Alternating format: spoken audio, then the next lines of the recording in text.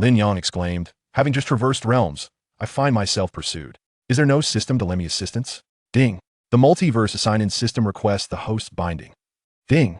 The Ultimate Upgrade System requests the host binding. Ding. The Dual Cultivation System requests the host binding. Ding. The Apprentice Collection System requests the host's binding. Host, I implore you to bind with me. I offer you a millennium of cultivation and millions of spirit stones. Host, do not heed its words. I shall grant you 10,000 years of cultivation, with an array of celestial techniques and artifacts to choose from. Enough of your bickering. I shall self-destruct. Host, please inherit all my legacies and obtain invincible cultivation. Very well, then I shall self-destruct as well. Host, farewell. The systems all opted for self-detonation, leaving Lin Yang gazing sorrowfully at the vast expanse of system legacies strewn across the cosmic firmament, tears of despair trickling from the corners of his mouth. Chapter 1. The Strife of Systems. Lin Yang reaps the rewards. Perfecting the tribulation stage. Amidst the Kangmang Mountains, a bewitching figure, with an enchanting figure, flitted through the forest like a wraith. Beneath a black veil lay a captivating visage, adorned with a smile reminiscent of a cat toying with a mouse. Not far from this alluring figure, a young man lay concealed within dense underbrush, clutching a concealment talisman. Holding his breath, he remained utterly still, fearful of detection. A mere roller coaster ride could lead to such a traverse. How utterly absurd. Lin Yang dared not voice his expletives, instead murmuring loudly in his mind. Indeed, he was a traveler, having crossed into the revered martial realm of the Hongyu continent. Here, the mighty soared through the skies, shattering mountains and rivers, while the weak, like blades of grass, could be crushed without a second thought. To find himself in such perilous circumstances was already daunting enough. Yet, he had the misfortune of arriving just as the original host was being hunted by assassins. Lin Yang had a myriad of curses to unleash. In this world, he was a newly appointed head of the Lin family, one of the 3 prominent families in the Kangmang domain, and a peerless prodigy, having reached the second level of the transformation pill stage at the tender age of 21. The cultivation hierarchy of the Hongyu continent consists of Qi refinement, foundation establishment, transformation pill, golden pill, nascent soul out of body, divine transformation, integration, and tribulation. Generally, one reaches the transformation pill stage by the age of 30, underscoring Lin Yang's extraordinary talent. However, as the saying goes, the nail that sticks out gets hammered down. During his training in the Kangmang Mountains, he unexpectedly faced an attack from a golden pill assassin. Fortunately, this assassin was exceedingly arrogant, intending to toy with Lin Yang. Not only did he reveal that someone had placed a bounty on his life, but he also granted the severely injured Lin Yang a chance to escape. Seizing the moment, Lin Yang dove into a thicket and retrieved the only high-level concealment talisman from his family, which, once activated, could evade the spiritual senses of golden pill cultivators. Alas, he ultimately succumbed to his injuries and met his demise. At that moment, Lin Yang from a mysterious planet transcended into this realm. Upon accepting the memories, his invectives had not ceased, for which protagonist faces assassination upon arrival. Little one, where have you hidden? Come forth, so I may end your life swiftly. Do not fear. The assassin lingered nearby. With no other options left, Lin Yang tentatively called out in his mind, System, reveal yourself. It is your time to shine. He acknowledged a degree of gamble, but fortuitously, he had bet correctly. Ding. The Multiverse Sign-in System requests the host binding. Ding. The Ultimate Upgrade System requests the host binding. Ding. The Apprentice Collection System requests the host binding. Ding. The Sleep to Become Strong System requests the host binding. Ding. The Dual Cultivation System requests the host binding. What on earth? Lin Yang had anticipated a singular ding, yet was met with a cacophony of ding, ding, ding, that left him momentarily stupefied. Not only was Lin Yang in shock, but the systems that had suddenly appeared were equally bewildered. Ding. This is my host. What nonsense are you requesting? Ding. Do not raise your voice. It is evident that this is my host. Ding. I kindly request you to vacate the premises and keep your distance from my beloved host. Ding. Your beloved host. Why is your face so large? Lin Yang had yet to speak, yet the voices in his mind had already erupted into chaos. Lin Yang, too, regained his composure, experiencing a surge of elation. He had struck a veritable jackpot. Initially anxious about lacking a golden finger, he was now overwhelmed with options. Although he could not count the number of dings, he estimated no fewer than several hundred, implying the presence of countless systems. However, they were now quarreling within his mind, creating quite the ruckus. Ahem. Silence, all of you. Allow me to speak fairly. Ding. Dear host, hurry and dismiss them. They wish to separate us. Ding. Host, look at me. I am your long-lost kin, your personal system. Upon Lin Yang's utterance, the systems ceased their bickering, turning their attention to him with an air of submission. A faint smile graced Lin Yang's lips. To dismiss? As an adult, his choice should be to accept them all. Very well, I have grasped your circumstances. Since our meeting here is fated, why not all stay and assist me in dominating the multiverse? Ding. Host, that is against the regulations. Ding. Indeed, host, one may only bind with a single system. Even if we desired otherwise, it is impossible. Such regulations exist. Upon hearing the voices in his mind, Lin Yang felt a tinge of disappointment. If he could retain all these systems, he could hardly fathom how formidable he would become. Ding. If you choose me, dear host, my novice gift pack will be unprecedentedly bountiful. Upon hearing this proclamation, Lin Yang's eyes sparkled with intrigue as he pondered anew. Oh, what sort of novice gift pack does this system intend to bestow upon me? If it is sufficiently lavish, I shall select you. Lin Yang's words were laden with an enticing undertone aimed at the other systems, who swiftly took notice. Ding. Sign-in system. How shameless of you to attempt bribing the host. I too shall contribute. My novice gift pack will grant the host 5,000 years of cultivation, a celestial level technique, and several unparalleled artifacts. Ding. Are you begging for alms? I shall offer the host 10,000 years of cultivation, 10 million premium spirit stones, numerous celestial level techniques, and several artifacts. The tumult in his mind resumed. Yet, Lin Yang's smile widened, his lips nearly unable to contain his joy. He fell silent, content to listen as the systems continued to raise their stakes. After an extensive quarrel, it seemed genuine tensions had flared. One system, in particular, became agitated, declaring, Ding, if this is how you wish to proceed, I, the ultimate upgrade system, shall cease to exist. Initiating self-destruct sequence.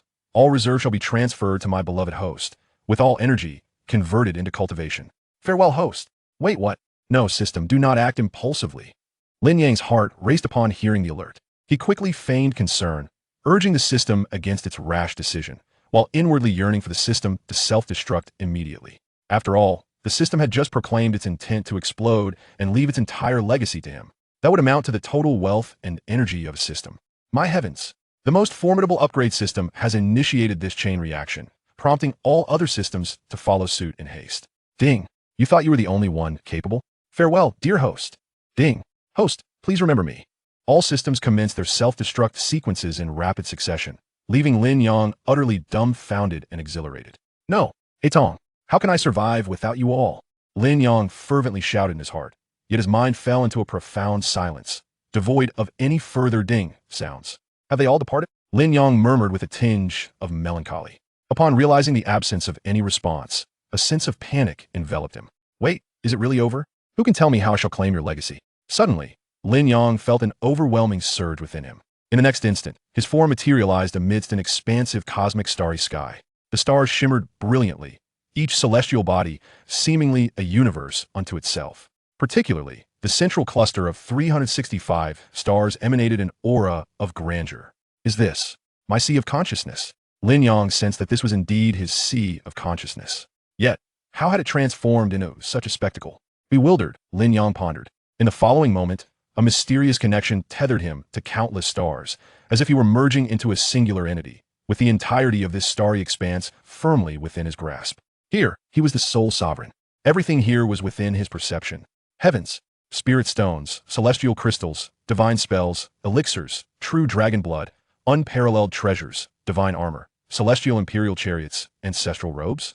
Countless. Absolutely innumerable. Lin Yang could no longer maintain his composure. Every star was laden with various heavenly materials, weaponry, and techniques, especially those central 365 stars. Lin Yang's exhilaration manifested in a flurry of movement, darting from one star to another in the blink of an eye. Yet, on each star, the treasures stretched endlessly, far beyond comprehension. There was simply too much. Too much. It was utterly boundless. Lin Yang ran about for an extended period before managing to calm his racing heart. The utmost priority now was his own strength. After all, a killer was still awaiting him outside. Just as this thought crossed his mind, Lin Yang felt a stirring within him and gazed upon the resplendent starlight of the cosmos. Gradually, the starlight began to swirl, converging around Lin Yang and merging into his being. His cultivation surged rapidly, encountering no bottlenecks. Third layer of transformation pill. Fourth layer of transformation pill. First layer of golden core. Second layer of golden core. Eighth layer of nascent soul. Ninth layer of nascent soul. until the first layer of tribulation crossing, ultimately reaching the ninth layer of tribulation crossing in perfect completion. The influx of starlight ceased. Exhilarating. I feel terrifyingly powerful. Lin Yang clenched his fists, reveling in the overwhelming surge of his newfound strength. Nevertheless, he could not fathom why it halted upon achieving perfection in the tribulation phase. Furthermore, thus far, the consumed starlight was negligible. If he were to merge all the starlight, it was beyond imagination. Well, at this current level, I have already reached the pinnacle of Hongyu continent. I shall explore this further when time permits. Lin Yang abruptly exited his sea of consciousness. He was utterly eager to engage with the golden core assassin pursuing him. Ha ha ha. Chapter 2. The Shock of the Underworld Palace. Lin Yang discarded the concealment talisman and emerged from the thicket. Hee. Finally out, are we? It certainly took some effort for my sister to find you. A peculiar fragrance wafted through the air, and a silhouette suddenly materialized before Lin Yang. So, you were looking for me? Lin Yang, hands clasped behind his back, narrowed his eyes, regarding the graceful figure before him. Clad in a black, split-long dress, her fair legs were partially visible, and beneath the veil, her delicate and charming face was obscured. To be honest, one wouldn't expect such a visage from a pursuer. Previously preoccupied with fleeing, he had failed to notice that the assassin pursuing him was, well, quite enchanting. Suzuyu was taken aback. How could such a short time apart have transformed this little fellow so dramatically? Earlier, he had fled in utter disarray, and now he dared to gaze at her with such composure. Why are you no longer afraid of me? Suzuyu's tone bore hints of confusion and displeasure. She relished the thrill of cat-and-mouse games, and now the mouse exhibited no fear of its feline predator, leaving her with a sense of disillusionment. What a joke. Am I to fear a mere golden core cultivator like you? Lin Yang smirked, completely forgetting the earlier trembling and gasping for breath. Suzuyu's eyes turned icy. It appears you are completely oblivious. Then you shall meet your demise. With that, a dark purple spiritual energy coalesced in her hand, ready to strike Lin Yang.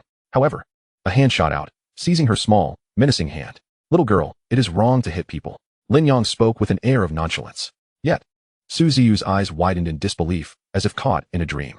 What was she witnessing? This ant of a golden core cultivator had effortlessly restrained her gathered spiritual force. It was akin to a child catching a grown man's sword barehanded. Unwilling to concede, Suzuyu's energy surged, attempting to break free from Lin Yang's grip. Yet, Lin Yang maintained his serene smile, watching her struggle in vain. All right, it is time to settle the score for my previous injuries.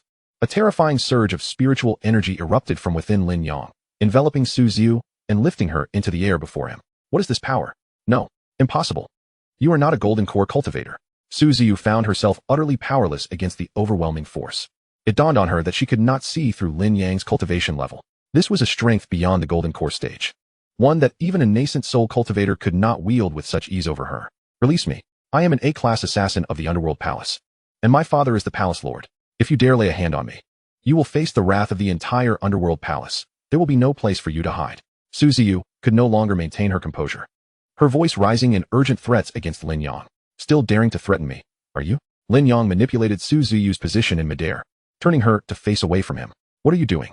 Don't come any closer. Ignoring her pleas, Lin Yang's lips curled into a teasing smile as he raised his right hand to strike down upon her. Smack. Stop. You rogue. Scoundrel. Suzuyu's pupils dilated. A tingling sensation in a certain area filled her with profound shame and anger. As a princess of the Underworld Palace, she had never endured such humiliation. Tears welled in her eyes. Yet Lin Yang remained unfazed, grinning like a villain. You certainly have a keen sense. Smack. You shall meet a wretched end. I will tear you limb from limb, and flay you alive. Suzuyu shouted curses that echoed through the forest. Oh, still cursing, are we? Lin Yang was unrelenting. The more she cursed, the more fervently he struck. Smack. Scoundrel. Smack. Smack. You deserve to die. As Lin Yang struck, he began to sense something was amiss, a peculiar expression crossing his face. Why did it feel as though this woman was becoming increasingly exhilarated with each blow? Was it merely his imagination?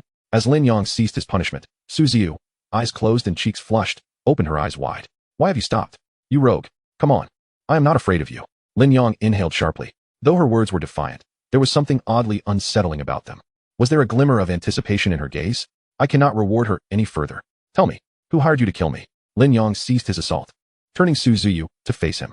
I want to tell you, even if it costs me my life, I will never yield. Suzuyu glared at him defiantly. Lin Yang's smile turned frostily severe. Very well, then let us fulfill your wish. Suzuyu's scream was not of the earlier insipid variety. It bore a chilling intensity, for this pain emanated from her very soul.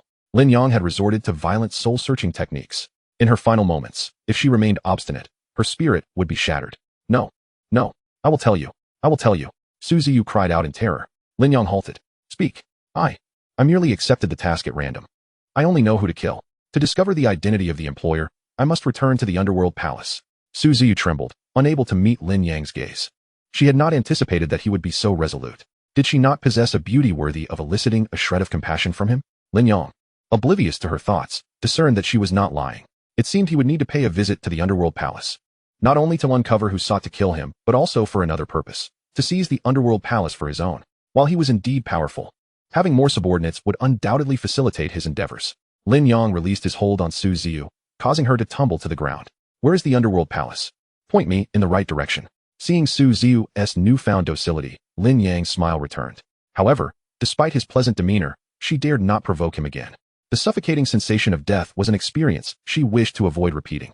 In a valley to the northwest of the vast mountains, Su Ziyu raised her hand to point. This man's cultivation was unfathomable. She could only wonder if her father and the others could contend with him. But she had no choice, even if she remained silent.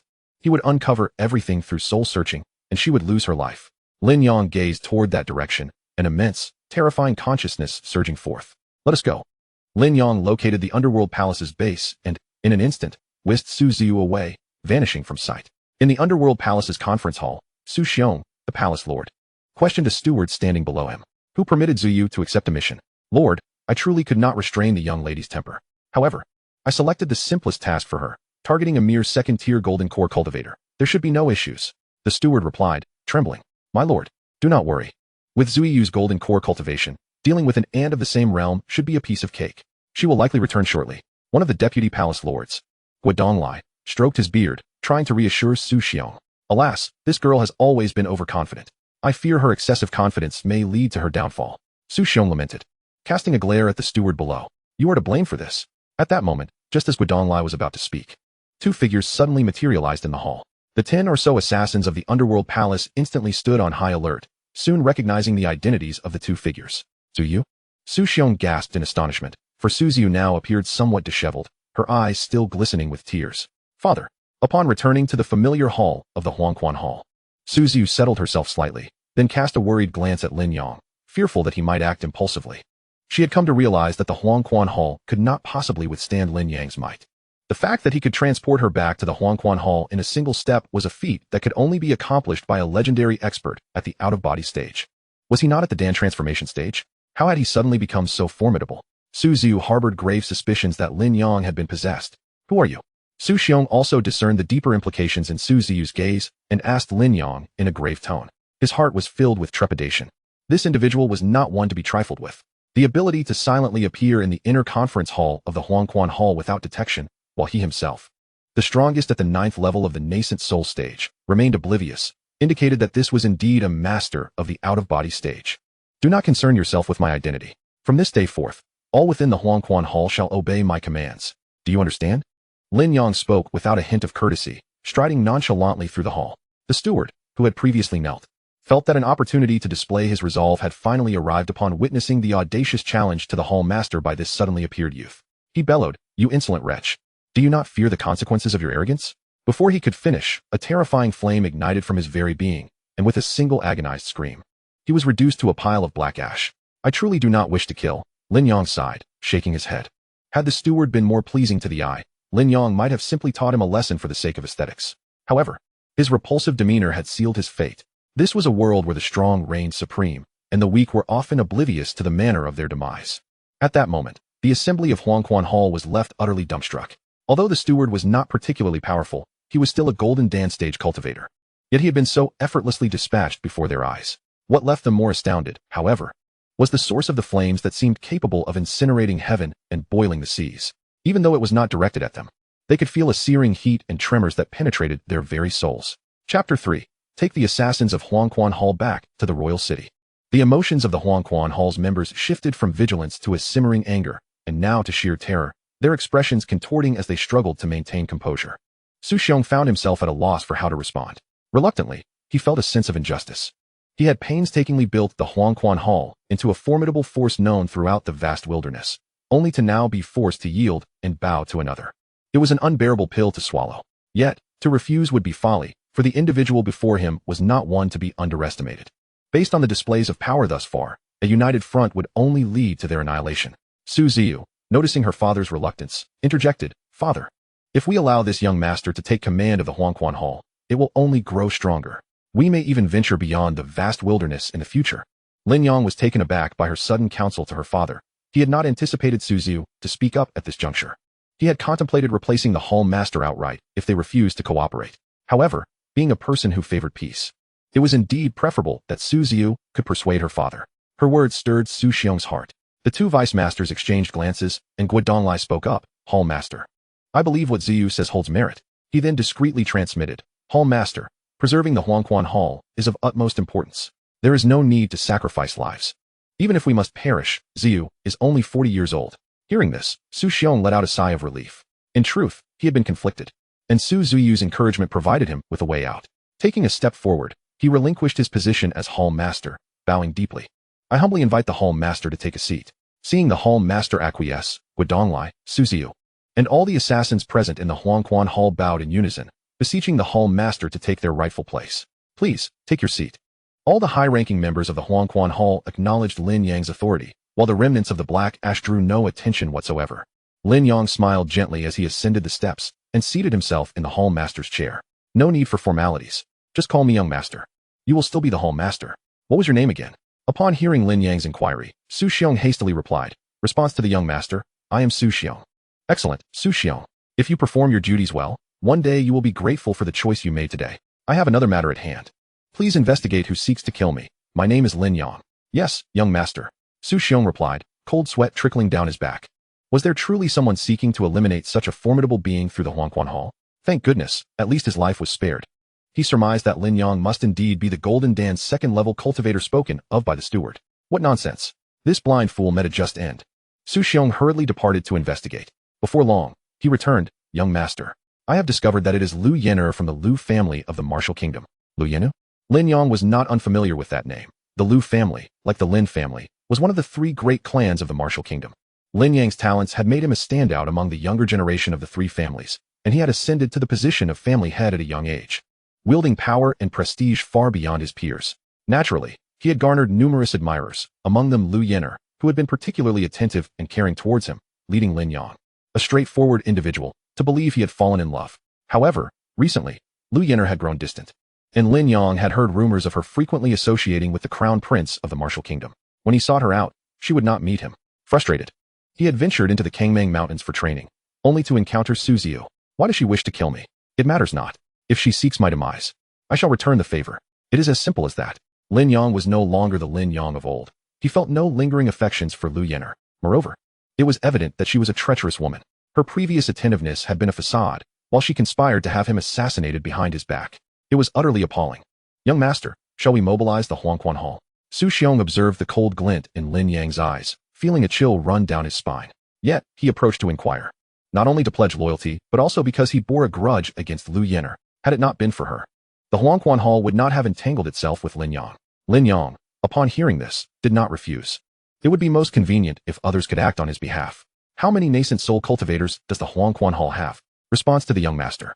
"There are 21 nascent soul cultivators in the Huangquan Hall. 14 assassins range from the 1st to the 6th levels of the nascent soul stage. There are 4 protectors at the 7th level, 2 vice masters at the 8th level, and a subordinate at the 9th level." Lin Yang nodded in satisfaction. Truly, the organization was renowned throughout the Kangmang domain. The 3 great families of the Martial Kingdom could not muster a single nascent soul cultivator among them. Only the royal family had 2 nascent soul experts on the surface, with rumors of an elder in secret, yet they paled in comparison to the Huangquan Hall. With 21 nascent soul cultivators, they could sweep through the entire Martial Kingdom with ease. "Very well, leave half to guard the home front, and take the other half with me to the Martial City." "Yes, young master. May I accompany you as well?" Su Ziyu blinked her eyes and spoke softly. "You? What was your name again?" "I am Su Ziyu. You are quite remarkable. You could serve as a humble maid, attending to my needs in the future," Lin Yang remarked after scrutinizing Su Ziyu from head to toe. "Thank you, my lord," Su Ziyu replied with a delighted demeanor, bowing slightly. Wuxing, the largest city of the Wu dynasty, also served as its capital. The Lin family resided in the northern part of the city, and at that moment, over 20 figures hovered in the air surrounding the Lin family estate, exuding the oppressive aura of golden core experts. The streets nearby were besieged by numerous foundation establishment and core formation cultivators, creating a tense atmosphere. The Lin family harbors demons, an act intolerable by the dynasty. Surrender immediately, and do not entertain thoughts of resistance, declared a burly figure clad in golden armor, gazing down upon the Lin family estate with an air of judgment. This is utterly outrageous. How could we not be aware that the Lin family harbors demons? The members of the Lin family gathered together, their hearts aflame with indignation as they stared up at the intimidating figures in the sky. Sighing, an elderly Lin family member, leaning on a cane, spoke with a forlorn gaze. Months ago, a dark portal inexplicably appeared deep within the Lin family estate. No one knew its origin or purpose. To prevent any mishaps, the family head, Lin Yang, and most of the family's key members stood guard over that portal day and night. But just days later, the portal vanished, along with Lin Yang and several others. That incident severely weakened the Lin family. Thankfully, the second son, Lin Sheng, participated in the trials of the Kangmang holy sect and was favored by a peak master, allowing the Lin family to retain its foundation and assets within the Wu dynasty. Now that the dynasty's experts have allied with the two great families to besiege the Lin family, it is clear they no longer fear the second son. What is there to dread? It is but death. The family head and brother Cheng are outside. They are fortunate and will surely survive. The Lin family shall not perish. We shall rise again soon. Today, we will confront these despicable scoundrels. At worst, we shall exchange one life for another. A young Lin family member, filled with fighting spirit, declared. This was Lin Long, the direct descendant of the Lin family and the son of Lin Yang's third uncle. Indeed, at worst, we shall die. The men of the Lin family must possess courage. Lin Long's brother, Lin Hu, gripped his long sword tightly in agreement. Both were known for their fiery tempers. Yes, Brother Long and Brother Hu are right. Their declarations ignited the fighting spirit and bloodlust of the younger generation. The elders observed this scene with great satisfaction. The Lin family had always been a clan of unwavering spirit. The family motto consisted of just 2 words, unity. Unity was the foundation of the Lin family's existence. Thus, faced with such adversity, none of the family members displayed any signs of fear. In their eyes, only rage and determination shone. Well said. The descendants of the Lin family are commendable. A voice echoed from deep within the estate. Soon, 2 elderly figures materialized above the Lin family members, confronting the dozens of adversaries. The 2 exuded the pressure of 8th-layer golden core cultivators, though they faced a larger number of opponents, including several at the 9th layer of golden core. The 2 elders' presence remained undiminished, standing resolutely against them. Patriarch, elders. The Lin family members' eyes brimmed with tears upon seeing the 2 elders. These were the last remaining elders of the Lin family, the last bastion of their heritage. Oh, are you 2 old geezers still planning to make a final stand? The burly man in golden armor scoffed, accompanied by the head of the Zhao family, who spoke with a mocking tone. Humph. The Lin family shall only die standing, never kneeling. If there is to be war, let it be. Do not think for a moment that the Lin family would willingly relinquish its 1,000-year legacy to you. One of the Lin family elders, though stooped in stature, spoke with a fearless spirit. Indeed, let there be war. The Lin family fears not death. The elder's words stirred the Lin family members below, igniting their passion as they roared in unison.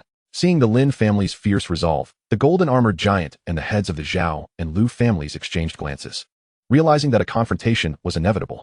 Initially, they had hoped to divide the Lin family's assets without bloodshed. Very well, let us engage in battle. The advantage lies with me. The head of the Lu family, a short, somewhat unscrupulous-looking middle-aged man, declared with a self-assured smirk. The golden-armored man nodded and drew his sword from his waist. Humph. Since the Lin family refuses to repent, there will be no mercy. At that moment, a voice, laced with amusement, rang out clearly for all to hear. Oh, everyone's here? Quite a lively gathering.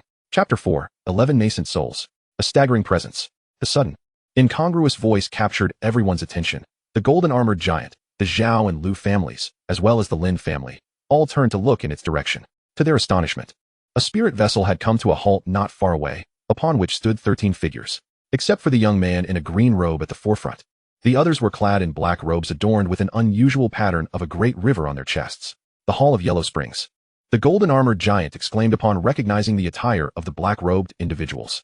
Patriarch, Lin Yang. The Lin family and the other 2 families first noticed Lin Yang, but it was only after hearing the golden-armored man's voice that they turned their attention to the 12 figures standing behind him, all dressed in the garb of the Hall of Yellow Springs. The golden-armored giant and the members of the 2 great families exchanged bewildered glances. What was the connection between Lin Yang and the Hall of Yellow Springs? The Lin family members were equally perplexed, wondering why their patriarch was with those from the Hall of Yellow Springs. However, their hearts were filled with dread. Their patriarch's return was ill-timed. Some even shouted for him to flee. Lin Yang merely smiled gently in the direction of the Lin family before turning his gaze toward the golden-armored giant and others. Friends, It is rather impolite to flaunt your power over the Lin family in my absence. Lin Yang stood with hands behind his back atop the spirit vessel, his attire billowing in the wind. Though a mild smile adorned his face, there was an underlying edge to his tone. Lin Yang was fully aware of the events that had transpired here moments ago, and the Lin family's response had garnered his admiration. This was a united family with a steadfast backbone, precisely the kind of family that resonated with Lin Yang. The Hall of Yellow Springs stands against those who harbor the demons that have slaughtered countless humans. We are merely acting in accordance with heavenly justice. Friends from the Hall of Yellow Springs, do not be deceived by Lin Yang's words. Let us join forces to subdue the Lin family and confiscate their wealth. Surely, the Emperor of the Wu dynasty will grant us generous rewards. The golden-armored giant did not even cast a glance at Lin Yang. His attention was fixed on Su Ziyu beside him. He had only encountered B-rank assassins from the Hall of Yellow Springs before, whose robes bore a red river emblem. Among these individuals, only Su Ziyu wore red. The others were clad in purple or gold, and with Su Ziyu standing prominently next to Lin Yang. He assumed she was the leader of the group. Lin Yang narrowed his eyes, feeling slighted. You dare to speak to me without even acknowledging my presence? Su Xiong. Teach him a lesson in courtesy. Understood, my lord. Su Xiong replied, cupping his hands in respect. Impudent. I am showing you courtesy on behalf of the Hall of Yellow Springs. Do you truly believe I am afraid of a mere B-rank assassin? The golden-armored giant boasted. Generally, B-rank assassins were at the Golden Core stage, so the giant felt somewhat unfazed. His true concern lay with the Hall of Yellow Springs. However, as soon as those words escaped his lips, the nascent soul experts from the Hall of Yellow Springs were left bewildered. Did you just imply our Hall Master is not a B-rank assassin? Lin Yang was thoroughly amused by the antics of the burly man. Su Xiong, however, wore a grim expression, having just stifled a breath of frustration. Without engaging in further banter with the giant, he flickered and, in the blink of an eye, appeared beside the golden-armored giant. Among the onlookers, only a few were aware of how Su Xiong had executed such a swift maneuver. What? The golden-armored giant was taken aback, still reeling from the surprise when he felt a sharp pain in his face, as Su Xiong delivered a relentless barrage of punches, each strike landing with ferocious speed, transforming his visage into a swollen, grotesque mass. Once satisfied, he returned to Lin Yang's side. Young master, he ought to comprehend the basic courtesies of being human now. Indeed, it is evident that your teachings have borne fruit.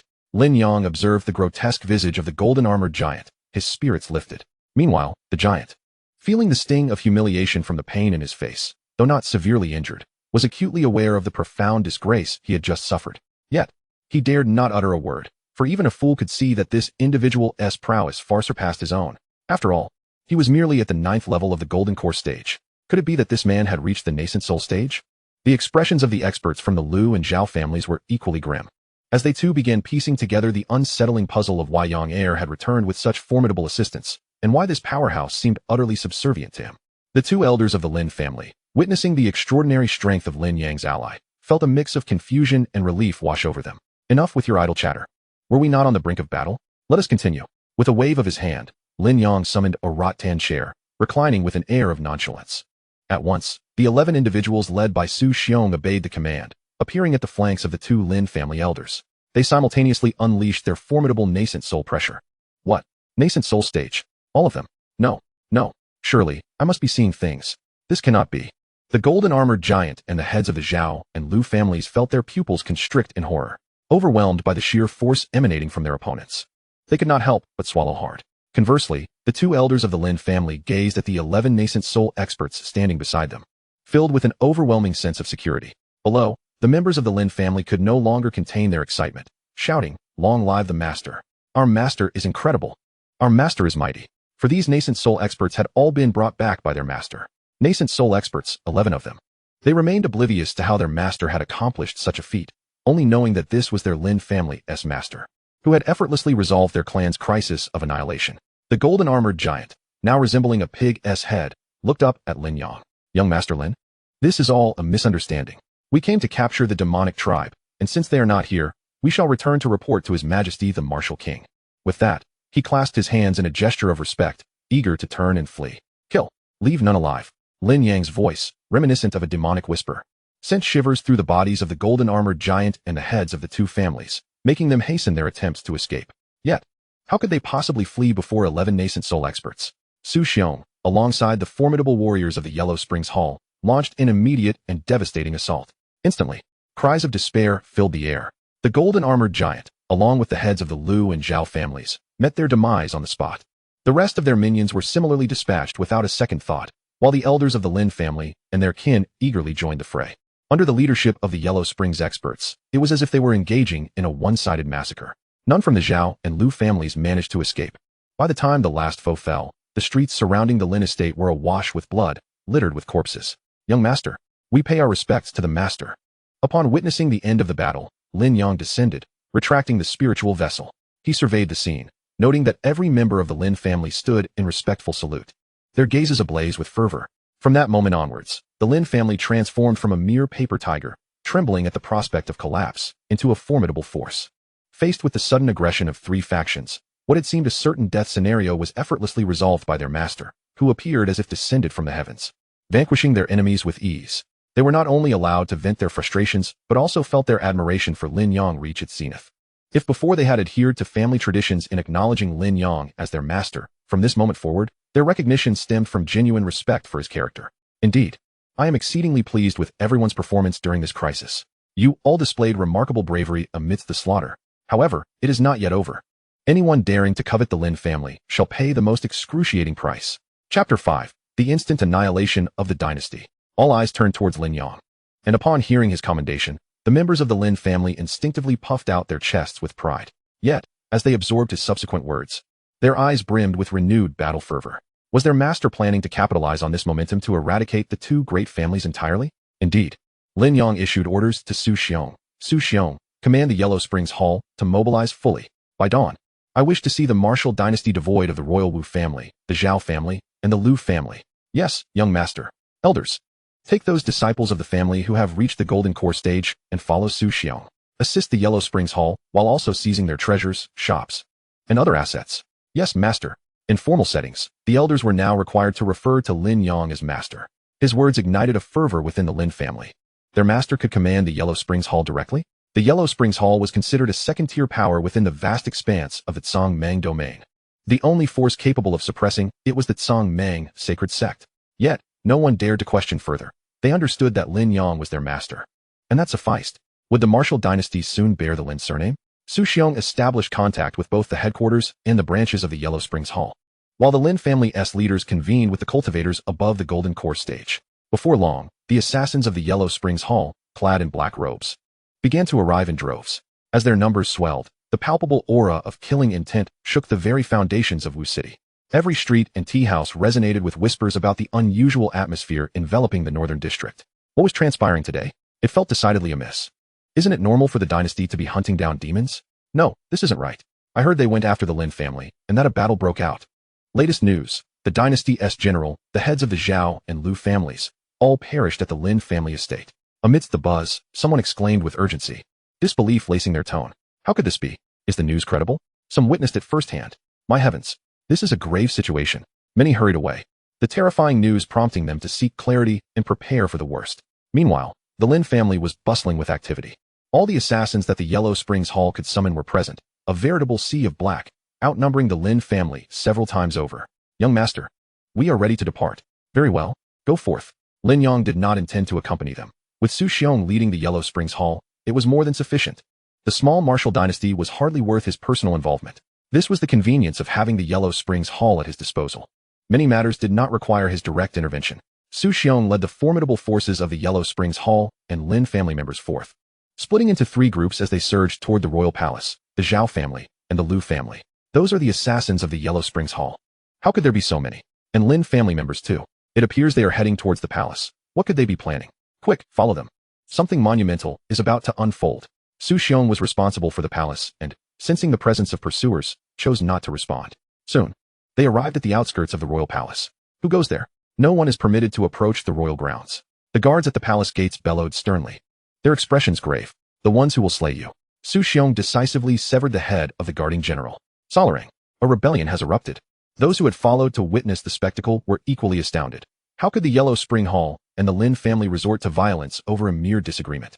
What on earth was happening? "Quick, inform His Majesty the Martial King." A voice thundered from the palace gates. Soon after, a translucent barrier rose, a mere trick. Everyone followed the master of the hall and charged forth.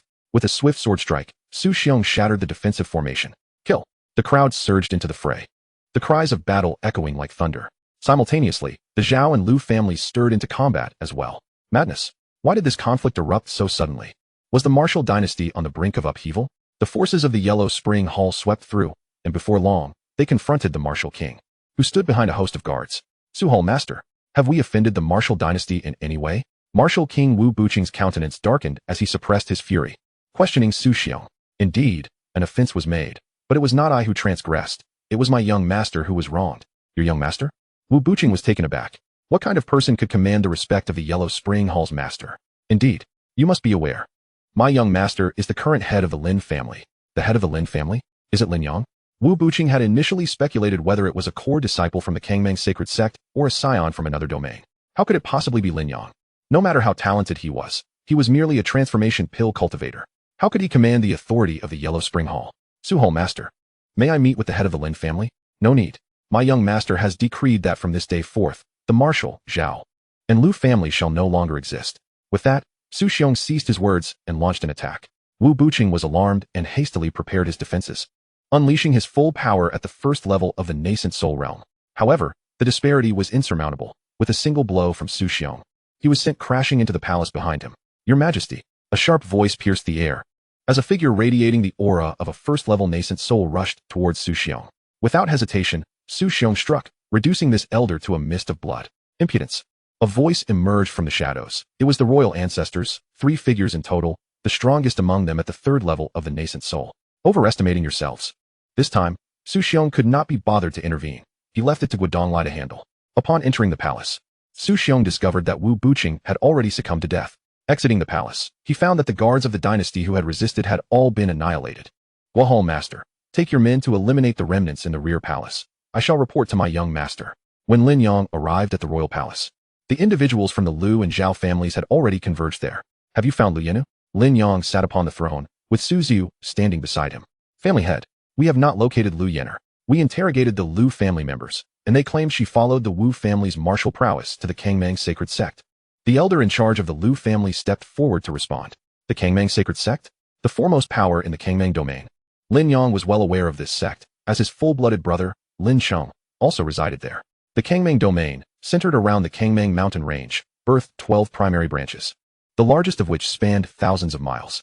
12 dynasties established themselves upon these branches, known as the 12 Kangmang dynasties. The Martial dynasty was among the weaker of these, but it was no longer in existence. Beyond these 12 dynasties, numerous other factions of varying sizes existed, not to mention those external forces that maintained neutrality.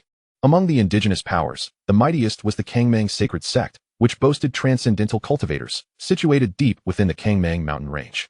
The Yellow Spring Hall ranked in the 2nd tier, along with several factions of similar standing. There were many more tiers of influence beyond. But that is a tale for another time. Indeed, family head. However, the elder hesitated, as if holding back further revelations. What concerns you, elder? Family head. We suspect the 2nd young master may have encountered misfortune within the Kangmang sacred sect. Otherwise, how would they dare to lay hands upon our Lin family? Given his status as a direct disciple of the sect? Upon hearing this, Lin Yang nodded. His formidable consciousness extended outward, enveloping the Kangmang sacred sect, which lay millions of miles away in an instant. He soon spotted Lu Yener and Wu Gong engaged in a practice of combined sword formations alongside numerous disciples of the Kangmang sacred sect. It appeared they had both joined the sect, and their standing seemed quite respectable. In stark contrast, Lin Cheng was confined within a dark cell, shackled by chains that glimmered ominously. Accompanying him were a middle-aged man and a young woman, both bearing a slight resemblance to one another. Chapter 6. A sword pierces Lu Yener. The ugly demon clan. Noticing that Lin Yang appeared to be in deep thought, everyone fell silent, refraining from interruption. Fear not. He is unharmed. I will bring him back. Lin Yang withdrew his thoughts and addressed the elder. The elder, unaware that Lin Yang had already glimpsed Lin Cheng's predicament, assumed Lin Yang was merely offering consolation. He nodded gravely. Lin Yang continued. You shall remain here to stabilize the dynasty's situation from now on. The Martial dynasty shall be renamed the Lin dynasty. Yes, young master. Yes, family head. The crowd responded, and as they lifted their heads once more, they found the throne empty, with only Su Xiu, bearing a look of disappointment, remaining. The young master has likely already gone to the Kangmang sacred sect. A complex expression flickered in Su Xiong's eyes as he pondered whether Lin Yang was stronger or if the Kangmang sacred sect held the greater power. If Lin Yang could easily subdue the Kangmang sacred sect, he would undoubtedly harbor no resentment regarding his allegiance to Lin Yang in the future. The members of the Lin family, including the elder, exchanged glances, bewildered. Their family head had merely stepped out for a moment, yet upon returning, He had become so profoundly enigmatic. The Kangmang Sacred Sect, Yiyan Peak. This was one of the 9 peaks of the Kangmang Sacred Sect, presided over by Luo Gaoyang, a 9th-level nascent soul cultivator specializing in formations. Beneath Yiyan Peak, a plaza bustled with hundreds of figures. Some watched from the sidelines, while others practiced sword formations in the center. Truly deserving of the sect master's rare acceptance, Wu Shidi's talent is simply terrifying. Indeed. Practicing alongside him are senior brothers and sisters who have studied formations for years, yet Wu Shidi's proficiency is already on par with most of them. As praises for Wu Gong echoed around, a hint of pride blossomed on Lu Yiner's face, as though the accolades were directed at her. She couldn't help but feel grateful for her decision. Initially, she had pursued Lin Yang because he was the most exceptional individual she could reach. Yet one day, the crown prince of the dynasty had taken the initiative to converse with her, and compared to the 3 prominent families, the power of the dynasty was far more formidable. Thus, she decisively chose to abandon Lin Yang and embrace Wu Gong. Subsequently, Wu Gong's sudden emergence of talent propelled him into the Golden Pill realm. Much to Wu Buqing's delight, he sought to forge a connection with the Kangmang Sacred Sect to have Wu Gong accepted there. At just 22 years old, Wu Gong's Golden Pill prowess astonished the sect master, Yi Liang, who took him as a personal disciple. Wu Gong did not forget Lu Yiner, recommending her to Yi Liang, who granted her the status of an inner sect disciple. Although Lu Yiner did not possess the strength for such a title, Wu Gong's talent garnered Yi Liang's utmost attention, leading to this seemingly trivial matter being resolved favorably. It is worth noting that cultivators of average talent typically take around 60 years to break through to the Golden Pill realm. At 40, Su Ziyu was already considered a prodigy. A Golden Pill at 22 years of age was a sign of immense potential. Thus, Lu Yiner attained the status of an inner sect disciple of the Kangmang Sacred Sect. After that, she became wholly focused on winning Wu Gong's favor, even going so far as to hire the Yellow Spring Hall to assassinate Lin Yang, fearing that Wu Gong might hold her past with Lin Yang against her. At this moment, within the exalted realm of the Kangmang Sacred Sect, as she gazed upon the martial prowess revered by all, Lu Yiner felt an undeniable sense of elation. Reflecting on the considerable effort she had expended on Lin Yang in the past, a wave of regret washed over her. She fervently wished that the assassins of the Yellow Springs Palace would first torment him before delivering the final blow, thus alleviating some of the resentment that festered in her heart. While contemplating the tragic demise that Lin Yang might endure, Lu Yiner was suddenly struck by the sensation of a piercing gaze directed towards her from the left. Believing that her beauty had captured the attention of a disciple of the Kangmang Sacred Sect, a flicker of irritation arose within her. After all, she was a practitioner of martial arts, who dared to stare so openly. Turning her head to issue a warning, she sought to assert her unwavering dedication to the martial way. Just as she did so, she was met with a familiar visage, grinning broadly at her. Lin Yang. Unable to contain herself, Lu Yiner gasped in astonishment. The individuals nearby were startled, casting a disapproving glance in her direction before returning their focus to the sword formation rehearsal. Acknowledging her own lapse in composure, she frowned in confusion. What was the meaning of this? How was Lin Yang still alive? Though she was somewhat taken aback by the fact that Lin Yang had survived, her greater curiosity lay in how he had managed to infiltrate this sacred ground. This was the inner sanctum of the Kangmang Sacred Sect, a forbidden area for outer disciples and miscellaneous servants, a place even the average inner disciple could not access, let alone an outsider like Lin Yang. Lu Yiner stepped forward, demanding, Lin Yang, how did you slip into the Kangmang Sacred Sect? I told you that we are no longer connected. Why do you persist like a lingering ghost? With a smile, Lin Yang brandished a long sword that had mysteriously appeared in his hand, piercing Lu Yiner's body. You see, I truly came to find you, merely to escort you to reunite with your family. What do you mean? Lu Yiner gasped, her expression twisted in agony as blood poured from her mouth. Her eyes filled with terror and disbelief. She could sense her life ebbing away. Why? Her beautiful life had only just begun. Racked with indignation and fury, her vision began to fade, when suddenly Lin Yang interjected, Wait, don't die just yet. It would be a shame to leave before the show is over. As she hovered on the brink of death, Lin Yang tossed a pill, imbued with an intense life force, into Lu Yiner's mouth. In an instant, she felt invigorated. Yet a pallor still clung to her, as if death were merely a breath away. Lin Yang withdrew the sword, leaving Lu Yiner crumpled on the ground, glaring at him with unbridled rage. By the heavens! Lu Shimi, who are you? Someone come quickly. Lu Shimi has been stabbed. The disciples of the Kangmang Sacred Sect, who had been observing the sword formation practice, suddenly became aware of the unfolding chaos and shouted in alarm. All drew their weapons, pointing them at Lin Yang. You are not of our sect. Why do you commit such a heinous act within our domain? The disciples, unable to ascertain Lin Yang's abilities, took a defensive stance, hesitant to act rashly. With a dismissive wave of his hand, Lin Yang replied, This does not concern you. I am here for him. He gestured toward the martial practitioner in the arena. Meanwhile, some of the practicing disciples noticed the commotion. Martial brother, quickly look. Is that not Lu Shimi? As Wu Gong. deeply engrossed in comprehending the intricacies of the sword formation, turned to see the unfolding scene. His eyes widened with fury. "You scoundrel, seeking death." Wu Gong broke away from the formation, unleashing his golden core cultivation and executing profound sword techniques aimed directly at Lin Yang. "Be careful. This person is not to be trifled with," warned his fellow disciples. Lu Yener, her gaze filled with venom, urged, "Kill him. Kill him." Calm and collected, Lin Yang observed Wu Gong's imminent attack, slowly extending his right hand as if swatting away a fly. Puffed. The rushing Wu Gong disintegrated into a crimson mist. Droplets of blood splattering onto the disciples of the Kangmang sacred sect and onto Lu Yener's pale, terrified face. As Wu Gong's form transformed into blood mist, a wave of demonic energy swept across the plaza. A horrendous roar echoed, "Ah, I shall have your life." From the spot where Wu Gong had dissolved, a shadow began to materialize.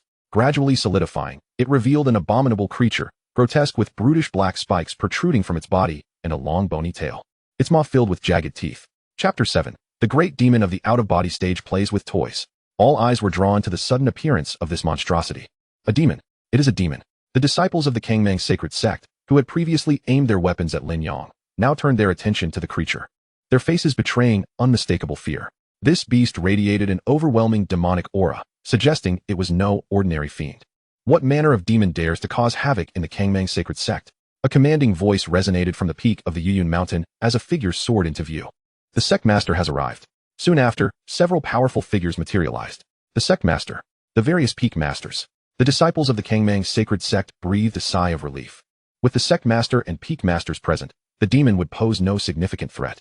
However, they remained unaware of the grave concern etched on the faces of Yi Liang, Luo Gaoyang, and others.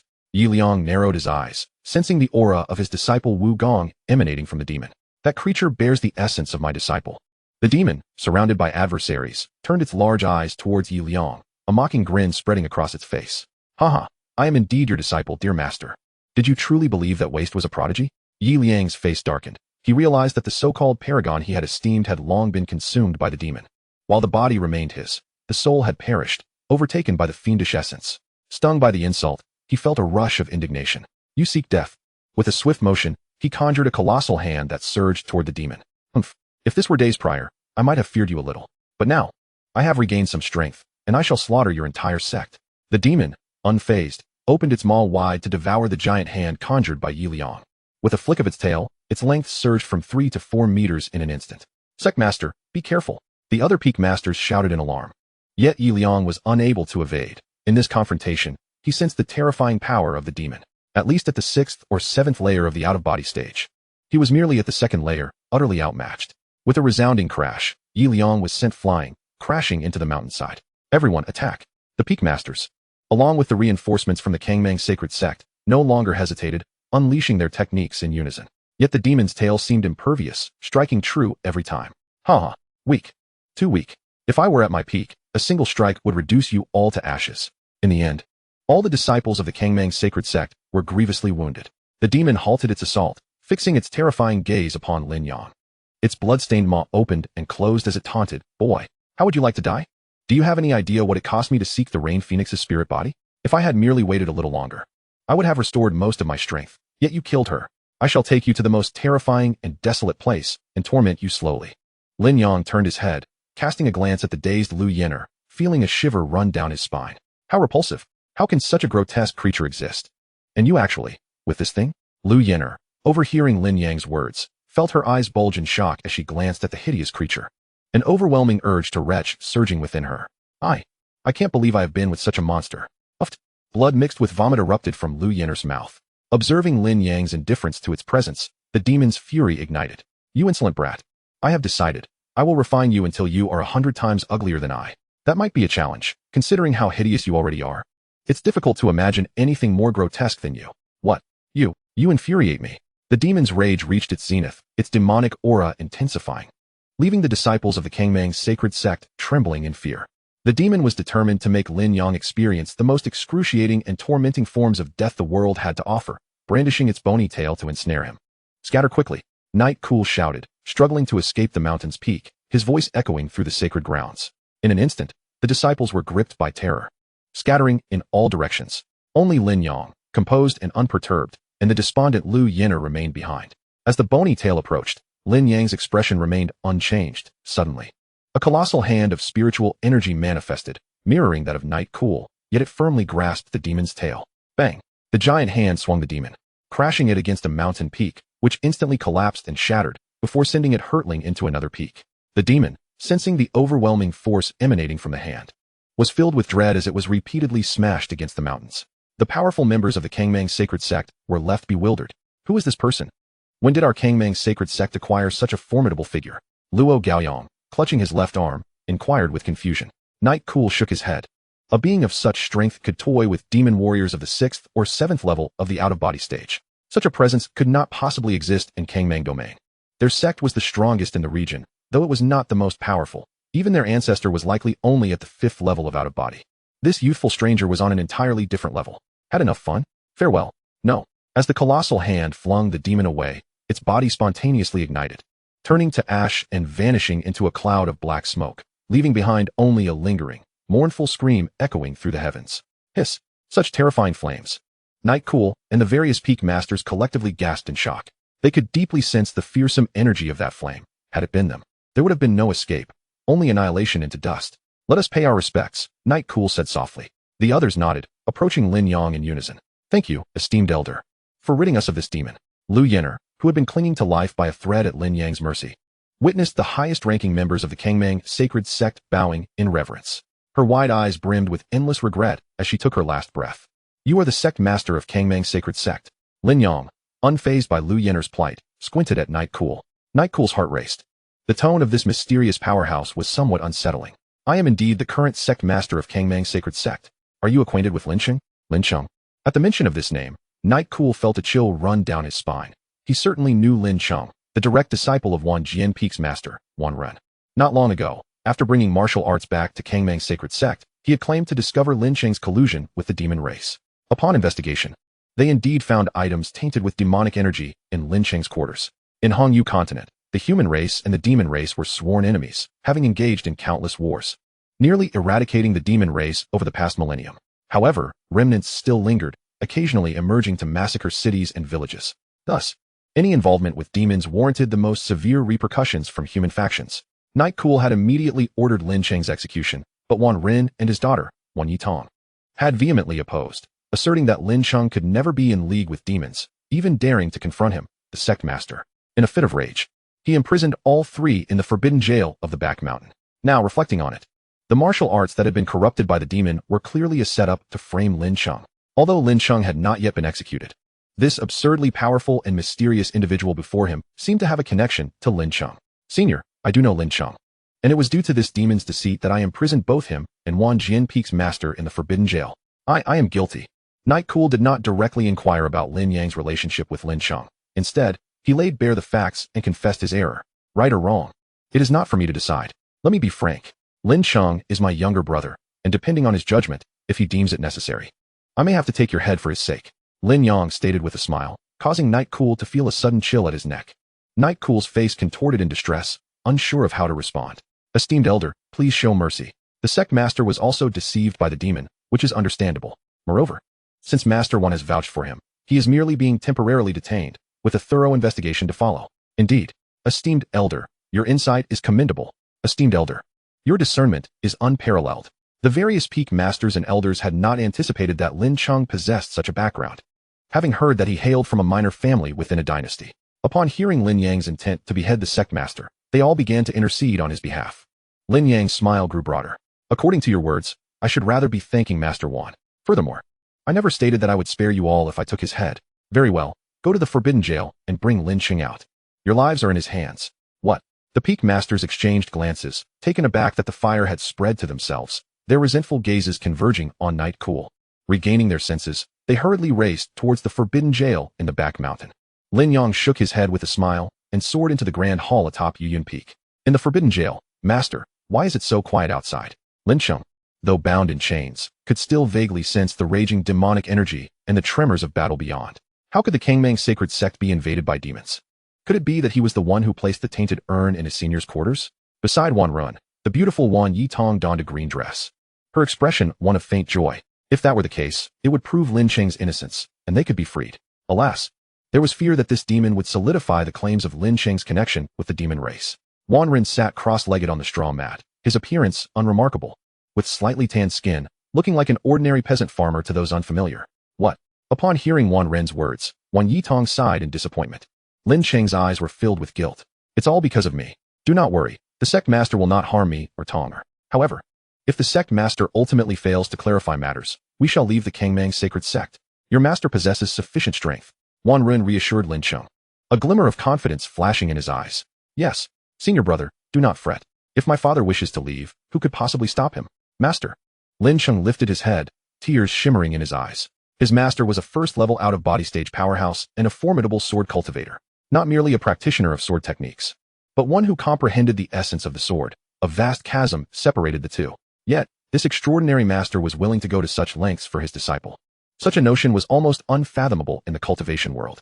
Ah, how sentimental. Did you ever consider that your collusion with the demon race would lead to such an end? A disciple tasked with guarding the jail strolled by, glancing at Lin Cheng's tearful visage and unable to resist mocking him. What did you just say? A mere jail guard dares to speak to my senior brother like that. Wan Yitong, unable to tolerate such insolence, immediately rose to scold him. Haha, Master Wan. I harbor no ill will towards you or Master Wan. I simply cannot abide by the thought of a human colluding with demons. I spoke too hastily. I beg your forgiveness. The guard disciple quickly donned a smile to explain himself, feigning righteous indignation while merely seeking a moment of superiority. Although the jail was overseen by powerful guardians, he was merely an ordinary jail guard, his status little different from that of a menial disciple. Stepping on those who were once regarded as prodigies brought him a sense of perverse satisfaction. However, Wan Yitong and Wan Ren dared not utter a word. It was evident to any discerning observer that their confinement here was merely temporary. After all, the significance of a peak master to the Tsangmang sacred sect was indisputable. The recent incident where he had trampled on Lin Cheng before them was merely a habitual lapse of self-control. After being scolded by Wan Yitong, he cast a resentful glance at Lin Cheng and intended to leave. Yet, just as he turned, he was taken aback by the sight of a grand procession entering. Upon closer inspection, nearly all the high-ranking officials, including the sect master, were present, prompting him to hastily bow and greet them. Greetings.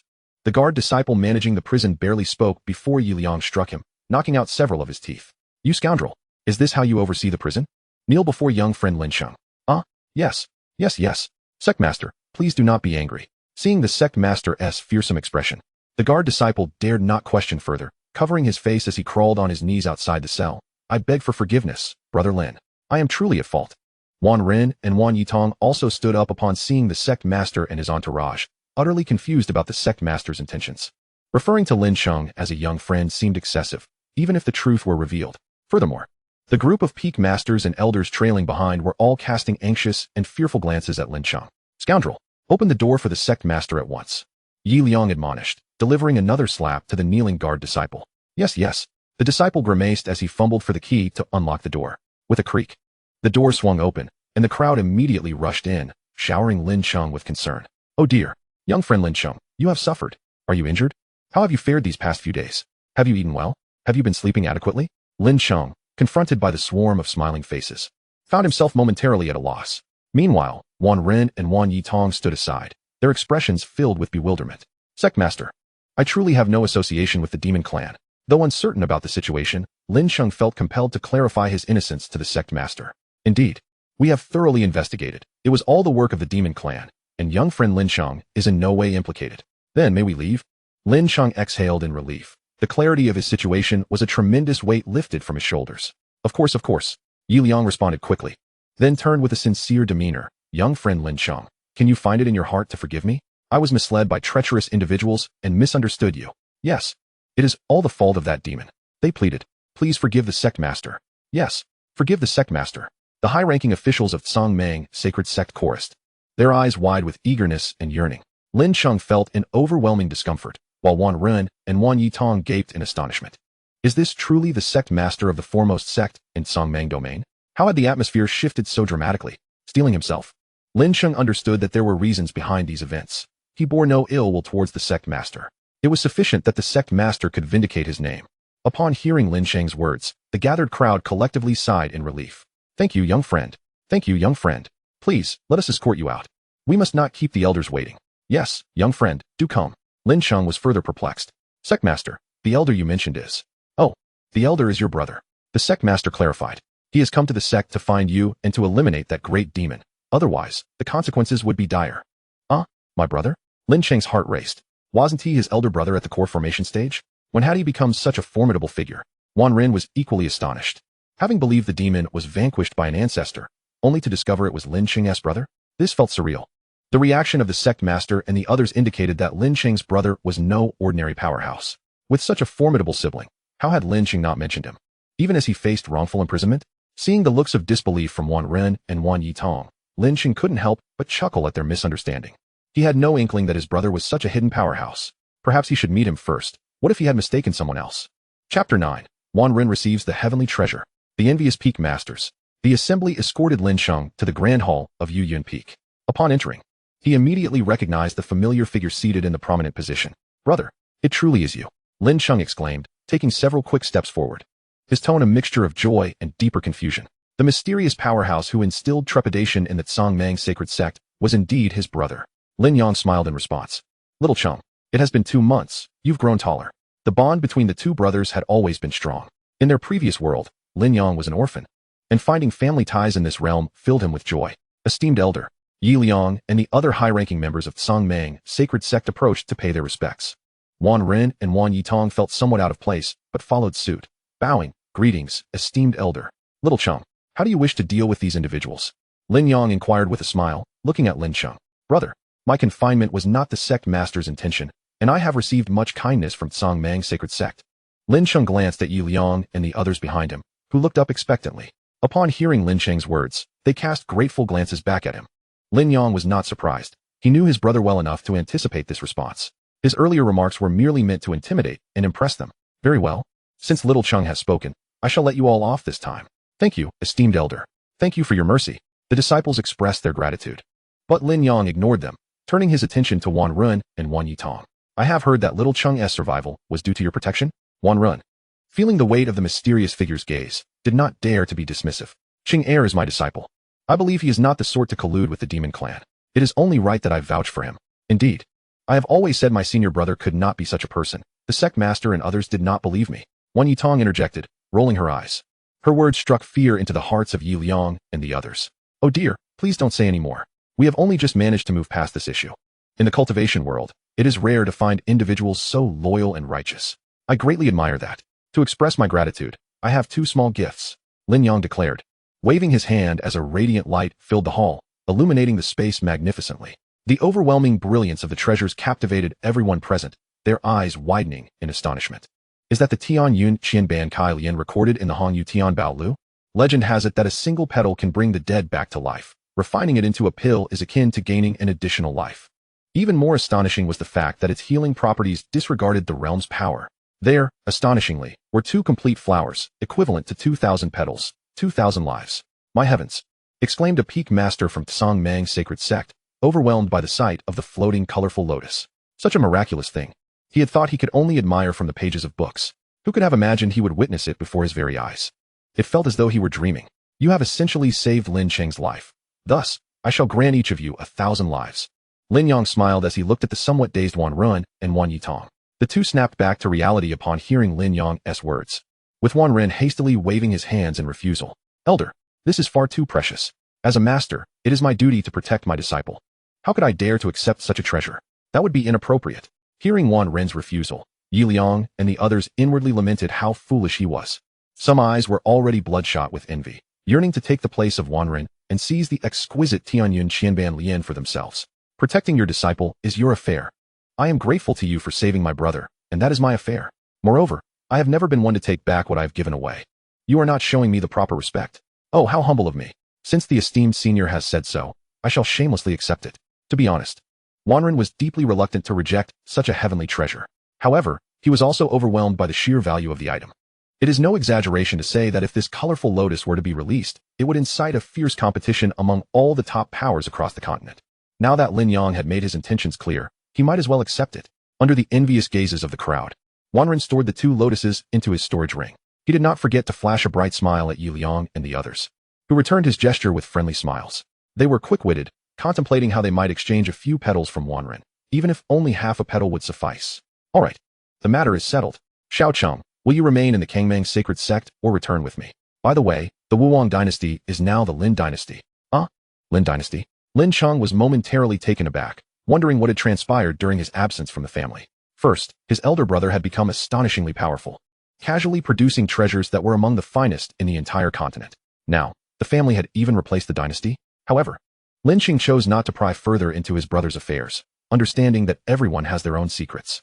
When faced with his brother's question, he hesitated. His previous reason for joining the Kangmang sacred sect and diligently cultivating was for the family. Now it seemed unnecessary with his elder brother around, making his own efforts feel trivial in comparison. Logically, he should return to the family, as he believed that with his brother's current stature, he would surely gain more and better resources upon his return to the Lin family. Yet, Lin Yang glanced at Wan Yitong, who was watching him make this decision.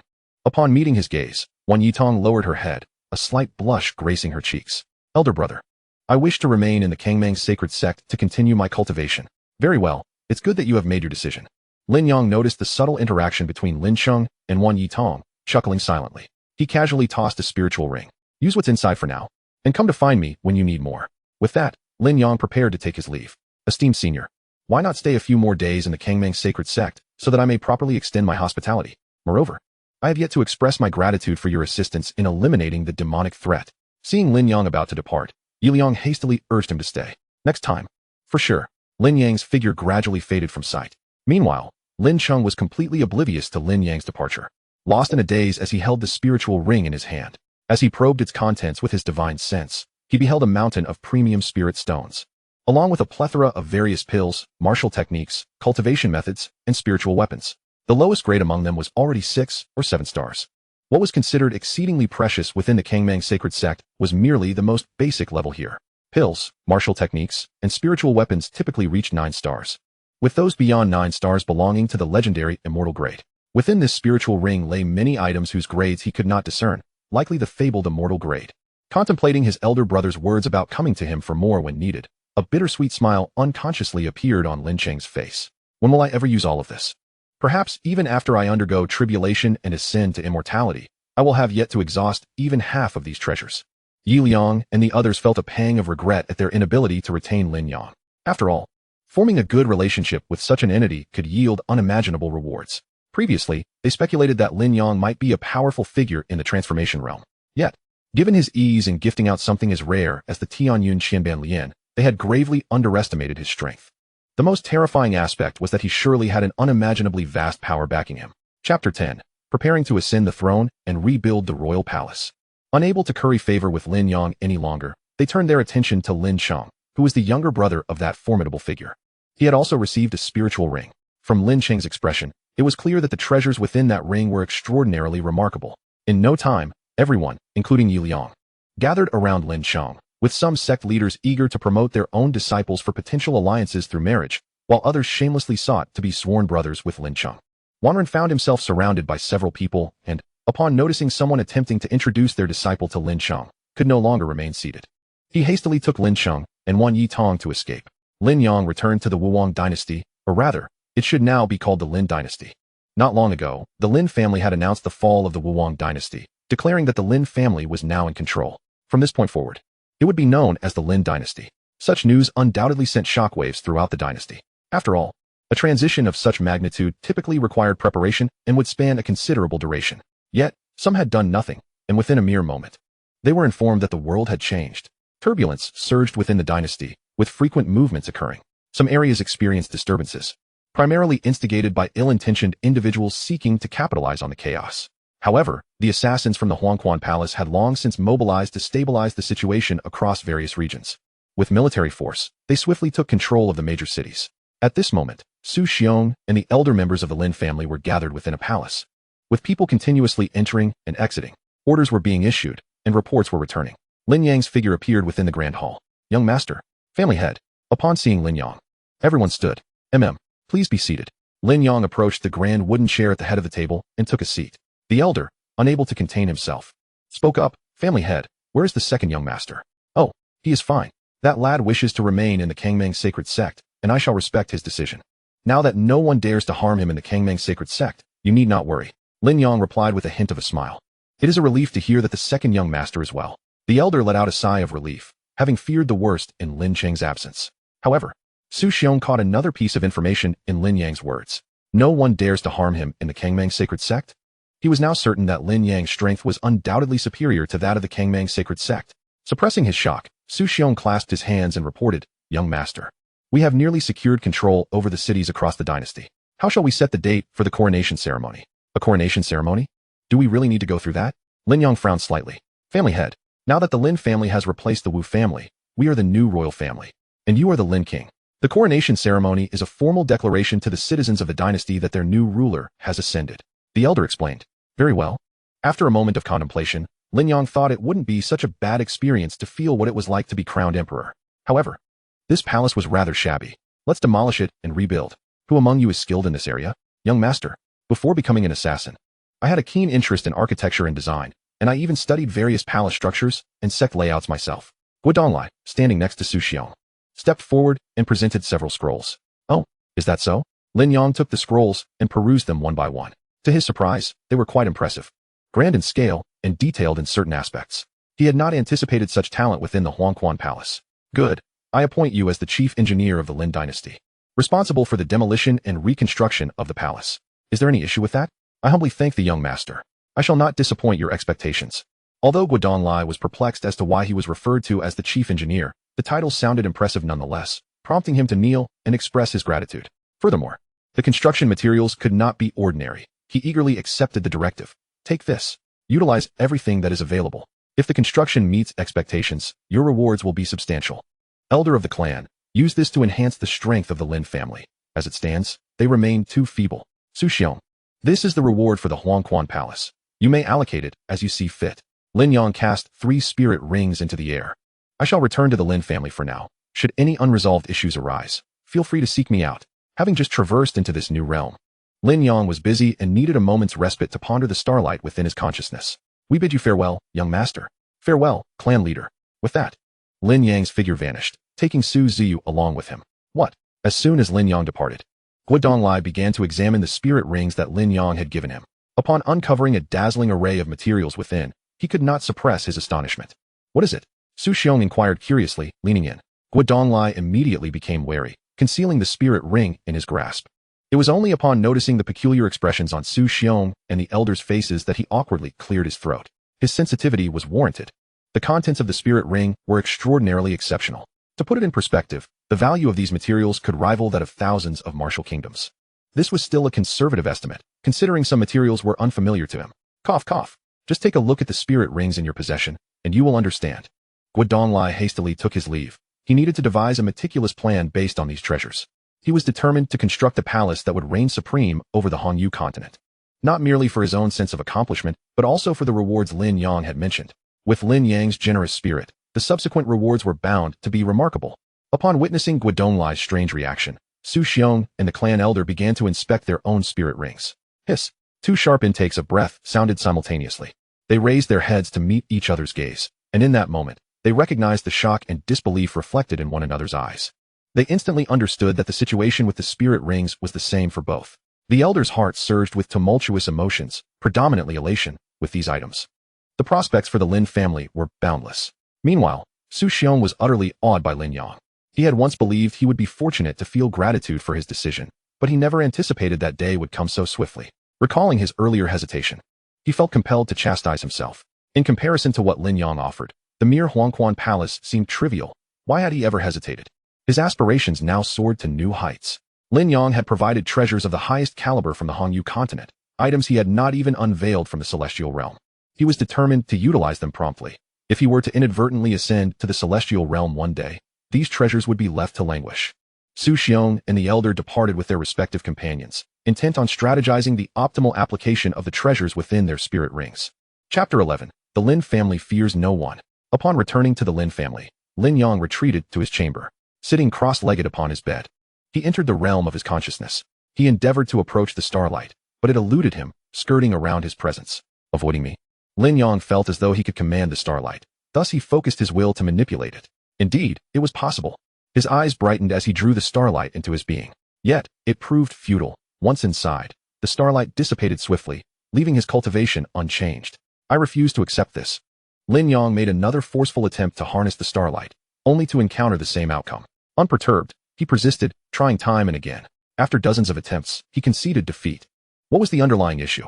suspended in the starry expanse. Lin Yang pondered, stroking his chin thoughtfully. While he had no immediate intentions of ascending to the celestial realm, he was acutely aware of the dangers that awaited those who remained in the tribulation stage upon their ascension. Being captured for labor in the mines was a grim fate he had heard of. But wait, could it be that his inability to enhance his strength stemmed from still being in the mortal realm? After all, the tribulation stage represented the pinnacle of the Hongyu continent's cultivation levels. Simultaneously, Lin Yang recalled another concern. Typically, the tribulation stage required one to undergo tribulations.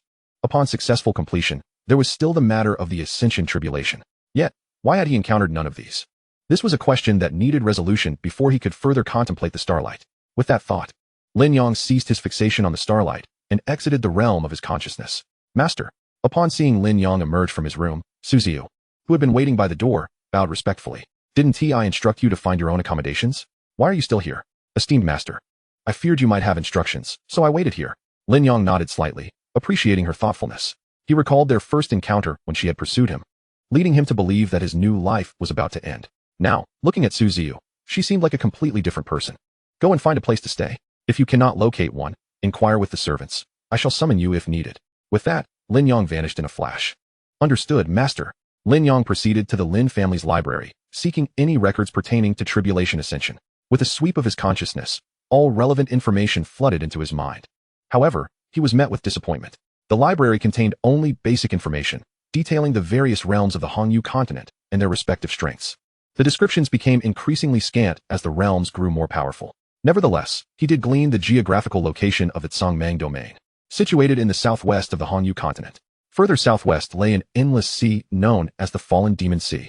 It was said that many human-demon battles had occurred there, each resulting in the demon's defeat. The Fallen Demon Sea was vast and lacked spiritual energy, dissuading human cultivators from exerting effort to eliminate the remaining demons, who had since retreated to the islands scattered throughout the sea. For nearly 10 millennia, no large-scale battles had erupted there. To the west of the Tsangmang domain was the legendary Shitian Plateau, purported to be the region of the Hongyu continent closest to the heavens. It was rumored that the customs and culture of the Shitian Plateau were vastly different from those of other domains. He resolved to visit when time allowed. To the east of the Tsangmang domain lay the wasteland, which was several times larger than the Tsangmang domain, boasting a far greater population of humans and a higher concentration of powerful beings. To the northeast was the Xian domain, a flourishing realm, though records regarding it were sparse. It was merely mentioned that the Tsangmang domain, when compared with the wasteland and the Xian domain, was akin to a firefly against starlight. One could only imagine the splendor and prosperity of the Xian domain. Yet, separating them was the formidable Jianhe River, stretching from the Shitian Plateau to an unknown eastern point. To cross or soar over the Jianhe River, one would need to be at least at the out-of-body stage. Ordinary individuals would be unable to pass. Beyond the wasteland and the Xian domain, the existence of other realms remained somewhat nebulous. Regrettably, he found no information regarding tribulation ascension in the Hongyu continent. It was not surprising, considering the Lin family was merely a small clan without even a Yuanian cultivator. Perhaps the Tsangmang sacred sect possessed more extensive records, but they would likely be limited as well. To gain a comprehensive understanding, he would need to seek out a force with a tribulation stage expert.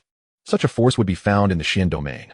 Once the new palace was established and the coronation ceremony concluded, he planned to visit the Xian domain. The following day, Master, 2 clan elders request an audience. Outside the door, Su Ziyu softly announced, have them wait in the side hall. Understood, Master. Before long, Lin Yang strolled leisurely into the side hall. Clan leader.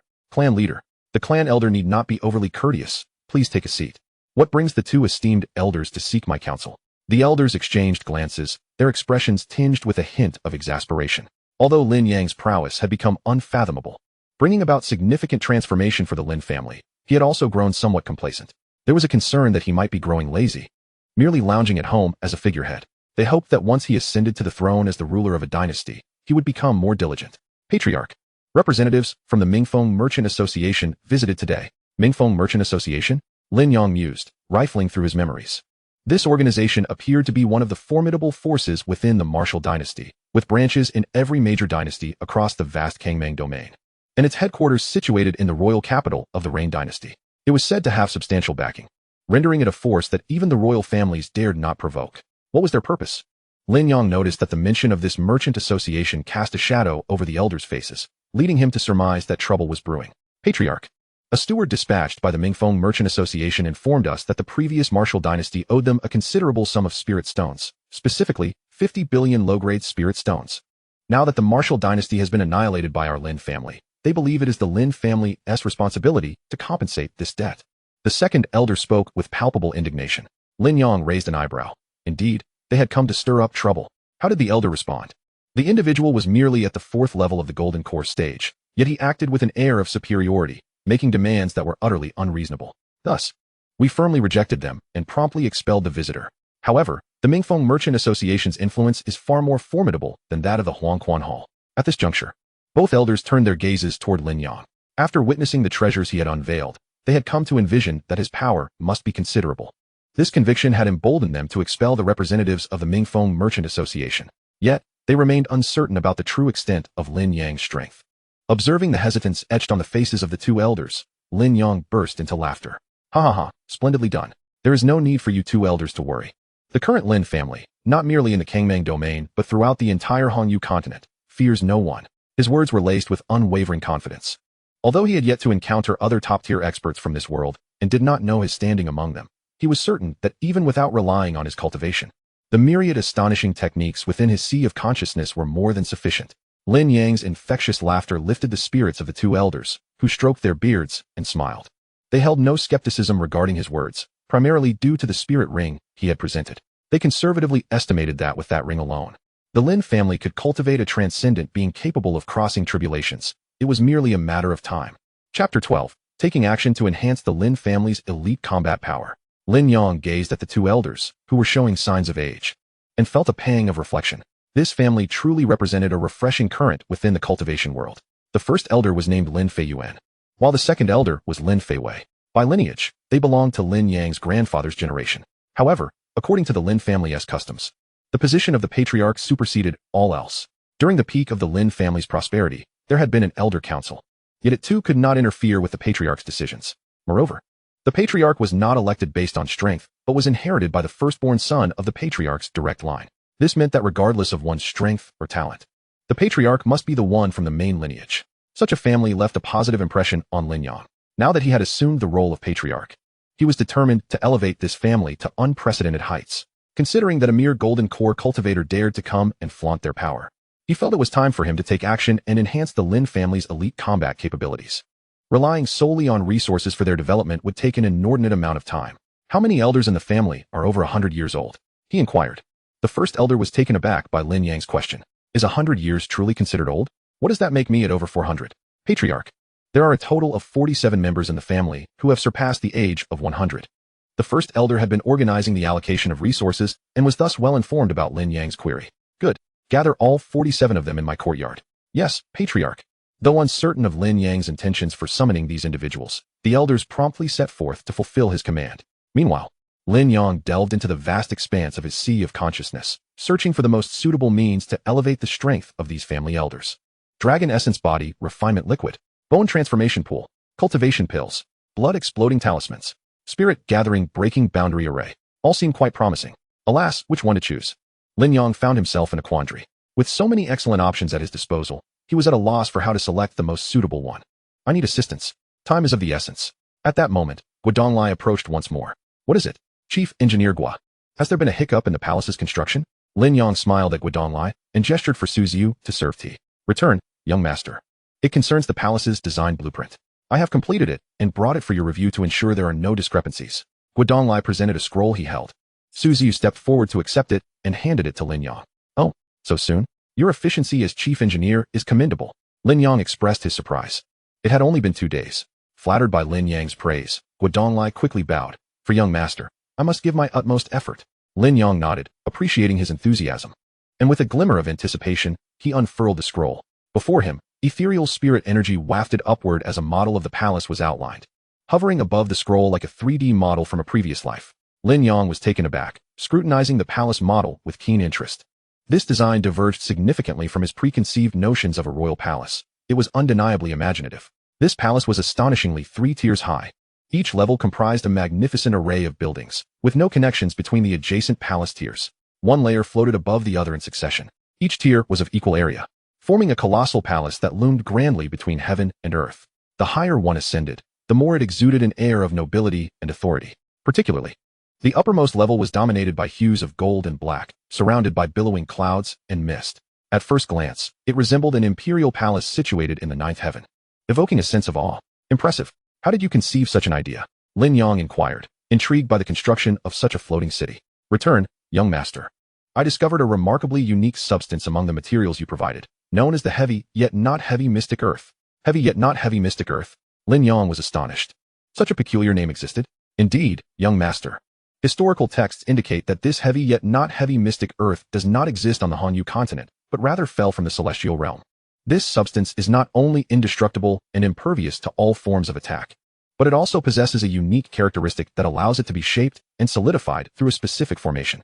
Consequently, it can be anchored in midair, even without any support. Once formed, it can only be controlled through the formation. Even a being at the tribulation crossing stage cannot shift it an inch. Coincidentally, the spirit ring you provided contains that very formation. Hence, I envisioned the design of the three-tiered palace based on the properties and quantities of this heavy, yet not heavy mystic earth. Lin Yang nodded. Well done. Proceed with the construction at once. However, the palace appears somewhat complex. Will you require assistance? Lin Yang, lacking understanding of the palace's construction, decided to leave the task to professionals. However, he yearned for swift completion. He pondered whether to summon the peak masters and elders from the vast wilderness sacred sect, whose capabilities would undoubtedly facilitate the construction of the palace. Yet, he dismissed the thought. The spiritual ring gifted by the young master contained tens of thousands of puppets, specifically designed for construction. With their assistance, the triple palace could be completed in less than 10 days. Very well, you may proceed with confidence. You hold full authority over the finer details. There is no need to consult me constantly. Lin Yang had no prior impressions of these puppets. He merely searched his consciousness for architectural knowledge and casually provided some information to Guodonglai. After all, he trusted that the system's products were of the highest quality. This was a precious legacy left to him at the cost of his beloved system's lives. Understood, young master. I take my leave. Indeed. Go forth. After Guodonglai departed, the clan elder arrived to report, Master, they have all been summoned. Excellent. Lin Yang rose and exited the hall, finding the courtyard filled with people. They were not all elderly. Many appeared to be in their prime, with a lifespan of 300 years upon reaching the Dan transformation stage. Those over 100 years old were hardly considered old. Nevertheless, it mattered little. Those merely in their 1 or 200s, still at the Dan transformation stage, were essentially deemed obsolete. Master. Upon seeing Lin Yang, the crowd bowed in unison, their eyes gleaming with fervor. After all, the Lin family had ascended to the pinnacle of the dynasty, a feat accomplished solely by the young master before them. They had heard tales of the family's resource distribution, now multiplied several times over. All this was thanks to their master, rendering Lin Yang the most revered figure among the Lin family. Now that the Lin family is a royal lineage, it is imperative that you, as the family elders, enhance your strength. Lin Yang spoke slowly. The Lin family members exchanged puzzled glances. The master intended to elevate their power? Could one's strength truly be augmented by another? Chapter 13. The God Transformation Stage. The youthful elder. After outlining his intentions, Lin Yang wasted no further words. With a wave of his hand, an array disc and a vial of spiritual liquid materialized in his grasp. The true dragon body refining liquid and the chi gathering breaking realm array were before him. The former could transform the human body into that of a true dragon, a potent physique rather than a literal transformation. The true dragon body was immensely formidable, enabling one to contend with a true dragon when fully realized. The chi gathering breaking realm array was an ancient formation, long lost to time. This flawed and heavily disadvantageous array could rapidly elevate the realm of those within it, contingent on the number of spirit stones employed. However, it had a fatal flaw. While the realm increased rapidly, the physical strength lagged behind. Thus, once one reached the limits of what their body could withstand, they risked being overwhelmed by their own cultivation. Mastering this balance was exceedingly challenging. Lin Yang conceived a solution to simultaneously employ the true dragon body refining liquid and the chi gathering breaking realm array. Typically, one could not access or utilize both simultaneously. Yet Lin Yang could. He could disperse the true dragon body refining liquid as mist within the array, merging it with the spiritual energy. Simultaneously, through his formidable spiritual power, he would precisely control the intake ratio of the true dragon body refining liquid and spiritual energy, ensuring that as their cultivation soared, their physical strength kept pace. Such a feat required the operator to possess absolute power, along with a sufficient supply of spirit stones and true dragon body refining liquid. Fortunately, Lin Yang had both. Regardless of what transpires next, do not question or express surprise. Understand? Lin Yang cautioned, wishing to avoid the shock of those present. Yes, master. As the clan members absorbed his words, anticipation filled the air, and they strove to maintain their composure. Now sit cross-legged. The master's courtyard, centrally located within the Lin family estate, was flanked by two small hills, offering significant privacy and protection from disturbances. Alongside the two elders, 49 individuals sat down in unison. Lin Yang cast the circular array disc into the air, where it hovered above the courtyard. 18 identical array disc phantoms emerged, expanding outward and enveloping the Master-S courtyard. The moment the formation solidified, the surrounding spiritual energy stirred restlessly, as if it were on the verge of being devoured by the array. Lin Yang promptly unleashed a multitude of premium spirit crystals upon the ground. Spirit crystals were more precious than spirit stones, containing pure and more abundant spiritual energy. Premium spirit crystals were even more extraordinary, aligning with the principles of the heavenly path and typically held by superpowers standing at the pinnacle of the continent. Should an ordinary individual acquire them, it would undoubtedly invite calamity. The Lin family members were unfamiliar with premium spirit crystals. Yet, the overwhelming aura emanating from these crystals made them feel their cultivation loosening merely through inhalation, causing their pupils to widen in astonishment. Had Lin Yang not forewarned them, gasps of shock would have likely echoed throughout. Once the premium spirit crystals were arranged, Lin Yang retrieved dozens of vials of true dragon body refining liquid, causing them to orbit gracefully above the courtyard. The vial caps opened automatically, and as the spiritual energy was activated by the array, it surged towards the crowd. The true dragon body refining liquid, under Lin Yang's control, transformed into a dense gray-white mist, enveloping the 49 figures. At this moment, the elders and others had already formed hand seals, focusing their minds. They could feel their cultivation accelerating at an astonishing rate. Although Lin Yang was simultaneously monitoring the condition of the 49 individuals, he found no sense of exertion. Was this the power of the tribulation crossing realm? If he returned to Earth as a security guard, he could forego even the need for surveillance. Before long, some among them began to break through. Initially, those at the Dan transformation stage, disregarding age and aptitude, successfully condensed their golden cores. The breakthrough energy was suppressed by Lin Yang, preventing interference. Soon, the elder clan members began to stir, breaking through to the nascent soul stage, their newly acquired power radiating forth, similarly contained by Lin Yang. As the two elders reached the pinnacle of the nascent soul stage, the entire assembly had attained the nascent soul realm. Su Ziyu, who had been following Lin Yang, covered her mouth in awe at the magnificent scene before her, unable to suppress her astonishment. What sort of technique was this? Shouldn't cultivators progress step by step, toiling diligently to elevate their realms? How could such a phenomenon exist? In the blink of an eye, a multitude of previously exhausted cultivators had ascended to the nascent soul stage, extending their lifespans by a millennium. Even if there were legendary means to rapidly or temporarily enhance cultivation, such methods were typically fraught with stringent conditions, numerous limitations, and even risks of self-destruction. Yet, as she observed, the Lin family members exhibited an air of profound stability during their ascent. They merely sat there with closed eyes, emanating an inexplicable sense of pressure. It wasn't a suppression of cultivation level, it was an ineffable feeling, as if those seated were not humans but a pack of fearsome beasts. Su Ziyu was internally alarmed. Only moments passing since, the 49 presences in the courtyard had transformed into something unfathomable, transcending the nascent soul realm. They had reached the out-of-body stage. Under her watchful gaze, 49 individuals, the weakest of whom were now out-of-body stage cultivators, had emerged. Su Ziyu felt numb, her breath inexplicably quickening. At that moment, she had even speculated that Lin Yang was an out-of-body stage expert. Yet now, in the blink of an eye, he has created 49 even more formidable beings. What realm could he possibly occupy? Is it the transformation stage? The merging stage? Surely it cannot be the tribulation stage. Su Ziyu's heart was tumultuous. She too yearned to sit down and cultivate. The aura emanating from the ethereal energies and wondrous elixirs had significantly advanced her cultivation, if she were to actively practice. Perhaps she could ascend several levels. However, without Lin Yang's approval, she dared not proceed. Lin Yang, indifferent to her, merely served tea and poured water.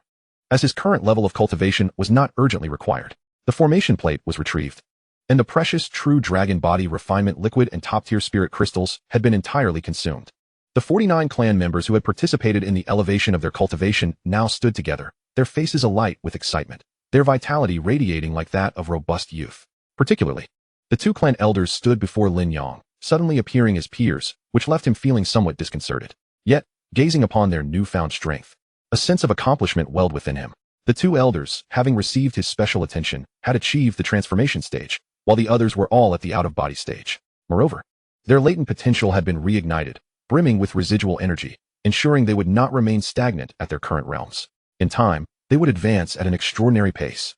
After dismissing the crowd that gazed at him with awe, Lin Yang retreated to his chambers, preparing to delve into new research. He could directly elevate the cultivation of these older clan members. On one hand, their innate talents had indeed reached their limits, and on the other, the clan required formidable individuals to support its stability. However, for the younger generation, who had only just begun their journey of cultivation. He was reluctant to enhance their realms directly. Instead, he aimed to pave the way for them, improving their qualifications and raising their potential. Yet, the methods still required further exploration. Who are these people?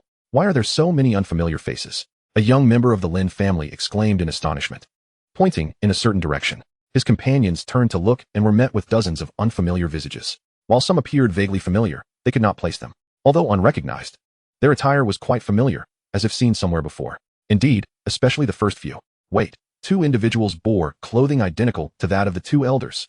Remarkably, those two were rather handsome. Despite the whispers being hushed, every word was distinctly heard by the elders, causing their expressions to darken. Being discussed in terms of their appearances by their own descendants felt rather peculiar. The eldest elder turned to a burly man beside him, saying, "Ji-chang, convene a full clan assembly. We must clarify our identities and transformations to the others. Furthermore, announce the rewards and punishments I have organized. We have matters to discuss with Master Su." The two elders had previously been in seclusion, leaving a few temporary leaders in charge of the clan, all of whom were elders from collateral branches, assisting the main lineage members, Lin Long and Lin Hu. As they matured, these younger members would be formally entrusted with leadership roles. Understood, elder. At that moment, a younger member approached, politely clasping his hands. "May I ask, esteemed brothers, do you know where the clan elders are?" Observing their increasingly grim expressions, the nearby clan members stifled their laughter. Chapter 14. The elders take action. The two elders strode solemnly towards the front hall. Behind them, the young Lin family member wore an expression of astonishment, occasionally glancing at the two elders ahead. Clearing his throat, he lowered his head to follow. The elders, exasperated, thought, "Is it so strange to have become youthful? Who among us was not a handsome youth?" Why the astonishment? The reason the young member sought them was to report that representatives from the Mingfeng Chamber of Commerce had arrived once more. However, the two elders paid little heed. They had long ceased to regard the Mingfeng Chamber with any seriousness. It was said that this time, the steward had brought along two esteemed patrons from the chamber, likely seeking to bolster their support. They presumed their strengths would not be trivial. They wondered how they would compare to themselves. Upon reaching the front hall, they found Su Xiong already present, his expression somewhat grave. Sitting opposite him were the steward of the Mingfeng Chamber and two stern-faced elders. Upon sensing the arrival of the clan elders, Su Xiong turned to face the entrance. He was taken aback to see two young men enter. Are they not the two elders? No, it was indeed their aura. Yet, it seemed to have transformed into something more profound and restrained. After a moment of reflection, Su Xiong surmised the situation, a glint of envy shimmering in his eyes. The two elders. Su Xiong rose to greet them. Previously, he had respected them due to his ties with Lin Yang. Now, their strength overshadowed his own. Was this the advantage of being a member of the Lin family? Although the Huangquan Hall had also reaped unimaginable benefits, they still paled in comparison to the Lin family members. Clearly, he needed to exert more effort to become a trusted confidant of the young master. Seeing Su Xiong greet the two unfamiliar youths, the steward from the Mingfeng Chamber scoffed, "Master Su, do you take us for fools? Have you found two youngsters to don the attire of those old fogies to receive us? What is this? Were you so brazen when you dismissed me before? Now that I return with the might of the Mingfeng Chamber, have you lost your nerve?" Previously, when the steward had considered himself a member of the Mingfeng Chamber, none dared to dismiss him. Thus, he had come unaccompanied. Who could have predicted that the Lin family would disregard the Mingfeng Chamber entirely? Lin Yang's failure to personally attend to him was one thing, but being driven out by the two elders was utterly humiliating, even with his golden core fourth stage strength. He had not dared to confront them directly. Thus, he returned to the Mingfeng Chamber, reporting the incident to the vice president. The vice president immediately instructed him to return to the Lin family, sending along two patrons from the nascent soul stage to accompany him. He returned with a markedly more arrogant demeanor, as if he were prepared to look down on everyone. Though Su Xiong was present, his earlier demeanor suggested a respectful wariness towards the Mingfeng Chamber, unlike the two Lin family members who seemed utterly unrefined. The two patrons accompanying the steward wore expressions of disdain. Without considering the Huangquan Hall, any one of them could easily annihilate the small Lin family. And what of the Huangquan Hall? The Mingfeng Chamber boasted powerful beings in the out-of-body stage at its headquarters in Yuqing. Elder Lin Feiyuan cast a sidelong glance at the three from the Mingfeng Chamber, noticing their remarkably unified air of arrogance, which was rather infuriating. He let out a soft snort. Bang, bang. His cold snort sent the two patrons of the Mingfeng Chamber flying, crashing against the wall behind them. They fell, instantly gravely injured and unconscious. Had Elder Lin not controlled his strength, they would have been reduced to mere dust. The sudden turn of events startled the steward, causing him to shudder as he turned his head. He was met with the sight of the two nascent soul patrons sprawled on the ground, their fates uncertain. The steward's breath caught in his throat as he slowly turned back, only to find a face looming large before him, causing him to recoil in fear. The youth clad in the elder's garments was bending over, staring intently at him. The steward felt as though he were being scrutinized by an ancient beast. Cold sweat pouring down his back, his clothes drenched. Is this what you rely on to cause trouble in the Lin family? How do you feel now? Shall I summon reinforcements? As the last word left his lips, the chair beneath the steward shattered, sending him crashing to the ground. I was wrong. I was wrong. I will never dare again. Please don't kill me. Don't kill me. The butler who had fallen to the ground flailed about, finally letting out a scream, as though he had seen a ghost. The elder of the clan, noticing the butler's reaction, straightened up and turned to look at Su Xiong and Lin Feiwei. Hadn't the younger generation remarked upon my handsome features? Why does his response suggest I am so fearsome? The two of them shrugged in unison, indicating their own confusion. However, Su Xiong was indeed taken aback. He had not anticipated that the elder would act with such decisiveness. After all, this was the Mingfeng Chamber of Commerce. It was said to be a top-tier force from the Xian domain. Even a branch leader sent to the Kangming domain possessed strength at the out-of-body stage. One could only imagine how formidable they were. Yet, Lin Yang could not be judged by conventional standards. While he held the Mingfeng Chamber of Commerce in high regard, Lin Yang might not share the same sentiment. In just half a day's time, he had elevated two exhausted Golden Core stage individuals to at least the out-of-body stage. He did not believe that the Mingfeng Chamber of Commerce could achieve such a feat. Thus, he offered no objection to the elder's actions, though he found the elder's reckless style somewhat disconcerting, horrible, distasteful, absolutely unbearable to behold. Lin Feiyuan's voice, filled with disdain, echoed through the room.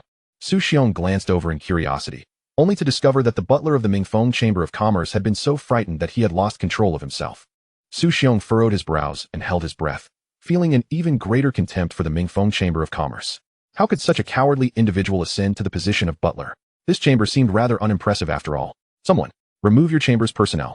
Lin Feiyuan called out to the minions waiting outside. Originally, he had intended to break the man's legs, but now he found himself too disgusted to follow through. The trembling figures who entered each took one of the three away, and after Lin Feiyuan cast a spell to clear the hall, the remaining individuals finally dared to breathe. Those two brothers must have already reached the out-of-body stage. I am truly envious. Su Xiong mused, gazing at the youthful and handsome faces of the two. Lin Feiyuan and his companion, both humble and modest, repeatedly waved their hands. You flatter us, Su Hall Master. These are all gifts from our patriarch. I never imagined I would have the chance to reach the legendary transformation stage in this lifetime. Life is truly unpredictable. The words transformation stage resonated in Su Xiong's ears like thunder. Such a familiar phrase, yet so foreign a concept. Indeed, the only regret was that he had not lingered longer in the nascent soul stage, for that was the realm we all yearned to transcend. Yet in the blink of an eye, he had transitioned to the transformation stage. What a pity. Despite their serious and earnest demeanor during their conversation, Su Xiong felt an overwhelming impulse to slap them. However, he realized that acting on such a thought would likely result in his own demise. He had to suppress this idea. Chapter 15. Oh dear, my 9th grade flying sword has fallen out. Meanwhile, at the Kangming Holy Sect, atop the 10,000 sword peak, Wan Ren was leisurely enjoying tea in his palace, appearing to be in remarkably good spirits, with a faint smile lingering on his lips. Wan brother, what exquisite tea have you procured? I can smell its fragrance from afar. A figure landed at the entrance of the palace. Wan Ren, upon seeing the visitor, promptly rose to greet him with a respectful gesture, a hint of surprise in his tone. Jiang brother, it has been quite some time since you visited. The newcomer was a distinguished middle-aged man clad in a green robe. Ha, I just returned from the Xian domain, and what better way to celebrate than by visiting you?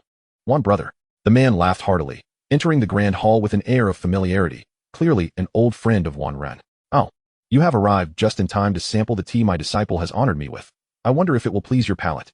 Wan Ren smiled as he invited Jiang Pingda to take a seat, pouring him a cup of the tea he had brewed. Oh, if it is indeed a gift from Wan brother's beloved disciple, I must savor it, Jiang Pingda replied, sitting across from Wan Ren. Although the aroma of the tea was rich and enticing, he held little expectation, as Wan Ren had mentioned that it was a tribute from his disciple. What could a disciple possibly offer of great value? A sip would suffice, followed by a few polite words. Upon hearing Jiang Pingda mention that he had also brought back some fine tea from the Xian domain, Wan Ren merely smiled in silence. He observed as Jiang Pingda raised the cup to his lips, a flicker of barely perceptible anticipation crossing his gaze as he awaited Jiang Pingda's reaction after tasting the tea. This was no ordinary tea. It was the sword mud tea gifted to him by Lin Cheng. Ranked among the top 10 in the Tea Emperor's list of the Hanyu continent. To be called a Tea Emperor already indicated an exceptional quality. And to be within the top 10 was to possess something exceedingly rare, something most individuals would be fortunate even to lay eyes upon. The sword mud tea, unlike other tea emperors, appeared no different from ordinary tea. Its extraordinary qualities could only be discerned upon consumption. Jiang Pingda was a longtime friend. A leader of the Mingfeng Chamber of Commerce dispatched to the Kangming domain by one of the foremost powers in the Xian domain. Their bond forged through their shared practice of swordsmanship had led them to frequently engage in matches, enjoy tea, and exchange insights on sword techniques. In the past, it was always Jiang Pingda who presented the finest teas, leaving Wan Ren feeling a twinge of envy. This time, however, he was fortunate enough to bask in Lin Cheng's generosity and intended to repay his old friend well, especially considering how much fine tea he had previously consumed from Jiang Pingda. Despite the fact that Jiang Pingda often gazed at him with the eyes of a nouveau riche whenever he presented something of value, Wan Ren remained hopeful. Under Wan Ren's expectant gaze, Jiang Pingda casually took a sip of the tea. Upon tasting the first sip, Jiang Pingda instantly sensed something amiss, his expression growing serious. The tea did not merely descend into his stomach. Instead, it transformed into an indescribable force that coursed through his heart. As a swordsman who had attained a profound level of understanding, he would begin to condense the sword heart. While this did not mean his heart physically transformed into a sword, it would envelop his heart with the hidden sword intent, a power far superior to mere sword intent. The heart of a swordsman fully imbued with hidden sword intent would remain incorruptible for eternity after death. Jiang Pingda still had a long journey ahead before he could condense his hidden sword intent. Yet, after drinking the tea, he could faintly grasp a glimmer of opportunity. Realizing this, Jiang Pingda's eyes widened, and he hastily took another sip, then another. In no time, he had drained the cup, but he wasn't finished. He extended his finger to scrape the 2 remnants of tea leaves stuck to the bottom of the cup and popped them into his mouth. Wan Ren could only stare in disbelief. Jiang Pingda, however, showed no sign of embarrassment, feeling the sensation of that fleeting opportunity growing clearer. He had already discerned the nature of the tea. Turning to Wan Ren, his voice trembled slightly. Wan brother, is this sword mud tea emperor? Ha, indeed. You have discerned it correctly, Jiang brother. Yes, this is sword mud tea, a little trinket for my disciple. I hope it amuses you. Wan Ren chuckled as he observed Jiang Pingda's wide-eyed astonishment, playfully stroking his stubble. Jiang Pingda felt an overwhelming urge to flip the table at Wan Ren's words. This was sword mud tea, ranked among the top 10 in the tea emperor's list. How could he refer to it as a mere trinket? By the way, what kind of background does your disciple have? I've only heard of it, but never seen it myself. The significance of sword mud tea to a swordsman was comparable to that of an 8th grade flying sword. It was also unanimously recognized as one of the rarest tea emperors. Without exception, Wan brother, please do not belittle it. This is sword mud tea. How can it be called a trinket? I never expected you to possess such a legendary treasure. I am truly envious. Jiang Pingda's smile bore a hint of bitterness, his gaze occasionally drifting towards the teapot before Wan Ren, unabashedly revealing a sense of envy. However, he refrained from inquiring about its origin or hastily requesting some. After all, who would disclose the source of such a precious treasure? Wan Ren, not concealing anything from him, even offered a cup, which was an immense display of trust and kindness. I have truly acquired a remarkable disciple. I am merely basking in my disciple's glory. Oh, is this truly a gift from Brother Wan's disciple? Jiang Pingda originally thought the mention of a disciple was merely a pretext by Wan Ren to obscure the tea's provenance. Yet, seeing the pride and earnestness in Wan Ren's eyes, could it be that this exquisite tea was indeed a gift from a junior? This is certainly true. Although my disciple received it from his elder brother, he graciously passed it on to me. By the way, Brother Jiang, I heard you mention earlier that you brought back some fine tea from the Shen domain. Why not present it for our enjoyment? Wan Ren nodded with a smile, then shifted the conversation. Jiang Pingda's thoughts remained fixated on the exquisite tea, and upon hearing Wan Ren's subsequent words, his face flushed. Brother Wan, you jest. With the tea emperor present, how could I dare present my humble brew? Although Wan Ren's words carried an air of pretentiousness, Jiang Pingda chose not to comment. Having indulged in similar displays himself in the past, Wan Ren's boast was grand indeed. It was entirely normal for him to revel a little. What does the quality of the tea matter? The joy lies in our shared experience of savoring it. Brother Jiang, you are being overly modest. However, since you are unwilling, let us indulge in another cup of this exquisite tea. Wan Ren, seeing Jiang Pingda revert to his usual demeanor, felt his spirits lift. He poured another cup for Jiang Pingda, who, with gleaming eyes, expressed his gratitude. Thank you, Brother Wan. It is truly a stroke of fortune to make the acquaintance of someone as grand as you. Just as he raised the teacup, a commotion erupted from Wan Ren's side. Clatter. Oh dear, how did this 9th grade flying sword fall out? Brother Jiang, this 9th grade flying sword is notoriously demanding and requires constant nurturing. Alas, I forgot to return it to its sword box after nurturing it.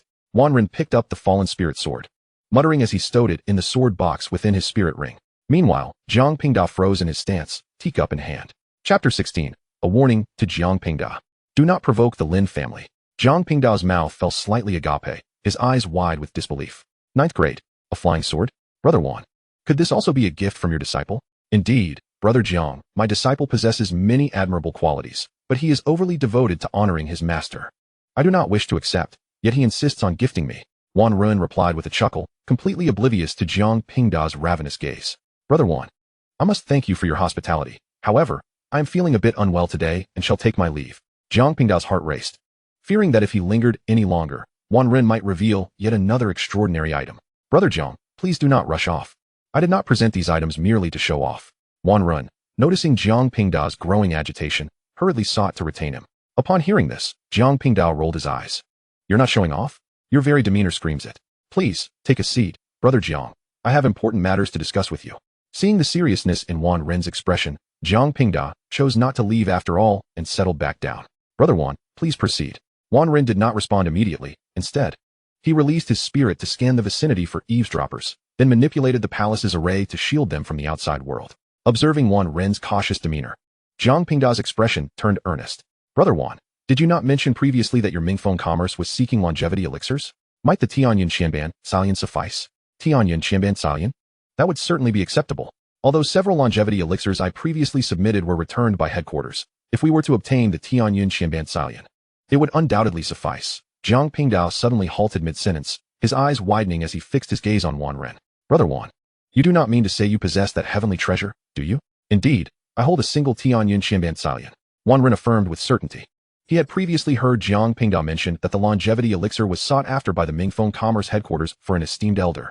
Whoever could procure a rare and effective longevity elixir would be rewarded and cultivated by the commerce. As longtime friends, their bond was significant. Besides, it would undoubtedly be advantageous to elevate Jiang Pingda's status within the Mingfeng commerce. What? Just one? Jiang Pingda could hardly believe his eyes. Until Wan Ren produced the resplendent flower, which floated before them. Jiang Pingda sprang to his feet. The Tianyun Qianban Salian. Indeed, this is the legendary heavenly treasure. The Tianyun Qianban Salian. Jiang Pingda gazed in a daze at the exquisite flower, his lips trembling as he muttered. Coming to his senses, Jiang Pingdao immediately turned to Wan Ren and inquired, Brother Wan, is it for sale? Of course. I brought it out to sell 2 petals to you, Brother Jiang. Wan Ren replied with a smile. Jiang Pingda, regaining his composure, sat back down. Hearing that Wan Ren intended to sell him merely 2 petals left him somewhat disappointed. He had hoped Wan Ren would sell him the entire flower. Although he could not afford it himself, the commerce would certainly have the means. Providing this information would undoubtedly elevate his standing within the commerce significantly. Brother Wan, could you not sell the whole flower? Or perhaps more petals? Jiang Pingda knew well that those who possessed such heavenly treasures were unlikely to part with them easily, but he still dared to ask. Brother Jiang, do not entertain such thoughts. Moreover, I intend to assist you, which is why I plan to sell to you. For others, I wouldn't sell for any amount of spirit stones. Jiang Pingda exhaled softly. Then I am deeply grateful, Brother Wan. The two discussed the price, and Wan Ren offered a few concessions. Jiang Pingda solemnly placed the 2 lotus leaves into a precious box. With the transaction complete, a smile graced Jiang Pingda's face. He then hesitated momentarily before asking Wan Ren, Brother Wan, though this may be somewhat abrupt, I am curious, is this flower? Wan Ren, understanding his unspoken inquiry, adopted a serious tone. This was not a gift from my disciple, but rather a direct offering from his elder brother. Brother Jiang, my intention in displaying so many items today is to issue you a warning. Your Mingfeng commerce is spread across various cities in the Tsangmang domain, and there is one particular place you must heed with utmost caution. Ensure that your subordinates do not provoke any calamities that you cannot bear. Oh, Brother Wan implies that the one capable of producing the T-Emperor, the 9th grade flying sword, and the Tianyun Qianban Salian resides within the Tsangmang domain? Jiang Pingda's words carried a note of alarm as he pondered the implications. Earlier, he had been momentarily swept away by Wan Ren's flamboyance and the shock of the Tianyun Qianban Salian. Now, reflecting on it, all these treasures originated from a single individual? The 9th grade flying sword was manageable. Mingfeng commerce had a few, albeit not many, and it would not be casually gifted to a junior. As for the T-Emperor and the Tianyun Qianban Salian, he had never heard of anyone within Mingfeng commerce possessing such items. The notion that someone could simultaneously possess these extraordinary treasures and bestow them upon another was chilling. Jiang Pingda could not help but draw in a sharp breath. Such an individual could not possibly be from the ancient forces of the central domain. Indeed, they hail from one of the 12 dynasties, the Wu dynasty. However, that place has since been taken over by this esteemed elder, who established a new dynasty in his name, now known as the Lin dynasty. As Jiang Pingda listened to Wan Ren's revelations, he contemplated deeply. Upon returning, he must certainly warn the managers at the branch located there. Or perhaps he should personally oversee the matter.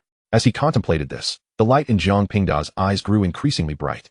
Such a notion would not only serve to deter certain short-sighted troublemakers, but also grant him the opportunity to make the acquaintance of this enigmatic entity. With this thought in mind, Jiang Pingdao rose, expressed his gratitude to Wan Run, and took his leave. He first needed to return the celestial cloud thousand-petaled color lotus to the Xian domain, and subsequently, he would initiate the relocation of the Tsangmang domain's main branch from the Rain dynasty to the Forest dynasty, within the Mingfeng Chamber of Commerce in Lin City. The audacity was simply outrageous. How dare they disregard our esteemed Mingfeng Chamber of Commerce? President, we must report this to Rain City at once. I request that the main branch dispatch powerful warriors to annihilate the Lin family and the Hall of Yellow Springs. Vice President Lu Si exclaimed in a fit of rage, directing his ire towards Wang Qing above him. The trembling steward knelt in the hall, while two severely injured elders were taken away for treatment. Useless. A mere Lin family cannot withstand such pressure. And yet, we have lost two yuaning experts without any repercussions. Get out of my sight. Chapter 17. The Steady Wang Qing. Seeing Wang Qing remain silent, Lu Si unleashed his fury upon the steward. The steward, fearful and trembling, could only stammer a response and attempted to rise and leave. Hold on. Wang Qing finally addressed the steward. You stated that the assailant was a youth from the Lin family? Are you certain he was not affiliated with the Hall of Yellow Springs? Yes, indeed. President, I assure you, he is certainly not from the Hall of Yellow Springs. He appeared quite youthful and was even dressed in attire identical to that of Lin Feiyuan. Preposterous. President, I believe this fool has been frightened out of his wits. How could someone of the Lin family possess such strength? I suspect it was that Su Xiong from the Hall of Yellow Springs who intervened. Lu Si spat vehemently at the steward. Vice President Lu. Never underestimate anyone or any faction. Throughout the endless ages of the Hongyu continent, how many have suddenly risen to prominence after encountering extraordinary fortunes? Moreover, why was I, as president, kept in the dark regarding the decision for the Lin family to assume responsibility for repaying the debts of the Martial dynasty? Wang Qing's gaze turned towards Lu Si, laced with discontent. President, I am merely acting in the interests of our chamber. Besides, it is just a small Lin family. With our chamber's background, enough. You need not concern yourself with this matter for the time being. Return to manage other affairs. Lu Si, wishing to say more, realized that Wang Qing had already turned away, dismissing him. Aware that further discourse would be futile, he left in a huff, seething with indignation. Wang Qing then expelled the steward as well. Leaning back in his chair, he pressed his temples, feeling somewhat exasperated. This Lu Si had connections with a senior figure in the Rain City main branch. Thus, despite being merely the vice president, he often acted impulsively. Wang Qing could not afford to sever ties with him, as his ascent to this position was purely a result of his own capabilities. Should matters escalate, it would be he who suffers. Once again, Lu Si had stirred trouble with his thoughtless bravado. It was evident that the Lin family was no ordinary clan. Yet he dared to confront them so recklessly. Why did the Hall of Yellow Springs suddenly obey the Lin family? What emboldened the Lin family to audaciously declare their intent to establish a new dynasty? How could a mere cold snort from an unknown formidable expert injure two yuaning elders? These were questions that Lu Si failed to ponder. He only recognized that the Mingfeng Chamber of Commerce was powerful, capable of operating with impunity in a place like the Tsangmang domain. Wang Qing, having navigated the tides of fortune for so many years, understood the importance of steadiness. During the upheaval of the Martial dynasty, he discreetly gathered pertinent information. Ultimately, his focus fell upon one individual, the current head of the Lin family, Lin Yang. He was certain that all the recent changes within the Lin family were intricately tied to this young patriarch. He was still contemplating how to approach this newly ascendant Lin Wang when Lu Si, the hot-headed fool, had already forged enmity with them. As for the fallen Martial dynasty, to be frank, he held little concern. The Mingfeng Chamber of Commerce prioritized profit, maintaining neutrality regardless of location, avoiding involvement in local power struggles. What occupied his thoughts now was how to handle this situation. Fortunately, the Lin family had not annihilated those foolish individuals. Thus, there remained room for negotiation. After some reflection, Wang Qing decided to personally visit the Lin family. On one hand, the Lin family's mysterious rise demanded caution. On the other, the strong dragon must not oppress the local snake, for he still needed to conduct business on their territory. Harmony breeds prosperity for lasting stability. Meanwhile, after being dismissed by Wang Qing, Lu Si's anger only intensified. His fury stemmed not only from the Lin family, but also from Wang Qing's public humiliation. If it weren't for my second uncle advising me to bide my time, I would have been president by now. Cursed the Lin family and Wang Qing. If only he were not at the 5th level of Yuaning, he would have confronted the Lin family himself. After brooding for a while, Lu Si could not suppress his indignation any longer. Slamming his hand on the table, he declared, "If I cannot rely on you, Wang Qing, then I will seek out my uncle in Rain City and accuse you of failing to act against the provocation of our chamber." With that, Lu Si stormed out, retrieving a spiritual vessel to head towards Rain City. As Wang Qing emerged from the loft, he spotted the spiritual vessel and couldn't help but shake his head. He had merely fulfilled the duties of a president. He could not alter his principles for the sake of a connection. If the chamber were to penalize him over such trivial matters, he would be at a loss. Having prepared some compensation, Wang Qing set off for the Lin family, eager to encounter this mysterious head of the Lin family. Patriarch, President Wang of the Mingfeng Chamber of Commerce requests an audience. As three individuals deliberated matters, Lin Feiwei, upon hearing the report, displayed an expression of impatience. How dare he come here? Have they been too lenient? Please lead him to the front hall. Lin Feiyuan said after a moment's contemplation. Yes, Patriarch. Let us go. I have interacted with this Wang Qing before. He does not seem the type to send fools to annoy us. Very well. Then let us meet him. Brother Lin. Wang Qing regarded the two young men entering with Su Xiong, his tone tinged with uncertainty. Was this truly the appearance expected of a nearly 500-year-old golden core cultivator? Haha. I recently managed to break through. I hope President Wang will forgive my lack of decorum. Lin Feiyuan replied humbly, waving his hand. Wang Qing's expression grew complex as he recalled the fool's words about the mysterious expert who had attacked, wearing attire identical to Lin Feiyuan's. Now he understood. The enigmatic figure was none other than Lin Feiyuan himself. Moreover, it appeared that Lin Feiwei had also made significant strides in his cultivation. To injure two Yuaning elders with merely a cold snort, such prowess was certainly beyond a simple breakthrough to Yuaning. Even his own 7th-level Yuaning strength could not achieve such effortless results. Furthermore, he could discern nothing of the two individuals now. If he recalled correctly, they had only appeared at the Liu and Zhao families as 8th-level golden core cultivators not long ago. How had they acquired such formidable strength in such a brief span? As these thoughts swirled in his mind, Wang Qing's thoughts gravitated back to Lin Yang. Only this provided an explanation. Yet he still could not fathom what kind of fortune Lin Yang had encountered.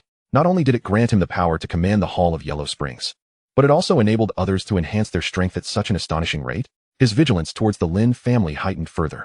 Should Lin Yang's methods allow for the mass production of such powerful beings, it would be truly terrifying.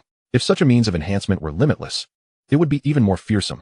In that moment, Wang Qing's demeanor became increasingly deferential. Might I inquire, President Wang, what brings you to the Lin family today? Lin Feiyuan asked, having gauged that their pleasantries were drawing to a close. He suspected it pertained to the incident involving the three individuals, though he refrained from broaching the subject. Chapter 18. Encountering a schemer? How embarrassing.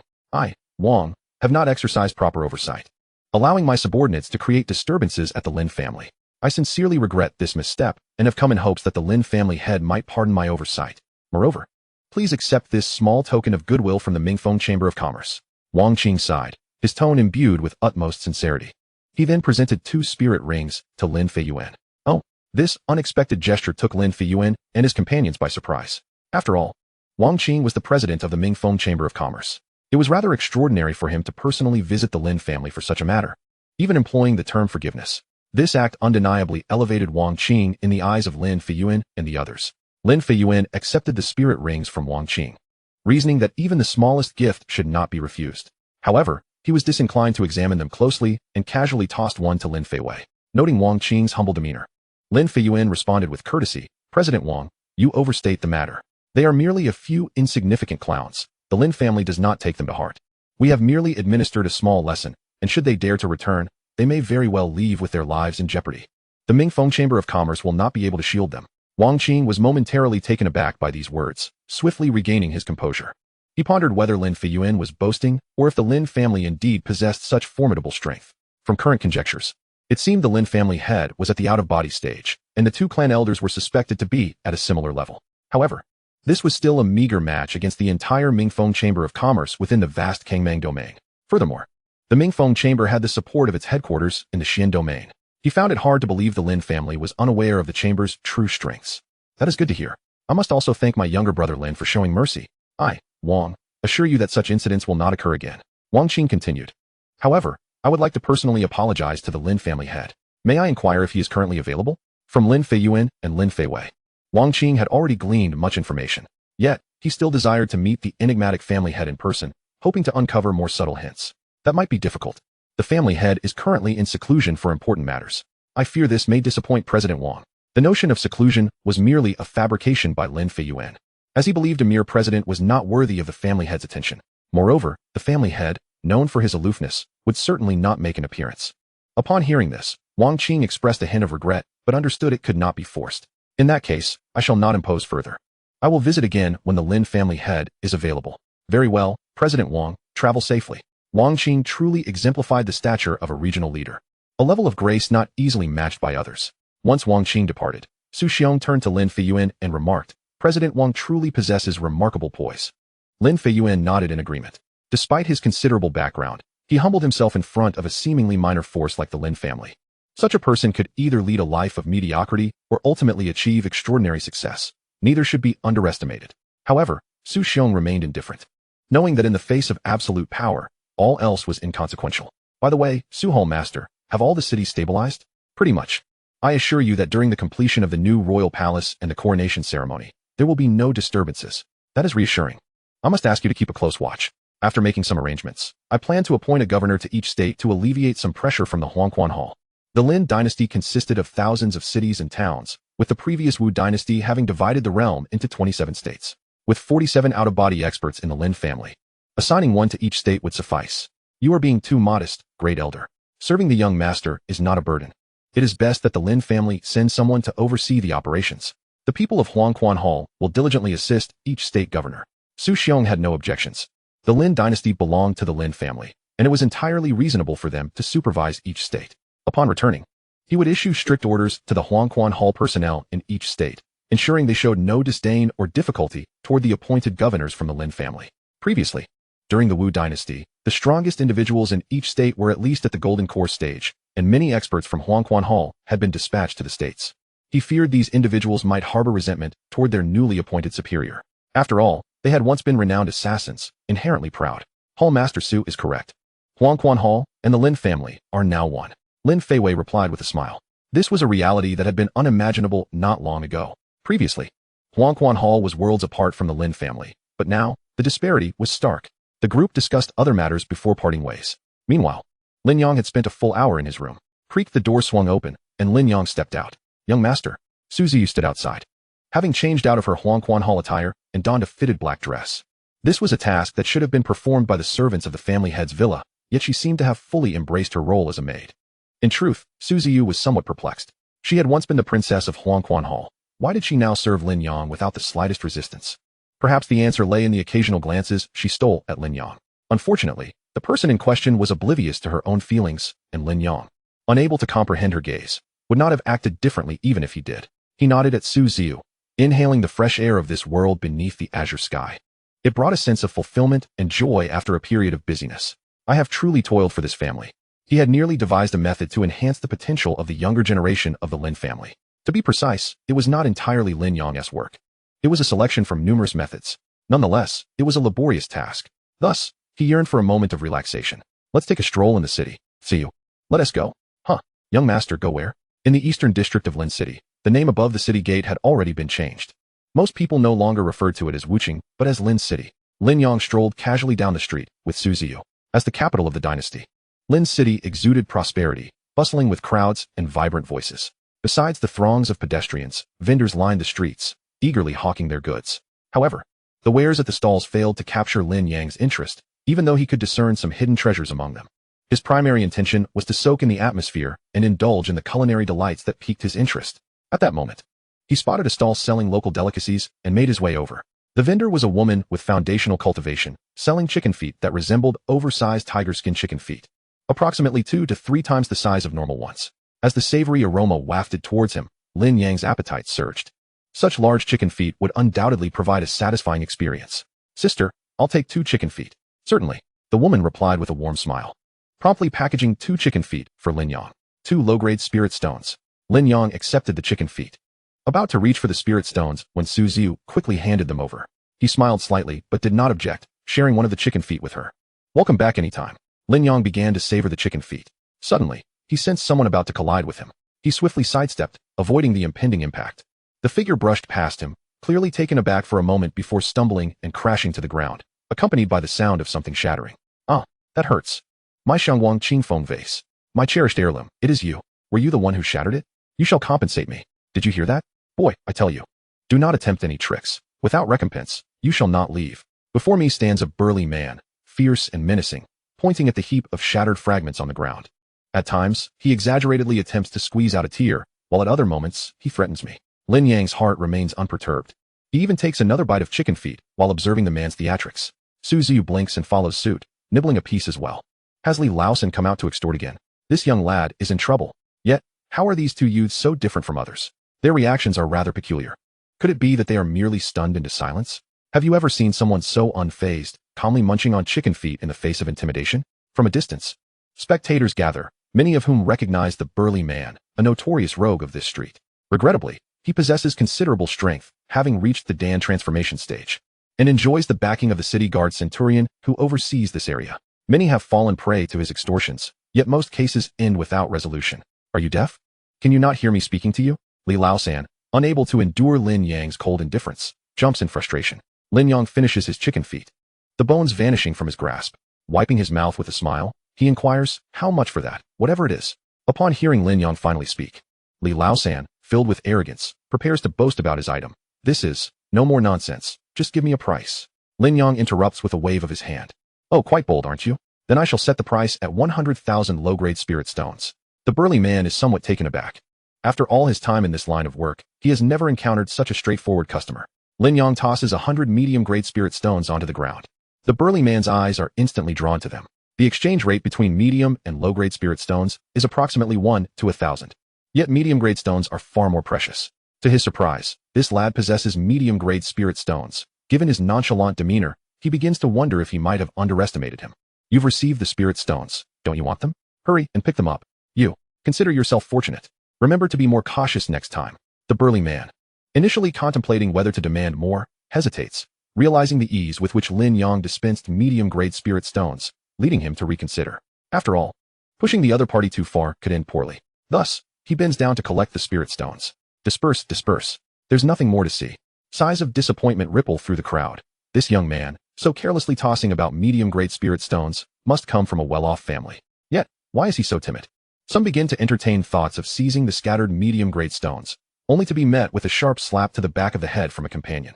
What are you thinking? Do you also have a brother-in-law serving the dynasty? Upon hearing this, the individual abandons his scheme. Suddenly, a piercing scream shatters the air. Ah! My hand, my hand. The crowd's demeanor shifts immediately, halting in their tracks to gaze in shock. As they comprehend the scene before them, their pupils constrict, a flicker of fear washing over them. The burly man lies in a pool of blood, his right hand severed, and lying nearby, still clutching a medium-grade spirit stone. The young man who was extorted continues to smile, stepping forward to observe the burly man.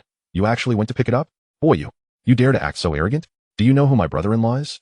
The burly man, gritting his teeth in agony, glares at Lin Yang. Just as he begins to threaten, Lin Yang interrupts him, causing the burly man to freeze in surprise. You know I have backing, and yet you still act so brazenly? Suzy shakes her head. In this place, who could possibly overshadow the young master? At that moment, hurried footsteps approach from a distance. A squad of city guards rushing toward them, led by the burly man's brother-in-law, Feng Qi. Brother-in-law, quickly arrest him. He severed my hand. The burly man immediately seeks retribution as his protector arrives, yet he fails to notice the terror etched upon Feng Qi's face, beads of cold sweat forming. The onlookers, having regained their composure following the gruesome display, murmur among themselves. This young man is still quite youthful, though the Lin dynasty has yet to be officially established. With the royal palace still under construction, its influence surpasses even that of the ancient Wu dynasty. In less than half a day, they had eradicated the most prominent families in Wu City, including the royal family. How terrifying. Thus, even if this young man possesses some background, it pales in comparison to the might of the dynasty. He is likely doomed. What a pity for his beautiful companion. Before they can ponder further, an unbelievable scene unfolds before their eyes. Feng Qi approaches Lin Yang, and, kneeling on one knee, addresses him. Your humble servant pays respects to His Majesty, the Lin King. Your Majesty, we pay our respects. What? This is the Lin King, the head of the Lin family? Lin Yang's reputation is grand. Yet not everyone in the vast city recognizes him. They never imagined that the young man they considered merely well-connected was, in fact, the Lin King himself. What to do? To kneel or not to kneel? As some remain conflicted, others have already succumbed to the impulse. Kneeling in reverence, we bow before His Majesty, the Lin King. The street soon becomes a sea of kneeling figures. At this moment, the most anxious among them are Feng Qi and Li Laosan. Feng Qi arrived post-haste due to a message from the Lin King himself, and as members of the city guards, they are well acquainted with the Lin King. Having seen his portrait, upon hearing the Lin King's voice, he felt a surge of unease, suspecting something amiss. Upon arriving, he discovers that Li Laosan's antics have drawn the ire of the Lin King. How audacious can one be? Li Laosan, in that moment, forgets his pain, gazing at the sea of kneeling figures in despair. Regret floods his heart. This time, it is not just his hand that is at stake, but his very life. Everyone, rise. Lin Yang's voice resonates, the authority of a ruler washing over him, a rather pleasant sensation. No wonder everyone aspires to be an emperor. As the Lin King, he finds it even more gratifying, ensuring absolute strength while delegating other troubles to the elders of the clan. Once the crowd rises, they stand in a hushed silence. The atmosphere thick with tension. They had felt little before, but now the immense pressure emanating from Lin Yang is palpable. Is it you who granted him the authority to act with impunity here? Lin Yang's calm gaze settles upon Feng Qi. I know my crimes. I beseech the king for mercy. Spare my life. Feng Qi, trembling in fear, falls to the ground. I see the blood and resentment above your head. Surely, you have engaged in many corrupt acts that have cost lives? Feng Qi trembles at Lin Yang's words. Could the king truly perceive such things? Your Majesty, I know my faults. I plead for your mercy. I would willingly accept imprisonment for decades. Lin Yang shakes his head. For murder, one must pay with their life. You may end your own life, or perhaps share your final thoughts. Though the realm of cultivation is indeed a place of the survival of the fittest, one must adhere to their own principles when they fall out of favor. It is all about indulging one's desires. If one has attained such a high level of cultivation yet cannot find peace of mind, then it would be better to return to a life of servitude. Feng Qi's heart plummeted to the depths of despair, and within him festered immense resentment. Why? Just for a handful of worthless lives. Why should he sacrifice himself for a few despicable individuals? Your Majesty, I believe. Uffed. Feng Qi's eyes widened as his body slowly crumpled to the ground. Alas, both individuals exhibit the same moral decay, and you truly allowed him to speak his final words? The squad of city guards trembled in shock, having begun to grasp the terrifying nature of their new sovereign. Just a moment ago, they were discussing the notion of retribution for murder, and yet permitted the condemned man his last words, leading one to perceive him as a principled, benevolent ruler. Yet the next instant, as he began to speak, he was swiftly executed. This left the guards too fearful to even breathe. Meanwhile, Second Li witnessed his brother-in-law perish before his eyes. Sensing the aura of death encroaching upon him, his gaze filled with terror as he turned to Su Ziyu. It was Lin Yang who signaled Su Ziyu to take action. No. Su Ziyu struck, shattering Second Li's heart in an instant. Second Li met his end filled with boundless regret. Enough. Clean up the mess. No need to follow me. As you command, Your Majesty. The city guards, as if granted a reprieve, hurriedly removed the two corpses and tidied the ground. Lin Yang, aware that the crowd was focused on him, understood that they could no longer linger there and promptly vanished with Su Ziyu. I was terrified. The pressure from Lin Wang is overwhelming. Indeed, I hardly dared to take a deep breath. Moreover, Lin Wang truly made a centurion pay for his crimes with his life. It feels different from the martial king. Enough. Do you really think someone of Lin Wang's stature would concern himself with the lives of us mere weaklings? Feng Qi's death merely stems from provoking those he should not have. Precisely, do not be so naive. At this moment, Lin Yang had returned to the Lin family estate. Sitting upon a stone bench in the courtyard, Su Ziyu presented tea and snacks. What occupies your thoughts, my lord? Lin Yang lifted the cup of tea to his lips. Savoring a sip, I was pondering whether establishing a law-governed dynasty in this world might be rather entertaining. Law-governed? What does that entail? Is it akin to the law of honey you mentioned before? Su Ziyu seemed somewhat perplexed. Lin Yang chuckled softly. Certainly not. A law-governed society entails establishing a set of orderly regulations within a dynasty. Under this framework, the strong and the weak coexist as equals. No unjust killings. No oppression of the weak. No theft or robbery. A civilized peace, flourishing prosperity, and a populace living in comfort. As Su Ziyu listened to Lin Yang's words, she could not help but envision what such a dynasty might be like, yet she found herself unable to imagine it. From the moment of her birth, her understanding had been rooted in the supremacy of martial prowess. Those lacking strength were simply disregarded. Much like the ants beneath one's feet, they could be crushed without a second thought. Who would advocate for the ants? My lord, is there truly such a dynasty? Of course. However, establishing such an order in this world is exceedingly difficult. Then I believe you will undoubtedly be able to create such a dynasty, while others may falter. You surely will not. Lin Yang smiled faintly, for he genuinely wished to transform the Lin dynasty into such a realm and put it to the test. Although there was a playful aspect to this desire, once the thought had taken root, he felt compelled to act. Ultimately, even if he succeeded, it would not alter the fundamental rules of this world. For even if he triumphed, it would be through his formidable martial strength that he could restrain those capable of defying the heavens. Without such power, this ambition would merely be a jest. Lin Yang possessed such strength, yet he had no intention of undertaking it himself. Such a monumental task must naturally fall upon the elders of the two great clans and Su Xiong. He would simply await the outcome, confident that it would deliver a jolt to this world. With this in mind, Lin Yang sought them out and promptly teleported them over. The three of them. Gentlemen, I have an idea. Lin Yang delved straight into the matter, succinctly outlining his vision. Summoned so abruptly, the three were initially bewildered. Yet upon hearing Lin Yang's thoughts, they were left astounded. If such a dynasty were truly established, the arduous cultivation of those within would ultimately serve only the pursuit of longevity. Moreover, it would become a sanctuary for many seeking refuge from their enemies. a land coveted by mortals and pacifistic cultivators alike. However, creating such an order would not be simple. It necessitated an absolute strength that transcended all else to maintain control. For any order or law that deviates from the norm would face fierce challenges and upheavals. Thus, the three were profoundly shaken by Lin Yang's proposition. I understand this is a formidable task, and I merely present a direction. The specifics require your gradual implementation and completion. Lin Feiyuan, I knew it. Yes, Patriarch. Yes, my lord. To establish such an order, an institution capable of overseeing the entire realm is essential. This responsibility shall be entrusted to Su Xiong. The Hall of Yellow Springs will evolve towards this objective and expand its personnel. I will provide you with some resources, and should it prove insufficient, do not hesitate to ask me. Lin Yang searched his consciousness for suitable resources to cultivate the oversight institution. He casually gathered some items and stored them within his spatial ring. Upon a cursory glance, he found several special techniques and weapons, uniform templates, fabric for uniforms, and a plethora of elixirs among other items. Very well, my lord. Su Xiong received the spatial ring, his excitement palpable. He understood that his opportunity had arrived. To be entrusted with such a significant task indicated that Lin Yang placed immense trust in him. He must accomplish this task to the satisfaction of his lord, ensuring he does not betray that trust. Indeed, an executing body must be complemented by an institution responsible for formulating specific orders, which shall be overseen by the two clan elders. Yes, Patriarch. Lin Yang then gathered further items, including 5,000 years of legal culture, 9 chapters of law, Great Ming Law, classics of governance, analects, and numerous other texts. All were translated into the script of the Hongyu continent, stored within the spatial ring, and handed over to the clan elders. Subsequently, he dismissed them. Governing a dynasty is truly exhausting. Lin Yang could not help but express his sentiments. Su Ziyu stifled a laugh, recalling the clan elder's hesitant demeanor. She surmised that the elder must have been pondering, are you the ruler of Lin, or am I? A day swiftly passed. Lin Yang began to shuttle between the Lin family estate and the construction site of the royal city, leaving Lin Feiyuan and Guodonglai filled with curiosity, unaware of the patriarch's endeavors. Chapter 21. The Strength of the Lin Family's Provincial Lord. Qianzizu. This is one of the 27 provinces of the Lin dynasty. The provincial capital is named Qianzwiching, and the provincial lord's residence is established there.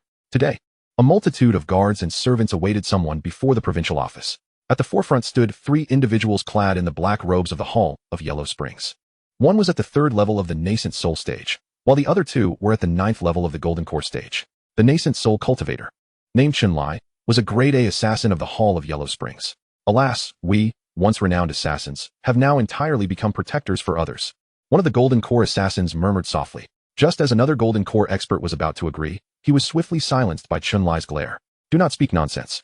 We are serving the young lord. What protectors?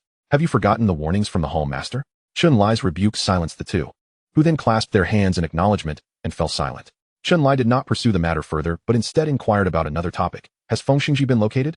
Not yet. His concealment techniques are exceptionally sophisticated, and we have failed to corner him multiple times. Alas, I hope he has already left the boundaries of the dynasty. If he remains hidden and causes trouble, it will be challenging to account for. Feng Xingji was the provincial lord of Qianzizu during the Martial dynasty. The cultivation of the 9 layers of golden elixir was momentarily lax, allowing him to escape. Subsequently, relying on his unique concealment technique, he evaded the encirclement of the assassins from the Hall of Yellow Springs on multiple occasions. Each time he manifested, it was near the state capital. Yet he refrained from causing any disturbances. One could only wonder what schemes he was concocting. If he were to unleash chaos just as the state lord of the Lin family arrived, they would undoubtedly find themselves returning to Lin City to face accountability. At that moment, 2 figures riding spirit steeds appeared in the distance, treading upon the air. The state lord has arrived. Be vigilant and refrain from speaking unnecessarily, understand? Yes. After issuing a stern warning to the 2, Chunlai gazed at the approaching figures of the Lin clan with growing perplexity. Why were there no guards accompanying them? Were they not concerned about potential mishaps on the road? Suddenly, Chunlai's expression shifted dramatically. Careful. The 2 golden elixir assassins also turned pale. For alongside those 2 figures, another presence materialized abruptly. They all recognized who it was, Feng Xingji. He had repeatedly eluded their pursuit through such concealment techniques. To their astonishment, he now appeared and launched an attack against the Lin family's state lord. If someone dispatched by the Lin family were to perish before their very eyes, the consequences were simply unfathomable. They would undoubtedly be condemned to accompany the Lin family into the abyss. Perhaps the entire Hall of Yellow Springs would be implicated. As Chunlai shouted a warning, he exerted all his strength to intervene and thwart Feng Xingji. Alas, it was too late. Feng Xingji's terrifying palm strike descended towards the 2 riders, seemingly poised to send them flying at any moment. Chunlai's eyes widened in horror. He could already envision the wrath of the young master and the home master. Recalling the moment when a golden elixir practitioner was incinerated by a terrifying flame sent a chill through his heart. Feng Xingji, I will. Chun Lai's furious roar was abruptly silenced. His expression froze as he beheld Feng Xingji, bloodied and battered, crashing down before him like a shooting star. Chun Lai found himself momentarily dazed. The two golden elixir experts stood rooted in place, their eyes wide as saucers. They had clearly witnessed the events unfold. Feng Xingji's attack had arrived in an instant. Yet at that moment, one of the two figures, appearing remarkably youthful, suddenly radiated an overwhelming aura. Effortlessly raising a hand to deflect Feng Xingji's palm strike. The force of that strike was instantly rebuffed, sending Feng Xingji careening back. They all sensed the unfathomable might emanating from that Lin family member at that moment. It surpassed even that of the Home Master. To the comrades of the Hall of Yellow Springs, your efforts are appreciated. The two figures from the Lin family landed gracefully, smiling as they greeted Chun Lai and the others, not sparing a single glance at the fallen Feng Xingji. The State Lord is speaking too highly of us. We humbly welcome you, my lord. Chun Lai, snapping back to his senses, bowed deeply, fear etched upon his face, not daring to be remiss. The golden elixir practitioners behind him and the other members of the State Lord's office followed suit, reverently exclaiming, We welcome you, my lord. At that moment, the two assassins from the Hall of Yellow Springs felt a wave of insecurity wash over them. Just moments ago, they had considered themselves the guardians and caretakers of the Lin family. Yet upon witnessing the State Lord dispatched by the Lin family, and feeling that terrifying pressure, they realized how ludicrous their previous thoughts were. This was merely a State Lord sent by the Lin family. There were still 26 other state capitals, not to mention the powerful figures remaining in Lin City. Young master, they truly felt increasingly apprehensive. Do not stand on ceremony. Meanwhile, the other major states also welcomed their respective state lords in succession. Unsurprisingly, each state lord smoothly took control of their state capital. Moreover, the concerns that Su Xiong had harbored did not materialize. None of the Lin family state lords were subjected to disrespect, nor did anyone feign compliance. Additionally, he received confidential letters from various states. The content of each letter bore striking similarity, and upon reading them, Su Xiong's expression grew complex. He had thought that only 2 clan elders had elevated their cultivation, yet the conservative estimate now stood at 27 individuals. These 27 were all at the out-of-body stage. 2 at the transformation stage, along with Lin Yang, whose realm remained unknown.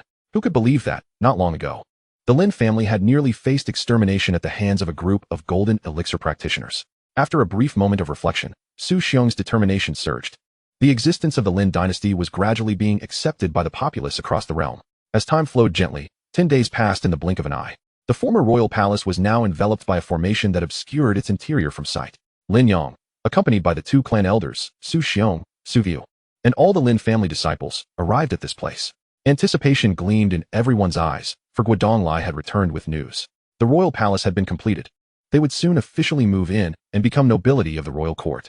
As the formation opened a portal, Guodonglai emerged from the grand city gates, his face betraying excitement. Your subordinate pays respects to the young master. No need for formalities. It seems the construction of the royal palace went smoothly. Come, let us behold the fruits of your labor over these past few days. Lin Yang responded with a smile. When he had last visited, it had merely been a nascent structure, filled with countless puppets at work. This is all thanks to the materials and construction puppets provided by the young master. Your subordinate dares not take credit, Guodonglai replied, then gestured to dismantle the formation. This formation, of course, was derived from the spiritual ring bestowed by Lin Yang, a top-tier 9th-grade formation, possessing both offensive and defensive capabilities, as well as a remarkably potent illusionary technique. Only the ring in Guodonglai's possession could control it. However, Lin Yang discovered that he could enter and exit at will without relying on that ring. Logically, this 9th-grade formation, being a pinnacle array that integrated offense, defense, and illusion, should be difficult for even a tribulation stage being to penetrate. Yet, Lin Yang could traverse it with ease. He could not comprehend why. Perhaps he was slightly stronger than the other tribulation stage beings in this continent? Once the formation was dismantled, the 2 clan elders, Su Xiong, and the members of the Lin family all gazed in awe. They instantly displayed expressions of astonishment, raising their heads, and some even involuntarily gaping. Before them, the royal palace loomed, astonishingly adorned with 2 massive structures suspended high above. The uppermost section was draped in mist, cascading like a waterfall, rendering the 3-tiered royal palace reminiscent of a celestial abode. Your master, shall we enter and take a look? No need. I am already aware of the layout of this 3-tiered palace, Lin Yang replied internally, having already sensed its appearance. Moreover, he had previously examined the model. However, the others, who had not seen the model, displayed great curiosity, prompting Lin Yang to allow them to enter and explore freely. Chapter 22, The Royal Palace Completed. Spiritual energy so dense, it is frightening. Subsequently, Lin Yang ascended to the third tier. Standing upon a spacious plaza, he gazed upwards and noticed clouds floating above. Fixed above the royal palace, not drifting afar. The central cloud was particularly peculiar, being not only the purest white, but also somewhat ethereal, as if passing through it would lead to another realm. Furthermore, the source of the mist enveloping the three-tiered palace was this very cloud. This was a method Lin Yang had left behind during his labor at the royal palace. He had crafted a secret realm in the vicinity of the cloud, placing numerous top-tier spiritual veins within it. These top-tier spiritual veins were not ordinary. He had performed special treatments on them. He infused a substantial amount of rare celestial herbs, blending them into elixirs and integrating them into the spiritual veins. The ability to manipulate top-tier spiritual veins approached the realm of Tao, akin to influencing the celestial laws of the world. These spiritual veins have fused with the essence of celestial elixirs, resulting in a substance that transcends mere pure spiritual energy. What has emerged is a mystical mist capable of subtly transforming one's constitution. The celestial herbs presented by Lin Yang are among the finest in the celestial realm, pivotal for nurturing or altering one's physique. The descending mist permeates each layer, with the uppermost layer being the most concentrated. Even a mere pig residing within this ethereal atmosphere would eventually ascend to immortality. In the second tier, the mist is somewhat diluted, yet, relatively speaking, it remains extraordinarily potent. In fact, even the density of spiritual energy at this lowest stratum surpasses that of all renowned sacred lands or super sects in this world. The uppermost layer is where the Lin family resides, expanding outward from the center according to bloodline proximity and seniority. All members of the Lin family thrive and cultivate in such an environment, each destined to become an unparalleled prodigy rarely seen in the world. The ground level serves as a venue for political discourse, housing various governmental institutions of the dynasty, alongside Lin Yang's temporary palace. The second tier may bestow privileges upon significantly contributing affiliates of the Lin family, such as the forces of the Yellow Springs Hall. Once Lin Yang confirmed that this ethereal cloud was functioning normally and would persist for an extended period, he proceeded to the central palace of this royal abode. Shortly thereafter, the visiting dignitaries arrived at this palace, standing within the grand hall, their eyes shimmering with barely contained excitement. Master, the spiritual energy within the palace is astonishingly rich. It is indeed a sight to behold, perhaps a testament to your prowess, exclaimed an elder of the clan, visibly agitated. Others similarly exhibited expressions of disbelief, taken aback by the sheer intensity of this spiritual energy. Particularly, Su Xiong felt that even the spiritual energy at the ground level of this royal palace far surpassed that of the headquarters of the Yellow Springs Hall by an unfathomable margin. Were he able to reside and cultivate here, his prowess would ascend at an unprecedented pace, reaching terrifying realms previously unimaginable. Moreover, this spiritual energy was wholly distinct from ordinary spiritual energy. He sensed that it contained underlying special laws. Although he had never visited the strongholds of those superforces, he surmised that their residences must approximate such levels. It is no wonder that the disparity between superforces and ordinary factions is so vast. Furthermore, this chasm is insurmountable even over countless epochs. The difference in environment and starting point is simply on an entirely different plane. Indeed, this is a subtle enhancement I incorporated during the construction under Chief Engineer Gui's supervision. Henceforth, all members of the Lin family shall reside in the third tier. As for the particulars, let the clan elders arrange them. Yes, master, Lin Feiyuan chimed in. A few days ago, we dispatched invitations to the coronation ceremony to several prominent forces in the vast domain. Influential entities such as the Kangmang Sacred Sect and the Mingfeng Merchant Association have responded positively, confirming their attendance. However, the Zheng dynasty and the Chao dynasty have displayed a somewhat haughty demeanor. I wonder if they might stir up trouble? Lin Feiyuan continued, his tone revealing no trace of concern when mentioning those dynasties, as they had gradually gained confidence in their own strength and in Lin Yang's prowess. The date for the coronation ceremony was set a few days prior, designated for the day following the palace's completion, which is tomorrow. Lin Yang raised an eyebrow. Such insignificant figures are not worth my concern. If they overstep, we shall simply expand our territory with some effort. Yes, master. Lin Feiyuan and Lin Feiwei exchanged knowing glances, smiles gracing their faces. Su Xiong, feeling envious, lamented that he was still just a nascent soul. When would he catch up to the two clan elders? After the formation was dismantled, everyone in Lin City beheld the two majestic palaces suspended in the sky. Although obscured by clouds and mist, they could discern the mysterious and imposing aura emanating from them. Is this the palace of the Lin dynasty? I have never seen a triple-tiered palace before. The appearance of these three palaces instantly elevates Lin City to a new echelon, as if it were a realm beneath the shelter of celestial palaces. I wonder if it's merely my illusion, but I feel the surrounding spiritual energy becoming denser. It is no illusion. The density of spiritual energy is indeed on the rise. Many observe the unusual shift in the air, deducing that it must be linked to the Lin dynasty's palace. Some ventured closer to investigate, discovering that the nearer they approached the palace, the more potent the spiritual energy became. Once this revelation spread, residences near the palace began to be fiercely contested. Instantly, property values soared, yet many continued to flock to the area. For the environment of spiritual energy during cultivation is of utmost importance. Lin Yang paid little heed, as he was well aware that the dispersal of spiritual energy was within his control. The ethereal essence would continue to proliferate. He aimed to empower the citizens of the Lin dynasty, fostering a greater number of formidable individuals in this territory. A dynasty cannot solely rely on the strength of its royal family. The prosperity of its subjects is equally vital. Otherwise, when the entire Lin family transcends tribulations, the most powerful among the commoners would merely be at the gold core or nascent soul stage. That would be rather unamusing. The following day, Lin City was suddenly graced by numerous unfamiliar faces. Almost all arrived in groups, many adorned in identical attire bearing a unified insignia. These were representatives from various powers who had received invitations from the Lin dynasty to prevent any untoward incidents from unruly individuals. Lin Fiyuan had long dispatched all remaining out-of-body stage experts of the Lin family to discreetly position themselves throughout the city. Should anyone act out of line, they would intervene without hesitation. However, the forces that arrived first were surprisingly composed, adhering to the various regulations of Lin City thus far.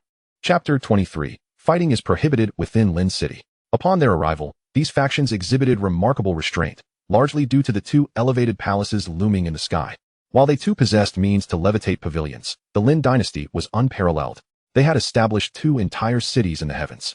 The ability to suspend a single pavilion in the air is a remarkable feat of spiritual artifacts. What then could one call the entire city floating in the sky? This spectacle left them awestruck, prompting a cautious demeanor once they entered Lin City. This rapidly ascending Lin dynasty instilled a sense of trepidation within them. Yet, as the influx of external forces increased, issues inevitably arose. Soul Return Valley, you have the audacity to come as well? Humph. If you from Tianfeng Mountain can attend, why can't we from Soul Return Valley? It seems we arrived first, doesn't it? You merely follow in our wake, wherever we go. You follow like a swarm of flies.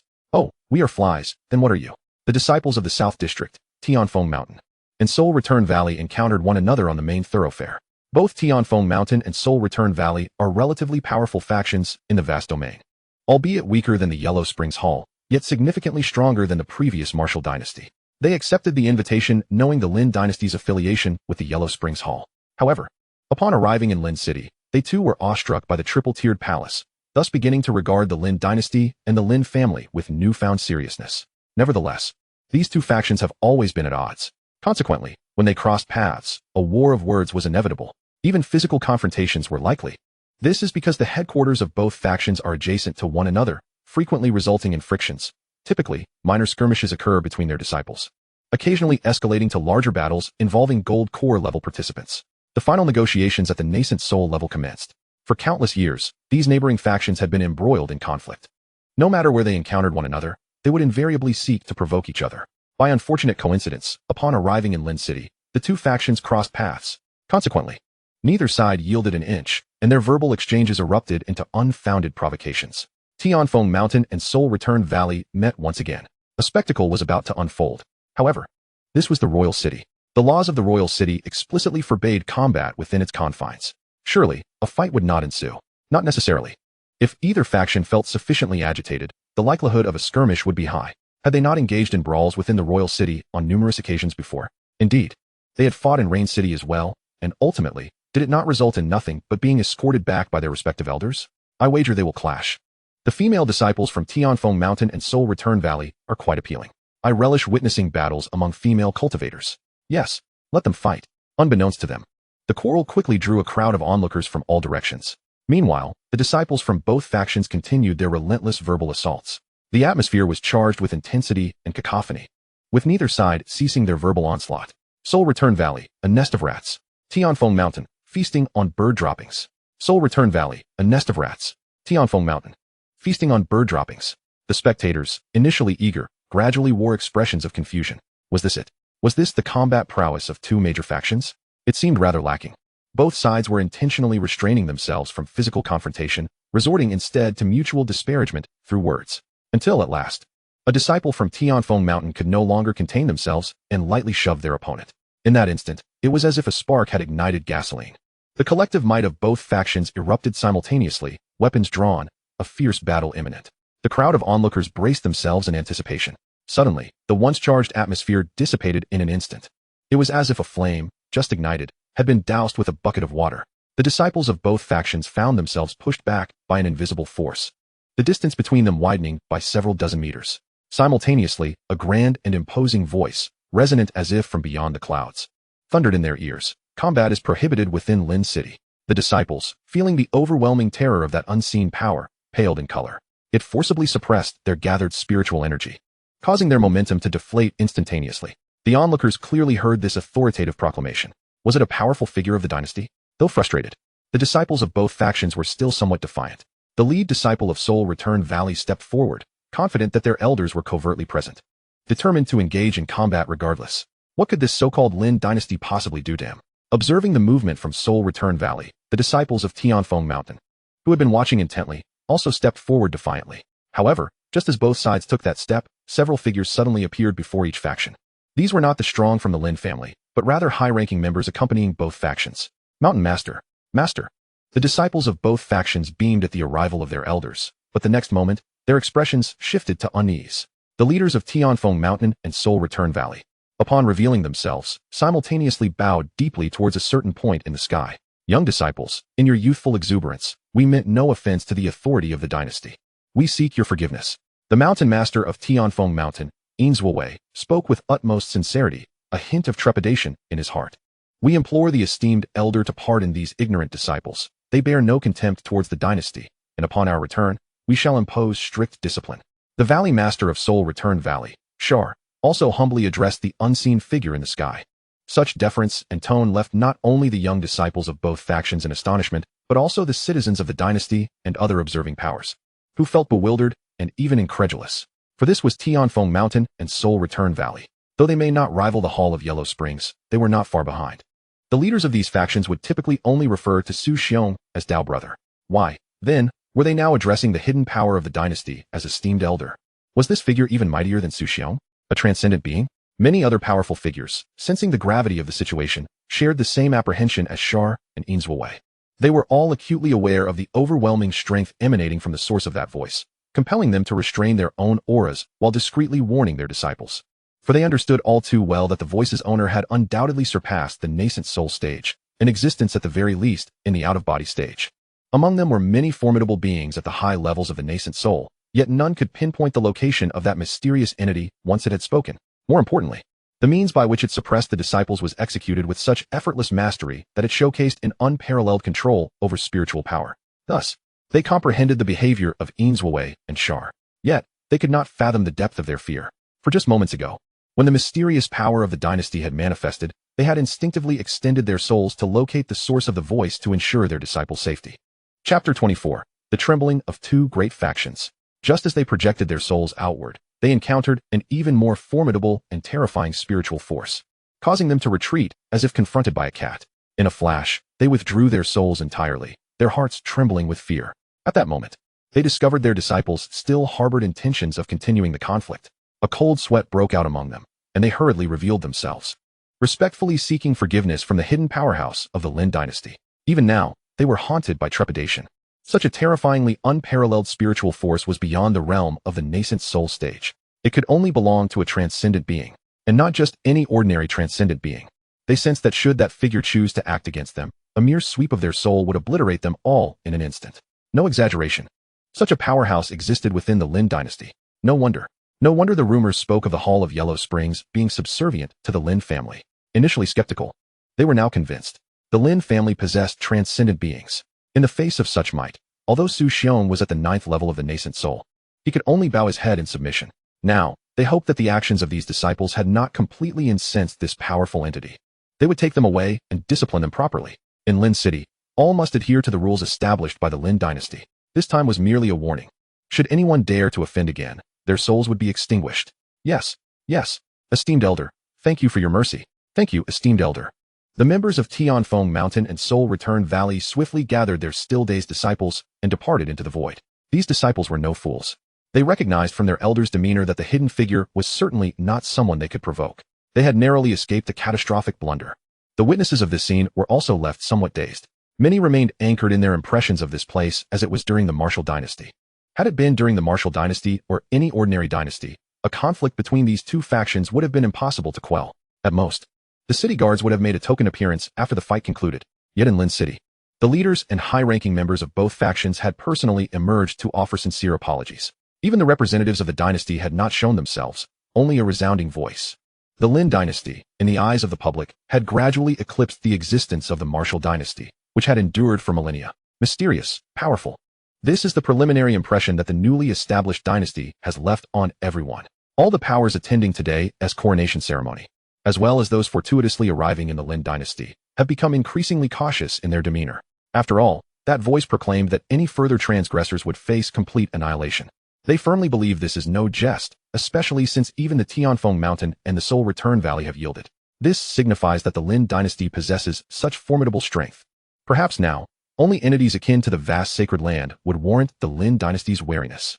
Concurrently, some have observed that upon entering Lin City, the spiritual energy has become increasingly potent. In the third tier of the royal palace, within the Lin royal bedchamber, Lin Yang found himself surrounded by 5 exquisitely beautiful handmaidens, each holding various garments. These were brought by Su Ziyu for his change of attire. Previously, it had solely been Su Ziyu assisting Lin Yang with his wardrobe, as he was not particularly adept at donning the clothing of this realm, allowing her to dress him at her discretion. Young master, today is the coronation ceremony. You must wear the royal crown and ceremonial robe, thus necessitating a more intricate ensemble. It cannot be managed alone, Su Ziyu remarked with a smile.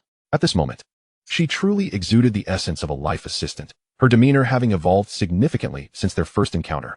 Very well. But is this truly what I must wear for the coronation? Lin Yang approached to inspect the garments. Indeed, young master. These have been crafted by the finest embroiderers assembled by the esteemed elder of the clan. Su Ziyu explained. Since you previously mentioned your indifference towards such superficialities, we did not present them to you beforehand. Lin Yang unfurled the outer garment, his expression shifting to one of mild displeasure, bordering on exasperation. How should he articulate it?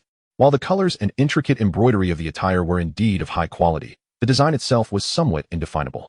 The elevated shoulder sections appeared rather peculiar and evoked a sense of déjà vu. Is this too ostentatious? Remove these. I shall don my own attire. As you wish. Your Majesty. The handmaidens, somewhat puzzled, retreated with the garments in hand. However, Su Ziyu interjected. Yet, young master, while I am aware of your disregard for trifles, this is, after all, the coronation ceremony. She discerned Lin Yang's dissatisfaction with the custom-made robe. However, time was of the essence, and a new garment could not be commissioned. Lin Yang waved his hand, signaling her not to fret. He recalled something he had glimpsed within the astral sea of consciousness. Diving into his mind, Lin Yang found himself in the celestial expanse, before one of the central celestial bodies. Here, towering pillars loomed, each bearing a unique item atop it. At first glance, they appeared ordinary and unremarkable. Yet, unlike the multitude of items elsewhere, each of these bore its own singularity. This was a remnant left by the system. While many other items resembled mass-produced clones, countless piles, innumerable to tally. For instance, spirit stones, elixirs, and celestial artifacts, like the previously retrieved celestial cloud 1,000-petal lotus. An endless supply. Indeed. Yet here, atop each column rested but one item, each distinct from the other. There were battle armor, spears, scriptures, thrones, chessboards, water vessels, and even diminutive ferocious beasts ensconced within transparent bubbles. Lin Yang commanded the entirety of this celestial realm, aware of the origins and powers of each item. Thus, gazing at these seemingly plain pillars filled him with an unexpected sense of security. If the information he sensed was accurate, even without any cultivation prowess, he could simply select any item from this place and stand undefeated amidst the realms, be it the Hongyu continent or the enigmatic celestial realm. Nevertheless, he still aspired for his own cultivation to be formidable, for that would be the most prudent course. He hoped that upon reaching the celestial realm, he could still rely on his invincible starlight. Yet prior to that, he needed to ascertain the whereabouts of his ascension tribulation. Moreover, barring unforeseen circumstances, he intended to ascend to the celestial realm alongside all the Lin family members. Even if mining was to be done, it would be as a united family. Lin Yang returned his focus, directing his gaze towards one of the outer columns. He extended his hand, summoning the item placed there. To the outside world. Su Ziyu observed Lin Yang seemingly lost in thought, only to witness a small robe materializing in his grasp. Young master, what is this? This is what I shall wear today for the coronation. Lin Yang smiled as he raised his palm. Instantly, the small robe began to emit a soft yellow glow, slowly lifting from his hand and hovering, as if it were merging with Lin Yang's very being. Su Ziyu's eyes widened in astonishment as she pointed at Lin Yang. She beheld the small robe merge with him, causing the attire he previously wore to undergo a remarkable transformation. A wave of ancient, regal energy enveloped him. The upper garment bore designs of the sun, moon, stars, mountains, dragons, and auspicious insects. The lower garment was adorned with patterns of ancestral rites, aquatic plants, fire, powdered rice, and intricate motifs. Along with the 12 tassels of the crown, they manifested in grand splendor. This was the item Lin Yang had retrieved from the column, known as the ancestral divine emperor's garment, capable of transforming into any shape as one of its myriad powers. Its other boundless capabilities were momentarily set aside. The current form was a manifestation inspired by the ancient imperial robes of Earth. Once the robe had fully materialized, Lin Yang's aura surged to an unprecedented height. An invisible, supreme imperial majesty radiating like a gentle breeze, ebbing and flowing beyond the palace, and spreading throughout Lin City. In an instant, it permeated every corner of the vast expanse of the Lin dynasty. Chapter 25. The Shattered Spirit Vessel of the Zhao Dynasty. Even the laws and orders drifting between heaven and earth bowed in reverence to Lin Yang. All of this was subtly veiled, for the true pressure of this divine artifact had not been fully unleashed. This was no ordinary robe, it possessed self-awareness. Currently, the ancestral divine emperor's garment merely exuded a faint trace of imperial might, as it belonged to a king yet to be crowned in the Lin dynasty. What is happening? I suddenly feel an overwhelming urge to kneel and worship. I too feel it, though not as intensely. It emerged inexplicably from the depths of my being. This sensation resembled the arrival of an omnipotent existence capable of wielding dominion over life and death. At this moment, every individual within the realm of the Lin dynasty experienced this shared feeling. Not just the mortals or those of lesser cultivation, but even the leaders of various factions. And formidable cultivators at the nascent soul and even out-of-body stages felt the same. Knight Liang and Wan Ren, who were entering the Lin dynasty, sensed this phenomenon keenly. Standing upon their spirit vessel, they gazed towards Lin City, situated thousands of miles away. This must be the presence of a predecessor, Knight Liang mused. Indeed, such a serene yet exalted aura, none in the Kangming domain can compare. Wanren concurred, casting a satisfied glance at the two individuals beside him. Lin Sheng held the hand of Wan Yitong, both standing with smiles. The two had officially come together during this period. This stirred feelings of envy, jealousy, and dissatisfaction among the other peak masters and elders, who had failed to introduce their own protégés to Lin Sheng. Yet, they were powerless to intervene. They could not force Lin Sheng's hand, could they? Though some had contemplated such notions, they swiftly extinguished them, let alone Lin Sheng's elder brother's terrifying reputation. Even Lin Sheng himself had become a formidable presence to contend with. With the spiritual ring left by Lin Yang, Lin Sheng's cultivation has remarkably surged to the golden core stage within less than half a month, at the tender age of 19. His innate talent had always been formidable, reaching the 8th layer of the transformation stage, which is why he was accepted as a direct disciple by Wan Ren. After acquiring ample resources, his progress has become astonishingly prodigious. The most astonishing aspect is the sheer abundance of valuable treasures at his disposal. For instance, he can strike with a great bell that delivers a blow equivalent to that of the divine transformation stage, or casually toss a flag that can ensnare a formidable entity in the integration stage. He even gifted Wan Ren a 9th-grade flying sword, which housed a spirit at the integration level. The key point is that these items can be claimed with a mere drop of blood, requiring no suppression or refinement. It is utterly maddeningly enviable. If only I had sired a worthy daughter. If only I had supported Lin Sheng more fervently back then. Had I obtained treasures like the celestial cloud, 1,000-petal lotus, or the 9th-grade flying sword, I would willingly endure confinement in the forbidden prison for an extended period. Regret is a bitter companion. Presently, Wan Ren, while sensing the veiled jealousy of various peak masters, elders, and the sect leader, maintains a serene smile. Yet, he thinks to himself, I owe you all my gratitude. Your eagerness to introduce a partner for Lin Sheng has inadvertently prompted Tonger to express her affections, otherwise, they might not have come together so swiftly. Lin Sheng, however, is preoccupied with thoughts of the future. He holds the hand of Wan Yitong beside him, gazing toward the front of the spiritual vessel.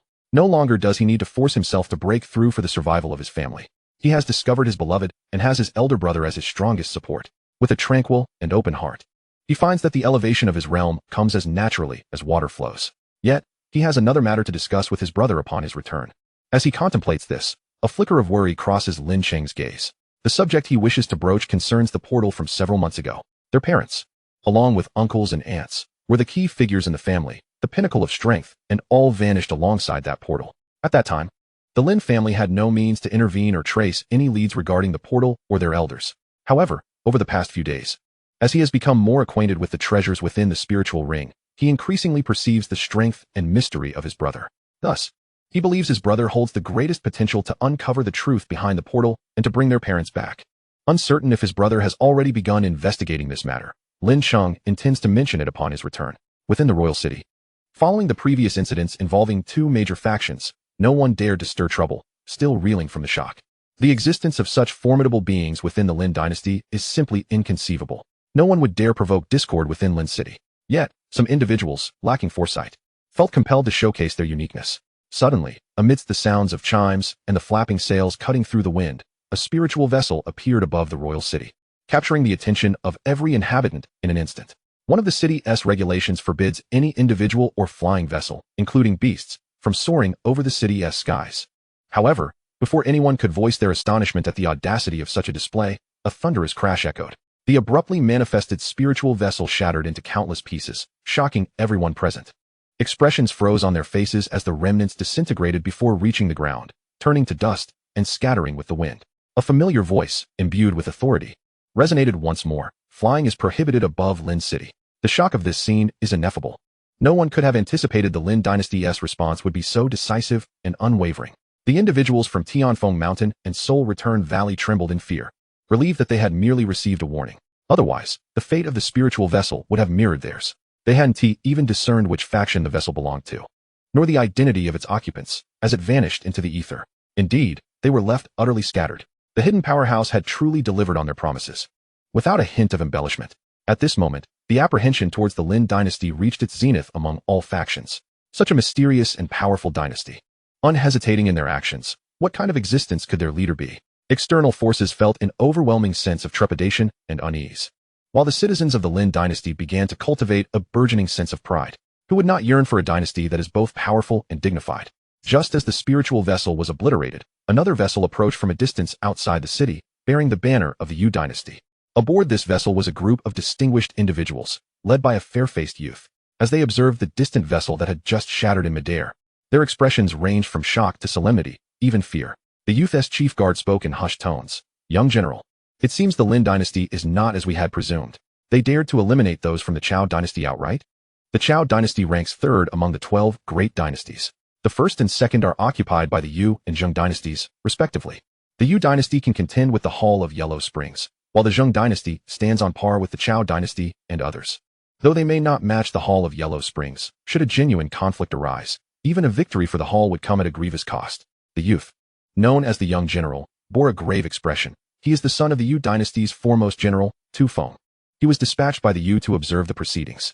Based on their analysis, the so-called Lin dynasty is merely a puppet of the Hall of Yellow Springs, attempting to exert control over a dynasty. However, the true purpose of the Hall remains unclear. He had come to find an opportunity to gauge the situation, yet had not placed significant importance on it, considering that the strength of the Hall is comparable to that of the Yu dynasty. However, upon arrival, he discovered the Lin dynasty acted with such audacity. Even if they are backed by the Hall of Yellow Springs, they should not be so brazen. He was taken aback by their resoluteness. Even the Yu dynasty would hesitate to provoke a force such as the Chao dynasty to such an extent. After all, should war break out, both sides would endure tremendous losses. Notably, two palatial structures hovering high above the royal city drew attention from afar. Could these be creations of the Hall of Yellow Springs? One might mistake this place for an ancient and mysterious realm. In any case, the Lin dynasty is far more complex than they had anticipated. "Land the vessel. We shall enter through the city gates." Tu Zisher snapped back to reality and commanded his companions. "Yes, young general," he received in unison. "Moreover, once we enter the city, we must not act with arrogance. We must proceed with utmost caution. Follow my lead. If your foolish actions invite calamity, do not blame me for being ruthless." "Understood, young general," they echoed, shaken by the destruction of the vessel. Even without the young general's admonitions, none would dare provoke the Lin dynasty. The Yu dynasty's members descended from the vessel and made their way toward the city gates. Just then, another spiritual vessel descended simultaneously, hovering at a low altitude. Someone stood on the deck, gazing at the Yu dynasty's contingent. "Tu Zisher, I did not expect you to regard the Lin dynasty with such trepidation, retracting your vessel at the city gates. This is hardly the Yu dynasty's style. These individuals hail from the Zheng dynasty, and among them stands a young leader."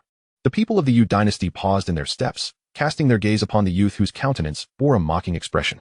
Tu Zisher chuckled lightly, stating, "Since we have arrived in the capital of a foreign dynasty, it is only fitting to show respect. Otherwise, one might mistakenly believe that all from the Yu dynasty are brutes. Since Brother Shen looks down upon my actions, why not navigate the spirit vessel into this royal city himself?" Upon hearing Tu Zisher's words, Shun Kuang scoffed, asserting, "The men of the Yu dynasty are no brutes, and neither are those of the Zheng dynasty.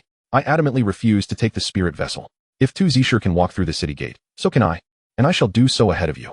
With that proclamation, Shen Kuang descended with the Zheng dynasty's entourage, striding forward. Tu Zixia maintained an unperturbed expression, calmly extending his left hand in invitation. Please. Humph. Shen Kuang snorted derisively and walked past him, unable to tolerate Tu Zixia's hypocritical demeanor. Even his own father, the esteemed duke of the Zheng dynasty, often urged him to learn from Tu Zixia's composure. Yet, he could not abide such an attitude. He felt an incessant urge to trample upon it. But Tu Zixia's demeanor remained unchanged, rendering Shen Kuang's efforts akin to striking a fist against cotton. After the Zheng dynasty's contingent led the way, Tu Zixia followed suit, revealing no signs of discontent. One of the accompanying guards murmured in dissatisfaction. Why are we being so courteous, Major General? With his arrogant demeanor, one might think we are intimidated. Tu Zixia merely glanced at the guard, who immediately lowered his head in fear. My apologies, Major General. Remember, the bird that sticks its head out gets shot. Yes, I shall remember. The guard exhaled in relief. As Tu Zixia continued his stride, his gaze fell upon Shen Kuang ahead, contemplating his mission to probe the Lin dynasty's strengths and weaknesses. An enigmatic glimmer flickered in his eyes. Some matters need not be contested. Perhaps a different approach might even alleviate your burdens. Upon the arrival of the Kangmang Xingzong, they proceeded directly to the royal palace, where Lin Yang granted them entry into the third tier of the royal residence. Brother Lin, is this truly the palace of your Lin dynasty? How magnificent! Wan Yetong exclaimed, her eyes wide with excitement. A group of formidable figures from the Kangmang Xingzong, the pinnacle of the Kangmang realm, entered the Lin dynasty's palace, feeling somewhat restrained and cautious. Wan Ren whispered to Lin Cheng, China, this palace is no ordinary place. Upon entering, I sensed numerous auras locking onto us. There are undoubtedly many unparalleled powerhouses concealed here. Luo Gaoyang's tone betrayed his unease. The palace is shrouded in a top-tier formation. Its exact level is difficult to gauge, but it could annihilate us all in an instant. Yi Liang also struggled to suppress his excitement. The spiritual energy here is so dense that it is almost indescribable. I feel as if it might rain down upon us. Listening to the discourse around him, Lin Cheng felt dazed. This was his first visit to the palace. The last time he departed from the Lin family. They were teetering on the brink of collapse. Who could have anticipated that in just a few short months, it would transform into such a splendid palace? What extraordinary fortune had his elder brother encountered? Alas, it is a pity that their father and mother cannot share in this splendor. Where have they gone? Are they still alive? Second young master, the king is here. Following the palace guards, they entered a grand hall, and as they raised their eyes, all were rendered speechless. Unlike their previous meeting, where they had respected Lin Yang's strength without feeling overwhelmed, this time, he sat upon the throne adorned in royal regalia, the crown obscuring his face, exuding an aura of invincibility that left them hesitant to gaze a second time. Only Lin Cheng felt somewhat at ease, having previously met his elder brother. Greetings, esteemed elder. Lin Cheng spoke casually, while Yi Liang and the others felt an intense anxiety enveloping them, overwhelmed by the gravity of the encounter. No need for formalities. You all have arrived rather early. Lin Yang observed the assembly through the veil of his crown. After donning the royal attire, he found the appearance quite dashing and chose not to change back. Chapter 26. Indeed, it is my grandfather. On the day of your ascension, we would never dare to be remiss. If there is anything you require of us today, please do not hesitate to command us. Yi Liang replied promptly. Not at the moment. The coronation ceremony is still some time away. In light of Xiaocheng's relationship with me, I permit you to explore the palace. Ziyu, please guide them. Yes, my lord. Su Ziyu, standing beside Lin Yang, stepped forward and bowed. Thank you, esteemed elder. Yi Liang and the others were filled with immense joy. For the spiritual energy within the palace was extraordinarily rich, and the opportunity to remain there for an extended period was a tremendous blessing. Brother, I shall not join you. I have matters to discuss with you. Lin Cheng hesitated before ultimately declining. Very well, then remain here. The rest of you may withdraw. Understood. The group exited the hall under Su Ziyu's guidance. Wan Yetong glanced back at Lin Cheng, and upon seeing him nod, she stepped through the palace doors. Inside the hall, only Lin Cheng and Lin Yang remained. Lin Yang shed the royal attire, reverting to his customary garments. Xiaocheng, you wished to discuss the matter from a few months ago, correct? Lin Cheng was taken aback. How did you know, brother? Lin Yang's figure flickered, and he was suddenly beside Lin Cheng, smiling. I have already visited the location of that portal and formed some conjectures. Really? Brother, what have you discovered? Where did father and the others go? Are they still alive? Lin Cheng's excitement was palpable, though his voice faltered at the last question, fear creeping in that his brother's speculations might yield the answer he dreaded most. Lin Yang patted his shoulder, signaling him to remain calm, then began walking toward the hall's entrance, speaking as he went. I have yet to ascertain whether they are alive. I only sensed a trace of unfamiliar energy at the side of the portal. To be precise, the energy of a foreign world. What? Lin Cheng followed Lin Yang, the two standing at the hall's entrance, gazing down at the vast plaza below. Brother, Does foreign world imply that the portal might lead to another realm? Lin Yang furrowed his brow, struggling to comprehend. Within the realm of cultivation, it is widely acknowledged that the Hongyu continent is not the sole world, amidst the boundless chaos. Many realms akin to Hongyu exist, some powerful and others weak. All beings that reach a certain level of strength in these worlds ascend to the celestial realm. Indeed, that place harbors an aura that repels the laws of this world. Lin Yang confirmed with a nod. In truth, he had not specifically investigated the matter. Accurately speaking, he had nearly forgotten about it altogether. However, such an embarrassing situation, Lin Yang deftly concealed. It was only after Lin Yang mentioned it that he extended his consciousness to examine, having indeed detected that faint trace of energy, so subtle that he almost missed it. If he could locate it, he might also bring those individuals back. After all, they are considered kin in this vast world. However, upon hearing Lin Yang's affirmative response, Lin Yang felt a wave of despondency wash over him. The vastness of Hongyu continent was unfathomable, let alone the prospect of venturing into other realms. How could they possibly search? Is there any way to bring back our father and the others? Despite the faint glimmer of hope, Lin Yang couldn't help but voice his inquiry. Yes, really? Brother, what must we do? Hope ignited anew in Lin Yang's eyes. Lin Yang chuckled softly. Of course it's true. All we need to do is achieve immortality. Achieve immortality? Indeed. Once you attain immortality, you can traverse the void and explore the chaos. And then there will be hope of retrieving them. Previously, the notion of achieving immortality had been but a distant fantasy for Lin Yang. Yet now, it seemed within reach. He caressed the spirit ring on his hand, realizing he had a compelling reason to strive for cultivation. Suddenly curious about his brother's realm, he asked, Brother, how far are you from achieving immortality? Lin Yang shook his head and gazed skyward. I do not know. By rights, I should have already achieved it. For some inexplicable reason, the heavenly path has yet to bestow the tribulation. Lin Yang was taken aback by his brother's words. The first shock was the implication that his brother had already completed the tribulation. The second was the audacity of Lin Yang to criticize the heavenly path. For cultivators held it in reverence. They were usually cautious with their vows, aware that those who issued oaths could suffer divine retribution. Thus, all knew of the heavenly path's existence, and none dared to show it disrespect. Fortunately, it seemed nothing adverse had occurred. Lin Yang was left awestruck by his brother's power, which he should have anticipated. The items his brother possessed were indeed the pinnacle of this world. If his brother's cultivation had reached the peak of tribulation, then it was only fitting he wielded such treasures. How astonishing! In this vast realm, where even those at the out-of-body stage were considered top tier, stood his brother, a true master of the tribulation. Rest assured, I will resolve the issue of the immortality tribulation and will find a way to bring you all to the immortal realm. I will keep their disappearance in my heart. Lin Yang reassured as he patted Lin Yang's shoulder. Yes, I believe in you, brother. Patriarch. From a side passage in the palace, Lin Feiyuan and two others approached together. Cheng'er has returned. Have you missed your grandfather? Lin Feiyuan exclaimed joyfully upon seeing Lin Yang.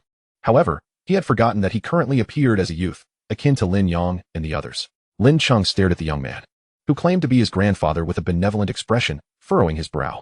Suppressing the urge to strike, he asked, Who are you to dare claim to be my grandfather?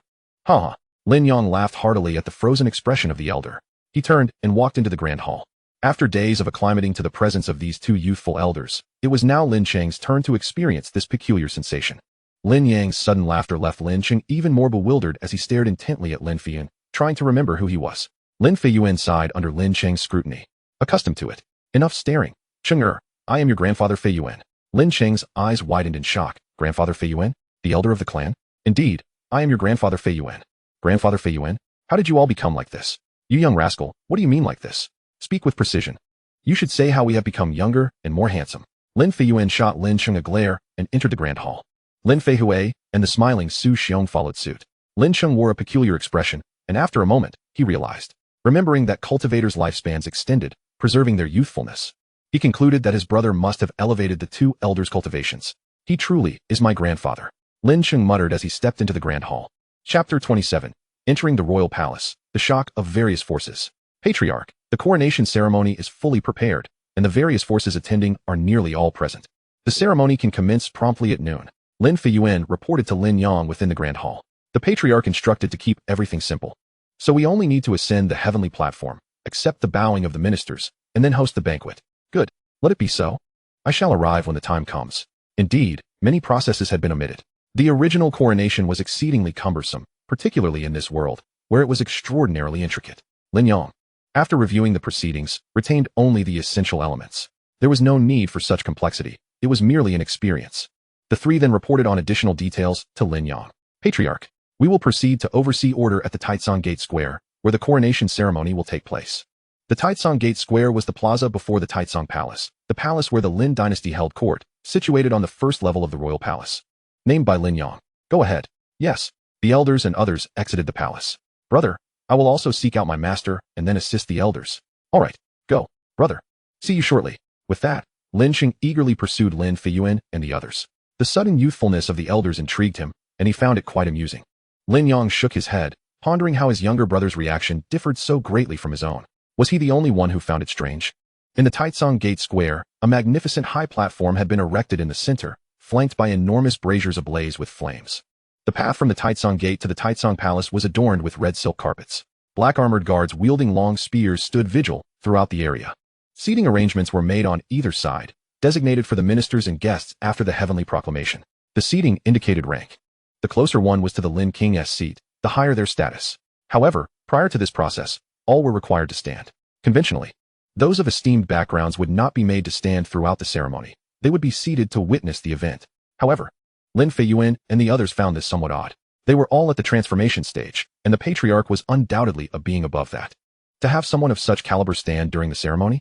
That seemed inappropriate. Thus, they amended the rule. Until the banquet segment, all must remain standing. At this time, individuals began to enter the Taitsong Gate Square, guided by attendants. The first to arrive were the representatives of Tianfeng Mountain and Soul Return Valley. Notably, these two factions exhibited exceptional decorum. Even their leaders were extraordinarily respectful, treating the attending eunuchs and maidens with kindness. When informed they were to stand during the ceremony, they readily complied. This left some later arrivals perplexed. Is that the Lord of Tianfeng Mountain? It can't be real.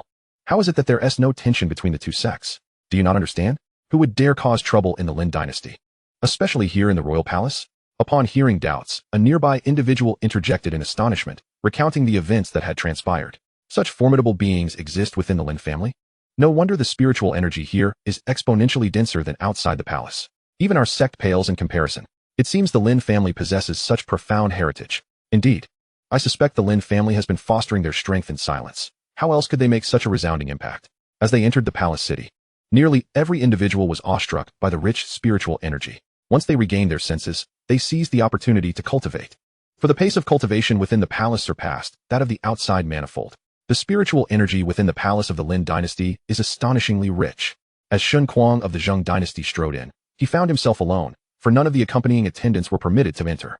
Only representatives of significant power or those whose status and cultivation reached a certain level could gain entry. The presence of Tianfeng Mountain and Soul Return Valley was only due to the courtesy extended by the Huangquan Hall.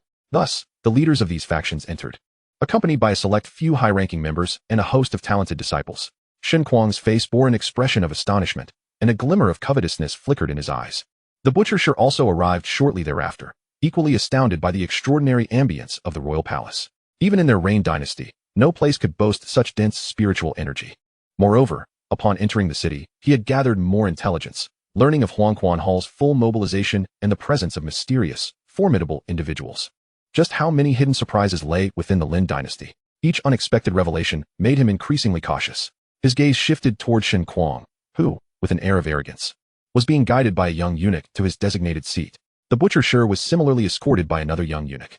Upon arrival, they discovered that both Shen Kuang and Shi were assigned to the fourth tier of seating. The expansive chair at the very top was unmistakably reserved for the Lin King. Descending a few steps revealed a platform with several empty seats, and further down lay a square where numerous prime positions remained vacant, evidently reserved for one or two factions. Following them were Shi and Shen Kuang, facing the representatives of Tianfeng Mountain and Soul Return Valley. After greeting them, Shi's gaze wandered to the expanse of unoccupied seats above, filled with curiosity. However, upon observing Yin Zuowei and others sitting quietly, he refrained from making any hasty moves. Naturally, only Shi possessed the composure to remain calm. Shen Kuang, on the other hand, was visibly displeased. Being placed beneath Shi was acceptable, as the Reign dynasty did indeed hold a superior status. However, what did the multitude of empty seats above signify? Were they perhaps reserved for the Kangmang sacred sect? Would they truly attend the coronation ceremony of this dynasty? Unlikely. He perceived this as a blatant display of superiority from the Lin dynasty and Huangquan Hall. Yet, neither Shi nor the leaders of the other two sects reacted, prompting him to suppress his discontent and remain silent. Restless, he turned to Shi with a sarcastic tone. Shi, your Reign dynasty is ranked first among the 12 dynasties, and yet you find yourselves seated so far back. It seems you are hardly regarded. I foresee that the title of First Dynasty will soon be relinquished. Shi merely smiled faintly. then clasped his hands in salute to Shen Kuang. Brother Shen, your words are excessive. The Rain dynasty has never claimed to be the foremost dynasty. It is merely a hollow title. In contrast, the Zheng dynasty is currently thriving, with your esteemed father assisting in its resurgence. The title of First Dynasty shall eventually belong to the Zheng dynasty. Such comments left Shen Kuang momentarily perplexed.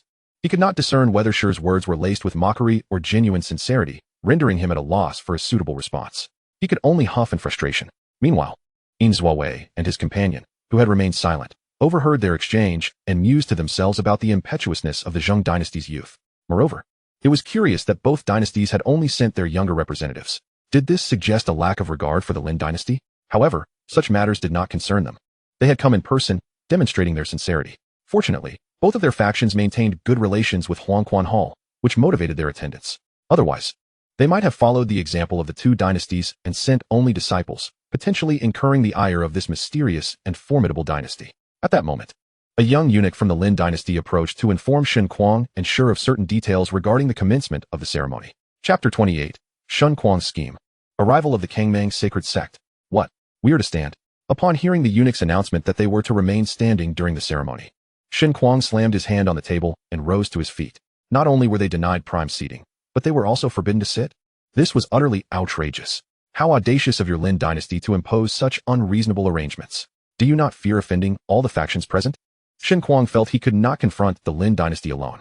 He aimed to rally the other factions to his side, convinced they too must harbor dissatisfaction with such regulations, even if they had yet to voice it.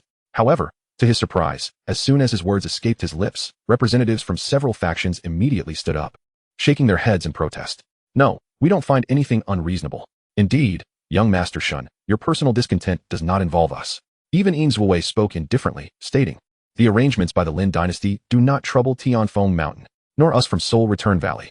The scenario Shen Kuang had envisioned, where everyone would rise to support him, had not materialized. Instead, these factions appeared to back the Lin dynasty. Shen Kuang stood there stunned. Moreover, Tianfeng Mountain and Soul Return Valley had allied with them?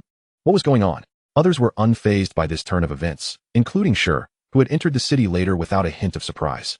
He addressed Shen Kuang. Brother Shen, it is merely a matter of standing for a short while. Though you hold the esteemed title of son to the Duke of the Zheng dynasty, it is prudent to adhere to local customs in other dynasties. After all, we are not in the Zheng dynasty. Although Shi's tone was sincere, his words bore an underlying implication to Shen Kuang. This is the Lin dynasty, not your home turf of the Zheng dynasty. Even if you are unwilling, you must endure. Instantly, Shen Kuang felt a surge of indignation. Nonsense. Just because this is the palace of the Lin dynasty, you treat us, the honored guests, with such disdain? Are you all afraid? None of you dare to speak up. Then I shall take the lead. If I must stand, then I refuse. I shall sit. I will occupy that seat. As he spoke, Shen Kuang strode toward the upper tier, hoping to claim a position on the second step. After all, if he were to sit on the king's throne, the implications would be entirely different, and he risked being killed for it. Wait, young master. The young eunuch was at a loss for how to respond. The others watched in astonishment as Shen Kuang dared to approach the upper tier. Was there truly someone so bold? A flicker of amusement danced in Shi's eyes. Young man, that is not a place for you. A voice of authority resonated, prompting everyone to turn their heads. Shen Kuang halted in his tracks. Upon recognizing the newcomer, the crowd was momentarily taken aback, for not all were familiar with the figures from the Kangmang Sacred Sect. Master Wanfeng? Invincible quickly rose, having met Wanren once before. Master Luo. Shi also recognized Luo Gaoya. For those unfamiliar with these prominent figures, their distinctive garments revealed their affiliation with the Kangmang Sacred Sect. Coupled with Invincible and Shi's demeanor, it was clear to all that these individuals indeed belonged to the Kangmang Sacred Sect and held substantial status. Oh, you are Daoistine? Wanren, who enjoyed making acquaintances, recognized Invincible despite their previous brief encounter. Indeed, I am astonished that Master Wan remembers me, Invincible exclaimed, taken aback. Subsequently, his gaze shifted towards the foremost figure, Yi Liang. Wanren introduced him.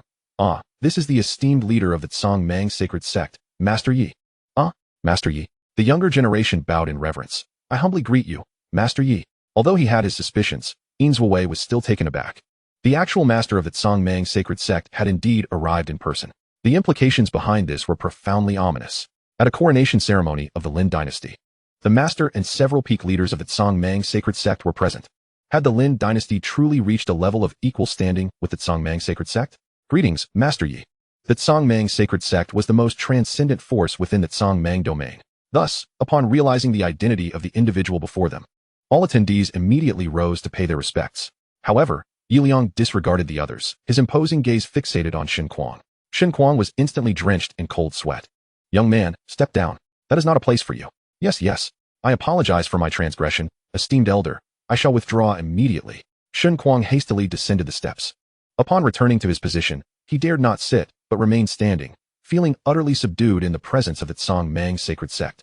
The disparity between his own Jing dynasty and the Tsang-Mang sacred sect was simply too vast. Tu Ji was also internally astonished.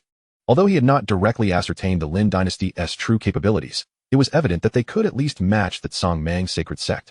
It was worth noting that even during the coronation ceremony of the Yu dynasty, it would be impossible to invite the Tsang-Mang sacred sect, let alone secure the attendance of an elder.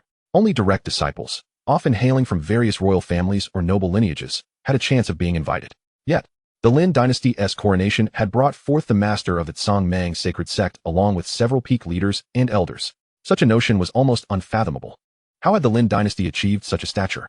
Yi Liang chose not to dwell on the missteps of a younger generation. He merely frowned at the fact that the representatives of the dynasty were predominantly youthful. Tu Ji's heart sank. This was a miscalculation. Who could have predicted the Lin dynasty would be this formidable and connected to the Tsang-Mang sacred sect? This had undoubtedly left a negative impression. It seemed he would have to discuss with his father upon returning about how to make amends. At that moment, Yi Liang continued to step forward. Everyone assumed he would ascend the platform with the Tsang-Mang sacred sect. However, to everyone's surprise, Yi Liang halted just before reaching the steps. He turned and, with a smile, respectfully inquired of the eunuch from the Lin dynasty, "Might I ask where the Tsang-Mang sacred sect's seats are?" He was uncertain whether the positions on the platform had been reserved for them. Yet, Yi Liang's demeanor left everyone utterly astonished. Was this truly the master of the Tsang-Mang sacred sect? What kind of power did the Lin dynasty possess to warrant such deference? The eunuch, somewhat taken aback, nonetheless conveyed the arrangement.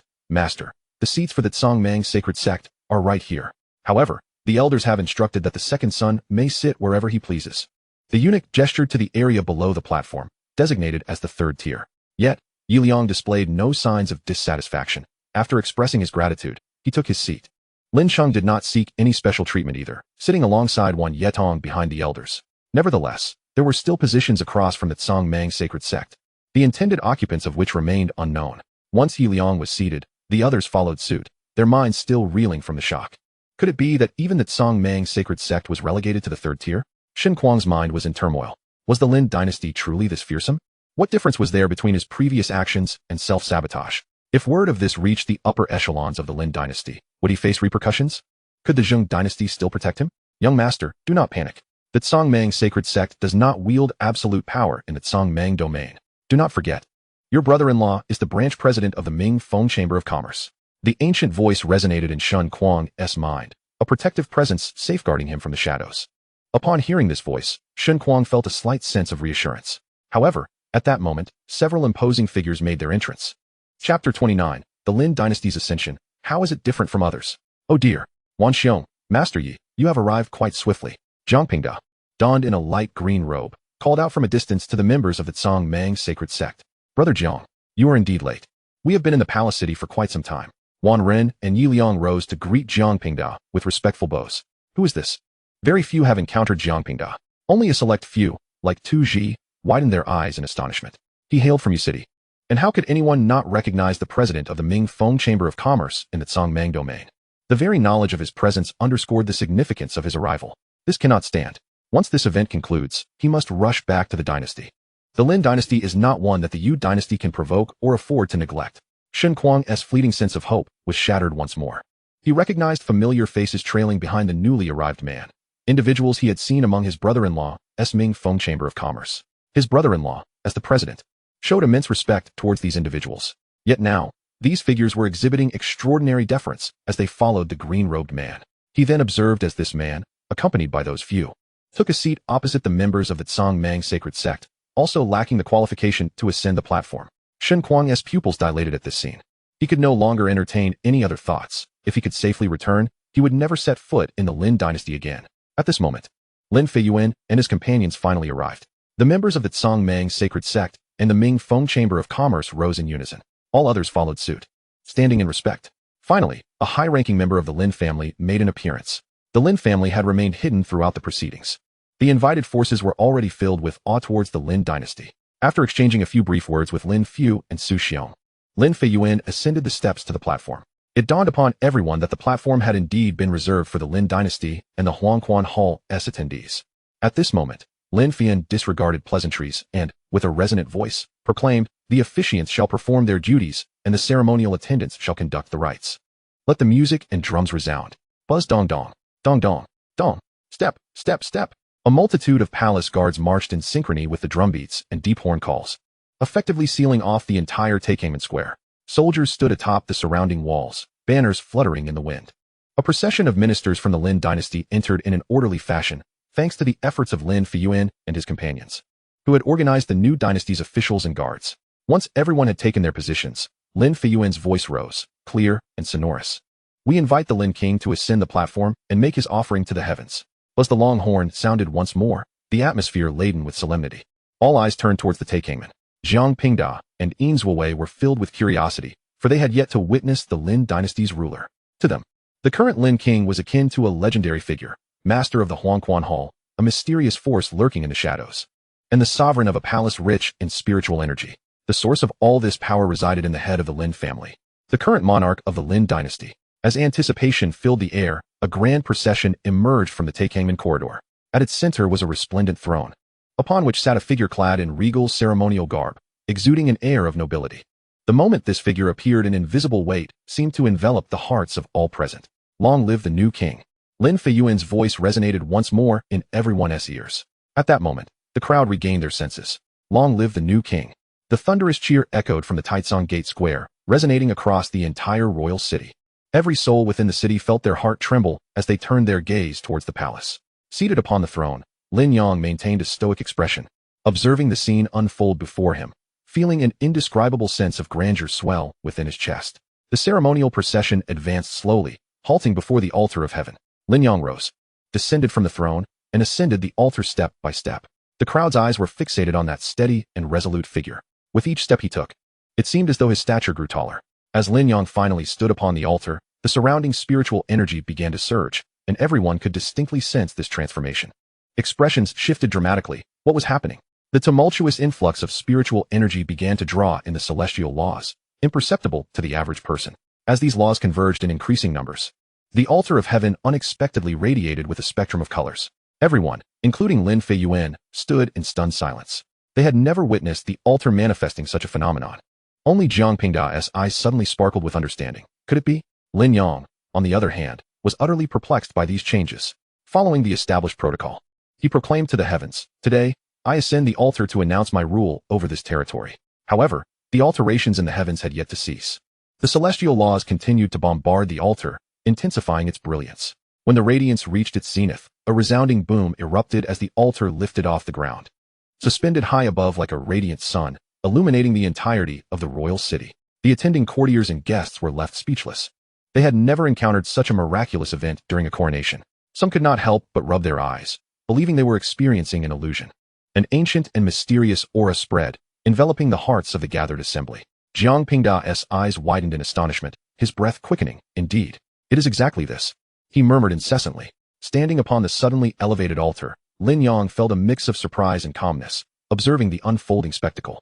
His speech was nearing its conclusion, the final declaration of his official ascension as the King of Lin, yet he had not uttered this phrase. Suddenly, a series of thunderous sounds reverberated through the sky, a colossal cacophony akin to the simultaneous roar of thousands of thunderstorms. Following the tumult, astonishing phenomena occurred. The entire sky transformed to a golden hue, and the ethereal sound of dragons echoed through the air. Gradually, the spectral forms of dragons began to appear, one after another, alongside towering figures exuding a hazy aura. Thousands of dragon apparitions and divine silhouettes bowed towards the altar, as if in reverent worship. At this moment, no one on the ground could maintain their composure. Lin Feiyuan, Lin Feiwei, Su Xiong, Su Ziu, the Kangmang Sacred Sect, the Mingfeng Commerce Guild, and all the forces from the Kangmang domain present were awestruck. In their lifetimes, they had never witnessed such a grand and terrifying spectacle. What manner of being was this King of Lin? Could he be the reincarnation of an ancient dragon emperor or a primordial sage? Amidst the bewilderment and shock of the onlookers, Jiang Pingda suddenly knelt, exclaiming, "The human emperor! This is the human emperor!" His voice trembled with excitement, capturing the attention of others. "Your Majesty, you cannot merely be the King of Lin. You are the human emperor, the sovereign of mankind." As the crowd, including Lin Yang, grappled with Jiang Pingda's declaration, a radiant decree materialized in the sky, unfurling gradually. Once revealed, it bore the monumental characters, Human Emperor Lin Yang, reclaiming dominion over humanity. All realms honor you. 16 characters, akin to being etched in the void, seemed to suppress the ages. In that moment, every human within the domain of the Lin dynasty knelt in reverence. It was not a forced submission. The kneeling arose from the depths of their hearts, akin to a long-forgotten memory buried within. Long live the Human Emperor. Mankind shall endure through the ages. Across every inch of the Lin dynasty's land, every human echoed this sentiment. The same occurred in the Taizong Gate Square. Yet Lin Yang remained entranced, gazing at the decree and the 16 characters, sensing a presence reminiscent of that portal, an essence not belonging to this world. Chapter 30, King of Lin, Human Emperor? In an unknown realm, across the distant chaotic void, an ancient gaze slowly opened, casting its sight upon an uncharted space, only to vanish quietly thereafter. In Lin City, the dragon apparitions and ethereal figures dissipated. The 16 characters were drawn back into the decree, which seemed to have accomplished its purpose and prepared to retreat into the void. Was it merely to create such a commotion and then depart? Leave it to me. Lin Yang's aura erupted instantaneously as his outstretched right hand coalesced into a colossal hand of spiritual energy, reminiscent of the great hand from the Kangmang sacred sect. However, this hand was vastly larger, exuding an even more terrifying aura, as if a mere touch could obliterate the soul. Had he unleashed such power against the great demon before, that fiend would have been instantly annihilated. Now, Lin Yang's gigantic hand reached directly for the decree in the void. This marked the first time since achieving the completion of his tribulation that he unleashed his full strength. In the blink of an eye, the massive hand enveloped the decree.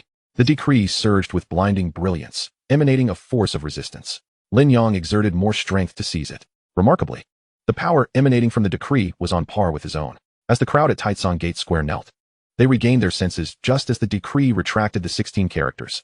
They vividly recalled the scene of their kneeling before Lin Yang, chanting, "Long live the Human Emperor. Mankind shall endure through the ages."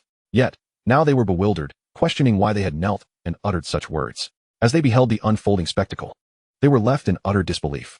Why was the Human Emperor, no, why was the King of Lin inexplicably engaging in a struggle with the decree? Jiang Pingda's face was filled with shock, unable to comprehend the sight before him. Could the decree be grasped by human hands? How could this be possible? Meanwhile, Lin Yang continued to contend with the decree, sensing its resistance diminishing. This feeling was no mere illusion. After a brief standoff, the opposing force vanished entirely. The rolled-up decree was now firmly in his grasp.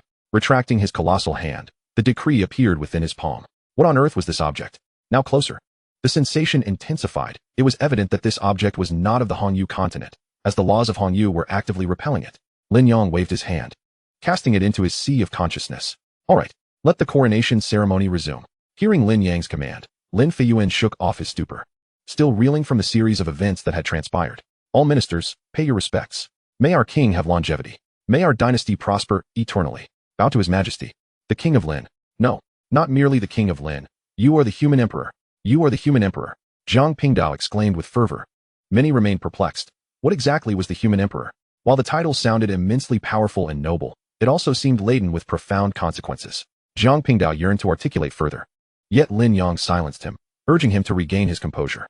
Subsequently, they proceeded methodically to complete the coronation ceremony. When it came time for the banquet, Lin Yang refrained from continuing his involvement, delegating the responsibility to the elder members of the noble families. Lin Yang's figure vanished, and Zhang Pingdao was taken away. Witnessing such a mysterious and formidable maneuver left all present powers astounded.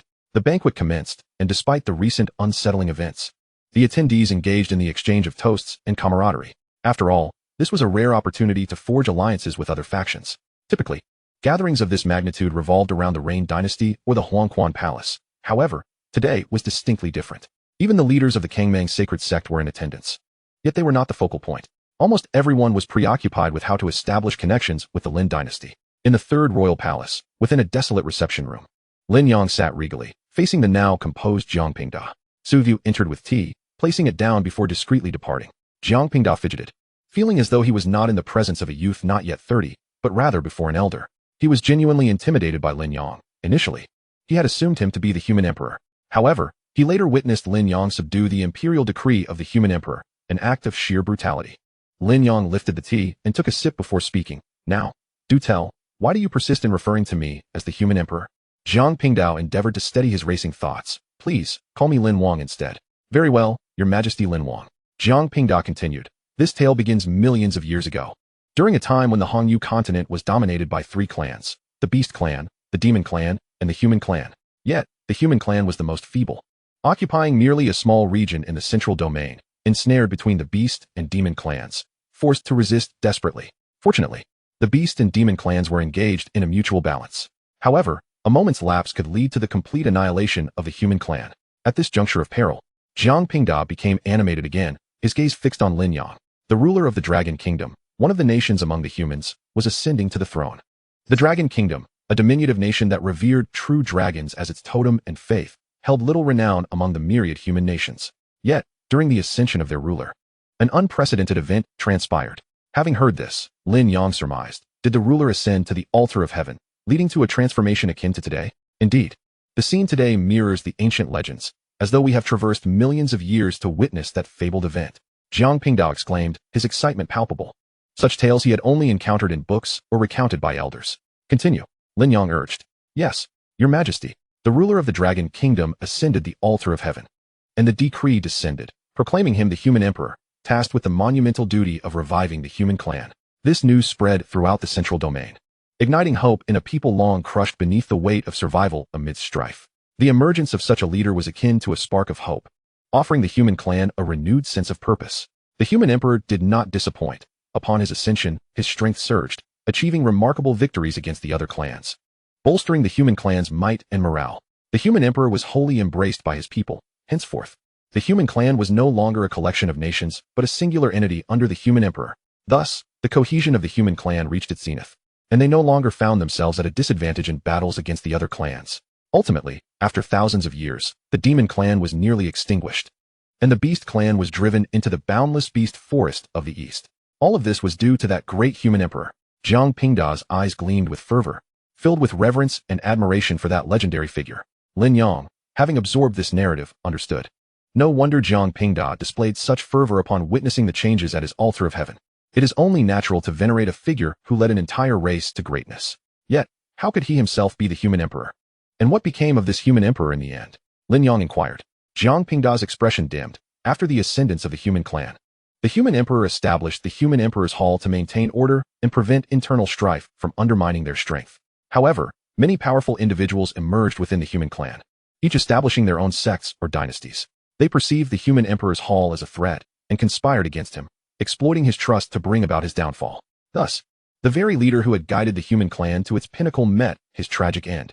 It is said that during this time, the heavens wept, and the continent was engulfed in thunder and lightning for months, resulting in the emergence of countless lakes. Such a fate, Lin Yang mused, reflecting on the irony that a savior of the human clan ultimately perished at the hands of those he sought to protect. Moreover, he sensed a profound connection with this human emperor. After all, he was a descendant of dragons. On a previous planet, his ancestors also revered the dragon as their totem. How serendipitous. Lin Yang couldn't help but ponder if he might indeed be the reincarnation of the human emperor. Thus, upon witnessing that spectacle today, I believe the human emperor had returned. Jiang Pingda remarked with a complex expression. Regrettably, I am not the human emperor. It was not I who saved the human clan from peril millions of years ago. That was a venerable ancestor of the human clan, worthy of deep respect. But I assure you, I am not he, Lin Yang asserted emphatically. Jiang Pingda felt a twinge of disappointment, yet he maintained his reverence. After all, even if Lin Yang were not the human emperor, he was still an extraordinary being of unparalleled stature. Jiang Pingda had first learned of Lin Yang's existence due to the Tianyun thousand-petal color lotus. His impression of Lin Yang now remained that of the formidable figure who had seized the legendary decree of the human emperor. The records indicated that the decree was bestowed by a great power from the immortal realm, a force beyond the influence of even the most formidable cultivators of the Hongyu continent. Yet Lin Yang had managed to retain that decree, showcasing the terrifying depth of his prowess. It was unfathomable. Yes, Your Majesty, I was indeed reckless today, and I beg your pardon for my earlier outburst, Jiang Pingda admitted, feeling a pang of embarrassment as he recalled his previous fervor. No matter, let us return to the banquet. It was impolite of me to summon you without your consent. Lin Yang replied with a smile. Your Majesty is too gracious. I shall take my leave. Jiang Pingda hurriedly gestured. Very well, go forth. Jiang Pingda bowed and was about to exit when he seemed to remember something. Your Majesty, there were some unruly subordinates earlier. Lin Yang interrupted with a wave. Such matters should be discussed with the prime ministers of the dynasty. Understood, Your Majesty. By the way, I have a few invitation cards here for the auction hosted by the Mingfeng Commerce tomorrow. Many rare items from the Xuanyu will be available. If Your Majesty or your younger kin are interested, you might consider attending. Jiang Pingdao initially intended to invite Lin Yang directly, but quickly amended his words. Realizing that someone of Lin Yang's stature would hardly be interested in an auction. How thoughtful. Lin Yang nodded, accepting the invitation cards. I shall take my leave. Jiang Pingdao gracefully retreated. Brother, have you summoned us? Brother, it is an honor to meet you, esteemed elder. 5 figures were ushered in by Su Ziyu, Lin Sheng, Wan Yetong, Lin Long, Lin Hu, and Lin Yuzhu. Lin Long and Lin Hu belong to the family of Lin Yang's third uncle, while Lin Yuzhu is the sole daughter of his second uncle. At this moment, with no outsiders present, everyone except Wan Yetong addressed Lin Yang as elder brother. Lin Yang, upon seeing these siblings he grew up with, felt a pang of nostalgia. He realized that he was no longer the Lin Yang of old. His strength and status now stood in stark contrast to theirs. Most importantly, he was not the Lin Yang of this world.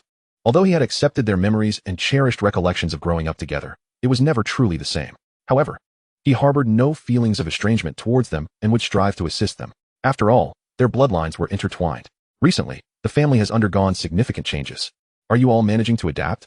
Lin Yang's tone inadvertently took on a more elder-like quality. Elder brother, I am quite adapted. In fact, I am thriving. Yet, every day feels like a dream. Lin Long was the first to respond, his face alight with excitement.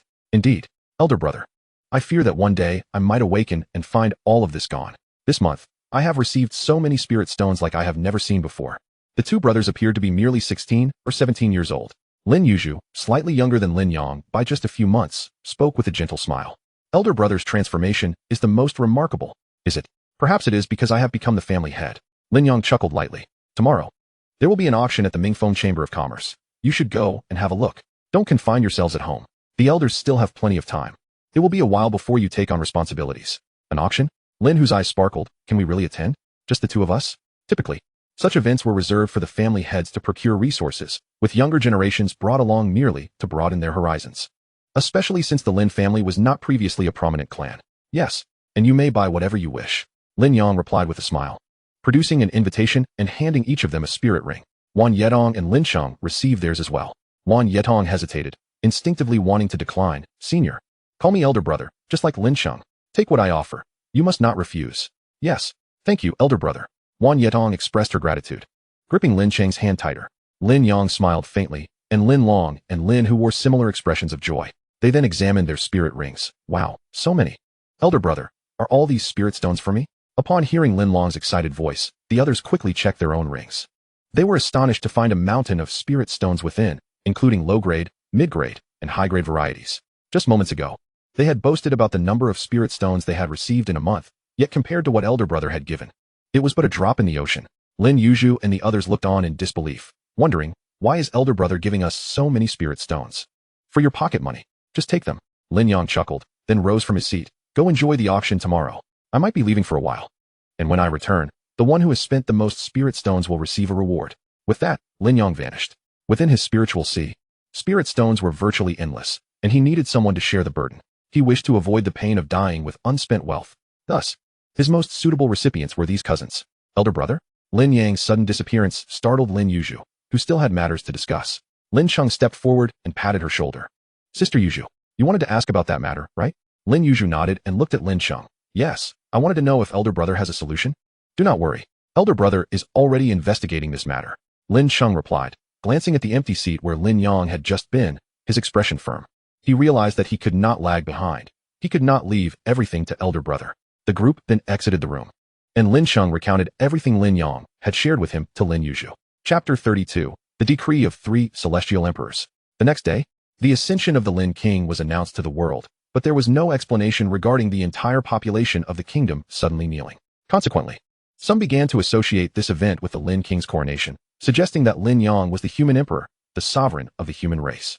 They argued that all kingdoms beyond the Lin dynasty should merge into it, with the Lin King as their sovereign. Others speculated that it was a conspiracy by the Lin royal family, while some claimed that the demon race intended to annihilate the world and that the Lin King, as the human emperor, would lead humanity in resisting them. Various bold conjectures proliferated. However, no one from the Lin dynasty emerged to provide clarification. Such matters would naturally settle down over time, fading from memory. Those forces who had experienced the events at the Taicang Gate did not dwell on the speculation. They retained only one clear understanding. The Lin dynasty was not to be trifled with. Currently, the Lin dynasty was undeniably regarded as the most formidable power in the entire Kangmang domain. Setting aside the mysterious powerful beings and the evident attitudes of the two transcendent forces, the awe-inspiring Triple Royal Palace was enough to command their respect. They possessed a keen awareness that beneath that colossal hand, their sects or royal strongholds would be utterly defenseless. The existence of the Lin dynasty in the Kangmang domain was akin to a dimensional descent, akin to introducing a fearsome beast into a flock of sheep. Thus, pursuing other matters was of no significance to them. Those affairs were beyond the reach of their forces. Their ability to witness such events was solely due to their presence in the Lin dynasty, and henceforth, these occurrences would no longer concern them. Most factions had yet to depart today, having received invitations from the Mingfeng Chamber of Commerce following the conclusion of yesterday's banquet.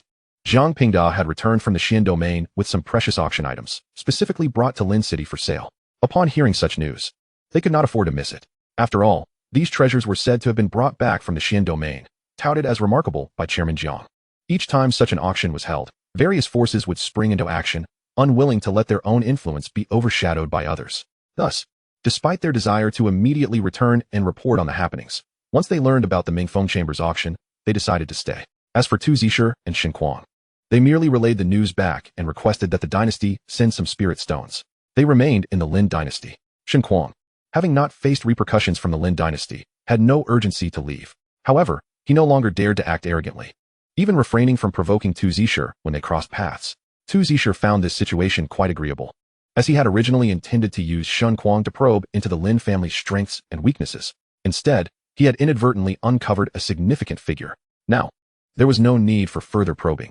The strength of the Lin family was indisputable. In the third-level conference hall, Lin Yang summoned Lin Feiyuan, Lin Feiwei, and Su Xiong. Notably, Su Xiong no longer appeared as a grandfather accompanied by two grandchildren. Instead, the three stood as equally spirited and composed young men. Indeed, he too had broken through to the transformation stage, slightly weaker than the two clan elders. Last night, Lin Yang had also bolstered the strength of the Yellow Springs Hall. Consequently, the Yellow Springs Hall had barely caught up with the Lin family. Su Xiong and Guodonglai, along with other high-ranking members of the Yellow Springs Hall, were granted permission to enter the second royal palace to select their residences. In a few days, I shall embark on a journey, and the matters of the court will be entrusted to you, esteemed prime ministers, along with the commander of the Huangquan Guard, Lin Yang remarked with a smile. After ascending the throne, he had established both the prime minister's office and the Huangquan Guard. In his absence, these three individuals would wield the greatest power in the entire Lin dynasty.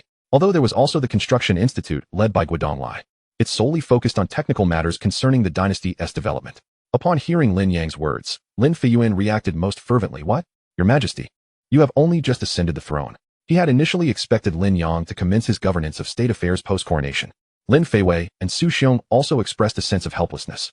Alas, this matter is of considerable importance, and I must depart. Lin Feiyuan sighed, acknowledging that although he had grown younger, he was increasingly burdened with responsibilities. He had experienced many things previously unknown to him, which was quite pleasant. However, it was far from the ease he once enjoyed while concealed within the depths of his family's legacy. He knew he could not dissuade Lin Yang. How long will your Majesty be away? Lin Yang pondered for a moment. I cannot say for certain. This matter pertains to whether our entire Lin family can unearth the secrets and ascend to the immortal realm, hence it must be thoroughly investigated. The trio's pupils instantly contracted upon hearing this. Ascend to the immortal realm? Indeed. Lin Yang rose and began to pace within the hall. I have attained the pinnacle of tribulation crossing, yet the ascent thunderstorm remains utterly silent. I fear there may have been changes in the laws of heaven and earth. As his time in this world prolonged, Lin Yang's understanding of it deepened. Thus, he was no longer in a state of confusion. He had formed some of his own conjectures. It was imperative to consult with a tribulation master native to this world for further clarity. You have completed the tribulation crossing. Your Majesty? Lin Feiyuan, Lin Feiwei, and Su Xiong all exclaimed simultaneously, their excitement palpable. Lin Yang smiled and nodded in affirmation. Shock and delight spread across their faces. While they had suspected as much, they had not dared to confirm it. Yesterday, Lin Yang had displayed extraordinary prowess by seizing that edict, an act truly astonishing. Now, receiving Lin Yang's affirmation ignited a fervor within the three, completing the tribulation crossing, the apex of this realm. With Lin Yang at the helm, the Lin dynasty had already brushed against the threshold of a superpower within Hongyu continent. As long as they and the younger generation could catch up, they would be on the right path. As for ascension, they were not yet overly eager, considering how far they remained from such a level. Rest assured, Your Majesty, we shall manage the dynasty with utmost diligence. Lin Feiyuan pledged with a respectful gesture, and Lin Feiwei and Su Xiong nodded in agreement. I naturally trust in your capabilities. The system I mentioned warrants your attention. Please research it, as I hope to witness such a dynasty upon my return. We shall not disappoint your expectations. The trio responded in unison. After bidding them farewell, Lin Yang stood at the entrance of the hall, gazing skyward at the clouds. Through the clouds, one could discern a sun suspended in the space beyond, radiating a blinding brilliance. Within that light lay the edict. While investigating the origins of this edict yesterday, he had uncovered certain truths. The resistance it posed against his own powers was merely a fraction of its total strength. This implied that should it choose to resist with full force, he would be incapable of subduing it. Yet, it behaved as if it had submitted to him, showing no intent to resist further. The reason for this phenomenon remained unclear to Lin Yang. Additionally, he discovered that this edict could indeed manifest three laws, those of time, space, and life. The ability to generate these laws indicated mastery over three fundamental pathways. This further underscored the edict's astonishing origins, for these were the laws of the great pathways. Moreover, this edict resembled an inanimate object, devoid of sentience, yet it could still command the great pathways. It was simply unfathomable. During this period, Lin Yang had not only perused texts from this world, but also delved into various tomes within the sea of consciousness. Thus, he came to understand that an immortal emperor in the immortal realm typically referred to a paragon who had reached the zenith of a particular pathway, earning recognition from its law. The fact that this edict encompassed three pathways implied that no one traversing these pathways could ever become an immortal emperor. In other words, had this edict possessed sentience, it would embody an immortal emperor wielding three supreme laws, by ordinary reasoning, without employing his life-preserving means. Even the slightest breath of this edict could obliterate the current Lin Yang. One could only imagine the terror this edict harbored. Therefore, Lin Yang cast it into the clouds, transforming it into a sun. For the time being, he could not ascertain its origins. Leaving it there, perhaps it would even give rise to a secret realm. Lin Yang's thoughts drifted. Su Ziyu approached him gracefully, her footsteps light. Observing Lin Yang's imposing silhouette, she fluttered her eyelashes and asked, "Will you take Ziyu with you when you depart?" Lin Yang turned, a faint smile gracing his lips as he met Su Ziyu's gaze. However, she averted her eyes, lowering her head. Then she sensed Lin Yang approaching her, growing ever closer. And then, he circled around her and walked inside. Su Ziyu clasped her hands in front of her, feeling the perspiration bead upon her palms. As Lin Yang bypassed her, she finally relaxed. Yet a wave of disappointment welled within her. It was just then that Lin Yang's voice echoed from a distance. "In these few days, bid farewell to your father properly." Su Ziyu's beautiful eyes lifted in surprise as she turned around, only to find herself left alone in the hall. Chapter 33. Even the younger generation of the Lin family is so bold. By evening, the auction hosted by the Mingfeng Chamber of Commerce commenced. Various factions, having received invitations, arrived in droves. The auction was held within a grand pavilion, featuring a hall and a second floor, which contained private rooms. From these rooms, one could clearly see the auction stage. However, those in the hall and other rooms were unable to see inside, as an array isolated the area, preventing any probing. In the premier room, designated as Room 1, Lin Sheng and his three companions were already seated with great enthusiasm. "Wow! The invitation my elder brother provided allows us to sit in the finest room," Lin Long exclaimed excitedly. "Who would have dared to imagine this in the past?" "Brother, do not be so overly excited. If others see you, they might think we, the Lin family, have never seen the world," Lin Hu replied calmly, though his eyes betrayed his restless excitement. "Have you ever seen this world before?" Lin Long playfully smacked his brother on the back of the head, retorting, "Oh, come on. Even if we haven't seen it, we must put on a show. Otherwise, how would we uphold the family's reputation?" Lin Hu felt somewhat aggrieved. All right. You two cease your bickering. Whatever you wish to do is fine. Fear not. No one dares to look down upon my Lin family," Lin Qing said, smiling at his younger cousins. Lin Yuzhu couldn't help but smile as well, though she noted that Xiao Hu was more sensible than Xiao Long. Being aware of the family's image, "Sister Yuzhu, I care about the family image too, but there are no outsiders here," Lin Long retorted defiantly. It has begun. I must bid on the first item. I absolutely must acquire my elder brother's mysterious reward," Lin Hu declared eagerly as the auctioneer ascended the stage. Lin Long immediately shifted his focus. "Then I shall bid on the second item." Lin Yuzhu, Lin Sheng, and Wan Yetong exchanged amused glances. These two youngsters were already getting carried away with their few spirit stones. Without even having seen anything yet, they were already making reservations. Thus, they advised, "You two can only bid against others. Do not bid against each other. After all, if you both compete for your spirit stones, it would be an endless cycle." We know. In the other rooms, various powerful factions were also present. Room number 2 belonged to the master of Tianfeng Mountain, and room no. 3 was associated with the Soul Return Valley. Following them were the Rain Dynasty and the Zheng Dynasty. The members of the Chao Dynasty had been eradicated by the Lin family's formidable warriors, and to this day, there had been no news or any other representatives from the Chao Dynasty. Subsequently, there were weaker factions, some on the second floor, while the majority congregated in the hall on the first floor. The auctioneer stepping onto the stage was Wang Qing, who expressed gratitude to everyone for their support of the Mingfeng Chamber of Commerce. stating that he would refrain from unnecessary preamble and proceed directly to the first item for auction. Wang Qing clapped his hands, and a servant approached with a small jade vial on a tray. The first item for auction was a 5th-rank Spring Breeze pill. This pill could significantly enhance the probability of a golden core cultivator breaking through to the nascent soul stage. Its efficacy was approximately double that of the transformation pill. The starting bid was set at 50 million low-grade spirit stones. What? Double the effectiveness of the transformation pill? I have never heard of such a pill. 50 million is exorbitant. The path of cultivation is fraught with a certain degree of failure when attempting breakthroughs. Thus, each realm has methods for improving the chances of successful advancement. Pills are among the most convenient and effective means. The transformation pill is already considered the best in the Kangmang region for aiding golden core breakthroughs to the nascent soul stage, and it is generally scarce and hard to come by. To now find a pill even more effective than the transformation pill is astonishing. However, this price will deter most from bidding. 51 million spirit stones. 52 million. 100 million. This bid came from the second floor. Alas, once these powerful factions made their move, even if they had funds, others would not dare to compete. They could only pick up whatever was discarded. The first to bid from the second floor was Shen Kuang, who nearly doubled the price with his opening offer. Spending 100 million on a Spring Breeze pill is still quite worthwhile, as a nascent soul cultivator cannot be measured merely in terms of 100 million low-grade spirit stones. 101 million. The butcher, calmly chimed in. Shen Kuang remained unfazed, having tempered his demeanor considerably. He simply continued to raise his bid, 120 million. Just as Shen Kuang's voice faded, an impatient voice rang out, 200 million. It sounded youthful and somewhat abrupt. The sheer magnitude of the increase in bid was astonishing, propelling the price up by 80 million in an instant. The butcher shook his head, relinquishing the contest. Curiosity piqued regarding the identity of this bidder. Shen Kuang furrowed his brow, sensing that this individual was opposing him. Were it not for their current presence in the Lin dynasty, he would have liked to engage in a more thorough discussion with the person. 200 million low-grade spirit stones. First call. 200 million low-grade spirit stones. Second call. 200 million low-grade spirit stones. Third call. Sold. Congratulations to the distinguished guest in room No. 1 for acquiring the 5th-rank Spring Breeze pill at the price of 200 million low-grade spirit stones. Wang Qing's voice resonated with excitement. Although the Spring Breeze pill was precious, he had anticipated a price slightly above 100 million. The outcome, however, had directly doubled that expectation. He would earn a considerable commission, and he was aware of who occupied room number 1. Those were the direct descendants of the Lin family. The Lin family had not possessed such influence previously, and when he had visited, he had already regarded them highly. Yet now, he realized his perspective had been somewhat underestimated.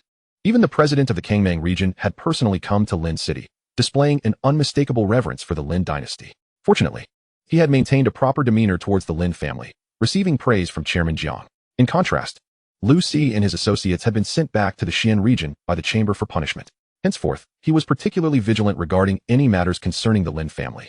Chairman Jiang had even mentioned transferring him to Rain City, leaving him uncertain about whether to accept. Room number 1. Could it be members of the Kangmang sacred sect? Upon hearing that it was the individuals from room number 1 who placed the bid, curiosity arose among the crowd. No, the Kangmang sacred sect has already departed. They are not participating in the auction. Then it must belong to Tianfeng Mountain. The various factions on the second floor quickly deduced the situation. These are members of the Lin family. As long as they bid, we must not contest them. Shen Kuang also realized that since it was not the Kangmang sacred sect, the only faction capable of occupying room number 1 was indeed the current Lin family. He instinctively recoiled, not daring to express any dissatisfaction. A young man, boldly bidding 200 million. What audacity from the Lin family. At that moment, Lin, who had also secured the Spring Breeze pill and had made the payment in spirit stones. Oh, how vexing, Brother Long. I spent 200 million spirit stones, yet my spiritual ring still feels as full as ever. It seems there has been no change. Though he complained, a smile could hardly be suppressed at the corners of his mouth. Little Hu, do not flaunt your wealth. Remember, wealth should not be displayed openly. We are in Lin City. If you continue this way when we venture outside, you will invite trouble. Lin Cheng, with greater experience than the two of them, and even Lin Yuzhu, offered this counsel. Understood, Brother Cheng. Brother Cheng, since we are currently in Lin City, with our elder brother and the clan elders here, we will certainly behave better in the future. Now, let me take a turn at the next auction item. Lin Long eagerly interrupted the two. Ladies and gentlemen, the second item is 200 million. Before Wang Qing could finish his introduction, Lin Long had already placed his bid. Excellent. The esteemed guest from room number 1 bids 200 million. Are there any other guests willing to raise the stakes? Ordinarily, he should have elaborated on the auction item. But Chairman Jiang had instructed him to adapt his approach to the Lin family, so Wang Qing decided to forego the explanation and proceed with the bidding. This caused a stir among the attendees in the hall. What was happening with Tianfeng Mountain? When did they become so extravagant? Moreover, How could the Mingfeng chamber permit such antics? Without even knowing the value of the item, how could they ascertain whether it was worth so much? Seeing that Wang Qing had no intention of providing an explanation, even other rooms on the second floor fell silent. The crowd in the hall refrained from making fools of themselves. 200 million low-grade spirit stones. 200 million low-grade spirit stones. Third call. Sold. Wang Qing's smile was wide, his wrinkles deepening with delight. Meanwhile, Lin Long in room number 1 felt a bit discontented. Why had no one else placed a bid? The crowd was speechless. From that point onward, whenever room number 1 made an offer, the entire hall fell silent, until Wang Qing presented the final auction item.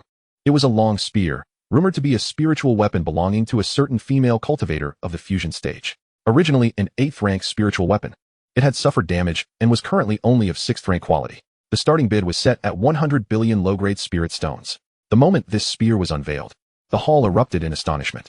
Alas, few factions could afford such a staggering price. Meanwhile, in room number 1, Lin Yuju's eyes sparkled with excitement. She had taken a liking to this spear, 150 billion low-grade spirit stones. At this point, not only were the people in the hall stunned, but even those on the second floor, including Inzua and the butcher, could no longer remain seated. Does the Lin family possess so many spirit stones? The voice belonged to a few youngsters, yet their wealth surpassed that of most faction leaders. Although they were tempted to scrape together their resources to acquire this spiritual weapon, the fear of the Lin family's formidable reputation held them back. Alas, with the Lin family's involvement, they had gleaned virtually nothing from this auction. Wang Qing surveyed the noisy crowd, noting the absence of any competing bids, and shook his head, recognizing that the result would be the same as before. Thus, he cheerfully proclaimed, 150 billion, first call, 150 billion, second call, 100, 200 billion. Wow. Just as Wang Qing began his third call, everyone assumed the item would be sold. Instead, a deep voice echoed from a corner of the hall, initiating the bid with 200 billion. The crowd turned to locate the source of the voice. There stood a figure cloaked in a black robe, a conical hat obscuring their features. Arms crossed as they loomed in the corner of the hall. Chapter 34, The Mysterious Black Robe.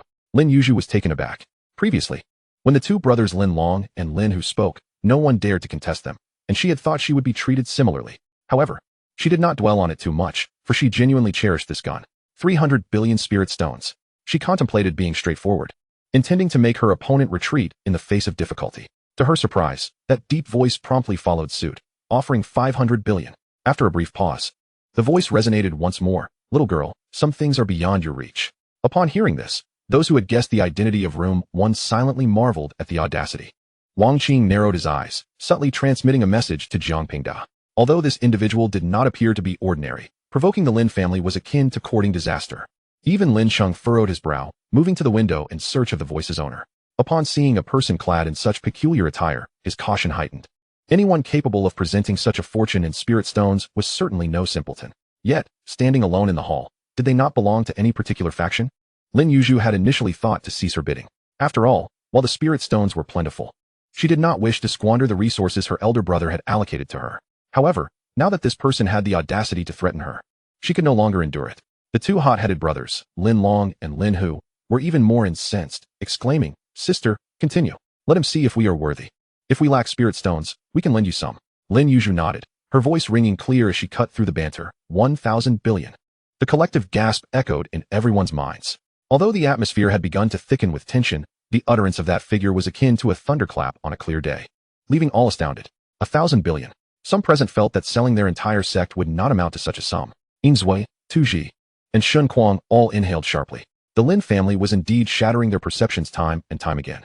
The enigmatic figure in the black robe fell silent upon hearing Lin Yuju's words. Ultimately, he refrained from raising his bid and directly turned towards the exit. "Ha ha. Can't handle it, can you? Coward, coward.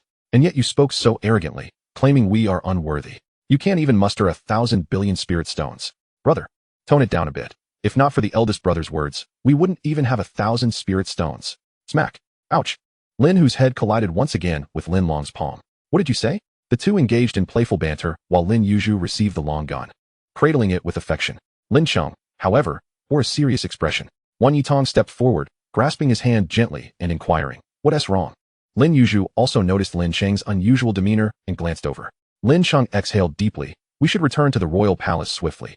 I sense that person was not ordinary. I have an ominous feeling. Brother Cheng, don't overthink it. This is Lin Cheng. I assure you, our Lin family strong are many." Lin Long interjected with a wave of his hand. "Indeed, Brother Cheng, do you remember that grandfather who got pecked by a chicken while catching one?" Now, with a mere wave of his hand, He can subdue a whole flock. Quite formidable. I understand, but we must still proceed with caution. Let us hurry back. The auction has concluded. Lin Cheng still felt unsettled, haunted by the memory of that shadow. Noticing Lin Cheng's grave expression, Lin Long and Lin Hu ceased their antics. All right, Brother Cheng, let us return to the royal palace. Just then, the door to room 1 was pushed open, and all heads turned in unison. Dear young friends. It was Jiang Pingda, entering with a smile. President Jiang. The attendees had encountered Jiang Pingdao at the previous night's banquet, thus they all cupped their hands in greeting. I have heard of the recent happenings, and I sincerely apologize for the unpleasant experience it caused you all. Therefore, all the items you bid on will be offered at half price. Here are the returned spirit stones. President Jiang, you are too kind. Auctions are meant for the highest bidder. There is no reason for discounts. Please, keep them. Lin Cheng stepped forward to protest. Yes, President Jiang. You finally managed to spend a little, and now you want to return it? That would mean we haven't spent anything at all. Exactly. I find myself troubled just looking at that mountain of spirit stones. Who knew spending spirit stones could be so challenging? Lin Long and Lin Hu waved their hands in protest. Jiang Pingda was taken aback. Was there truly someone who would refuse a bargain? Moreover, did they consider what they spent to be merely a little? And what did they mean by mountain of spirit stones? The words spoken by these individuals left him bewildered. However, he understood well that the direct descendants of the Lin family likely looked down upon such spirit stones. Therefore, he did not press further. Instead, he suggested, "Shall I escort you back to the royal palace?" The aura of that individual earlier was something even I find difficult to decipher. I have a feeling he hasn't ventured far.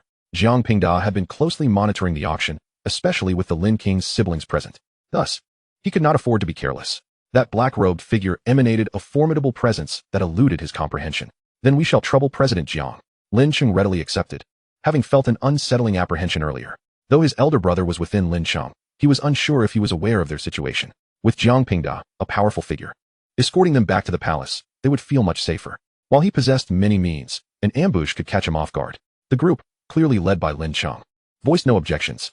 The Mingfeng Chamber of Commerce was located in the northern city, while the royal palace lay at the center of the city. If they were to fly, they could reach it in mere moments. However, this was the royal city, rife with restrictions. The group boarded a carriage, which served as the primary mode of transportation within the city. Lin Cheng occasionally glanced outside, just as Lin Long was about to admonish Lin Cheng for being overly cautious. He suddenly felt the carriage jolt violently. Not good. Jiang Pingda's spirit surged. Chapter 35. First encounter with the tribulation. A bit weak. Jiang Pingda sensed something amiss and swiftly took action to protect the carriage. What? His expression shifted dramatically as he felt an overwhelming force tearing at the carriage. The individual opposite him was undoubtedly far stronger. In the next instant, the carriage shattered into pieces. Everyone fell to the ground. Ouch! My backside. Regaining his senses and surveying their surroundings, they discovered they were no longer on the streets of Lincheng, but rather in a dark, flat expanse, shrouded in ominous fog with low visibility. They gazed ahead, where a figure concealed beneath a black robe stood ominously. Jiang Pingdao promptly shielded the younger members of the Lin family behind him.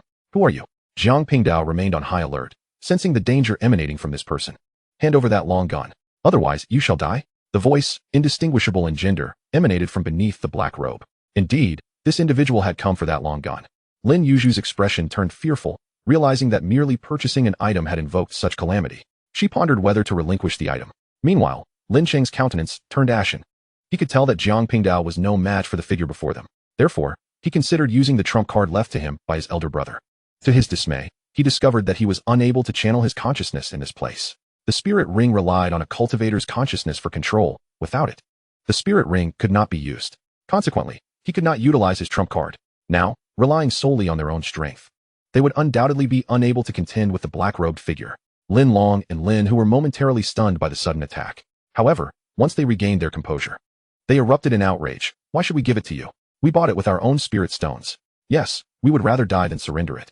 If you want it, go buy it yourself. Jiang Pingda turned back, signaling the group to remain calm. Subsequently, he cast a vigilant gaze at the figure cloaked in black. He was uncertain whether the happenings here had been detected by the formidable members of the Lin family. For now, he could only strive to buy time and refrain from acting recklessly. Might I advise you to temper your actions? I am Jiang Pingdao of the Mingfeng Chamber of Commerce, and the identities of those accompanying me are not to be taken lightly. He implored. If you truly desire something, we can engage in a fruitful discussion. There is no need for bang. Jiang Pingdao was abruptly hurled away by a surge of black mist, landing distantly. You speak too much. Merely the president of a branch of the Mingfeng Chamber of Commerce. I do not regard you. Jiang Pingdao spat out a mouthful of blood, feeling the blood in his body converge toward the wound struck by the black mist. A horrifying realization began to dawn upon him. causing his pupils to constrict. Blood siphoning technique. Elder Phantom Mist? You. How can you still be alive? Ha ha ha. I never expected my name to have traversed even to this desolate land. Dead. Those hypocritical beings could never bring about my demise. However, it is imperative that you remain unaware of my continued existence. Thus, you all must perish today. As he spoke, an ominous black mist surged forth from his cloak once more. Panic surged within Jiang Pingda. He regretted his words. Why did he speak up? He had previously held a glimmer of hope, but now he faced imminent death. Senior, my elder brother is His Majesty, the Lin King of the Lin dynasty. A transcendent being. Lin Shang, witnessing that even Jiang Pingda, who was at the out-of-body stage, could not withstand a single strike from the opponent, felt a sinking dread. He took a solemn step forward, invoking his elder brother's name. Lin Shang was aware of his brother's prowess as a transcendent being and wondered if it could intimidate the figure before them. Jiang Pingda showed little surprise. After all, he had witnessed Lin Yang suppressing the edicts of the emperor. It would be unreasonable to claim he was not among the world's elite. Yet, he knew the elder Phantom Mist would not be easily intimidated. Indeed, the black-cloaked figure chuckled. Transcendent, you say? Who isn't? The black mist erupted, hurtling toward them. Lin Shang's expression shifted. He had never anticipated that this cloaked figure was also a transcendent being. This was disastrous. Jiang Pingda Lin Yuzhu, the Lin brothers Long and Hu, as well as Wan Yetong, gazed in terror as the black mist advanced toward them. Just as despair settled in, a voice echoed, "Oh, you too are a transcendent being."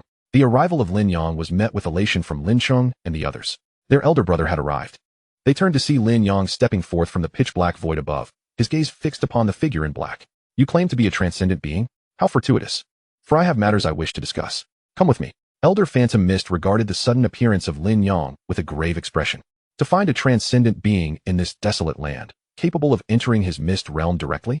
While he was somewhat astonished, he remained composed. With a cold smile, he remarked, "You dare to be so arrogant even within my mist realm? Truly, the inexperienced are oblivious to danger." With that, Elder Phantom Mist began to weave intricate hand seals. Lin Yang narrowed his eyes, growing wary. After all, this was his first encounter with a transcendent being from this world. He was uncertain whether he could prevail. And judging by the elder's demeanor, it seemed he possessed enhancements within this illusion. Suddenly, Lin Yang felt a pressure descend upon him, emanating from the mist realm's power. He frowned. If this pressure intensified even slightly, he might begin to feel discomfort. The man's methods of attack were indeed enigmatic. Was he attempting to lower his guard? The thought was chilling. Lin Yang resolved to remain vigilant, raising his hand to unleash a powerful strike, his spiritual energy surging forth without finesse, directed at Elder Phantom Mist. Elder Phantom Mist was taken aback. How is it possible for you to still wield spiritual energy?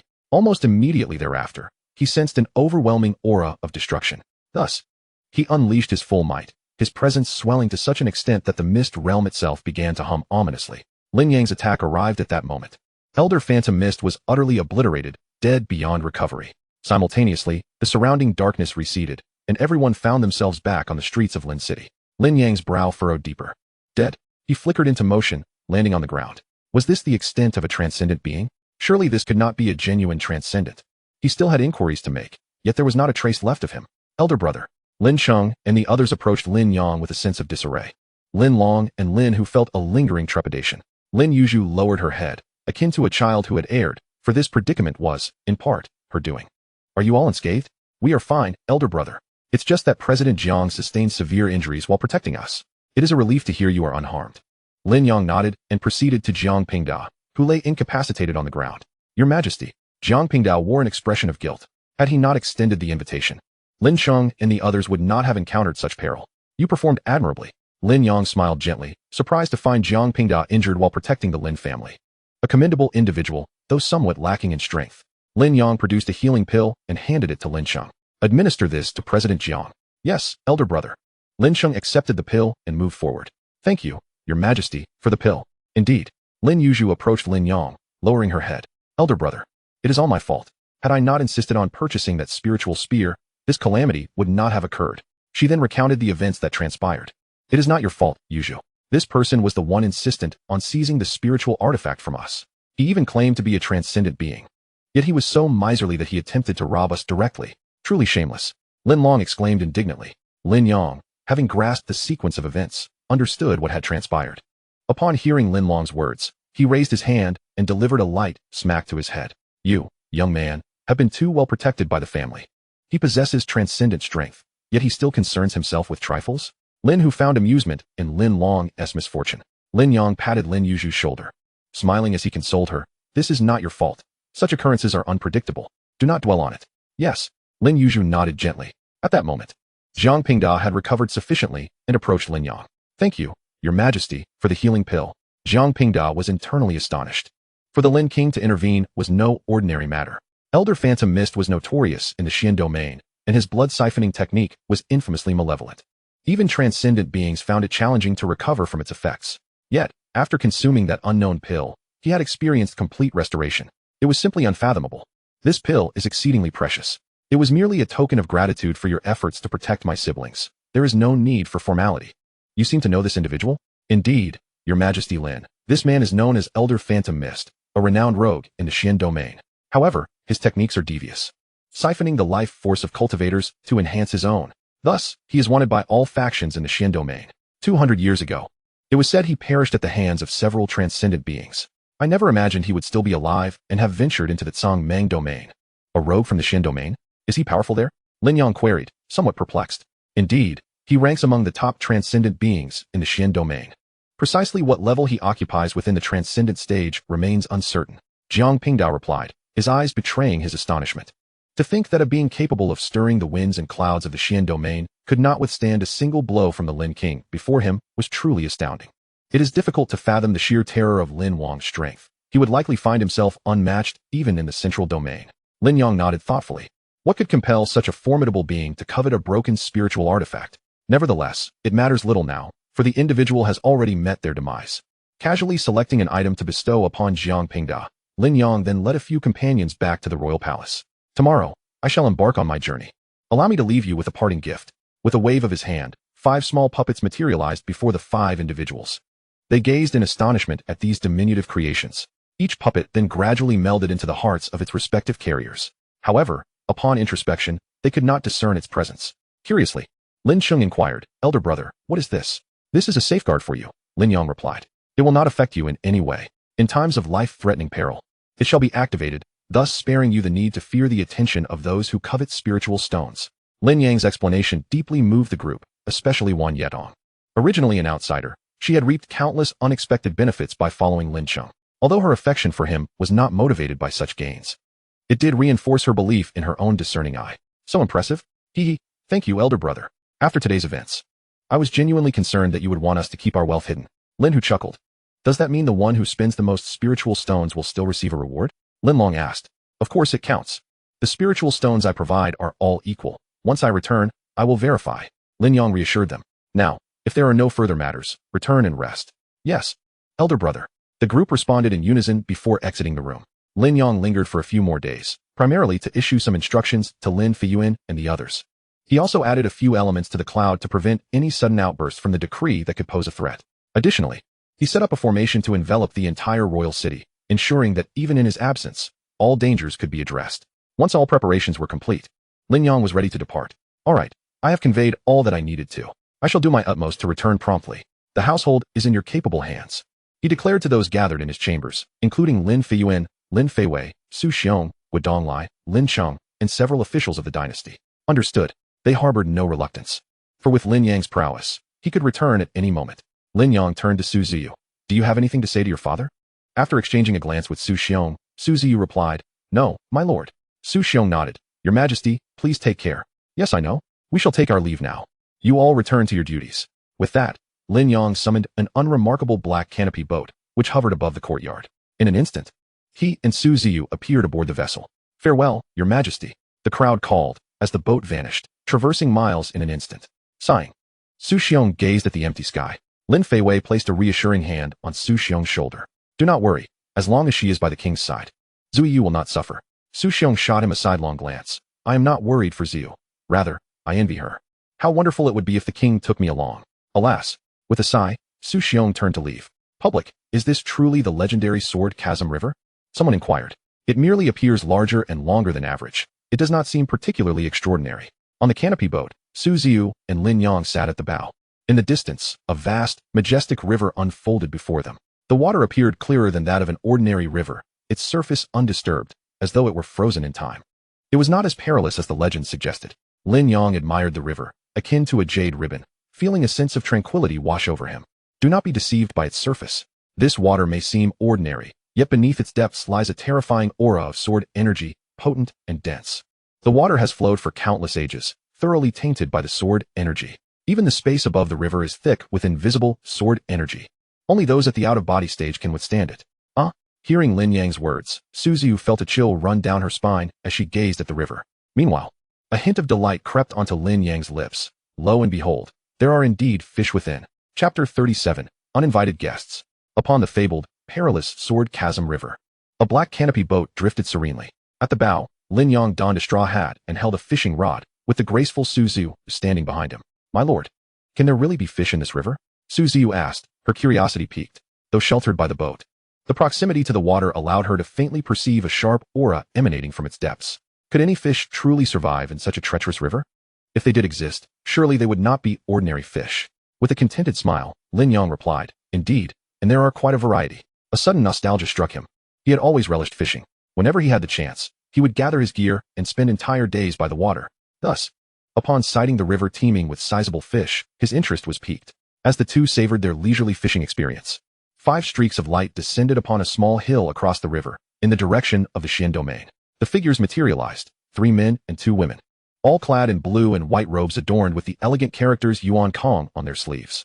Master, it seems she is nearby, said a broad-faced man, holding a compass. Addressing the elder furrowed his brow and nodded, split up and searched thoroughly. She has endured one of my strikes, and may not last much longer. Understood. With that, the group dispersed. Meanwhile, on the river's surface, Lin Yang's lips curled into a sly smile. How interesting. What is it, my lord? Suzu, who had been observing him fish, asked in confusion. Nothing much. I merely discovered an intriguing little mouse. Lin Yang replied, his gaze fixed on the river. Mouse. Here? Suzu was perplexed, unable to comprehend Lin Yang's words. Just then, a figure suddenly appeared in the air before the canopy boat. It was the broad-faced man. Startled, Suzu instinctively regarded him with caution. The man's expression held a hint of astonishment. To think someone would dare to fish upon the Sword Chasm River. Truly a curious individual. May I ask if you have seen a young woman with silver hair and 2 braids? The broad-faced man's tone remained courteous, as he was only at the 6th layer of the out-of-body stage, and the person before him could remain on the river for such an extended period, indicating at least a high-level practitioner. Indeed, she is in the cabin behind me, Lin Yang replied without lifting his head. At that moment, Suzu distinctly felt the boat sway gently upon his words. There is someone in the cabin? Suzu exclaimed in surprise, turning to gaze at the curtain-draped cabin, bewildered at how she hadn't sensed anyone entering. Upon hearing Lin Yang's response, the broad-faced man's face lit up with excitement. In an instant, his consciousness locked onto the cabin, simultaneously transmitting a message to summon a few others. However, he discovered that his awareness could not penetrate the cabin. He turned his gaze toward Lin Yang, who, after responding to his inquiry, showed no inclination to continue the conversation. Fellow cultivator, might I inquire about your relationship with that woman? None, Lin Yang replied tersely. The broad-faced man let out a sigh of relief. Though this individual sat at the bow, donning a conical hat akin to an ordinary fisherman, there lingered an inscrutable aura about him.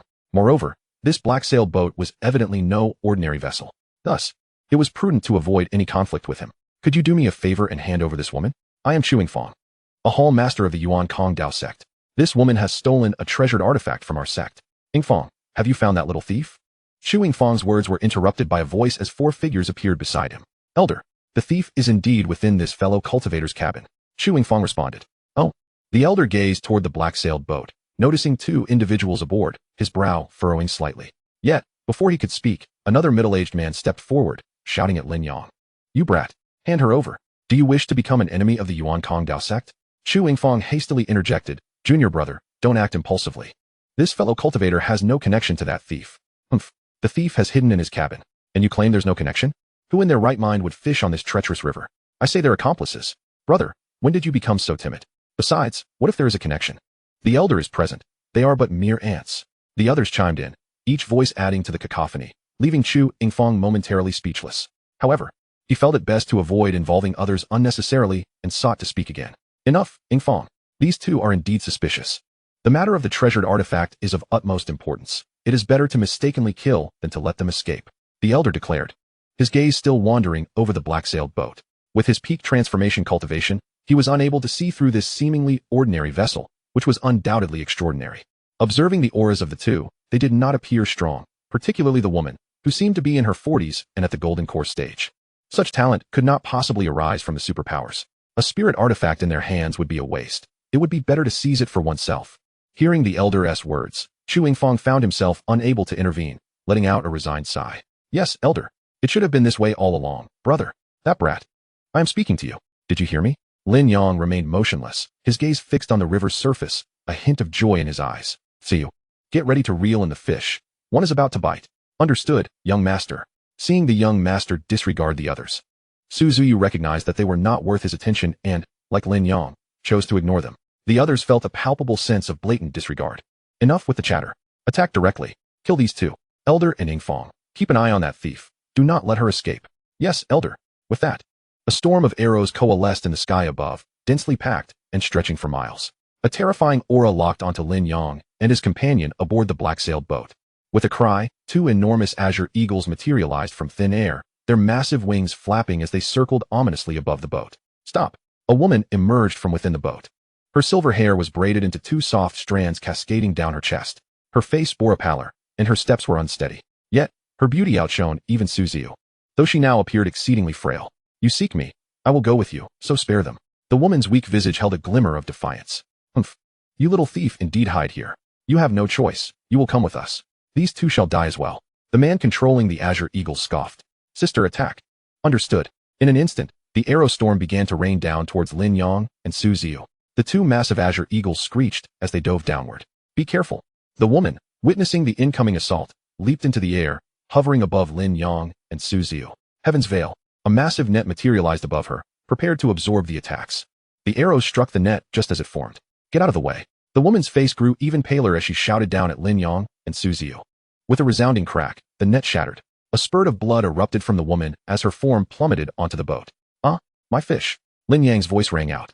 The large fish, which had been nearing the hook, startled and darted away as the woman fell. In that moment, the attack, now unimpeded by the net, continued to descend. Lin Yang, with a cold expression, raised his gaze, an invisible pressure emanating from him. The rapidly approaching arrows and the following azure eagles froze in midair. The closest arrow hovering less than an arm's length from Lin Yang. What?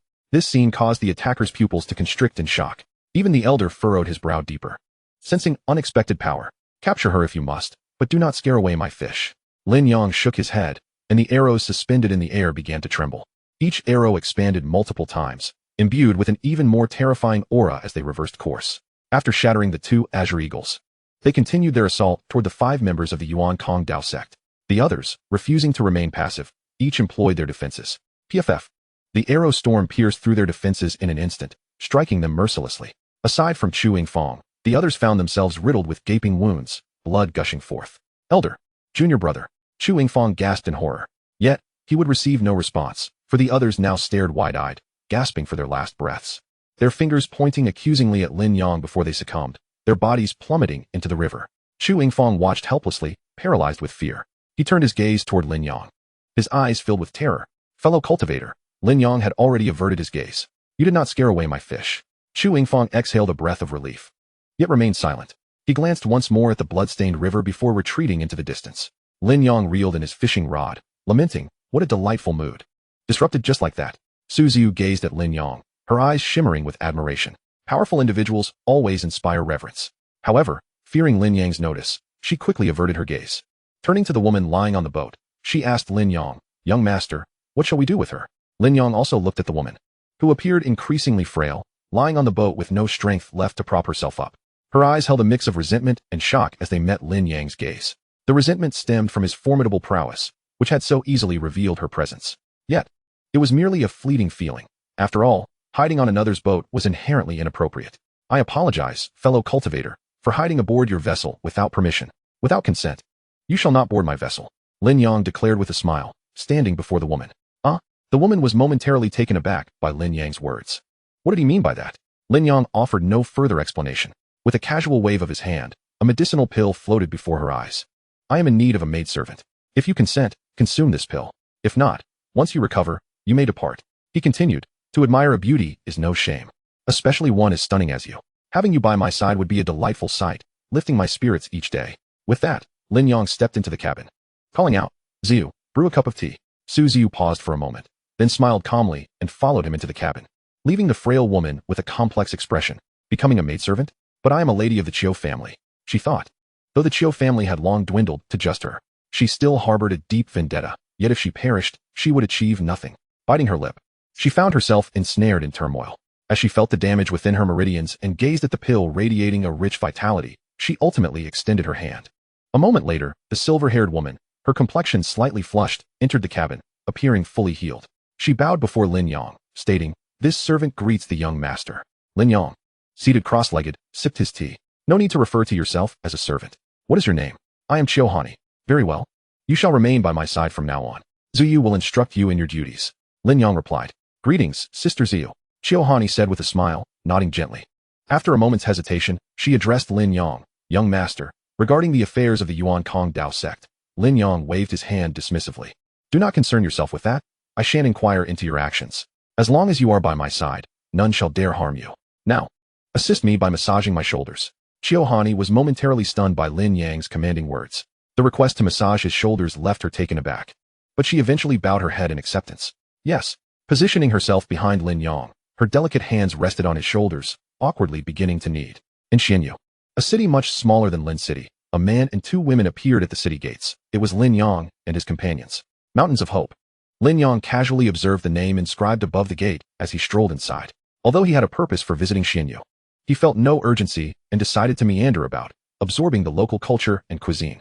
Upon entering the city, the streets bustled with vendors. The vibrancy rivaled that of Lin City, yet a glance revealed that cultivators of the foundation establishment stage were scarce. "You know, Xianyu doesn't seem as prosperous as the legends suggest," Chiohani remarked.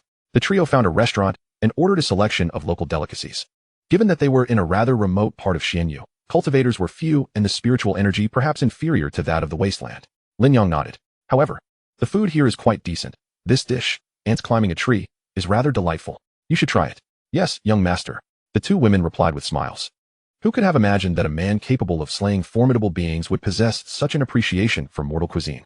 As they conversed and dined like ordinary folk, a diminutive man approached with a grin. "Young friends, are you interested in a cave-dwelling token?" Chapter 39. A cave dwelling left by a golden core expert?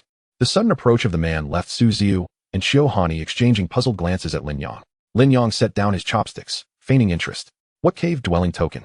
The man glanced furtively around before leaning closer to Lin Yang and whispering, "You aren't locals, are you?" Lin Yang smiled. "Indeed, we hail from quite afar." Perfect timing. There exists a cave dwelling on Yin Peak, just outside of Mount Hope. It was left by a passing golden core expert and opens every 5 years. Inside, there are countless treasures, medicinal pills, spiritual herbs, and magical artifacts. Many who have entered have since become formidable figures, with some even breaking through to the terrifying core formation stage. Tomorrow marks the opening day. The thin man continued animatedly. "Oh, that sounds impressive. But what of this cave-dwelling token?" Lin Yang inquired, feigning surprise. Sensing Lin Yang's interest, Su Ziyu and Chiohani exchanged odd glances. The man, seemingly pleased with Lin Yang's reaction, elaborated. "Although the cave-dwelling opens every 5 years, not just anyone can enter. A special token is required. Without it, even a golden core expert cannot force their way in. These tokens appear in unknown locations shortly before the cave opens, claimed by those fated to possess them." At this point, the man leaned closer and lowered his voice further. "I happen to have 3 tokens available for sale at a bargain price." Lin Yang regarded the man with a smile. The man's discomfort under Lin Yang's gaze was palpable, as if his very soul was being scrutinized. His expression stiffened. "If these tokens are so precious, why not keep them for yourself and enter?" Lin Yang inquired with a playful tone. The man sighed. "I dislike conflict. Even if I entered the cave, I wouldn't be able to compete for anything. Why not sell them and exchange them for some spirit stones? If you don't require them, please keep this confidential, and I shall ask others." Under Lin Yang's unwavering gaze, the man felt increasingly uncomfortable and bowed. "I will give you all 3 tokens." Lin Yang withdrew his gaze. The man sighed with relief, exclaiming, "You wish for all 3? Just 100,000 low-grade spirit stones. You know, this cave dwelling." Lin Yang decisively tossed a storage bag. "The tokens, please." The man hurriedly caught the bag and quickly examined it. Upon confirming it contained the promised 100,000 spirit stones, his grin widened. "You are a generous person. Here are the tokens. May we meet again." He handed over the tokens and turned to leave, but suddenly froze in terror. He realized he could not move. Lin Yang's calm voice rang out. "No need to rush. I still need to ascertain the authenticity of these tokens, so you shall accompany us tomorrow." As Lin Yang's words settled, the man found himself uncontrollably turning around, sitting down at the vacant spot opposite Lin Yang. His heart was in turmoil. He had lost control of his own body, and no amount of struggle yielded results. Only his eyes and facial expressions remained mobile, filled with fear. And beads of cold sweat formed on his brow. Let us continue our meal, Lin Yang said, stowing away the tokens and addressing Suziyu and Shiohani. Yes. The two women occasionally glanced at the small man sitting stiffly beside them, their expressions growing increasingly peculiar. Nevertheless, they resumed enjoying their meal alongside Lin Yang. Surely, the young master has his reasons for such actions. Lin Yang, however, was not idly passing time. He sensed something unusual about the man. The man's apparent cultivation level was at the 6th layer of qi refinement. Yet Lin Yang discerned that his true power was at the 8th layer of nascent soul, equivalent to that of Guodonglai. How could a high-level nascent soul cultivator possibly exhibit such keen interest in a mere golden core cave dwelling? Moreover, he would certainly not be in need of 100,000 low-grade spirit stones. For a nascent soul powerhouse, acquiring billions of spirit stones poses no challenge whatsoever. More critically, Lin Yang had already dispatched his divine sense earlier and pinpointed the location of the cave. From a distance, he sensed the aura of a tribulation transcender within. Fearing that a tribulation expert might be inside, he refrained from enveloping the cave with his divine sense. Since there was a token involved, he decided to enter the cave with others the following day. Should a tribulation cultivator truly reside within, capturing them alive would be imperative. The slender man surely had some connection to this cave, which is why Lin Yang chose to keep him around. After leisurely savoring some of the renowned local delicacies of Wangshan City, Lin Yang, satisfied, exited the restaurant with his companions. As they wandered the streets, anything interesting or appetizing caught their eye, and they would purchase it without hesitation. Such is the luxury of wealth. Without a second thought regarding prices, Lin Yang ordered 3 portions from a snack stall. The slender man, appearing somewhat dazed, stepped forward, retrieving a storage bag to pay with spirit stones. Thank you for your patronage, sir. Please take care, he said, turning to follow Lin Yang and his companions. The next day, Lin Yang and his 3 companions arrived at the entrance of the cave. Indeed, it is a cave, Lin Yang remarked, gazing at the cavern ahead. Senior, this is merely the entrance. The interior space is quite vast. The slender man, Jia Guang, said with a sycophantic smile, walking alongside Lin Yang. Last night, Lin Yang had already lifted the restrictions he placed on him. However, after witnessing Lin Yang's unfathomable strength, Jia Guang harbored no thoughts of escape. Lin Yang had also learned his name, Jia Guang. Little did he know that Lin Yang had already seen through his true cultivation level, as he still pretended to be a mere qi refining stage practitioner. Lin Yang nodded. By this time, a considerable crowd had gathered at the cave's entrance.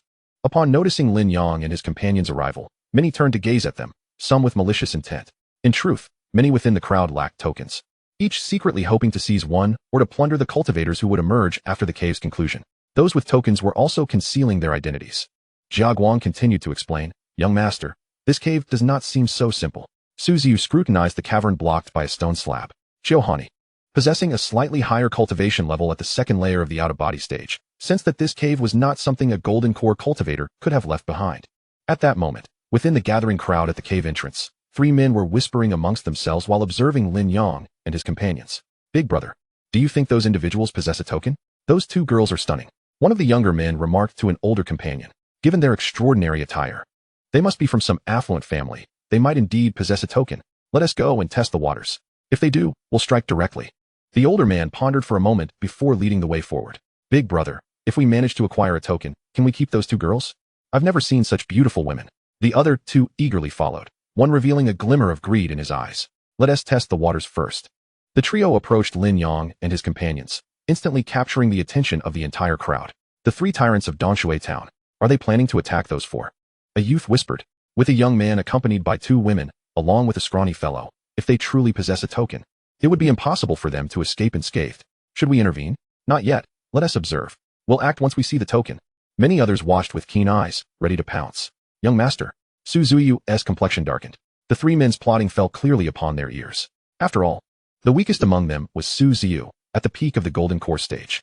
Their seemingly hushed conversations echoed like loud conspiracies to Lin Yang and the others. Lin Yang nodded at Suziyu. In an instant, she understood and stepped forward with a composed demeanor. Meanwhile, the 3 men had approached closely, wearing grinning faces and gazing at Suziyu and Shiohani with a hint of malice. Just as they prepared to speak, one of the women raised her hand and unleashed a surge of spiritual energy. The 3 men halted simultaneously, feeling a sharp pain in their throats.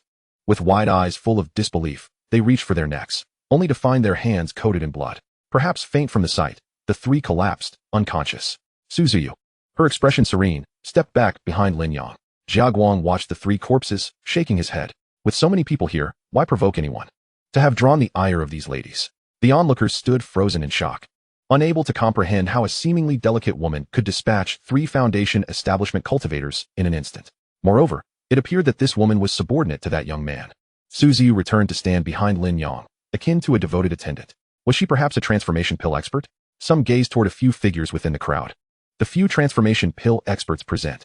Yet even those experts wore grave expressions, unable to discern the depths of this woman's abilities. At this moment, Suziu lifted her gaze, and everyone instinctively turned to face her.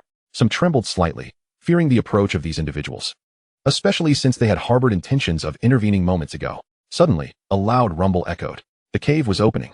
The stone slab that concealed the cave parted slowly from the center, sliding to either side. In an instant, those with tokens dashed forward, swiftly entering the cave.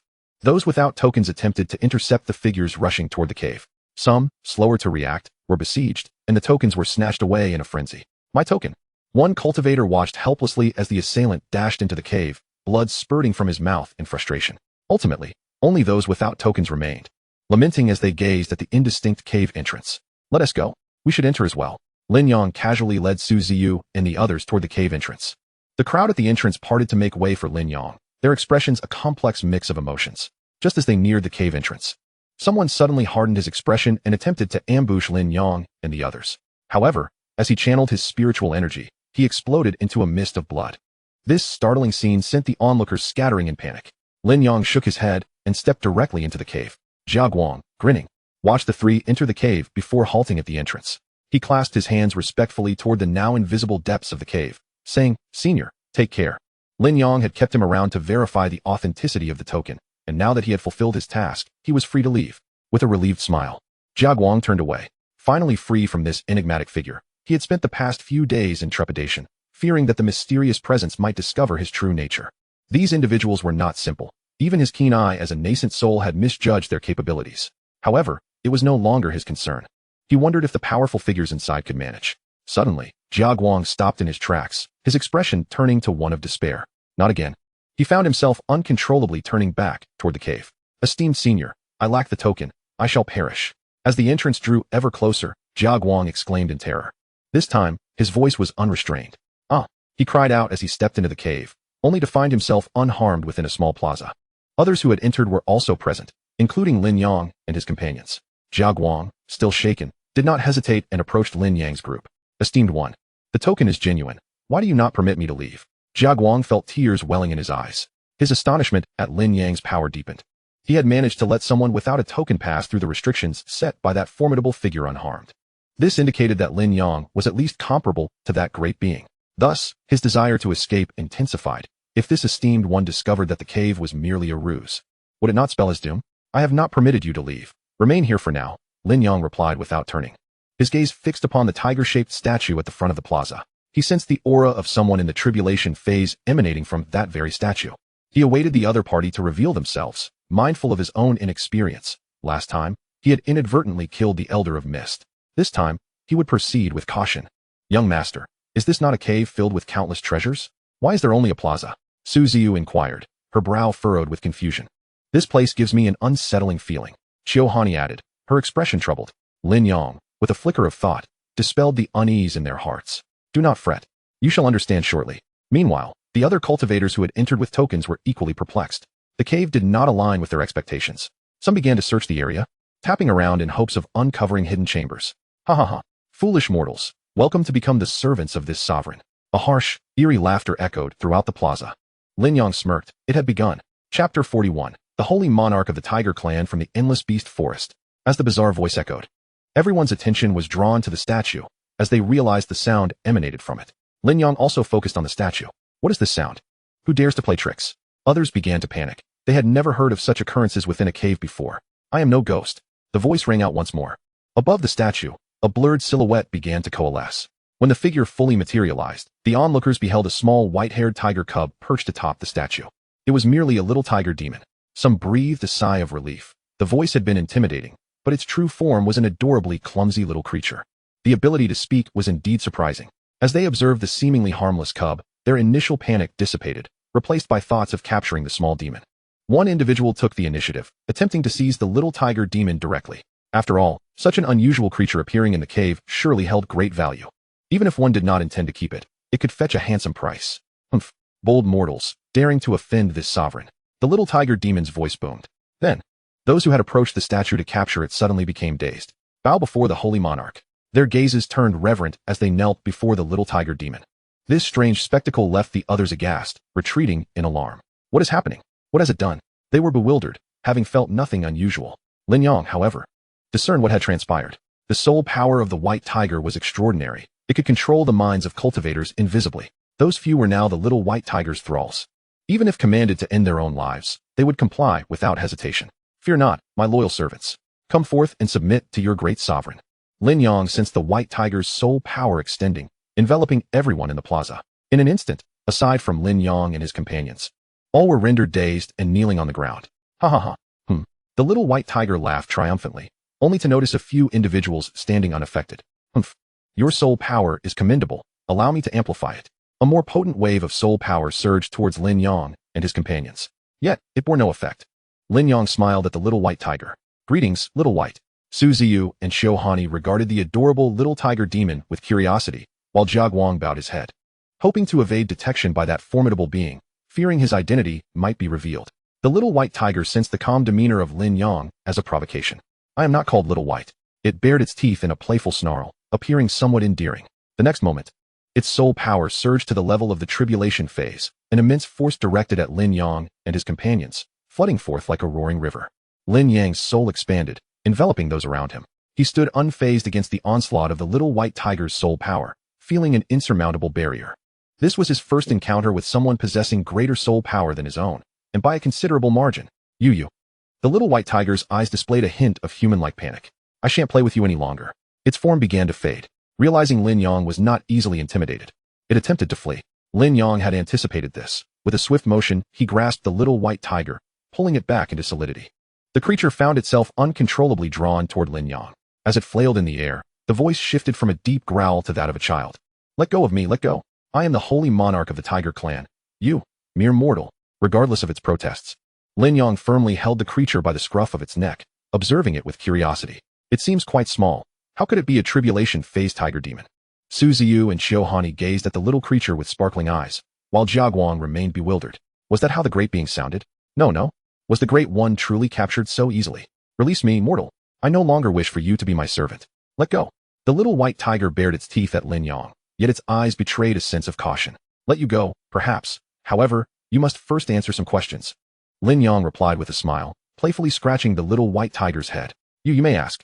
Mortal, this sovereign knows all. The little white tiger resisted, pushing Lin Yang's fingers with its paws, yet it dared not refuse. In the presence of this individual, it possessed no means of resistance. Still, it sought to maintain its dignity, insisting on its prideful tone. First, who are you? Where do you hail from? Humph. Speak my name, and you shall be astonished. I am the holy monarch of the tiger clan from the endless beast forest, the radiant white sovereign. The entire tiger clan reveres me. The little white tiger proclaimed with pride, casting sidelong glances at Lin Yang, seemingly awaiting a reaction of astonishment. Lin Yang showed little response, merely pondering for a moment. Su Ziyu, however, chuckled from beside him. Radiant white sovereign? You are indeed quite white. Xiu Hani gazed at the resplendent white fur, nodding in agreement. Lord Haobai? Lord Haobai? It's Haobai, not Haobai. How could you foolish mortals be so inept with your hearing? Haobai then excitedly leaped towards Su Ziyu and Xiu Hani, his front paws nearly brushing against Su Ziyu. However, his indignation only served to amuse the two women further. Su Ziyu even went so far as to extend her finger, lightly tapping his head. With such an adorable visage and voice, it was impossible to feel fear. Meanwhile, Jia Guang, who was witnessing the entire scene, felt his understanding of reality crumbling. This was a mysterious being that could aid him in becoming a nascent soul powerhouse. He recalled a previous incident where a passing out-of-body expert had attempted to forcibly intrude upon the cave's opening, only to be obliterated by the restrictions at the entrance. Yet now, this formidable entity was akin to a pet in Lin Yang's hands. Had it truly lost all aggression? I can't take it anymore. Let me go. I want to devour her. Haobai excitedly flailed about, much to Su Ziyu's annoyance. Silence. Humph. The moment Lin Yang's voice rang out, Haobai immediately ceased his antics, though he still let out a huffy snort. I recall that demon beasts above the nascent soul level are forbidden from leaving the beast forest. How did you come to be here? Lin Yang inquired. He had already gleaned information about the endless beast forest from Jiangpingda. It lay to the far east of the wilderness and the profound domain. In the past, the human emperor led the human race in vanquishing the beast race, driving them deep into the endless beast forest culminating in a treaty that forbade demon beasts of the 5th tier and above from stepping beyond its confines. The 5th tier corresponded to the nascent soul stage in demon beasts. Hearing Lin Yang's words, the little white tiger awkwardly shifted. Could this esteemed lord refrain from mentioning that? Lin Yang feigned a glare. The little white tiger shrank back, for it possessed only the strength of the 4th tier. When it came to the 4th tier, its voice was barely a whisper, almost inaudible to Lin Yang. This revelation took Lin Yang by surprise, as he had distinctly sensed the aura of someone in the tribulation stage. Moreover, its soul power had evidently reached the level of the tribulation stage.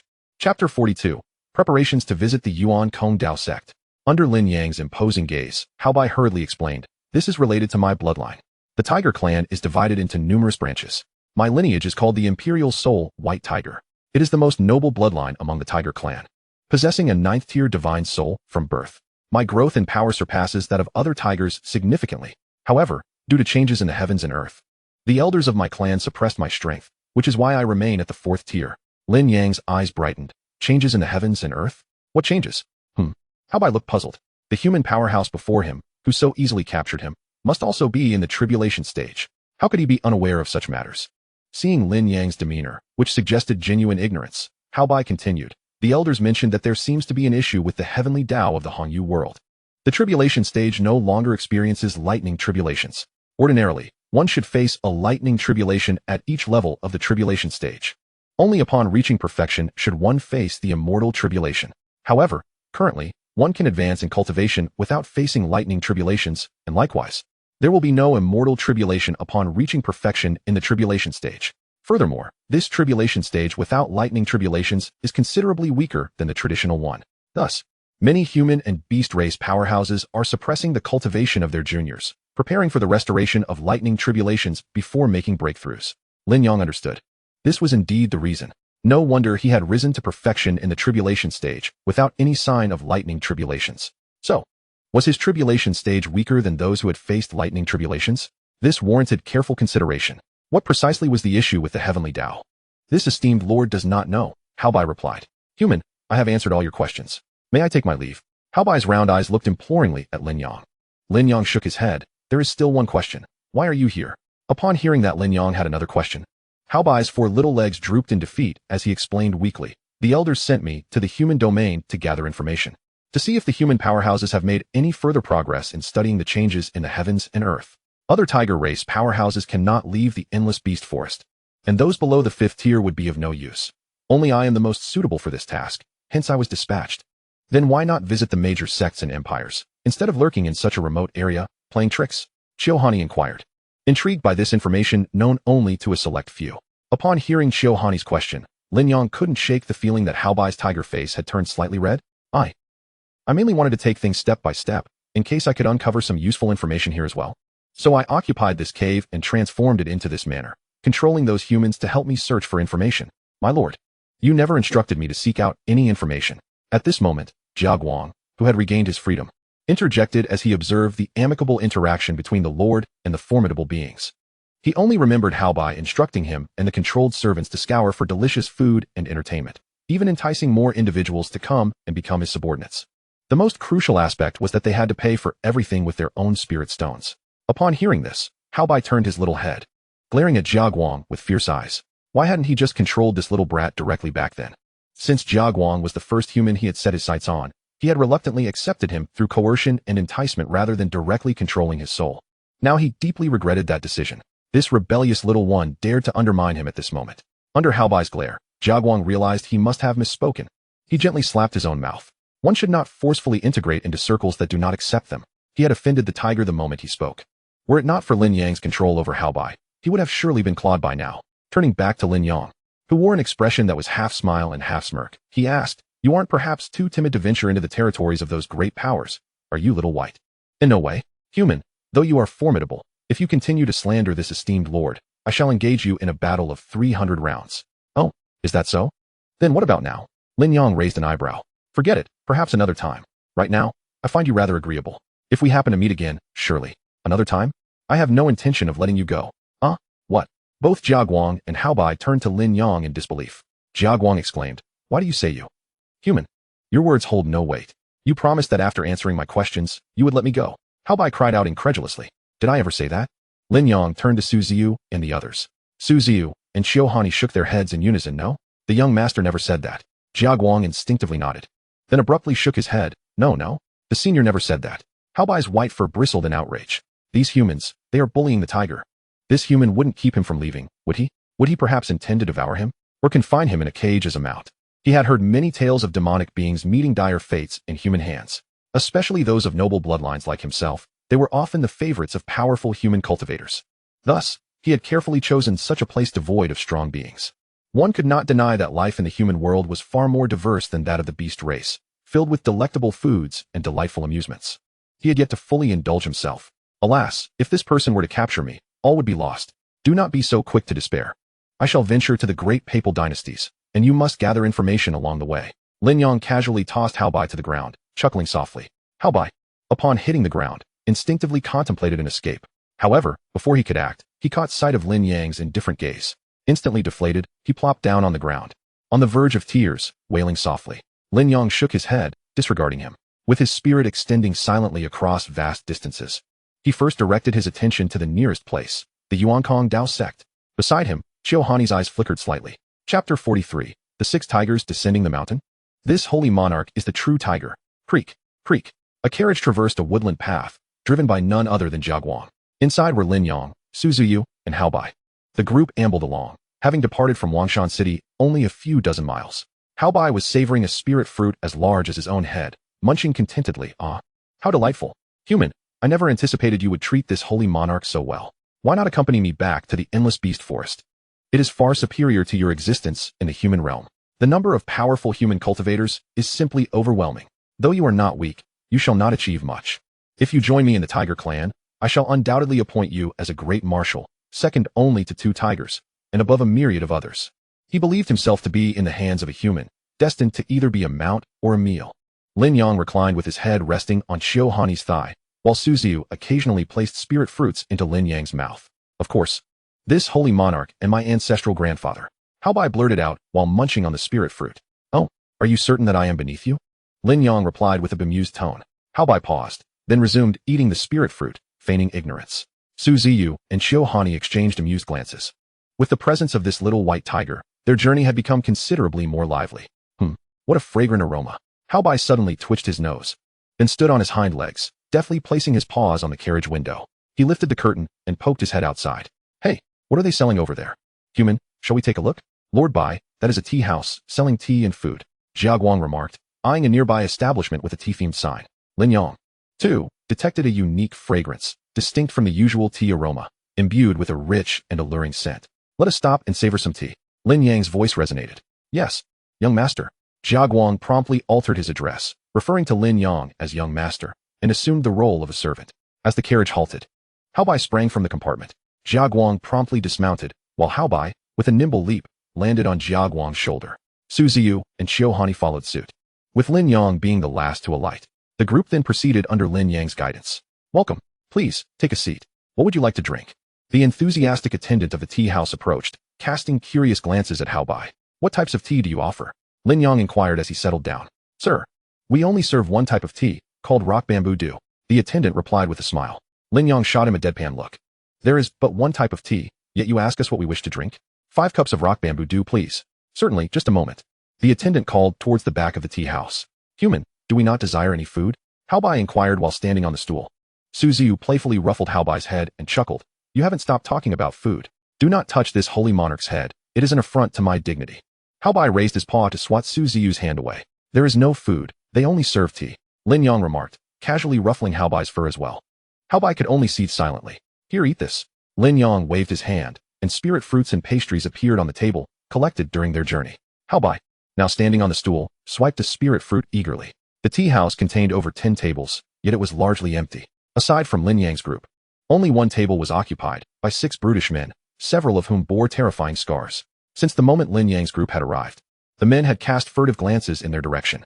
Now, witnessing the food being laid out, one of them stood up and strode over, pulling a low-grade spirit stone from his storage pouch. Approaching Lin Yang's table, he tossed the spirit stone on the surface and declared, I shall take that food. He reached for the delicacies, only to be swiftly halted by another hand. In an instant, the brute found himself unable to advance. Shocked, he turned to find it was the seemingly frail coachman. This burly man was at the golden core stage of cultivation, but before Jiaguang, who was at the nascent soul stage, he was insignificant. Presumptuous. Do you dare to disturb the young master and my lord while they enjoy their tea?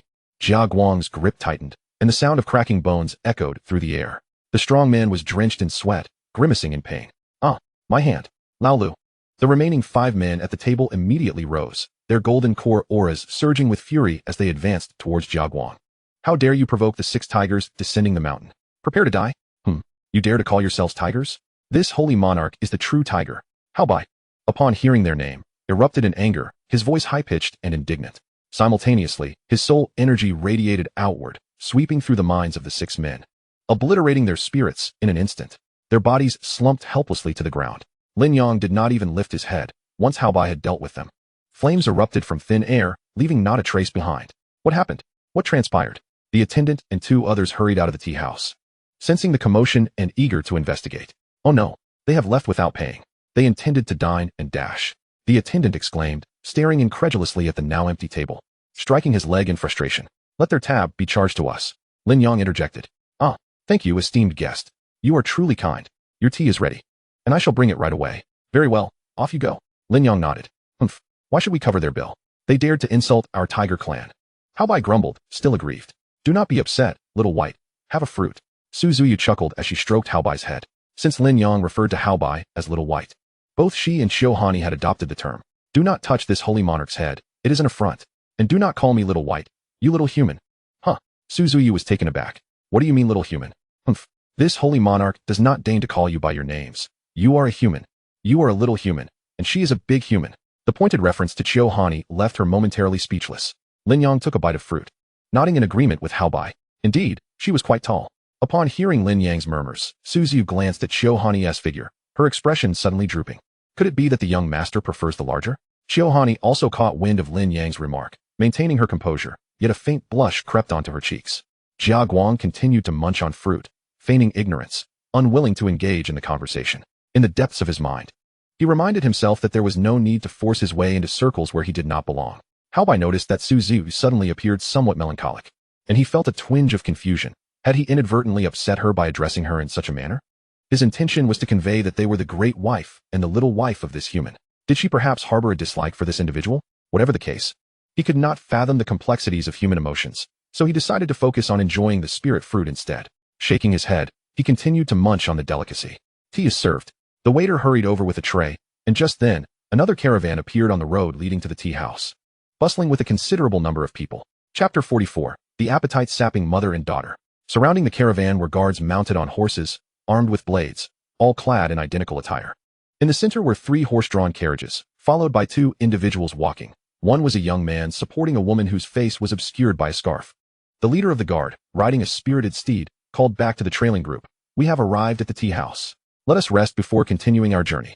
With that, he dismounted and strolled toward the tea house. Several individuals emerged from the carriages, most adorned in resplendent attire, both men and women. Upon disembarking, they engaged in animated conversations. The influx of these patrons transformed the tea house into a lively scene. The waiter, seemingly familiar with the leading guard, approached him enthusiastically. Captain Zhou, you arrived earlier than usual today. Indeed, I heard there was a thick fog near the Ghost Wind Valley today, so we hastened our journey to avoid further delays. Ah, I see. Please, take a seat. I'll assist in the back and have tea brought to you shortly. Very well. After the waiter departed, the guests settled down. Captain Zhou cast a fleeting glance at Lin Yang and his companions before averting his gaze. Lin Yang and his group, however, paid no mind to them and continued to savor their tea. This tea is delightful. Xiao Guangzi, did you not say that the tea was bitter? Haobai remarked, extending his tongue to taste the tea before him, inquiring of Jiaguang.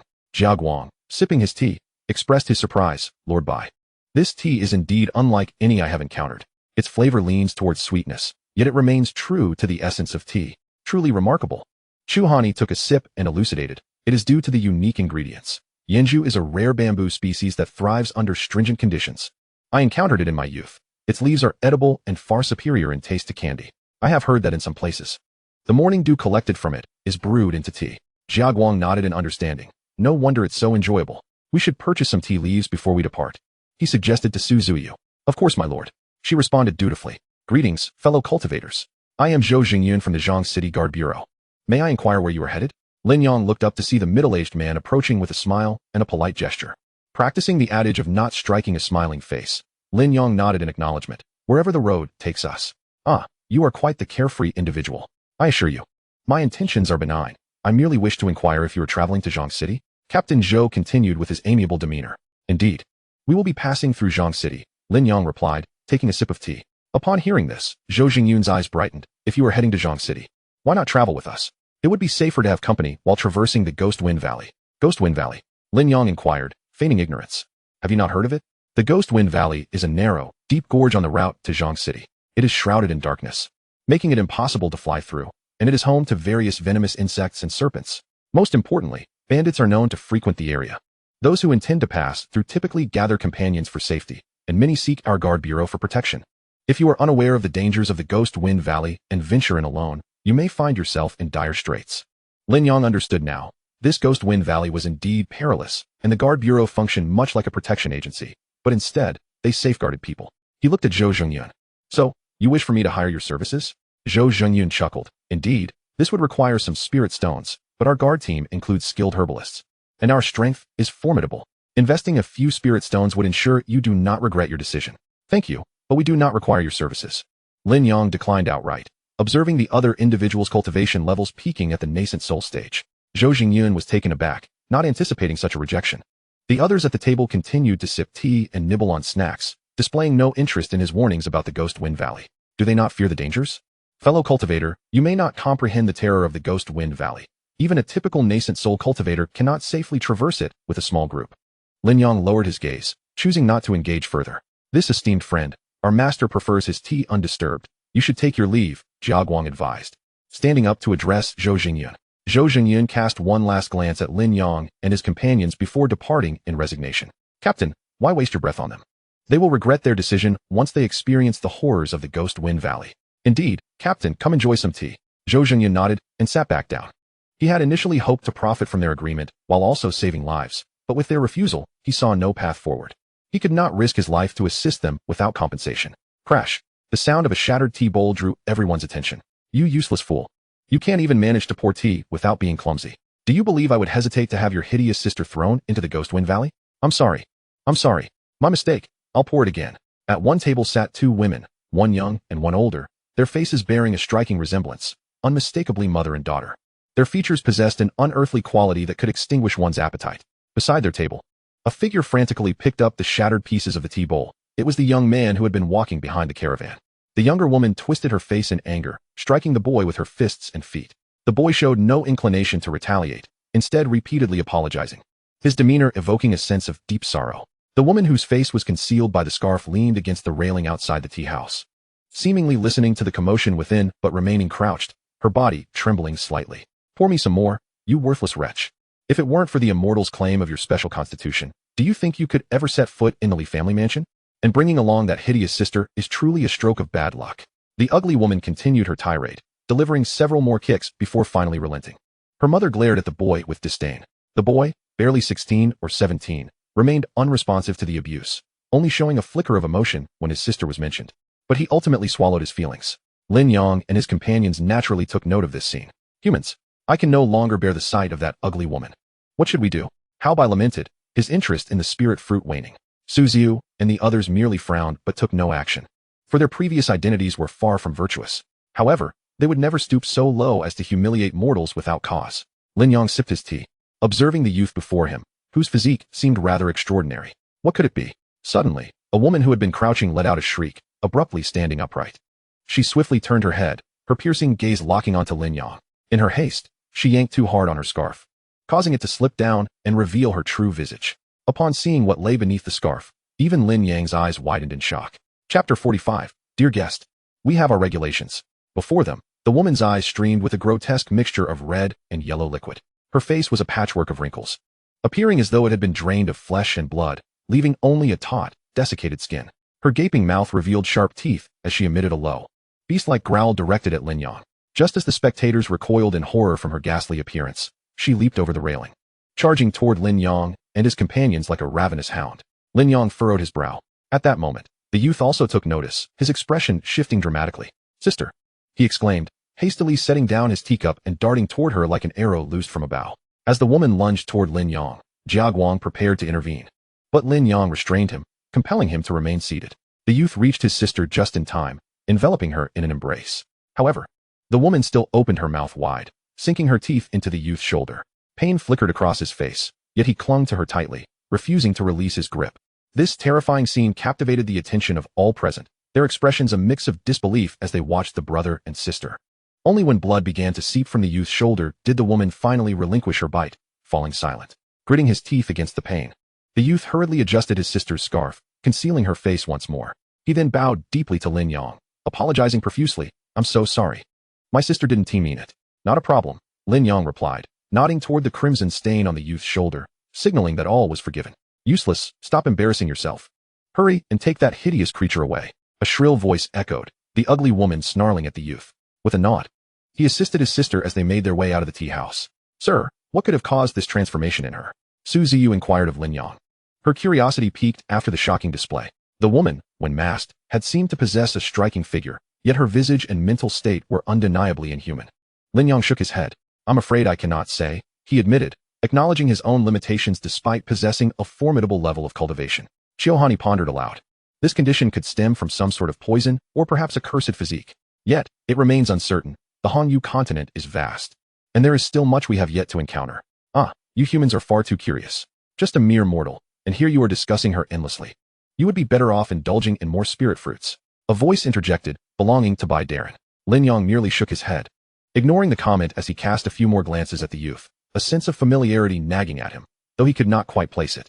"Young master, would you care for more tea?" A young man dressed in resplendent robes sat at another table, flanked by 4 attendants. The youth had only reached the second layer of foundation establishment, while his 4 attendants all possessed golden core cultivation. "No more. Seeing such a hideous creature has drained my interest," the young man replied, his gaze lingering on Lin Yang's party, particularly on Su Ziyu and Chiohani, his eyes glinting with intrigue. One attendant, with a mischievous smile, bent low and suggested, "Since the young master is intrigued, we could procure them for him as servants." "Procure? Do you take me for a bandit?" The young man shot back, glaring at the attendant. Yes. My apologies." The attendant quickly amended, bowing deeply. The young man's expression softened, and a sly smile crept across his lips. "Once we reach Zhang City, investigate their identities, and then we shall proceed accordingly," he commanded. To which the attendants nodded, though some skepticism lingered in their minds. As the son of Zhang City's wealthiest man, had he not already engaged in enough abductions of common women? What had prompted such a change today? The young man was aware of their thoughts, but chose not to clarify. Surely, he was not a fool. The 4 attendants, along with a fierce-looking guard, clearly regarded him as their leader, exuding an air of distinction with every gesture. It was evident that he was no ordinary individual capable of attracting such exquisite company. He had only brought 4 attendants along, lacking absolute confidence. Therefore, it was prudent to refrain from rash actions until they returned to Zhang City, where he would possess the upper hand. "All right, everyone, let us return to the carriage and continue our journey," Zhou Jingyun announced, rising to address the group. He then inclined his head to Lin Yang's table in a gesture of acknowledgement. Lin Yang reciprocated, signifying their mutual respect. Zhou Jingyun then departed the tea house with his entourage, climbing onto their horses. Those who had dismounted also returned to their respective carriages. "Captain Zhou, safe travels." The waiter waved at Zhou Jingyun. Onward. Captain Zhou cracked the reins, leading the caravan forward once more. Behind the convoy, the 2 figures continued to follow on foot. "All right. Has everyone rested well? Let us continue our journey," Lin Yang declared, finishing his tea. "Yes, young master." "Good. Even this holy monarch has had his fill." Hao Bai leapt from the bench onto Jia Guang's shoulder, his feet never touching the ground. "Young master, I shall settle the bill and procure some tea leaves," Su Ziyu announced, rising from her seat. "Very well, go ahead." Su Ziyu approached the waiter. "Excuse me, how much stock do you have left of the Yenju Lu tea leaves?" "That I'm afraid it's not convenient to disclose." "Is there something specific you require, esteemed guest?" The waiter replied, a hint of confusion in his tone. "My master wishes to take some Yenju Lu with him, hence I inquired about your remaining stock." The waiter appeared troubled. "Esteemed guest, we only sell tea, not leaves. Please forgive us." 1,000,000 low-grade spirit stones for a tale, Lin Yang interjected with a smile as he approached. "Esteemed guest, please do not put me in a difficult position. Our tea house has a strict policy against selling leaves." The waiter was visibly shaken by the offered price, his resolve wavering. 2,000,000. Lin Yang continued, showing no signs of backing down. "Esteemed guest, this I truly cannot make that decision." 5,000,000. 5,000,000. The waiter trembled at the staggering amount. 5,000,000 for just 1 tale of tea leaves? The tea house had 300 tales left, selling all would amount to 1.5 billion low-grade spirit stones, far exceeding the actual value of the leaves. Yet, the waiter gritted his teeth, maintaining his composure. "I am deeply sorry, esteemed guest. 10 million. The waiter gasped, struggling to catch his breath. Before he could respond, Lin Yang's voice rang out once more, 9 million. Huh. The waiter's eyes widened in disbelief. Why was the number decreasing? 8 million. Wait. The waiter stammered, caught off guard by Lin Yang's relentless bidding. In but a brief moment, he felt he had incurred a significant loss of spirit stones. As Lin Yang was about to speak again, the young attendant contemplated the vast sum of spirit stones and steeled himself. At worst, I could abscond with the funds. I'm selling. Esteemed guests. I'm selling. Chapter 46. As long as I ride in their carriage, I shall fear nothing. Ultimately, Lin Yang procured 300 taels of tea leaves from the tea house at the price of 8 million low-grade spirit stones. Safe travels, esteemed guest. We eagerly await your next visit. Take care on your journey. Several figures stood before the tea house, enthusiastically bidding farewell to the departing carriage, their faces alight with excitement and reluctance. Among them were the tea house's staff and guards, persuaded by the young attendant's appeals of reason and emotion. Once the carriage had vanished from sight, the group retracted their gazes. Quickly, let us distribute the spirit stones, and then we can all go our separate ways. One of the attendants exclaimed with palpable excitement. The young attendant nodded with a smile, retrieving a storage bag. What are you all doing here? A sudden voice echoed in their ears. The group stiffened in place, slowly turning their heads. A broad-faced middle-aged man had inexplicably appeared beside them. Boss. Panic washed over their faces, beads of cold sweat trickling down. The young attendant's hand trembled slightly as he clutched the storage bag. Noticing their peculiar reactions, the broad-faced man sensed something was amiss, his gaze drawn to the storage bag in the young attendant's hand. What is this? This is a storage bag, boss. The broad-faced man's expression darkened. Am I unaware of what a storage bag is? He snatched the bag from the attendant's grasp. So many spirit stones. Where did these come from? The young attendant's face drained of color. This was his first time engaging in such dealings, and he had not anticipated being caught red-handed. Boss. It's not my fault. It was all his doing. I tried to dissuade them. Yes, boss. I even reminded him of the rules against selling tea leaves. He insisted on selling all 300 taels. The others, unable to withstand the pressure, collapsed to the ground, casting the blame squarely onto the young attendant. You. The young attendant stared incredulously at them. They had been the first to agree with him. How could they be so shameless? Now, with no argument left to make, he awaited the boss's judgment. Boss, it's my fault. It's mainly because that esteemed guest offered so much. 300 taels? You sold all 300 taels for this storage bag full of spirit stones? The broad-faced man interrogated sternly. Yes, boss. You. The broad-faced man glared intently at the young attendant. The others, relieved that the focus had shifted away from them, exhaled deeply. At least their chances of survival were far greater than those of the young attendant. How did you manage this? The broad-faced man's expression suddenly softened, revealing a hint of astonishment. Even the young attendant, along with the others, was momentarily taken aback. What did the boss mean? Boss. The young attendant felt a twinge of anxiety. Exchanging 300 taels of tea leaves for such a bounty of spirit stones is commendable. Prepare yourself. Come back with me to Shun City. We are in need of a shop manager there. The broad-faced man smiled, personally helping the young attendant to his feet. Thank you. Boss. Thank you. What? The others gaped in disbelief. This was not what they had anticipated. Wasn't this a violation of the rules set by the boss? How could he not only escape punishment, but also receive a promotion? And as for you lot, after assisting the young attendant, the broad-faced man turned his gaze to the others. You cannot even adapt or offer counsel. You shall remain at this 10-mile tea house for the rest of your days. Unless you achieve further merit, you shall never return to the city. Yes, boss. Their faces turned ashen, yet they could only respond with regret. The young attendant, however, was filled with elation, casting a grateful glance toward the direction Lin Yang and the others had departed. These esteemed guests are indeed my benefactors. Creak. Creak. Jia Guang drove the carriage steadily onward. Young master, there is a gorge ahead. It should be the Yufeng Valley that Captain Zhou mentioned. Never mind. We shall proceed directly. Yes, young master. The carriage continued its advance. Upon entering the gorge, the atmosphere indeed darkened, with the sound of wind howling past their ears. Occasionally, rustling or scurrying noises could be heard from the surroundings. However, this did not significantly affect Jia Guang, who keenly observed the sources of the sounds. Various forms of venomous insects and serpents slithering among the grass and rocks. Creak. Creak. The sound of the carriage echoed through the dim valley, growing fainter as they ventured deeper, the light diminishing further amidst encroaching fog. Whoosh. A deep green venomous snake shot from the stone wall, like an arrow. Jia Guang unleashed a surge of spiritual energy, intercepting it. The snake's lifeless body plummeted to the ground. At that moment, voices could be faintly heard in the distance. Young master, it's those people from before. Jia Guang quietly informed those inside the carriage. Pay them no mind. Understood. Jia Guang urged the carriage onward. The voices grew clearer, revealing a heated argument. I've told you. The fog is too thick, and there's a high chance of bandit activity. We must exit Yufeng Valley swiftly. This was Captain Zhou's voice. I don't care. I'm frightened.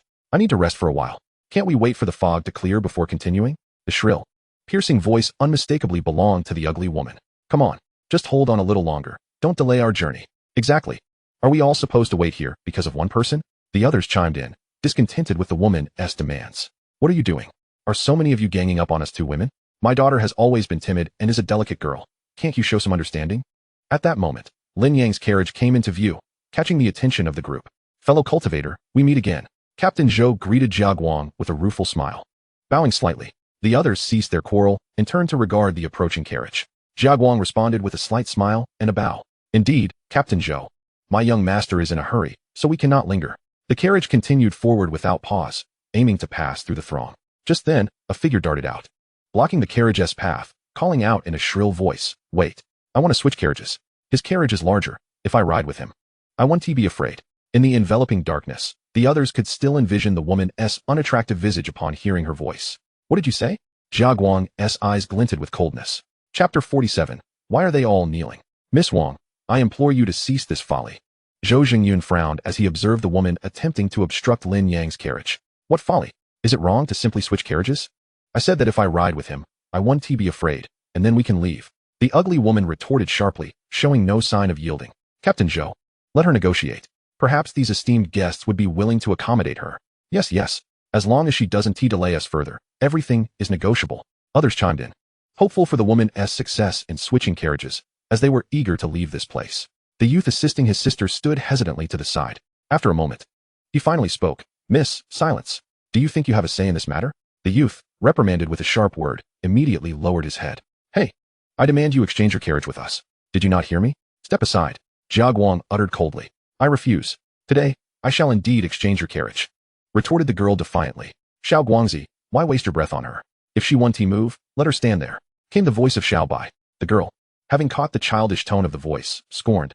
Are you suggesting that the carriage should crush me? Who is this little brat?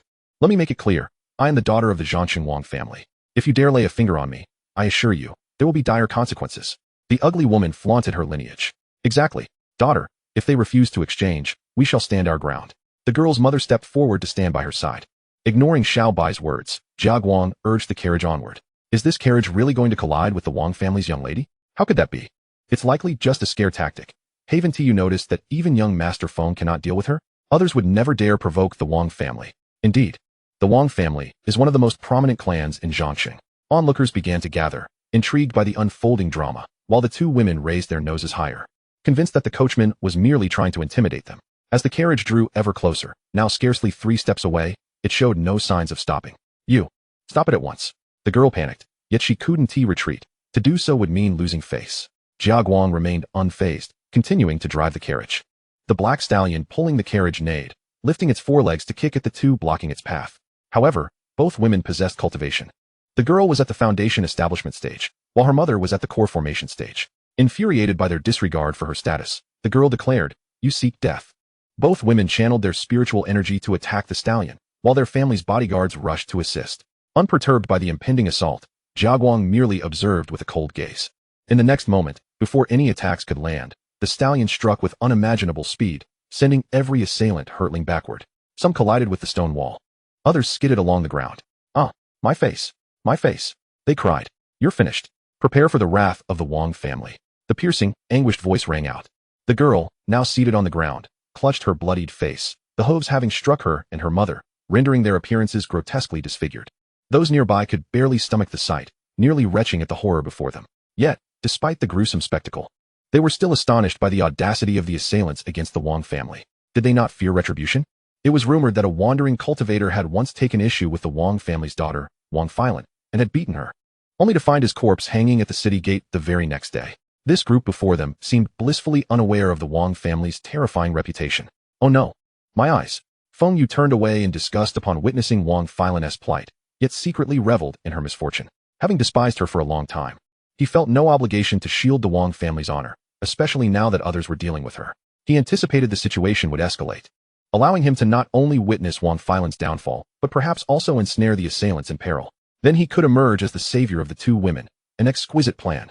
After the stallion dispatched the obstructionists, it continued its forward march. Don't leave. Stop them, you useless fools. Captain Zhou, is this how you protect us? Hurry up and subdue them. I want revenge. The two women berated the family guards, also shouting at Zhou Xingyun, who stood by, stunned. Yet, she lacked the courage to step forward. Zhou Xingyun, grave-faced, did not respond but advanced with the guard team, addressing the carriage. Friend, she merely wished to swap carriages. If you injure her and wish to depart, I fear I may find it difficult to explain. He heightened his senses, aware of the precarious situation. While others were shocked by the audacity of the assailants against Wang Filan, he observed the stallion with keen interest. This was no ordinary spirit horse. During the fray, he felt no fluctuations of spiritual energy, indicating it had relied solely on its physical prowess and speed to send the group of golden core cultivators and the two women flying in an instant. Truly terrifying. Oh, what does Captain Zhou propose? Came Lin Yang's playful voice from within the carriage, accompanied by an invisible pressure descending upon Zhou Xingyun and his guard team. Their expressions shifted dramatically as they struggled to resist. Ah, how lively it is. Suddenly, a strange voice echoed, startling the crowd as they scanned the surroundings warily. Shadows seemed to loom all around them. Who are you? Someone asked, panic lacing their voice. Us. We are robbers. Ha ha. Laughter erupted around them, reverberating through the valley, transforming the atmosphere from lively to ominous. They were aware of the presence of bandits in the Yufeng Valley, but typically, with a guard team present. Encounters with mountain thieves were rare. Who would have thought they'd be so unfortunate today? All blame fell upon the two women and that carriage. What could possibly go wrong just for wanting to exchange a carriage? Couldn't they think of us for a moment? As fear gripped them, the onlookers began to curse the Wang mother and daughter, some even harboring resentment toward Lin Yang and his companions. Even Feng Yu felt a flicker of unease. The bandits of Yufeng Valley were no ordinary foes. If they were indeed a faction, they would surely rival the city's prominent families. His father had mentioned that these bandits had ties with the Guard Bureau, ensuring that their convoys remained undisturbed. What was going on today? Now that you know our identities, you know what to do. Everyone down, men to the right, women, silence. The bandit leader continued to prattle on when a calm voice from within the carriage interrupted him. Instantly, everyone froze, staring incredulously in the direction of the voice. Were they courting death? The voice continued, I am still in the midst of resolving a matter. If you wish to rob us, please wait a moment. Taken aback, the bandits initially paused before erupting in fury. Were they being provoked? At that moment, a brilliant orb began to rise, radiating dazzling light that dispelled the darkness and mist within the valley. All eyes turned toward the luminous orb, faces etched with disbelief. In Yufeng Valley, light was a rarity. No spiritual artifact or flame could produce illumination here. What was this orb that could illuminate the entire valley? As light flooded the area, the crowd turned to survey their surroundings, jaws dropping at the sight before them. Everyone was kneeling on the ground, before the eyes of the onlookers. The bandits encircling them suddenly knelt upon the ground. It was palpable that the expression of terror had shifted onto their faces. All eyes fixated on the carriage that had crashed into the royal family's vehicle. Elder, we were unaware of your presence here. Please forgive us. A tall bandit bellowed towards the carriage. Why are Captain Zhou and the others also kneeling? Someone exclaimed, astonished, pointing towards the guards who had initially approached to demand justice from Wang Filan. They too had succumbed to the ground, feeling an overwhelming and unresisting pressure upon his shoulders. Zhou Xingyun was drenched in cold sweat. These individuals were indeed not ordinary. They were undoubtedly prodigies from a formidable power in the northern realms of the Xian domain. Captain Zhou, you have yet to answer my question. How do you intend to resolve this? The curtain of the carriage was lifted by an unseen force, revealing Lin Yang's smiling visage, exuding a formidable aura. Seeing that the person who had intervened paid them no mind, the bandits dared not express any dissatisfaction. They merely bore the burden of pressure that had befallen them, frozen in place. The onlookers, too, were rendered speechless. The two strongest factions present were the Guard Bureau and the bandits of the Yufeng Valley, and now both had knelt before the occupant of the carriage. This rendered them increasingly apprehensive, speculating about the origins of these powerful beings. Feng Yu furrowed his brow, pondering how this young man could possess such formidable strength. After a moment of contemplation, he resolved to abandon the idea of confronting the two women. The mother and daughter of the Wang family grew even quieter, a sense of unease creeping into their hearts. The individuals they had attempted to obstruct were far from ordinary. Upon hearing Lin Yang's inquiry, Zhou Xingyun's countenance turned awkward. Elder, I was blind to your greatness. My question was, how do you intend to resolve this? No, let it be. Elder, it is our fault. Zhou Xingyun bowed his head, a bitter expression adorning his face. Resolve? What could he resolve while kneeling upon the ground? Let it be? Then we shall take our leave. Yes, yes, Elder. Please take care. Zhou Xingyun nodded fervently. Lin Yang did not press him further. After all, the man was merely a subordinate. A brief kneeling would suffice. Lin Yang nodded and cast his gaze towards the blood-soaked mother and daughter not far away, their flesh mangled. He quickly averted his eyes, exclaiming, how frightful. Let us be off. He commanded Jiaguang. Yes, young master. The luminous orb returned to the carriage, and the Yufeng Valley resumed its previous state.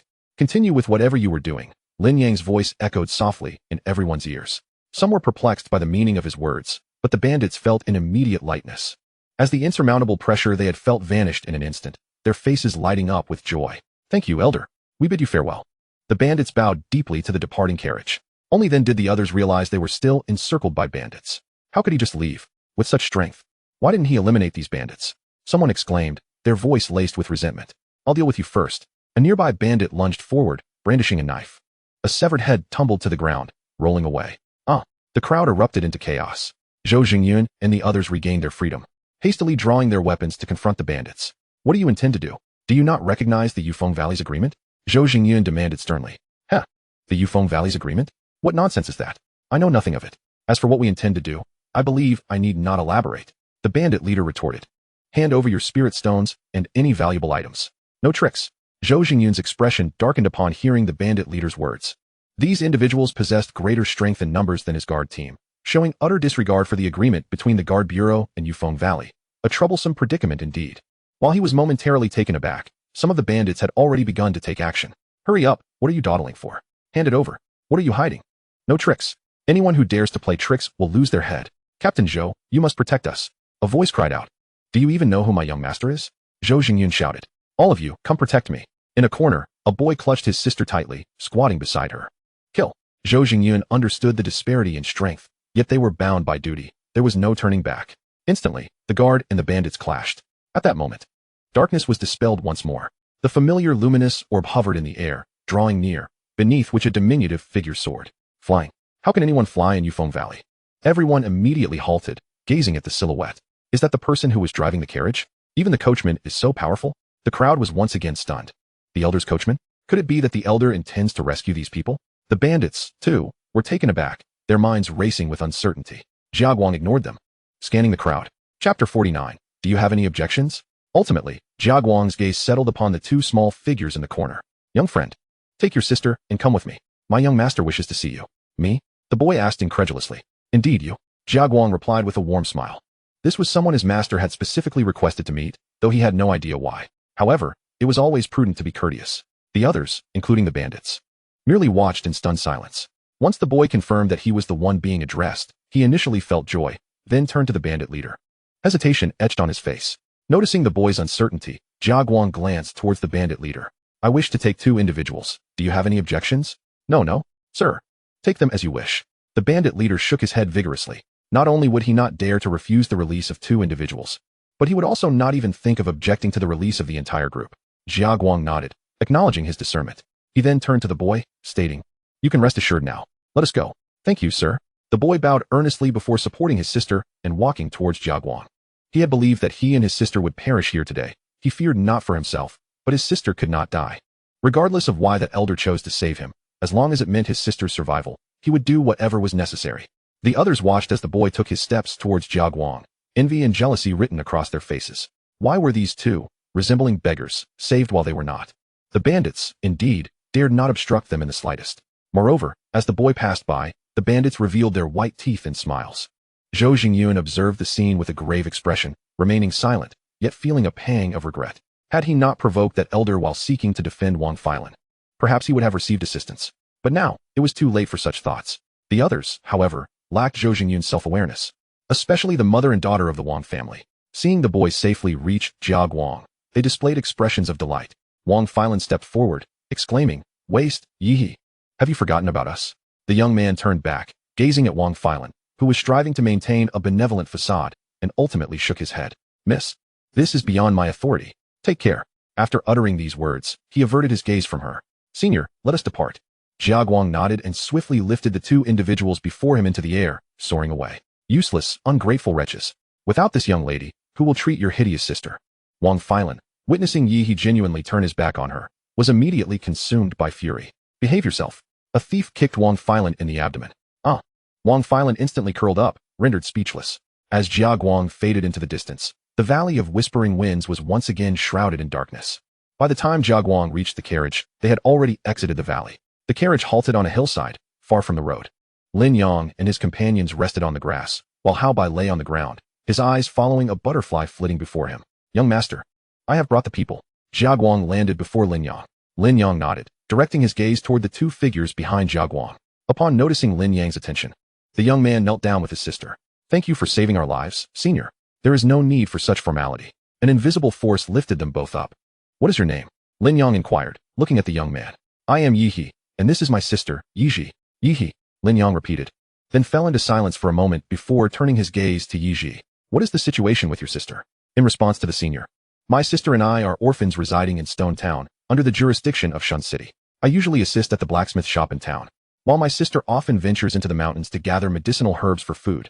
2 years ago, she went to the mountains to collect spiritual herbs, and she did not return for an entire day and night. I searched the mountains throughout the night, and eventually found her by a tree. Then she transformed into her current state." "A tree? What kind of tree?" Before Lin Yang could speak, Xiaohani's eyes brightened as she hastily inquired. "It was a tree with withered leaves and a dark trunk."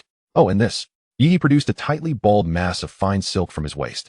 Upon seeing the silk, Xiaohani's expression shifted. She approached and took the mass from Yihe's hands, inspecting it closely. Then, with a flick of her left hand, a small net materialized in her grasp. Lin Yang recognized this small net. It was the very one Xiaohani had unleashed during the confrontation against the disciples of the Yuankong Dao sect on the banks of the Sword Gorge River. "This is the Luo Tianmu." At that moment, in Xiaohani's hands, it had shrunk considerably. Nevertheless, it was still easy to identify. After a meticulous comparison, she looked at Lin Yang. "Young master, this Luo Tianmu you have must have also been taken from the Yuankong Dao sect. The aura of this silk is strikingly similar to that of the Luo Tianmu. It must be one of the materials used to fabricate it." "Indeed, young master. You are astute. This Luo Tianmu is one of the treasures I pilfered from the Yuankong Dao sect. It is a 7th grade spiritual artifact. This silk is produced by the Yuankong beast, unique to the Yuankong Dao sect. The silk can be fashioned into the Luo Tianmu, excelling in capture and defense. It is said that the sect's leader possesses a 9th grade Luo Tianmu, though the truth of that remains uncertain. There is also a rumor regarding the Yuankong beast, claiming its ancestors were cursed into existence. Yet, this curse has allowed it to endure for over 10,000 years. Ultimately, it assimilated the curse into its bloodline. Hence, it is often said that every Yuankong beast is adept at the path of curses. The Yuankong beast can only thrive on the ink-drawn tree, whose trunk is pitch black. Coupled with this Yuankong silk, Xiaohani initially explained to Lin Yang, but upon reaching the last sentence, she turned to Yihe. Yihe, now clenching his fists tightly, had discerned the implication in Xiaohani's words. "Are you suggesting that those who harmed my sister belong to the Yuankong Dao sect?" Although no one has verified that the Yuankong beast possesses the ability to curse, the convergence of all these elements suggests it is the most probable explanation. "Is the Yuankong Dao sect formidable?" Yihe gritted his teeth and questioned. "It should be." Xiaohani hesitated before responding, casting a furtive glance at Lin Yang. Lin Yang's demeanor suggested he regarded the Yuankong Dao sect with indifference, leaving her uncertain of the actual comparison. She found herself unconsciously leaning toward Lin Yang. "But my sister is merely an ordinary person. Why would such a cultivation sect target her?" Yihe's face was a mixture of rage, confusion, and helplessness. "Young man, do you desire to acquire formidable power?" At that moment, Lin Yang regarded Yihe with a smile, uttering a somewhat melodramatic line. "Senior, I wish for strong power. I want to protect my sister and eliminate those who have harmed her." Yihe's eyes were filled with determination and fierceness. Lin Yang nodded in satisfaction. Then with a hint of solemnity in his smile, said, "Then, become my disciple." "What?" The moment Lin Yang's words escaped his lips, Yihe thought he had misheard. This esteemed individual, who had effortlessly facilitated his and his sister's departure from the Valley of Whispering Winds, wished to take him as a disciple? Even Su Ziyu and Xiaohani were taken aback, their eyes widening in surprise. Young master was actually seeking a disciple? Su Ziyu felt the weight of Lin Yang's power most acutely. He had effortlessly created a host of out-of-body experts, enhanced the concentration and quality of spiritual energy in a region, and carried a plethora of resources and treasures. Moreover, his cultivation had reached the pinnacle of Hongyu continent. Having achieved a perfect tribulation crossing, he was but a step away from ascending to immortality. Such a powerful being, if he expressed a desire to take on disciples, countless prodigies would vie for the opportunity, some even risking life and limb. Not to mention others, even her father, Su Xiong, would undoubtedly be among the first to compete. Jiaguang looked at the dazed Yihe, his face brimming with envy. This lad's luck is simply extraordinary. However, his own fortune was not to be underestimated. He had become the driver for such a mysterious and powerful entity. His fate had already been rewritten. Only Hao Bai seemed oblivious to the proceedings. Lying on the ground with his head stretched forward. Upon closer inspection, it became apparent that he was gently pressing a butterfly beneath his paws. Hao Bai curiously nudged the butterfly with his nose. "Little friend, why not quickly pay your respects to your master?" Jiaguang laughed, prompting Yihe to awaken from his stupor, his eyes sparkling with excitement. Gently releasing his hold on his sister, he knelt before Lin Yang. Disciple Yi He pays respects to master. His forehead struck the ground heavily, producing a resounding thud, his tone resolute. Lin Yang faced Yi He's bow with calm acceptance, allowing 3 beats to pass before saying, "Rise." "Thank you, master." Yi He stood up, astonished as a sudden brilliance interwove before him. As the radiance faded, a white long spear and a tome of techniques materialized, suspended in the air. The title on the tome bore only 2 characters, Dancing Realm. Su Ziyu and the others gazed intently at these 2 objects. Though the spear emanated a somewhat elusive aura, they inexplicably felt an urge to submit to it. The fact that 2 inanimate objects could evoke such sensations was astonishing. Observing the intricate and magnificent patterns on the spear, they could confidently assert that it was no ordinary spiritual artifact. Even Hao Bai raised his head in curiosity as the butterfly fluttered away. Hao Bai stood up and approached with inquisitive steps. "Human, is this an immortal-grade spiritual artifact? You possess such a thing?" Hao Bai's eyes widened in astonishment. This revelation surpassed even Lin Yang's soul power in terms of shock. This was indeed an immortal-grade artifact, if wielded properly. A cultivator in the fusion stage could confront even tribulation-crossing powers. Immortal grade? The 3 of them, Su Ziyu, Yi He, and Lin Yang, came to understand the underlying reasons for their sensations.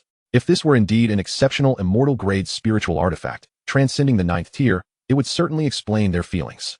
They had already grasped the general origins of the white spear, hence it was no surprise that they could discern its classification.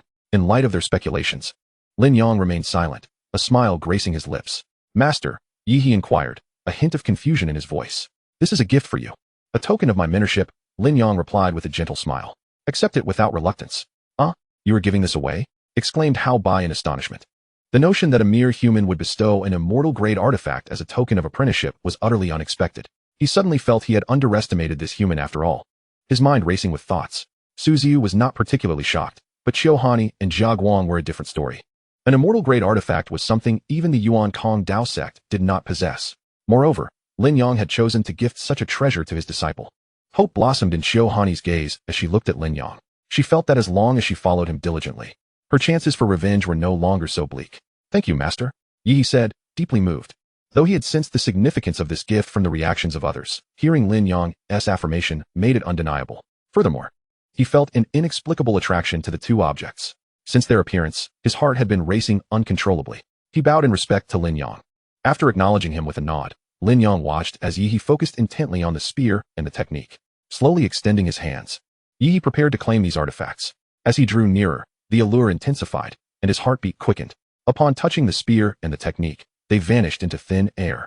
Upon further reflection, the spear hovered at his heart, while the technique resided within his mind. "Master," Yi He exclaimed, startled as he turned to Lin Yang. He had never experienced anything like this before. Moreover, he could see both his heart and mind. This realization filled him with a sense of panic. "Fear not. This is entirely normal.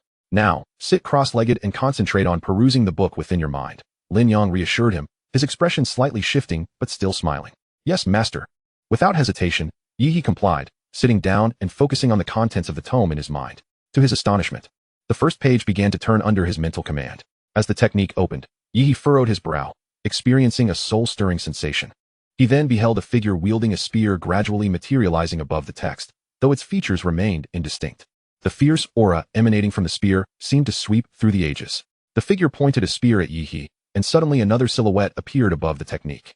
This figure, however, was clear in form and visage. It was none other than Lin Yang from the outside world, observing Yi He as he sat in meditation.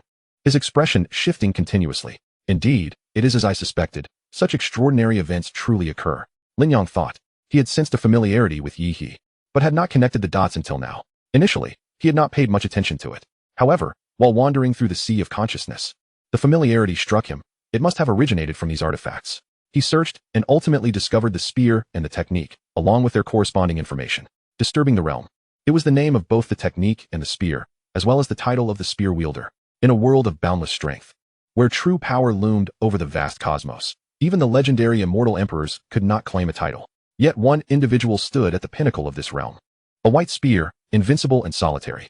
However, one day, due to a past grace, this wielder emerged from obscurity, once again stirring the winds and clouds. But this time, the disturbing the realm was no longer invincible. The spear's lament echoed as the figure, who had been undefeated for countless years, was reduced to nothingness. Chapter 50. Accepting a henchman. A being that once reigned supreme in an overwhelmingly powerful world for countless ages ultimately fell due to despicable means. After many years, He became an ordinary youth, only to cross paths with Lin Yang. Lin Yang was deeply moved, marveling at the wonders of it all. He could sense the immense power of that world, even from mere fragments of information. To reach the pinnacle of invincibility in such a realm was no feat for an ordinary being. Moreover, the familiarity he felt from this individual likely stemmed from more than just these artifacts. There might be some unknown causality between them. Of course, these were merely Lin Yang's conjectures for the time being. Even if they had no prior connection, they certainly did now. Nevertheless, he dismissed notions of causality, thinking, if worst comes to worst, one dies and the bird flies to the heavens. Besides, he had his own advantages. Having acquired a powerful henchman in advance was nothing short of fortuitous. Lin Yang's gaze shifted from Yi He to the squatting Yi Ji. Out of politeness, he refrained from probing her with his spirit, yet he brought with him a wealth of resources from the cosmos, and it was unlikely he lacked means to dispel curses. Previously, it had been of no concern to him, but now that he had taken Yi He as his disciple, it was only a matter of courtesy to assist his sister. Lin Yang began searching for anything related to the Yuan Kong beast. The next moment, he himself was taken aback, for among the items he discovered were not only those pertaining to the Yuan Kong beast, but the beast itself. Densely packed and resting upon the Mo tree. Those with a fear of tight spaces would find it unbearable. Lin Yang was merely slightly surprised. I knew it. There must be some here. Perhaps even the Luotian curtain belongs to him. Just as this thought crossed his mind, Lin Yang's consciousness was inadvertently drawn to a certain planet. The entire world was swarming with Luotian curtains, ranging from the 1st to the 9th rank, including immortal grade to immortal king artifacts, and even those above. Lin Yang was left speechless. The Yuan Kong Dao sect had supposedly possessed a 9th rank Luotian curtain. Its authenticity was uncertain. Yet here, there were so many, cluttered everywhere. He feared discovering more. Hastily withdrawing a vial of elixir and 4 immortal grade Luotian curtains, diverting his focus from the sea of consciousness. Young master, what are those you have in hand? Xiaohani's eyes widened as she beheld the 4 exquisite, luminous nets that had suddenly appeared in Lin Yang's grasp, her hand instinctively covering her mouth. This is known as the immortal grade Luotian curtain, Lin Yang replied, somewhat puzzled, his expression suggesting, you don't recognize it? Xiaohani was momentarily speechless, thinking, is that what you meant? Young master, that expression of yours hints at an air of pretentiousness. Hao Bai, who had been off chasing butterflies, was now drawn back by the allure of Lin Yang's newfound treasures. Lin Yang, you possess immortal grade artifacts as well? And 4 of them at that. I have yet to even touch an immortal grade artifact. Hao Bai approached Lin Yang, unusually omitting the usual reference to him as human. Rising on his hind legs, he rubbed his front paws together, gazing longingly at the Luotian curtains in Lin Yang's possession. Jia Guang was equally transfixed, while Su Ziu, sensing the significance of the moment, felt her breath quicken. Indeed, as Lin Yang smiled slightly, the Luotian curtains flew towards the group, landing in the hands of Xiaohani, Su Ziu, Hao Bai, and Jia Guang. The moment they grasped the immortal grade artifacts, they felt the hidden energy pulsating within them. Suddenly, they were all overwhelmed with excitement, unable to part with their newfound treasures. Thank you, my lord. Su Ziu and Xiaohani bowed in gratitude. Xiaohani gently caressed the exquisite immortal grade Luotian curtain in her hands, instantly feeling that the painstakingly acquired 7th-grade Luotian curtain in her spirit ring paled in comparison. Ha ha ha, I can hardly believe I possess an immortal grade spiritual artifact now. I must return home and boast to my grandfather about this. The family heirloom wasn't even allowed to be touched by me. My lord, is this truly for me? Jia Guang asked in disbelief, astonished that a mere stable boy could be gifted such a treasure. Of course, it was always intended for you. Lin Yang replied with a smile. He bore no reluctance towards those who followed him with unwavering loyalty. Jia Guang was destined to be the foremost stable boy in all realms. Hao Bai, do not underestimate your size. You will one day become the greatest steed across the realms. Lin Yang had meticulously planned their futures. After affirming their destinies, Lin Yang approached the squatting Yi Ji. He took out a pill from his vial. This is the antidote for the Yuan Kong beast's curse, he said, kneeling before her. Yet, Yi Ji showed no sign of reaction. Only upon closer inspection could one discern the emptiness in her sunken eyes. A hollow, soulless gaze. Sighing involuntarily, Lin Yang lamented the cruelty of the world. Had he not encountered her, or if her brother were not the disciple he so cherished, they would have had no means to resolve her plight. This woman might well depart from the world bearing such a sorrowful visage. Shaking off his melancholy, Lin Yang chided himself for becoming overly sentimental. With a self-deprecating smile, he placed the pill directly into Yi Ji's mouth. Moments later, her body quivered slightly, and her previously motionless hands instinctively covered her cheeks. Lin Yang knew the antidote had taken effect and stepped back. Su Ziyu and the others gathered around. Is this the antidote you just administered to her? Xiaohani inquired with curiosity. Indeed, the antidote for the Yuan Kong beast's curse. She will be fine shortly. This time, Xiaohani was no longer astonished. She had grown numb to such occurrences, believing that nothing Lin Yang produced or accomplished would ever surprise her again. Thus, she merely nodded slightly and smiled. You truly are a good person, my lord. Su Ziyu and Jia Guang nodded in agreement. After all, taking in an ordinary youth as a disciple and aiding him in saving his sister was, in their eyes, a manifestation of Lin Yang's benevolence. Hearing their words, Lin Yang offered a faint smile, choosing not to respond. A good person? Who among the upright truly plays the role of a benefactor? Just then, Yiji slowly raised her head, lowering her hands that had been shielding her face. Revealed was a pale visage, lacking color yet devoid of the previous horror. She appeared rather lovely. Although she could not compare to Su Ziyu and Xiu Hani's breathtaking beauty, she emanated a serene and delicate charm. Her clear, contrasting eyes met those of the others without fear. Rising to her feet, she knelt before Lin Yang. Lin Yang rubbed his forehead, uncertain whether such humility would accrue merit or deplete it. He had already been bowed to several times in such a short span. Thank you, benefactor, for rescuing me and Xiao He from the ghostly Wind Valley, and for accepting Xiao He as your disciple. I am eternally grateful for the antidote you bestowed upon me. Yiji expressed sincerely, her eyes shimmering with tears. Chapter 51, Zhang City. There is no need for such formality. Please rise, Lin Yang said with a smile.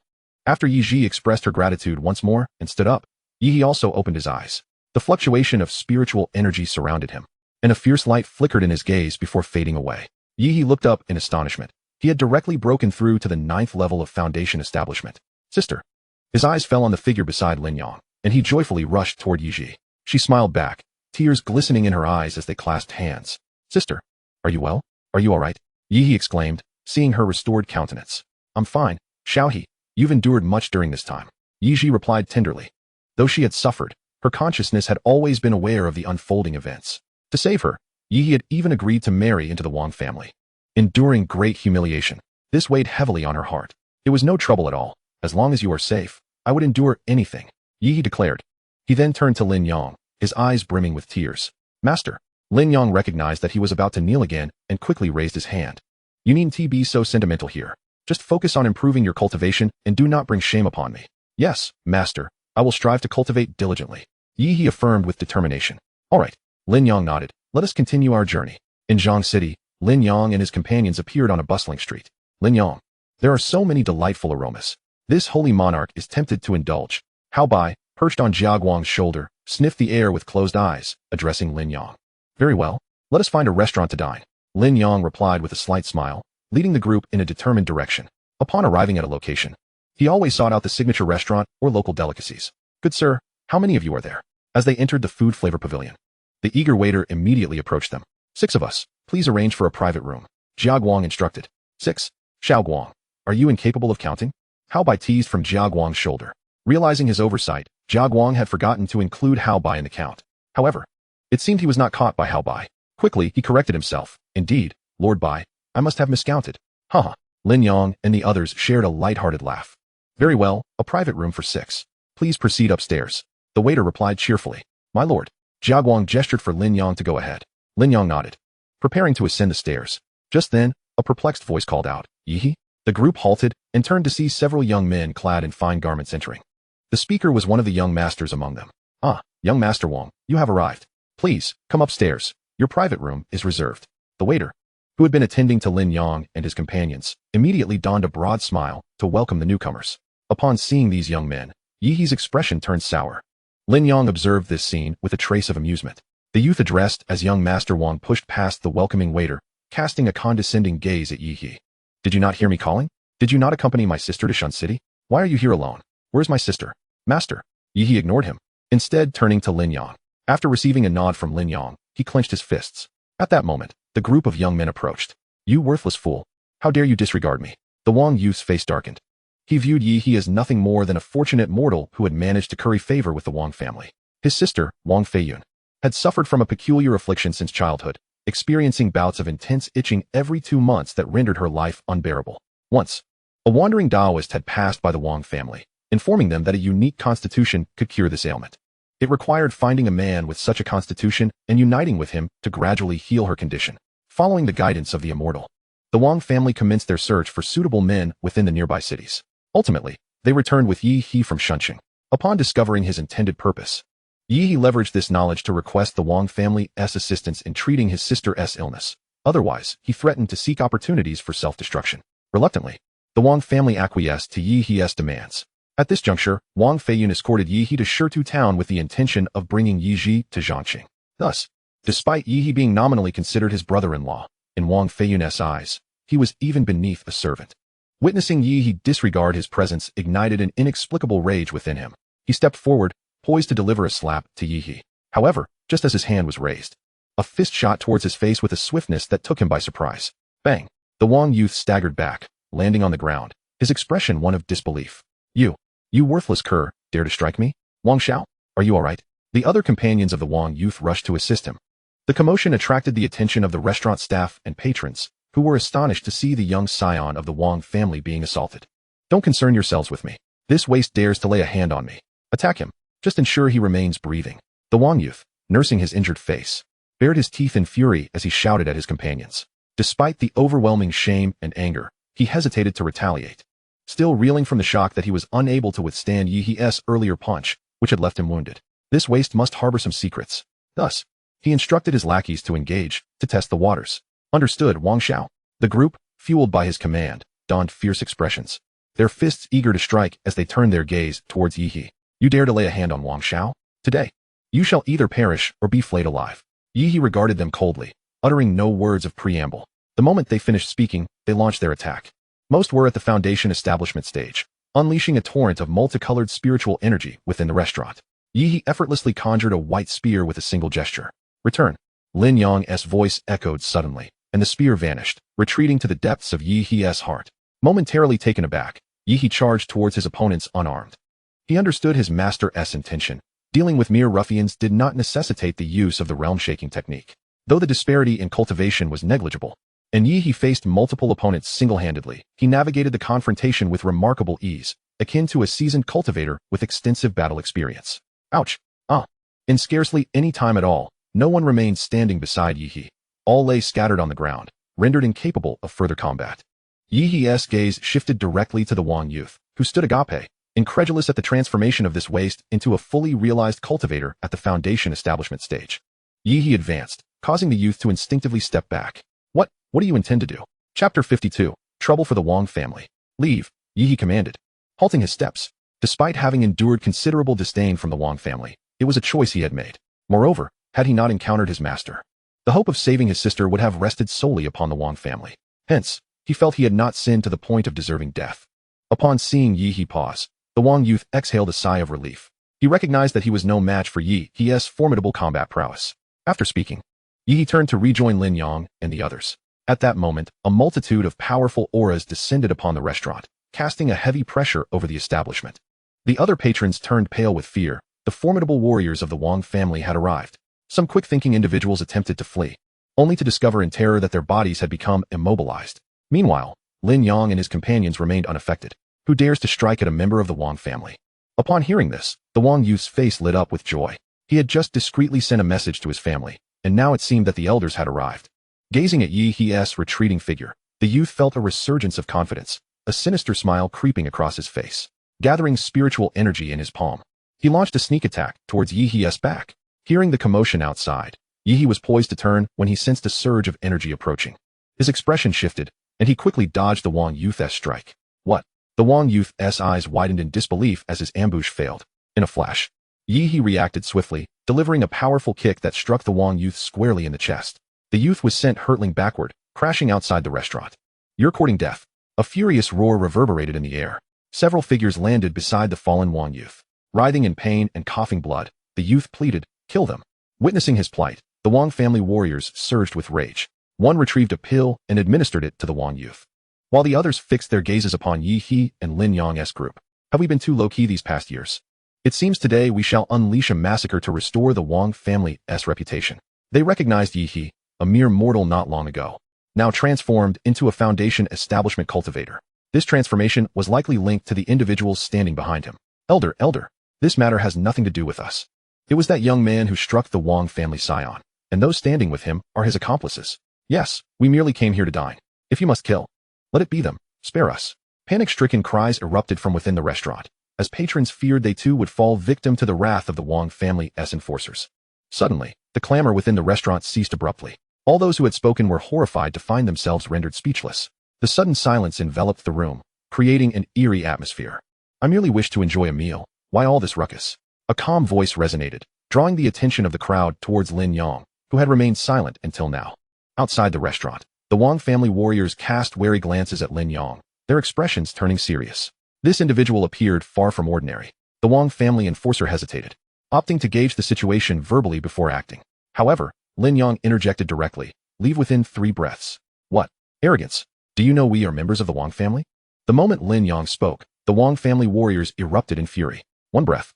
Lin Yang ceased his chatter and began counting. Since he refused to show courtesy, then let us engage in battle. The auras of the Wang family warriors surged, preparing to strike. 3 breaths. As Lin Yang spoke, he turned away. At that instant, flames erupted around the bodies of the Wang family members. "Ah, no." Their anguished cries echoed, only to be silenced moments later. Lin Yang led his companions upstairs.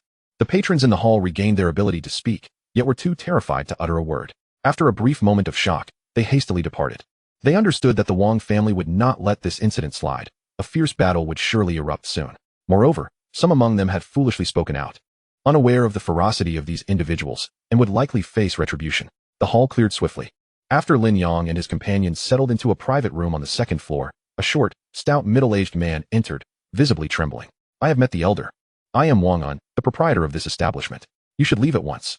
Having killed a scion of the Wang family and several golden core cultivators, they will undoubtedly dispatch a nascent soul expert. Furthermore, the Wang family has ties to the wealthiest family in Zhangcheng, the Feng family.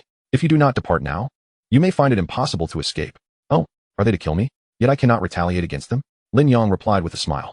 "Senior," he began, "while your words ring true, the Wang family is notoriously vengeful and unreasonable. They will undoubtedly overlook the question of guilt. Having lost one of their own at your hands, they will stop at nothing to exact retribution." Wang Un spoke with a bitter countenance. "Very well then," Lin Yang replied. "I shall render them incapable of seeking vengeance." What? Wang Un was perplexed by Lin Yang's declaration. Did he intend to preemptively strike at their doorstep? Did he possess the strength to annihilate the Wang family's might? At that moment, Lin Yang spoke again. "All right, they shall no longer trouble me. Now, please serve me a portion of your restaurant's signature dishes." What? The stout man was even more bewildered. What did he mean by all right? He only observed Lin Yang wink, yet nothing else transpired. Could it be that in the mere blink of an eye, Lin Yang had effortlessly dealt with the Wang family? Goodness, you humans are truly verbose. The irritable Halbai, seated comfortably on a chair, waved his paw at Wang and "Very well. Please wait a moment." Wang and pondered briefly, observing that the group, including the woman and the pet, appeared utterly unconcerned. He ceased his attempts at persuasion. Perhaps they possessed some confidence to face the Wang family's retribution. Lin Yang nodded in affirmation.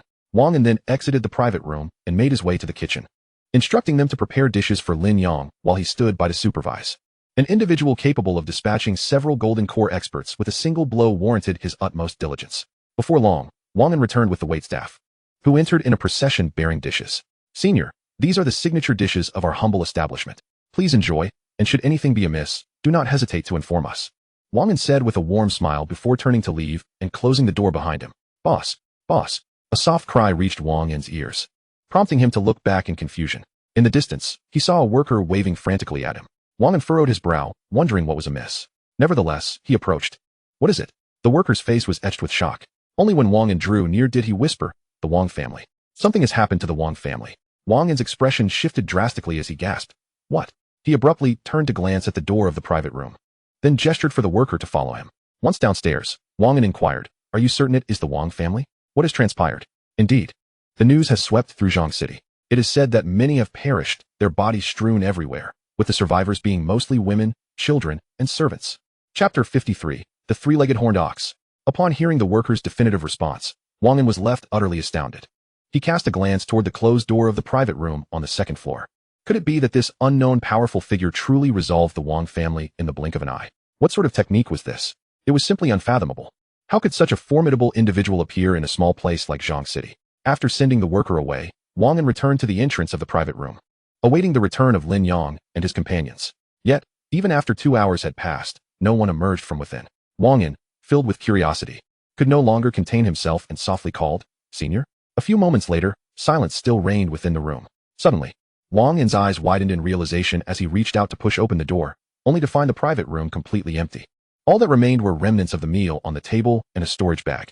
With a soft sigh, Wang En acknowledged their departure. Alas, such a powerful being is truly a rare find. If only I could establish a good rapport with them. He approached to collect the storage bag. expecting it to be payment for the meal, only to find a wealth of spirit stones far exceeding the value of a mere meal. Wang was once again left dumbfounded. He then bowed in the direction of the unknown benefactor, expressing his gratitude. Thank you for your generosity, senior. At that moment, two disheveled figures appeared at the entrance of the Wang family's estate, supporting each other. Upon seeing the two characters that spelled Wang family, tears brimmed in their eyes. The two were none other than a mother and daughter from the Wang family. The bandits from the Yufeng Valley had merely sought to rob them. As long as they surrendered all their possessions, they would be spared. Those who resisted had been ruthlessly slain, leaving only a handful to escape.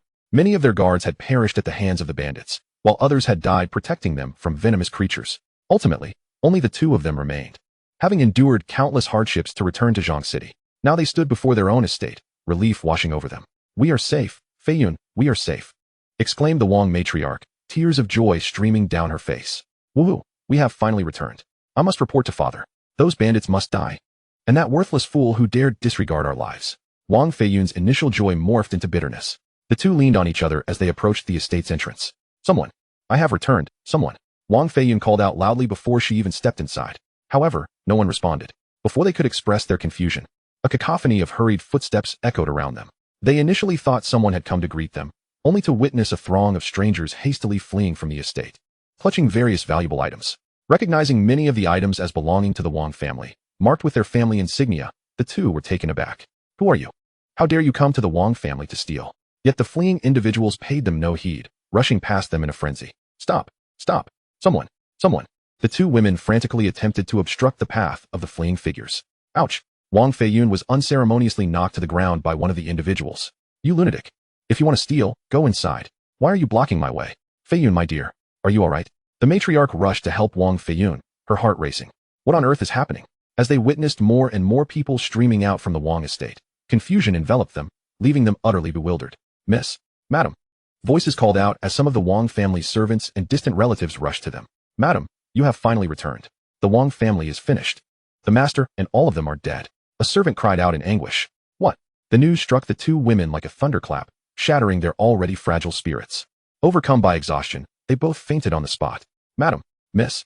Meanwhile, Lin Yang and his companions sailed upon a black awning boat, gliding through the clouds above. Indeed, your human tricks are plentiful, capable of producing all manner of bizarre spirit tools. Hao Bai lay sprawled on the deck, his belly protruding as he munched on a spirit fruit.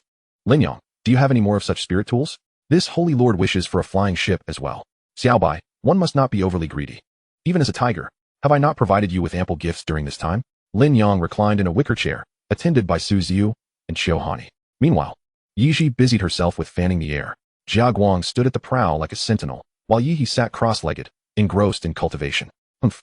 This holy lord takes your things out of courtesy. Were it another, I wouldn't care. Hao Bai scoffed, rolling his eyes. Lin Yang chuckled, choosing to ignore him.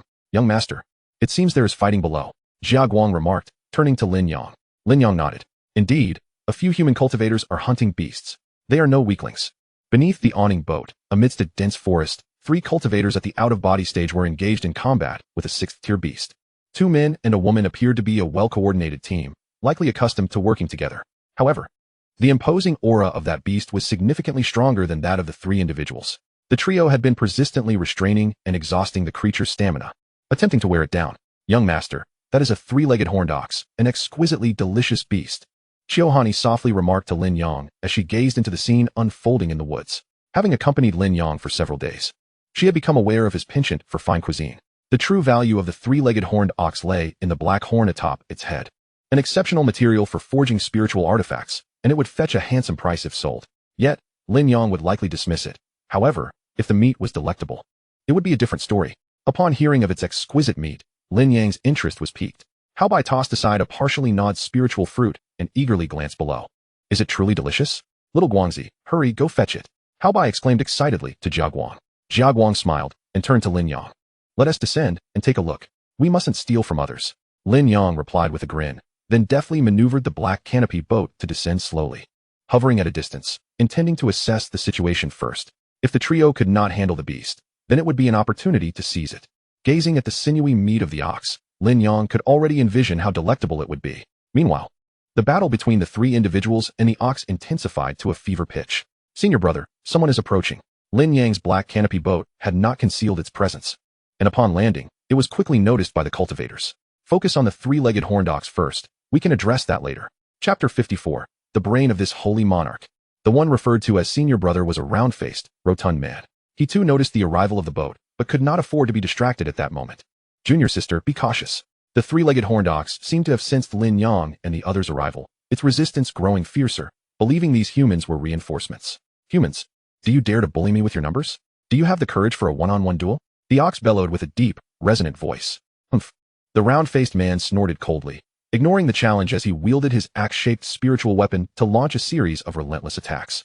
Just then, another man, caught off guard, was gored by the long black horn of the ox, sent crashing backward, spewing blood. Junior brother, senior brother. The two cried out in concern, continuing their assault. But with one less participant, the pressure mounted considerably. I'm fine, came a weak voice, though he struggled to rise. The ox's most potent attack stemmed from its horn. Thus, being struck meant severe injury. The two sighed in relief.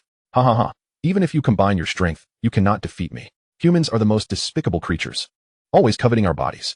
You shall all perish. After knocking one down, the three-legged horned ox laughed triumphantly, its confidence surging as it fought with renewed vigor. Oh dear. It seems this holy monarch cannot bear to feast upon it anymore. Shall we let it go? Upon hearing the ox's words, Haobai suddenly felt a pang of sympathy, though his gaze remained fixed on the creature. What do your tiger clan usually consume? Lin Yang casually inquired without looking at him. Of course meat. As a tiger, would I eat grass? Haobai rolled his eyes, then realized that he often dined on these very beasts. Although they were all beasts, if they didn't consume their kin, they would have nothing to eat. I suppose it's too late for apologies, little ox. Haobai's conscience was swiftly alleviated. Senior brother, watch out. At that moment, another figure was sent flying. It was the female cultivator who had shielded the round-faced man from a blow from the ox, instantly suffering severe injuries herself. Junior sister. The round-faced man's eyes widened in anguish as he witnessed his disciple spitting blood before him. I will fight you, you beast. The round-faced man unleashed an extraordinary surge of power, wildly hacking at the ox with his axe. Spiritual energy howled through the forest, toppling trees in its wake, while hills were inadvertently shattered to pieces. Alas, even united, they could not gain the upper hand, and alone, the round-faced man stood no chance against the three-legged horned ox. Ha ha ha, humans, prepare to die? In a fleeting moment of carelessness, the ox charged towards the man's abdomen with its horn. The round-faced man's expression shifted in horror as he realized he could not evade this strike. Senior brother.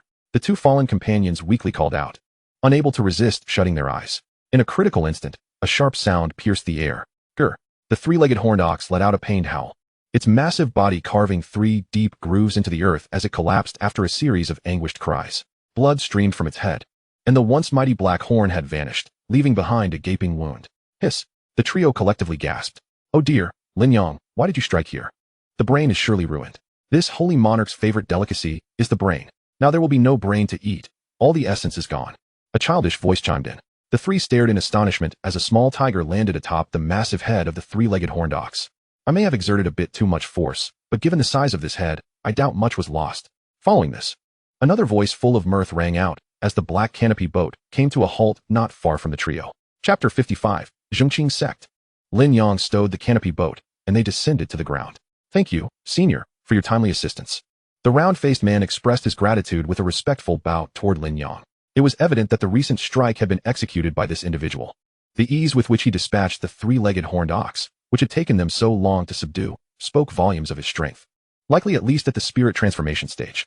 After all, considering the hardness of the ox's head, even a fully realized exit stage cultivator could not have so effortlessly penetrated its skull. No need for thanks. We were initially here for the three-legged horned ox. Lin Yang waved his hand as he approached the massive body of the beast. The round-faced man, after bowing once more, hurried to assess the injuries of his junior disciples. How should we handle this? Lin Yang pondered, feeling somewhat at a loss, as this was not his area of expertise. Young master, we can take it with us and find a restaurant to prepare a meal for us, Su Ziyu suggested to Lin Yang. It appeared that this was the only feasible option. Lin Yang surveyed the faces of his companions, noting that none seemed adept in this regard. Senior, do you wish to eat the meat of this three-legged horned ox? The round-faced man, after administering pills to his injured companions, approached Lin Yang once more. Indeed, I've heard that the meat of the three-legged horned ox is exceptionally delicious, and thus I wish to sample it. Lin Yang replied amiably. Hearing this, the round-faced man's expression brightened. I won't conceal it from you, senior. I possess some knowledge in the culinary arts. If you do not mind, I could give it a try? Oh, that sounds splendid, Lin Yang replied with surprise. At this moment, the other two approached to express their gratitude to Lin Yang. Then please, senior, accompany me to my sect, which is not far. merely 10 miles away at the Zhongqing sect. The round-faced man stated, "Very well. Let us pay a visit to your sect." Lin Yang released the black canopy boat, and with the three of them aboard, it felt quite spacious. As they traveled, the three introduced themselves. The round-faced man was named Wang Bin, a sixth-layer exit stage cultivator, and the three of them were elders of the Zhongqing sect. Wang Bin was intent on enlisting the services of a weaponsmith to forge a spiritual artifact, yet he found himself lacking the black horn from the three-legged horned bull. Consequently, he sought the assistance of two companions to hunt down this formidable beast. However, they narrowly escaped with their lives, fortuitously encountering Lin Yang and his group along the way. The experience left them all with a sense of deep gratitude and reflection.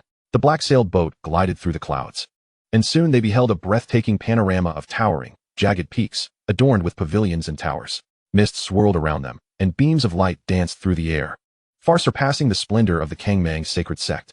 The richness of spiritual energy here was among the finest in the Kangmang domain, of course, excluding the royal palace of the Lin dynasty. "Senior, let us retreat to my palace," Wang Bin proposed to Lin Yang. "I often enjoy preparing my own meals, so all the necessary tools and seasonings are readily available." "Very well, as you wish," Lin Yang replied. The black-sailed boat ascended above the Zhongqing sect, whereupon several divine senses swept across the area before quickly retreating. Under Wang Bin's guidance, they descended upon one of the palaces belonging to the Zhongqing sect. "Please, senior," Wang Bin gestured. "Is there any particular way you prefer the three-legged horn bull to be prepared?" "Nothing specific, just prepare it in the manner you excel at," Lin Yang said, taking a seat at the head of the grand hall and smiling as he tossed Wang Bin a storage spirit ring containing the bull. "I only require the meat. As for the other parts, you may handle them as you see fit." Upon hearing Lin Yang's words, Wang Bin was overjoyed. He had merely hoped to cultivate a good rapport with such a powerful being, yet he was met with unexpected fortune. "Thank you, senior. Thank you, senior. Please, have a seat while I prepare everything. I assure you, it will meet your expectations." Chapter 56. The elder in the integration stage. After Wang Bin concluded his speech, he departed to prepare the three-legged horned bull contained within the spirit ring. Meanwhile, Lin Yang and his companions settled into the grand hall. Among them, the female cultivator named Zhu Yu served tea to the others. After sipping a few cups, Lin Yang grew weary of waiting and stepped outside, wandering through the Zhongqing sect, with Su Ziyu and the others trailing closely behind. "Young master, this Zhongqing sect is truly remarkable. It rivals the entire Kangmang domain, yet now that you are in charge, the situation is transformed," Su Ziyu remarked, a hint of admiration in her voice. The Hongyu continent indeed spanned vast territories, with the Kangmang domain merely a drop in the ocean. If given the opportunity, it would be wonderful to let Lin Long and Lin, who from my family experience this world. Lin Yang agreed, nodding thoughtfully. Within the Zhongqing sect, he observed that some disciples, barely 16 or 17 years of age, had already reached the Dan transformation stage. Although the resources and methods he provided would ensure that his family members excelled, exposure and experience were indispensable in their cultivation.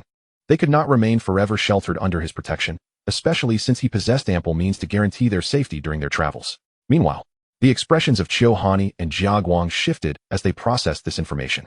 During their previous exchanges, they had learned that Lin Yang and his companions hailed from the Kangmang domain, yet they struggled to believe it.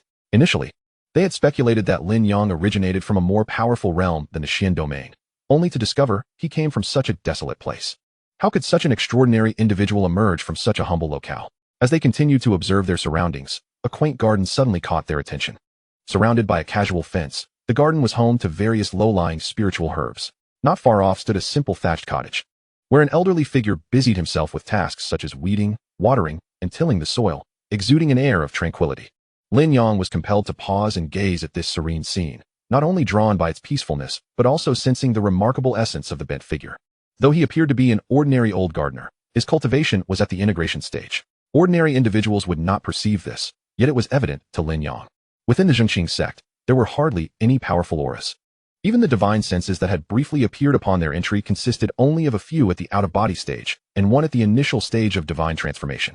This elder before him was likely a concealed powerhouse of the Zhongqing sect. The disparity was striking, an integration stage cultivator hidden away while the strongest present was merely at the initial stage of divine transformation.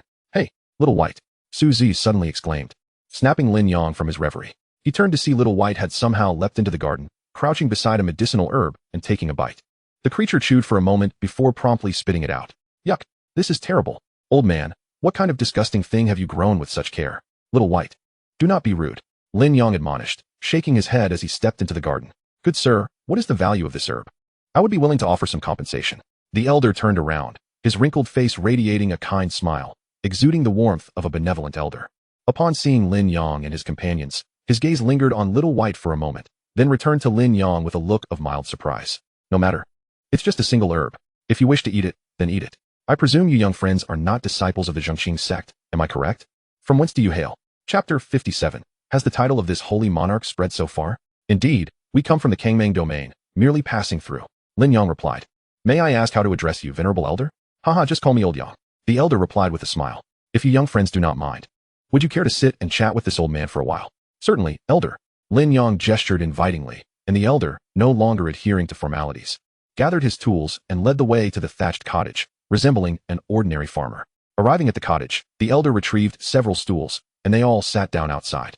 You young friends do not appear to be ordinary individuals. Are you from the middle domain? The middle domain? I have yet to visit there. I am from the Kangmang domain. Oh, the Kangmang domain? The elder expressed mild surprise, glancing at Little White again.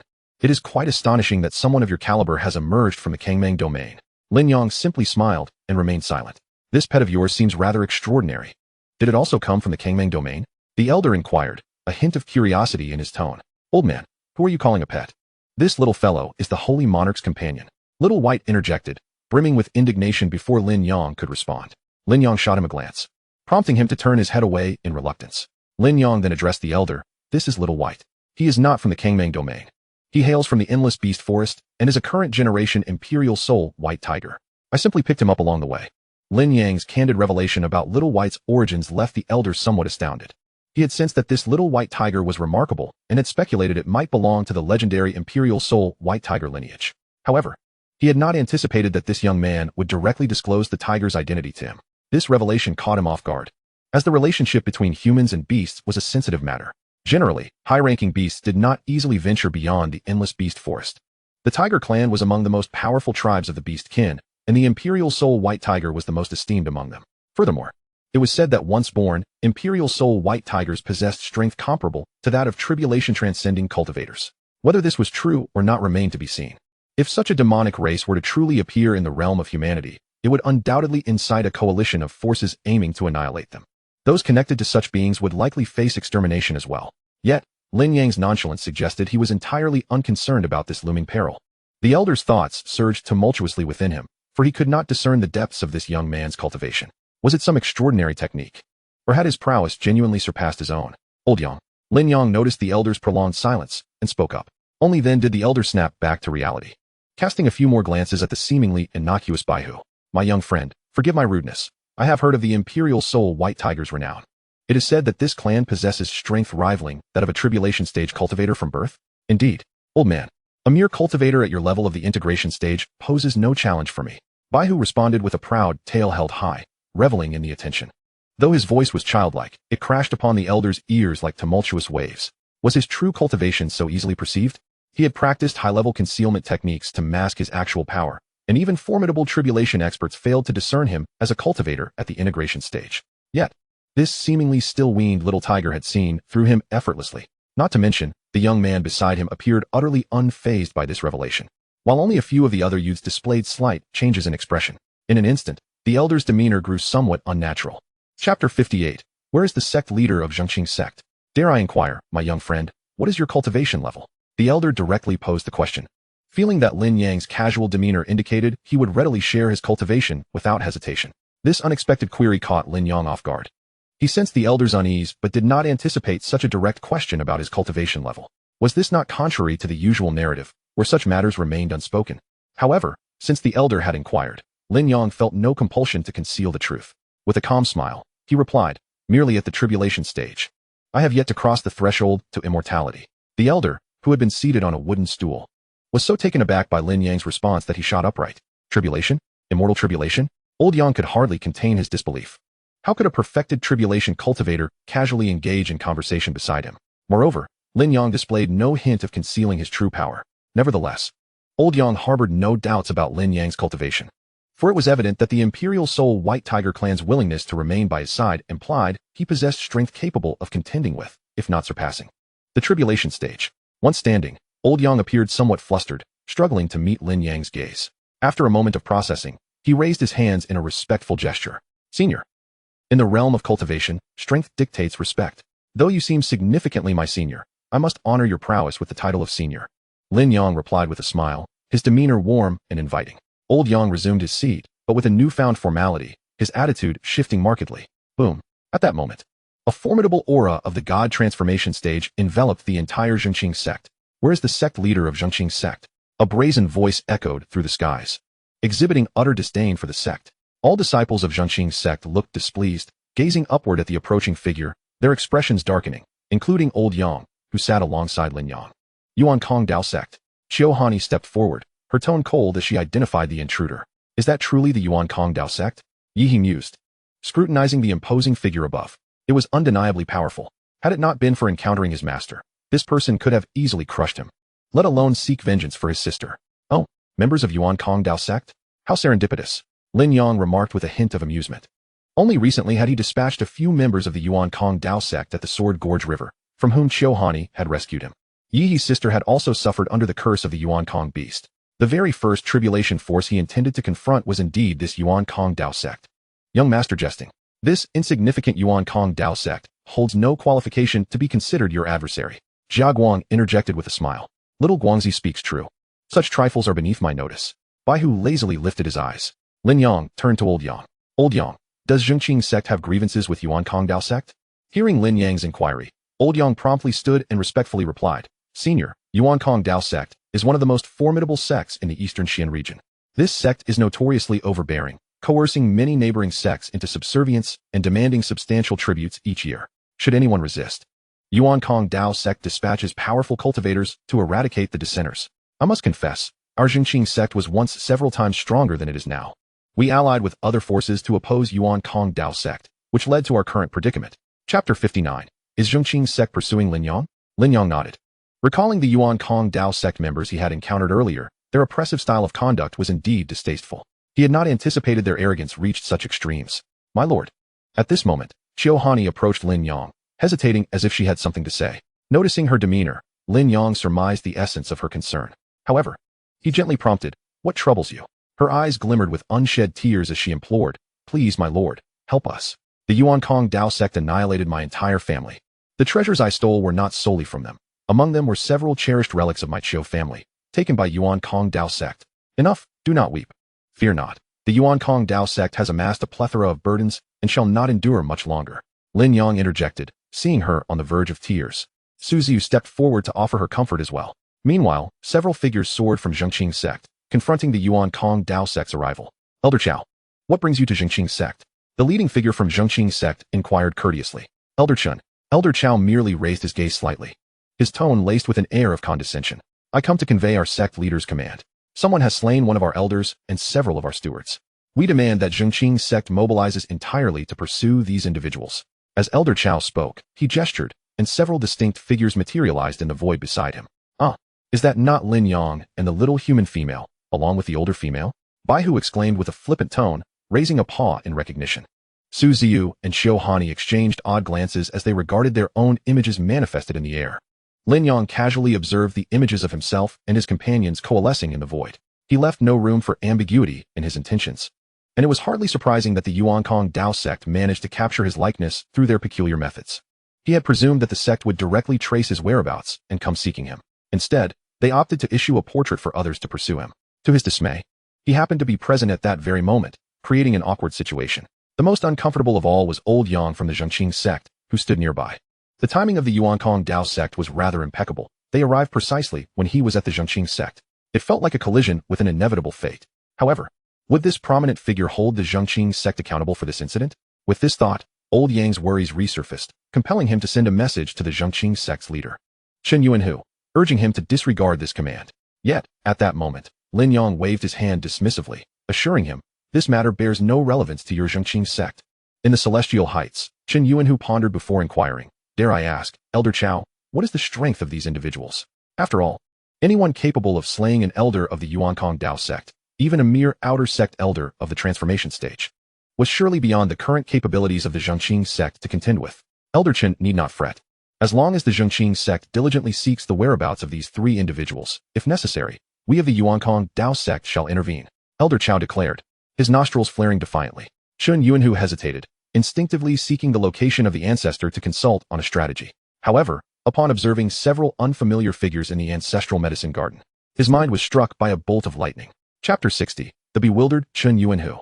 Under his spiritual scan, he discerned several unfamiliar figures in the medicine garden, along with a small tiger. Most critically, among those unfamiliar faces were three that he recognized. Indeed, they were the very individuals the Yuankong Dao sect sought to pursue, one man and two women. Chun Yuanhu stared in disbelief at the three figures suspended in the void, fearful that he had misperceived them. Yet upon confirming several times, he was met with the same familiar visages. Leader Chun, you wouldn't dare defy the orders of the Yuankong Dao sect, would you? Elder Chao inquired, narrowing his eyes at Chun Yuanhu, who had remained silent for an extended moment, his expression oddly perplexed. And no, it's just that. Chun Yuanhu was momentarily thrown off balance. How could these individuals, who had slain elders of the Yuankong Dao sect, be in the ancestor's medicine garden? Moreover, why had the ancestor not issued any directives? What was he to do? Should he inform Elder Chao of their whereabouts? I am right here. Should the leader of the Yuankong Dao sect seek me, let him come personally. Just as the atmosphere grew tense, a soft voice emanated from one of the peaks within the Zhengqing sect, though it reached only Elder Chao's ears. Elder Chao was momentarily taken aback by the voice. Glancing sharply at Chun Yuanhu before tracing its source, he quickly located the figure within the medicine garden. Upon recognizing the presence of those figures, his eyes widened in shock. Lin Yang understood that the spiritual senses of the arriving individuals from the Yuankong Dao sect had detected him. He raised his hand and offered a friendly smile. What the? Elder Chao exclaimed, abruptly tearing through the void, his figure vanishing from sight. The sudden turn of events left the Zhengqing sect disciples, who had been closely monitoring the audacious Elder Chao, bewildered. What just happened? Why did he leave so suddenly? Wasn't he here to deliver the orders of the Yuankong Dao sect? His hasty departure resembled that of someone who had seen a ghost. Some of the uninformed higher-ups of the sect were equally baffled, unsure of what was occurring. Only Chun Yuanhu comprehended that Elder Chao had fled upon seeing those figures, likely to seek reinforcements. This was understandable, yet his abrupt departure, laced with panic, indicated that his suspicions were indeed correct. The transformation stage was utterly inadequate to confront these individuals. Regaining his composure, Chun Yuanhu felt a wave of anxiety wash over him. The presence of these individuals within the Zhengqing sect was certainly a source of trouble. If the Yuankong Dao sect believed that the Zhengqing sect was harboring these individuals, they might unleash indiscriminate retribution upon the sect. Should Elder Chao manage to summon powerful reinforcements from the Yuankong Dao sect, the Zhengqing sect could face yet another devastating blow. The previous assault from the Yuankong Dao sect had already left the Zhengqing sect considerably weakened. They could scarcely endure another such calamity. With these thoughts in mind, Chun Yuanhu's resonant voice echoed throughout the Zhengqing sect. Everyone, disperse. There is no need to linger here any longer. Upon hearing the command, the disciples and elders of the Zhengqing sect, though puzzled, obeyed and departed. As the crowd dispersed and attention waned, Chun Yuanhu swiftly moved to the medicine garden. Though he wished to ascertain the details of the situation, he first respectfully bowed to Old Yang, addressing him as ancestor.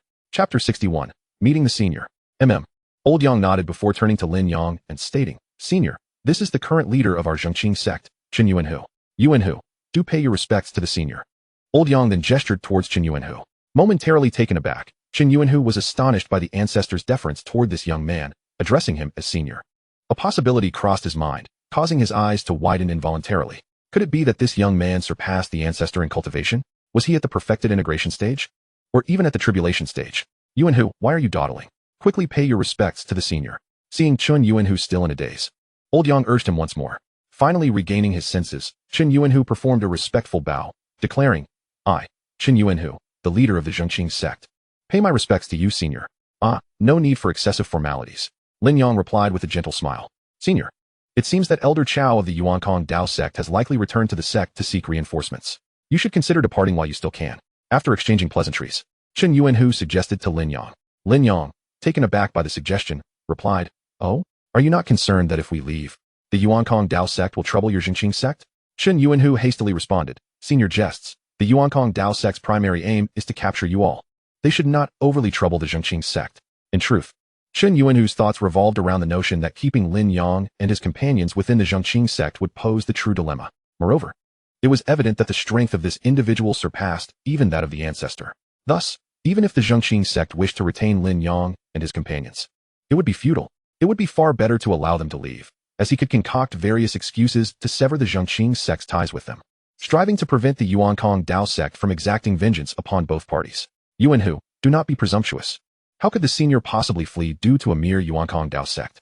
Old Yang interjected sternly, reproaching Chun Yuanhu. Chun Yuanhu, unsure why the ancestor was so candid, feared that he might provoke Lin Yang. He quickly attempted to clarify. Ancestor, you misunderstand.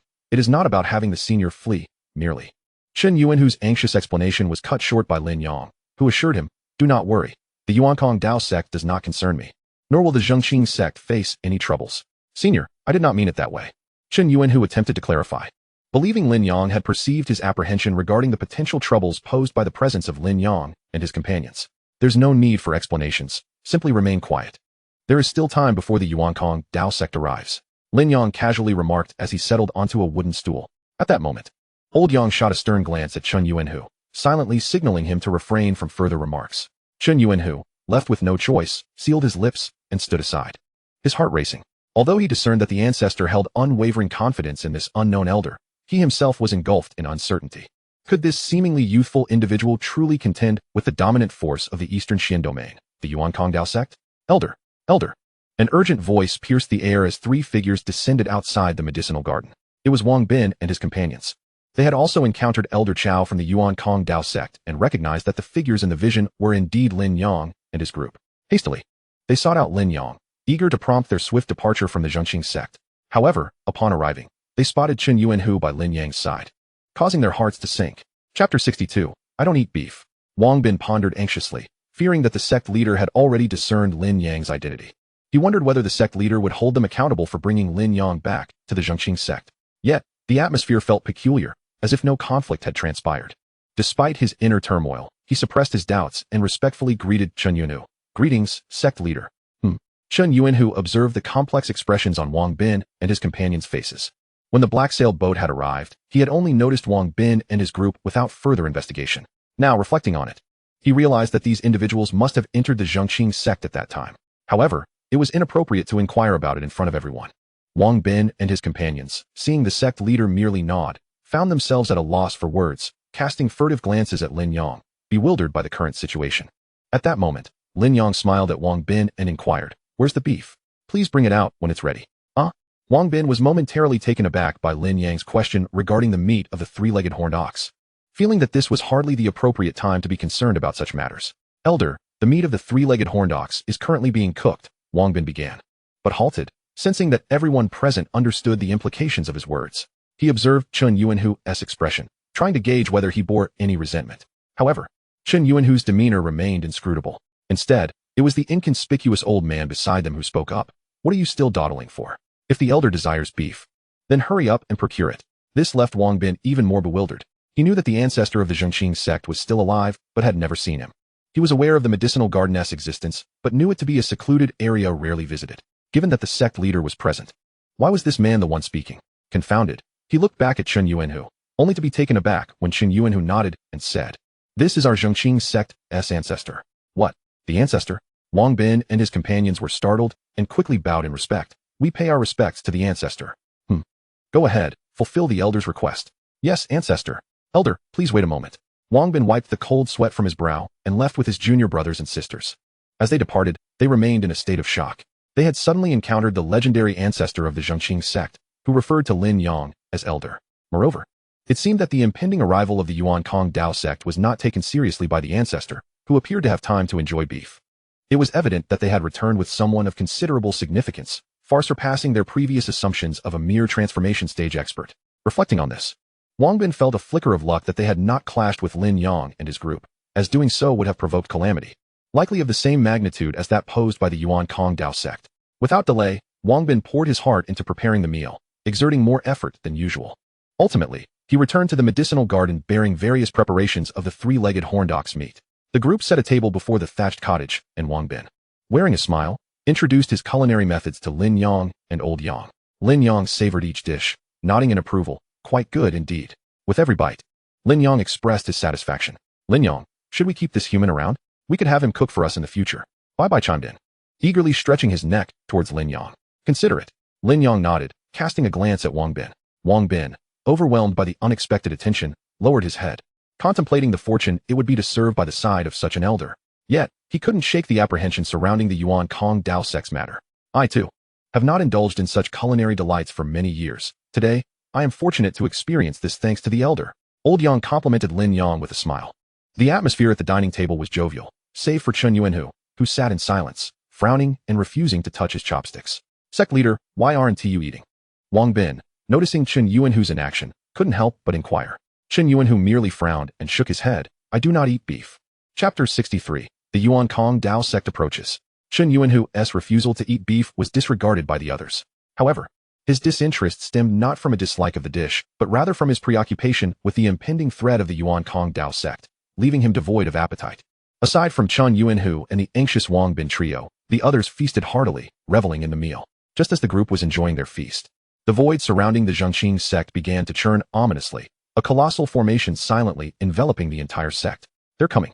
Chen Yuanhu's brows furrowed as he stood alert. Wang Bin and his companions immediately gazed towards the horizon, bracing themselves. Above them, rifts in the fabric of space began to appear, emanating a terrifying aura. Powerhouses at the integration stage. Chen Yuanhu's eyelids twitched as he regarded Old Yang and Lin Yang with a grave expression. Old Yang's demeanor also shifted. He sensed a presence more formidable than his own among those emerging from the rifts. Elder, no need to panic. Lin Yang smiled calmly, not even glancing towards the sky. Meanwhile, figures clad in the garb of the Yuan Kong Dao sect emerged from the fissures above. In the distance, a swift-moving vessel approached the Zhengqing sect. An overwhelming sense of oppression surged towards the entire sect. Disciples and elders within the Zhengqing sect trembled as they gazed upward at the formidable Yuan Kong Dao sect figures manifesting above. What is happening? Why has the Yuan Kong Dao sect sent so many people? Are they here to attack us? Where's the sect leader? Where is he? Have we inadvertently provoked the Yuan Kong Dao sect? Was it because the sect leader did not heed Elder Chao's orders? The Zhengqing sect was engulfed in an inexplicable shock, and as the Yuan Kong Dao sect assembled, an elder with an aura as profound as the ocean fixed his gaze with piercing intensity. Elder Chao, who had arrived earlier, stood beside him, pointing towards Lin Yang and his group. The elder addressed Lin Yang in the medicinal garden, his voice echoing with authority. The Zhengqing sect harbors the perpetrator who harmed our outer sect elder. By the order of our sect leader, I shall execute them without mercy. His formidable voice resonated like thunder from the heavens, reverberating throughout the Zhengqing sect. As the elder's words fell, all members of the Yuan Kong Dao sect echoed in unison. No mercy, no mercy, no mercy. The chilling force of their rallying cry reverberated through the Zhengqing sect, striking fear into the hearts of its inhabitants.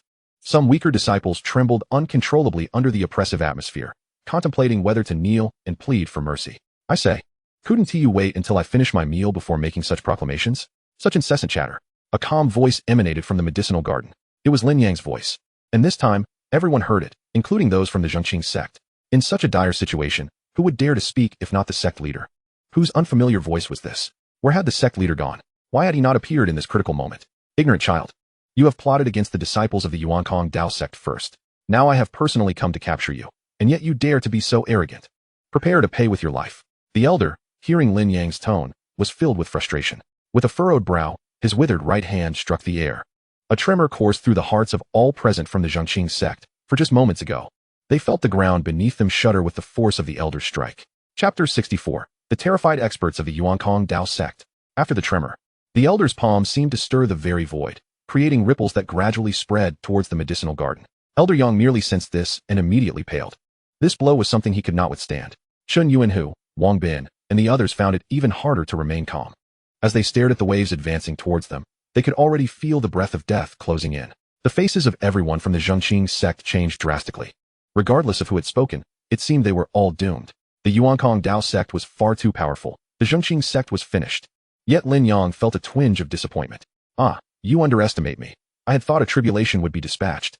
With Lin Yang's lamentation, the formidable attack that even the combined might of the integration phase feared suddenly vanished in an instant. Along with it, all the members of the Yuan Kong Dao sect disappeared, including the leading elder at the pinnacle of the integration phase and the imposing spirit vessels, all gone in the blink of an eye. Even the rent in the void, still not fully healed, restored itself in an instant, as if nothing had ever occurred. What was happening? Am I seeing things? Could it be that the Zhengqing sect still harbors experts? It is said that the ancestor of the Zhengqing sect is still alive. Perhaps it was the ancestor who intervened. Could the one who spoke just now have been the ancestor? Is our Zhengqing sect's ancestor truly that formidable? To make everyone vanish in an instant without resistance. Our ancestor is magnificent. Our ancestor is magnificent. In an instant, cries of admiration echoed from every peak of the Zhengqing sect. All right, the Zhengqing sect is safe. Everyone may disperse. Chen Yuanhu's voice resonated throughout the Zhengqing sect. Yes, sect leader. After respectfully bowing towards the mountain where the sect leader resided, everyone departed. Meanwhile, in the medicinal garden, Chen Yuanhu redirected his attention, his expression astonished as he gazed at the Yuankong Dao sect experts, who were now kneeling before them. Wang Bin and the others were equally dumbfounded. Their eyes darted between the members of the Yuankong Dao sect and Lin Yang, filled with incredulity. Although they had speculated that Lin Yang was undoubtedly a peerless powerhouse, they never imagined he would be this formidable. To have caused all the Yuankong Dao sect experts, who hovered high in the air, to suddenly vanish and then reappear, all while being completely subdued, was simply beyond belief. Elder Yang's dim pupils flickered with a hint of brilliance. Is this the strength of the tribulation phase? As he observed Lin Yang, who was calmly sipping tea, Elder Yang couldn't help but reflect. Without entering tribulation, one remains an ant. I wonder if I will have another chance to glimpse the realm of tribulation? The members of the Zhengqing sect were in shock, while the Yuankong Dao sect's experts were gripped by fear. All were kneeling uncontrollably, unable to resist the urge to raise their heads, their gazes filled with terror directed at the unassuming young man before them. This was the target of their mission. Although the sect leader had repeatedly cautioned them that this individual would not be simple, urging them to exercise utmost caution, they had been sufficiently wary. Yet who could have anticipated such terrifying power? They had come with great bravado, only to find themselves kneeling in the blink of an eye. Truly terrifying. As everyone pondered in their own minds, Lin Yang set down his teacup and finally spoke. Chapter 65. A visit to the Yuankong Dao sect. You Yuankong Dao sect seem to underestimate me, not even sending a tribulation expert. I am quite disappointed, Lin Yang remarked, shaking his head. This holy monarch is also quite disheartened. With these mere minor characters, I lack even the interest to make a move. The white tiger, how by? Let out a burp in agreement with Lin Yang's words. After hearing the exchange between the man and the tiger, the Yuankong Dao sect members were left speechless and filled with trepidation. Do they think tribulation phase powerhouses are as common as cabbages to be dispatched at will? Furthermore, if they were not mistaken, this little tiger seemed to belong to the imperial spirit White Tiger clan. Hiss.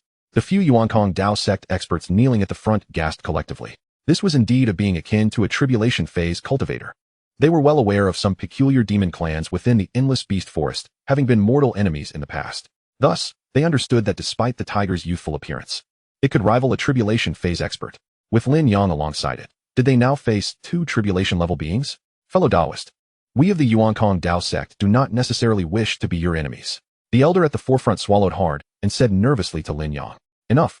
Your level is still inadequate. Remain kneeling for now. Lin Yang replied calmly. The elder's face flushed with embarrassment upon hearing this, but he dared not say more. Indeed, his level was insufficient, and tribulation phase being stood far above him.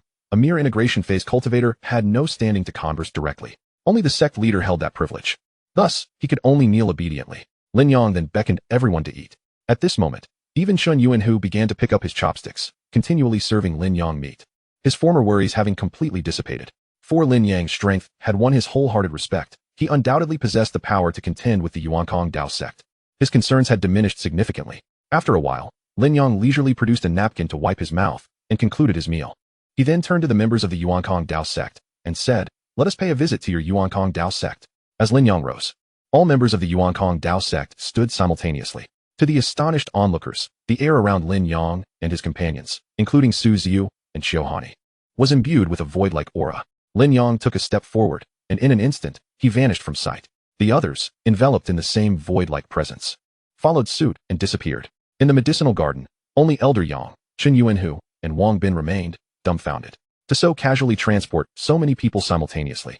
What terrifying energy was this? Even Elder Yang, the highest realm among those present, revealed an expression of boundless helplessness and yearning. Was the gap between tribulation phase and integration phase truly this vast? After regaining his composure, Elder Yang was the first to respectfully bow to the void. Chen Yuanhu and the others followed suit, bending their bodies in reverence. That esteemed one has departed. He is likely to confront the true foundations of the Yuankong Dao sect. Yet, I wonder what the final outcome will be. Deep down, they all hoped that the Yuankong Dao sect would collapse under Lin Yang's might. For such an event would surely clear the skies over the Dongxian domain considerably. Meanwhile, Lin Yang and the others, having vanished from the Zhengqing sect, now appeared atop a sprawling mountain range resembling a dragon lying in repose. The mountain gate of the Yuankong Dao sect was established upon that majestic range.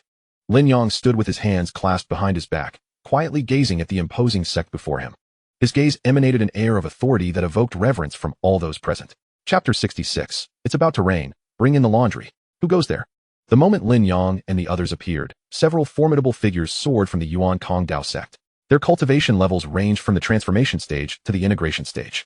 At the forefront was an elder with spiky hair and a dark complexion. Their attention was drawn to the disheveled figures before them. Third elder, Chaowen, what brings you here?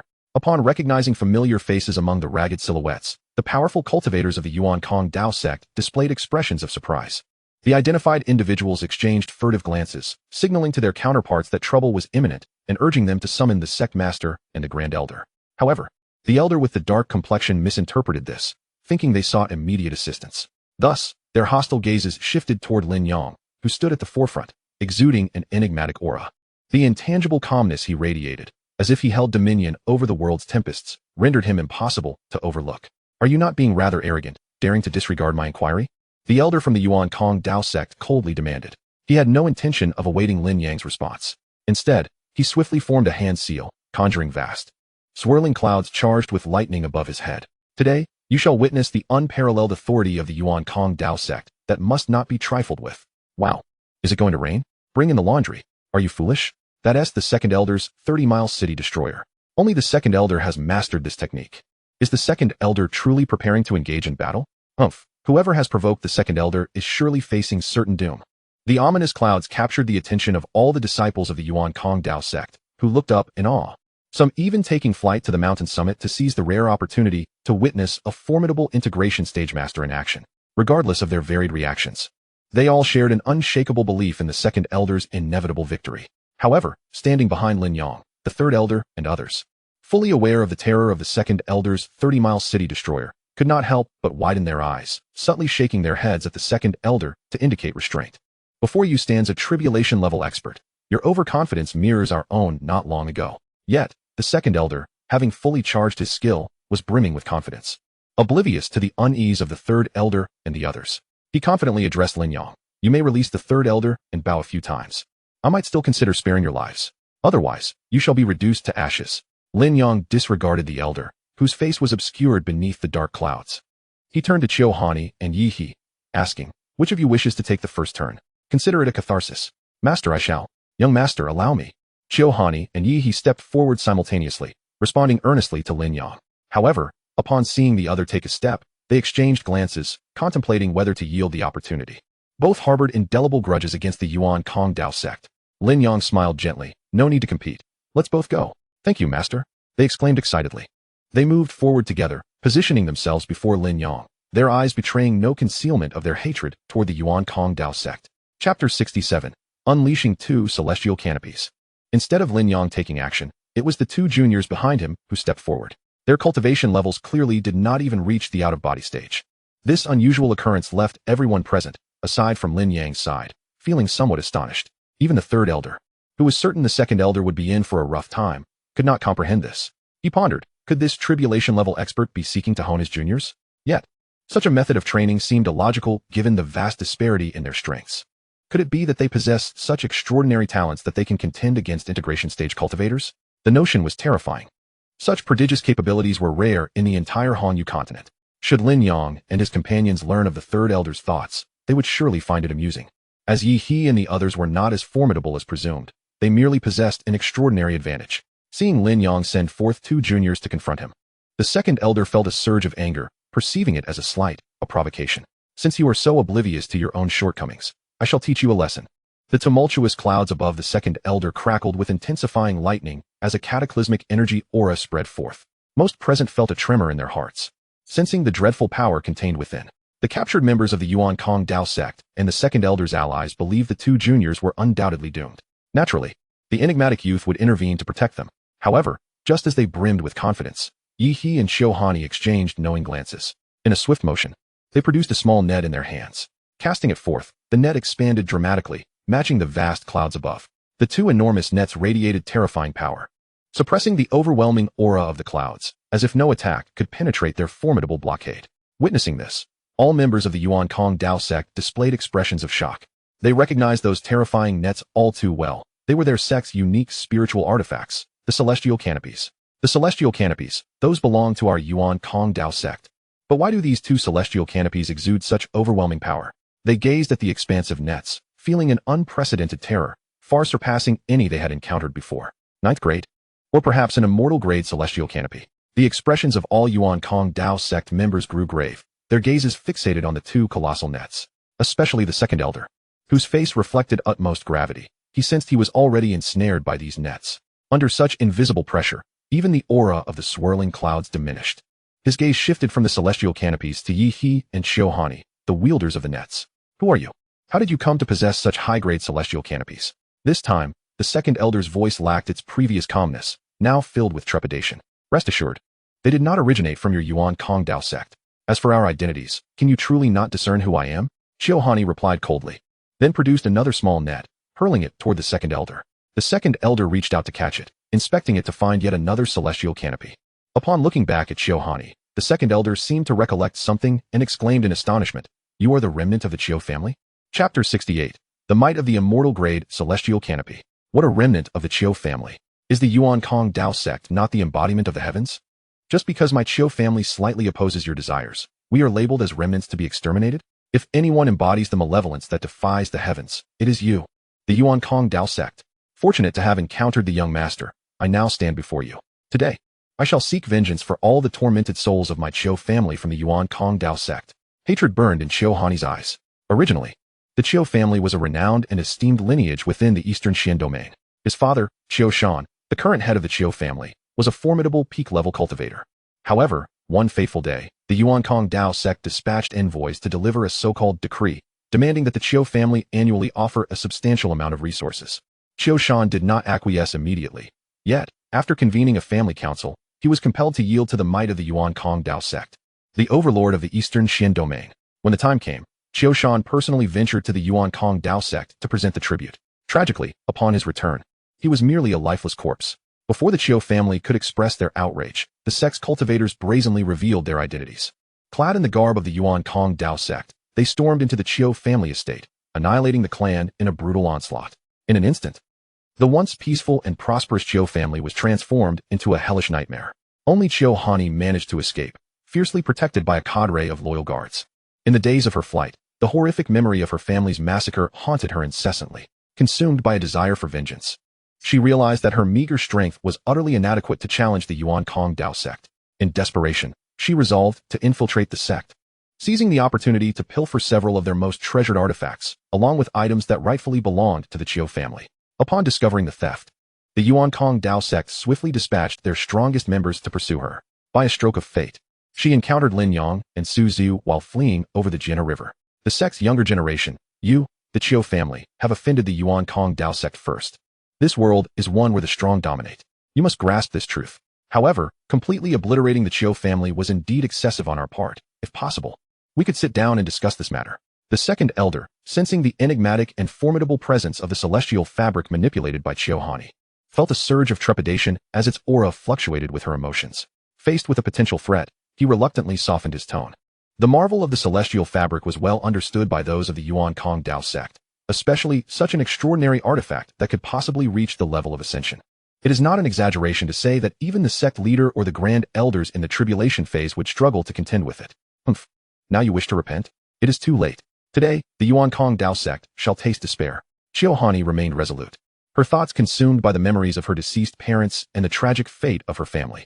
She longed to devour every member of the Yuan Kong Dao sect alive. As her voice echoed, the celestial fabric, under her command, began to stir. An overwhelming aura enveloped the second elder from all directions. His complexion shifted dramatically, and in that moment of panic, he cast aside words, unleashing all his might to resist the encroaching celestial fabric. Yet, the oppressive force instilled in him an overwhelming sense of helplessness. In desperation, he called out for assistance, urging everyone to join forces. Oh, very well. Shocked by the might of the celestial fabric, the remaining cultivators of the Yuan Kong Dao sect awakened from their stupor at the second elder's command. They all unleashed their abilities, preparing to aid him. Do not panic, I am also here. The previously silent Yi He finally spoke, simultaneously manipulating his own celestial fabric to target the other members of the Yuan Kong Dao sect. You may not recognize me, but I am well acquainted with your Yuan Kong beast. It is that very creature that tormented my sister, making her life a living hell. Today, I shall collect the debt owed to me by the Yuan Kong Dao sect. Another one seeking retribution? Do not be distracted, stand together. This is futile. The celestial fabric surpasses our level, even operating with laws we cannot contend with. Why hasn't he the sect leader intervened? I can barely hold on. No, under the overwhelming power of the two celestial fabrics, the Yuan Kong Dao sect's cultivators struggled to resist. Ultimately, as one of them faltered first, they were ensnared like insects caught in a web. One by one, the others lost control of themselves. Chapter 69. At last, the big shots have arrived. 2 in the tribulation phase. As shadows were ensnared upon the celestial fabric that spanned the void, Lin Yang's eyes brightened with intrigue. So this is how the famed celestial fabric captures its foes. He had imagined it would ensnare like a fishing net. Instead, it resembled a spider's web ensnaring its prey. Indeed. Fascinating. In no time, all who had fled from the Yuan Kong Dao sect were trapped upon the celestial fabric. Even the arrogant second elder now lay sprawled upon it. His expression darkened. Father, mother, today I shall avenge you. Watching the second elder, powerless under her celestial fabric. Tears welled in Xiaohani's eyes as she cried out to the heavens. The second elder, though somewhat alarmed, remained composed, for he understood the nature of the celestial fabric. It excelled in defense and capture, its efficacy increasing with its grade. Even low-level cultivators could wield it against those of higher realms. However, its weakness was glaring. It possessed no offensive capabilities. Thus, while Xiaohani had successfully ensnared them, her limited cultivation could not inflict fatal harm. Young one of the Qiu family, your master has fallen to your hands, and your parents' spirits should now rest peacefully. Why not release us? We can negotiate. The Yuan Kong Dao sect may offer compensation, perhaps even help to restore the Qiu family. The second elder spoke slowly to Xiaohani, believing that capturing them in such a disheveled state was sufficient for her satisfaction. Yet, Xiaohani regarded them coldly, asking, "Do you truly believe you have any chance of survival?" Hearing her words, the second elder shook his head, convinced that Xiaohani had failed to comprehend the situation. He intended to point out their inability to inflict harm upon them. The other captured elders also regained their composure, speculating that the two could not possibly pose a threat. "It is not that I look down upon you. While I cannot fathom how you acquired such a celestial fabric, I am far more familiar with its nature than you. The celestial fabric cannot." Before the second elder could finish his sentence, black flames erupted from the strands of the celestial fabric. In an instant, as the flames licked at his robes, he was ignited. "Second elder." The others gasped in horror, exclaiming, "Do not worry, there is still you." Xiaohani's celestial fabric held only the second elder, while Yihe's fabric ensnared a multitude of Yuan Kong Dao sect cultivators. Yihe, now smiling, commanded his celestial fabric, and black flames appeared upon it as well. No, just a moment ago, they had been crying out for the second elder. But now true panic gripped them. They felt the terrifying might of the flames. Halt! Just then, a commanding voice rang out urgently from deep within the mountain range. 2 figures swiftly emerged from the highest peak of the Yuan Kong Dao sect. As the voice resonated, the 2 figures materialized on the scene. "Cease at once." One of them called out again. The captured third elder of the Yuan Kong Dao sect, and others looked upon the emerging figures with renewed hope. Having witnessed the dire plight of the second elder, and fearing they might share a similar fate, "At long last, I have encountered a tribulation-transcending cultivator once more," Lin Yang murmured softly to himself. However, both the cold-eyed Xiaohani and the mocking Yihe paid him no heed in the face of the sudden appearance of the person who sought to intervene. The formidable warriors of the Yuan Kong Dao sect, once soaring beneath the celestial canopy, were reduced to ash amidst their anguished cries. The chilling wails echoed through the skies above the Yuan Kong Dao sect. How could this be? The second elder has been defeated? A disciple of the Yuan Kong Dao sect voiced his incredulity. The disciple standing beside him was filled with dread. It was not merely defeat, but death. Even the sect leader's intervention failed to prevent it. Who on earth possesses the audacity to slay an elder of the Yuan Kong Dao sect upon our very territory? The disciples of the Yuan Kong Dao sect were engulfed in a surreal sense of disbelief. In their recollection, no one dared to act with such audacity. Simultaneously, beams of light shot forth from various corners of the Yuan Kong Dao sect, each emanating the aura of those at the fusion stage.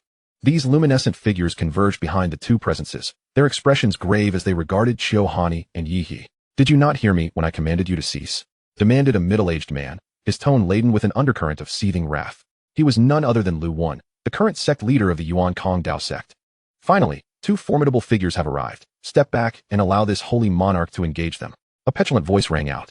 Lu Wan furrowed his brow and turned towards the source of the voice, revealing a diminutive white tiger at the side of the 2 figures. After a careful examination, Lu Wan's frown deepened. Beside him stood an elderly man with flowing gray hair, the grand elder of the Yuan Kong Dao sect. These 2 individuals were indeed the pinnacle of the Yuan Kong Dao sect's strength. Sect leader Lu Wan was at the first level of tribulation transcendence, while the grand elder was at the second level. The grand elder, recognizing the origins of the white tiger, whispered to Lu Wan, "This must be from the tiger clan. What brings them to the mystic domain?" Upon hearing the grand elder's words, Lu Wan confirmed his suspicions. He fell into silence, for the tales surrounding this clan were indeed terrifying. It was said that they possessed soul powers rivaling those of tribulation transcendence from the moment of their birth. There were even accounts of high-level tribulation cultivators meeting their demise at the hands of a cub of the imperial soul white tiger. Contemplating this, he pondered many things. Why has the Imperial Soul White Tiger suddenly appeared in the mystic domain? Is the demon race preparing to return? And why is the Imperial Soul White Tiger in the company of humans? Could it be that the celestial canopy was summoned by the Tiger clan? Nonetheless, the most pressing concern was whether they could withstand the might of the Imperial Soul White Tiger. If the legends held true, even a cub of the Imperial Soul White Tiger could potentially slay him. Did you see that, Lin Yang? The moment this holy monarch spoke, they were too frightened to utter a word, boasted the White Tiger, glancing at Lin Yang. Just watch. Soon they will bow and submit to this holy monarch. Observing Lu Wen's silence and his ever-changing expression, the White Tiger turned to Lin Yang with a gleeful demeanor. Lin Yang raised an eyebrow and replied with a smile. Perhaps you should observe a bit longer before boasting, little boy. Upon hearing this, the White Tiger felt inexplicably compelled to look back, only to exclaim, "Oh no! What a lack of martial virtue!" Before them, Lu Wen, who had previously been silent, was now condensing 3 golden longswords. The sharp sword auras pointed menacingly at the White Tiger. Chapter 70, Slaughtered by One's Own Sect Leader. Lu Wen, indeed wary due to the legends, felt trepidation towards the White Tiger from the Imperial Soul lineage. Yet, this did not mean he would surrender without a fight. Observing the White Tiger's distraction as it conversed with others, he immediately unleashed his most powerful strike. 3 longswords materialized, drawing upon the spiritual energy within a radius of thousands of miles. The space surrounding Lu Wen began to crack, as if it were on the verge of shattering. The sheer destructive force compelled the strong practitioners behind Lu Wen to retreat thousands of steps. When the White Tiger finally regained focus, Lu Wen wasted no time. The 3 longswords shot forth like arrows released from a bow. In the blink of an eye, they had reached the White Tiger, who appeared utterly unresponsive. A confident smile crept upon Lu Wen's lips, while the Grand Elder and others watched intently. Even the captured Third Elder and his companions were filled with anticipation, hoping to witness the longswords pierce the White Tiger, ideally taking Lin Yang down with him. However, no one noticed as Lu Wen's confident smile vanished in an instant, replaced by a grave expression, his gaze growing vacant. Simultaneously, the 3 longswords came to a halt, suspended before the White Tiger, emanating an aura of terrifying sharpness. The Grand Elder was the first to react, swiftly turning to Lu Wen. But in that very moment, he felt a sharp pain in his abdomen. His expression faltered, and he dared not believe his eyes as he looked down, only to find a long sword had pierced through his body, wielded by the now stiff-faced Lu Wen. Sect Leader. Grand Elder. The events unfolded in an instant. It was only then that the practitioners of the Yuan Kong Dao sect behind them began to register the situation, their startled cries echoing. Kill. The Grand Elder, mustering his last breath, uttered a single word before his body slumped, lifeless at their feet. Grand Elder. The strong practitioners of the Yuan Kong Dao sect became panicked, casting wary glances at their sect leader. What did the Grand Elder's last word, kill, imply? Was he instructing them to slay the sect leader? No, that could not be. Even if they wished to, they could not overpower the sect leader. Was it a command to eliminate those opposing them? Yet, the sect leader's assault had suddenly ceased, and he had slain the Grand Elder. Clearly, this was the doing of their adversaries, who appeared even more formidable. As the crowd hesitated, Lu Wen's vacant gaze turned toward them. They all shuddered, retreating 100 steps in unison. Sect Leader. Sect Leader, please wake up. Sect Leader. Under the vacant stare of Lu Wen, these unparalleled cultivators at the fusion stage felt an overwhelming sense of dread. Some began to shout loudly, attempting to rouse him from his stupor. Little boy, I came to chat with tribulation cultivators, yet you've made them all vanish. Lin Yang remarked to the White Tiger. It was merely a moment of whimsy. No need to panic. There's still one left, right? The White Tiger, upon hearing Lin Yang's words, bashfully scratched its head with its paw. Hurry and wrap things up. Be cautious not to lose that one as well. Lin Yang sighed in exasperation. All right, just watch. The White Tiger replied. But it was at that moment that Lu Wen made his move. The golden longsword in his hand surged with an overwhelming sword intent. Sect Leader. Stop, please stop. Under the onslaught of sword intent, heads began to fall like rain, bodies and heads alike plummeting into the mountains surrounding the Yuan Kong Dao sect, blood splattering in torrents. The faces of the second elder and those by Lin Yang's side turned ashen, their eyes filled with despair as they gazed upon Lin Yang's figure. What manner of existence is this? The earlier exchange between him and the White Tiger had been overheard. To them, tribulation cultivators seemed like mere toys, as if a moment's carelessness could lead to their demise. It was utterly terrifying. Turning, Lin Yang waved his hand, effortlessly dispersing the cataclysmic force of self-detonation from the peak of the fusion stage, transforming it into a gentle breeze. This zephyr had no effect on Lin Yang and his companions. However, as it brushed past the members of the Yuan Kong Dao sect, it snuffed out their very lives. Han Yi, go forth. Lin Yang commanded, addressing Qiu Han Yi and Yi. Yes, master. Both replied, bowing in unison. They understood Lin Yang's intent.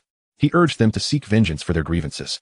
The formidable foes in the void were dealt with by their sect leader, while the two of them fixed their gaze upon the Yuan Kong Dao sect below. Without hesitation, They soared into the air, descending upon the sect. What has transpired? Who can enlighten me? Many within the Yuankong Dao sect strained their eyes toward the sky, witnessing the unfolding events. Yet disbelief clouded their minds. Even the blood rain that fell upon their faces seemed unnoticed. How is this possible? The sect leader has slain the Grand Elder, and then annihilated all the fusion stage cultivators within the sect? Has the leader gone mad? Some more rational individuals speculated that Lu Wen had been ensnared by some external force. However, at that moment, they had no time for further contemplation. 2 celestial realms descended, a terrifying pull ensnaring all present. The Yuankong Dao sect was one of the most powerful forces in the Eastern Xin domain, yet it was also among the most tyrannical. Aptly dubbed the Demon Sect. Thus, extinguishing it posed no moral burden for them. No, I am the Daozi of the Yuankong Dao sect. You cannot treat me this way. How infuriating. Master, you deceived me. You promised that if I joined the Yuankong Dao sect, I would not perish. Despair flooded the hearts of the disciples as they realized the gravity of their situation. Qiuhan Yi and Yi He manipulated the celestial realm to unleash flames, their figures flickering within the chaos as they wielded their spiritual swords, harvesting the lives of the Yuankong Dao sect's disciples. The exhilaration of vengeance surged within them. The cries of the Yuankong Dao disciples echoed chaotically, transforming the entire sect into a veritable inferno reminiscent of the Qiu family or the other factions that had once suffered under the sect's brutal hand. Perhaps in their moments of slaughter, they had never envisioned that one day they would find themselves on the receiving end of the blade. As Qiuhan Yi continued her rampage, tears streamed down her face. Yi He's hatred for the Yuankong Dao sect had diminished somewhat in light of the countless lives lost. Yet Qiuhan Yi's rage remained unabated by the sect's dire plight. For no matter how potent her revenge, her parents and family could never return. Observing Qiuhan Yi's bloodshot eyes and relentless slaughter, even Yi He felt a chill run down his spine. Beside Lin Yang, Su Ziyu sensed something amiss with Qiuhan Yi. Turning to Lin Yang, she found him standing serenely, slowly speaking. If she continues down this path, she may succumb to the path of darkness. Chapter 71, Blood Stains the Earth. Su Ziyu gasped at Lin Yang's words. Succumbing to darkness? It matters not. Let her be. Lin Yang replied nonchalantly. Even if Qiuhan Yi truly fell to darkness, he was confident in his ability to rectify the situation. Hearing Lin Yang's words, Su Ziyu felt reassured. Indeed, with the master present, there was no need for concern over unforeseen calamities. The tragedy of the Yuankong Dao sect did not linger for long. Under the hands of Qiuhan Yi and Yi He, wielding divine-grade spiritual artifacts, the sect members fell like lambs to the slaughter, entirely devoid of resistance. Ultimately, the mountains were drenched in blood. Aside from Lin Yang and his 6 companions, no one else in the mountains drew breath. Qiuhan Yi and Yi He eventually halted. Yi He glanced at Qiuhan Yi, who was gasping for air, her eyes bloodshot, trembling uncontrollably. In the next moment, she knelt, crying out, "Father! Mother!" Apart from these anguished cries, no other words escaped her lips, yet those 2 utterances contained a depth of emotion. Lin Yang watched from a distance, his gaze complex. Since Qiuhan Yi had joined him, everything seemed normal, yet he had not paid much attention. Now, it appeared she had been enduring great torment all along. After all, bearing the weight of her family's vendetta could not have been easy. Now, having fulfilled her quest for revenge, she was simultaneously grappling with the eruption of profound sorrow that lay hidden deep within her heart. Previously, the pursuit of vengeance had provided a purpose, allowing her to suppress her utmost grief.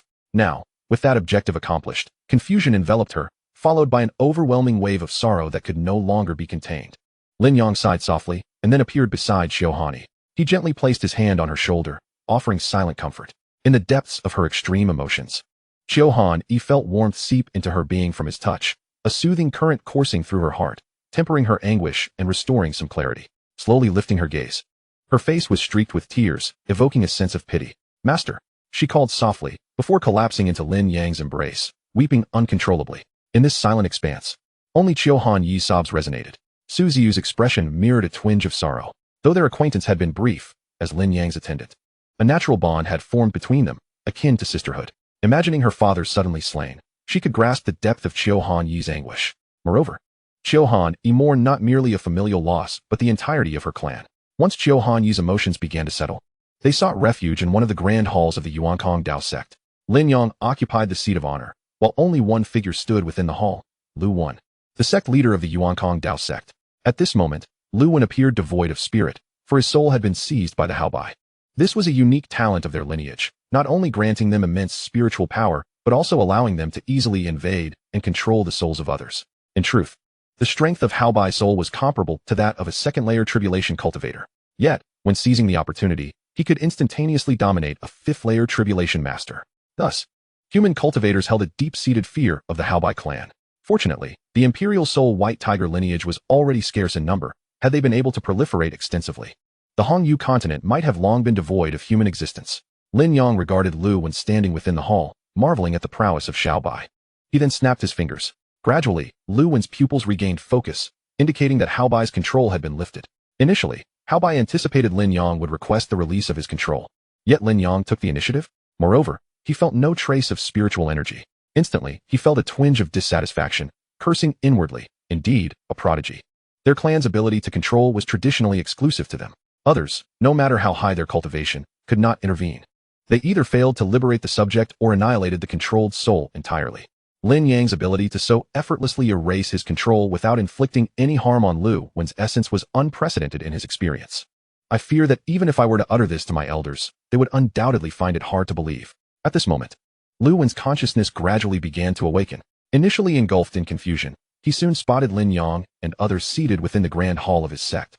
Instantly feeling as though he were facing a formidable foe. What have you done to me? The only recollection he had was of ambushing the juvenile Emperor's soul white tiger.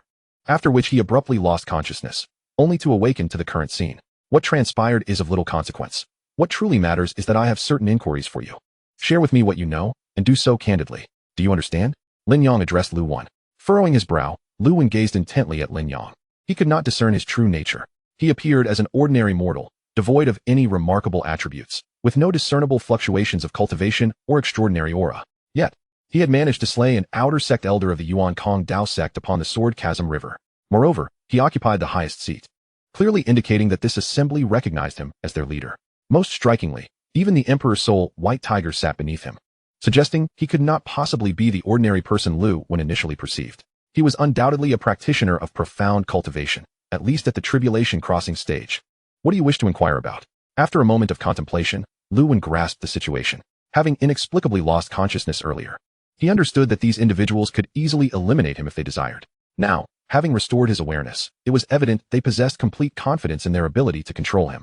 Thus, the wisest course of action would be to cooperate unconditionally. Very well. I wish to know if you encountered a thunder tribulation when you transcended to the tribulation crossing stage? Lin Yang posed the question. No. Lu Wen's expression turned peculiar, perplexed as to why this mysterious youth would ask such a question. Did he seek to ascertain whether he was a false tribulation crosser? Then do you know why you did not experience a thunder tribulation during your transcendence? Lin Yang continued. Lu Wen's confusion deepened. Had he misjudged the youth before him? Was he not of tribulation crossing prowess? Why was he unaware of the celestial changes? Nevertheless, Lu Wen shared what little knowledge he possessed. I am not entirely certain of the reasons, only that this realm underwent some changes millennia ago. The tribulation crossing stage no longer necessitates enduring a thunder tribulation. However, those who transcend without facing it are significantly weaker than those who do.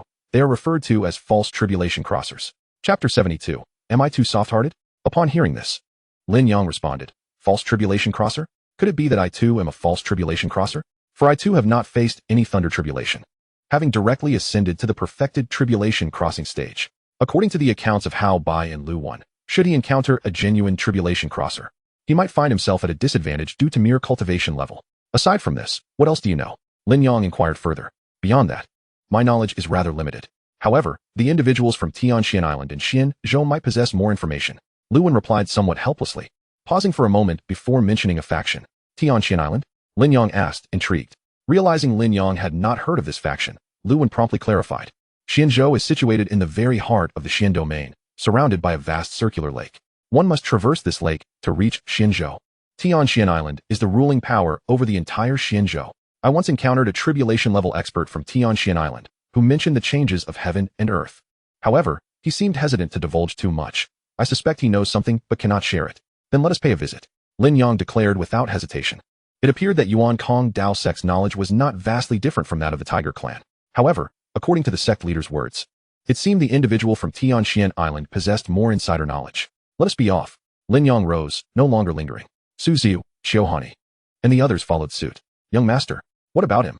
Xiaohani inquired, casting a gaze filled with a hint of murderous intent toward Lu Wen. Instantly, Lu Wen felt a surge of anxiety, fixating intently on Lin Yang, fearing he might pronounce a decision to eliminate him outright, should such a fate befall him.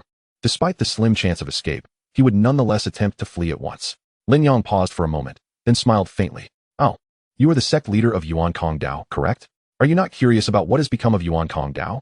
Upon hearing Lin Yang's words, an unsettling feeling washed over Lu Wen. Qiu Hani and the others exchanged puzzled glances, unsure of the young master's intent. Lu Wen then unleashed his spiritual sense, enveloping the entirety of Yuan Kong Dao. Upon witnessing the current state of the sect, his eyes turned crimson, as if filled with a ravenous hunger for vengeance. Why? Why are you so ruthless? I have cooperated fully, yet you still annihilate Yuan Kong Dao, he cried. You are nothing short of demons. Particularly as he beheld the scattered corpses of the Yuan Kong Dao's fusion stage experts, Lu Wen felt his heart bleed. Everything is gone. All is lost. The once mighty ruler of the Eastern Xin domain, reduced to mere solitude. Do not misconstrue. Some were slain with your assistance. When it comes to malevolence, we are but mere amateurs compared to you. Lin Yang retorted with a teasing tone. Lu Wen was bewildered. What do you mean I assisted you in slaying them? Suddenly, a realization struck him. He had been unconscious for a period. He whipped around to glare at Hao Bai, nearly growling. It was you. You controlled my soul. Indeed. What of it? Hao Bai casually scratched his head, responding nonchalantly. I shall kill you. Lu Wen howled in a frenzy, his aura surging as his hair billowed wildly, obliterating the grand hall around them. Silence. With a mere wave of his hand, Lin Yang restrained Lu Wen, rendering him incapable of further movement or utterance. As Lu Wen felt the overwhelming force binding him, a flicker of clarity returned. What did his anger matter? He was powerless. The other could control him with ease. In their grasp, he felt like a mere child. When you committed those murders, your mind was not sufficiently clear. However, I can allow you to witness your own heroic visage as you slaughtered your sect members. No need to thank me. Lin Yang spoke again, a playful smile gracing his lips. In the void between them, an image began to materialize, a scene depicting Lu Wen's recent act of killing the supreme elder of Yuan Kong Dao. Instantly, Lu Wen's eyes widened in horror. While he had known the truth, witnessing it firsthand elicited an entirely different emotional response.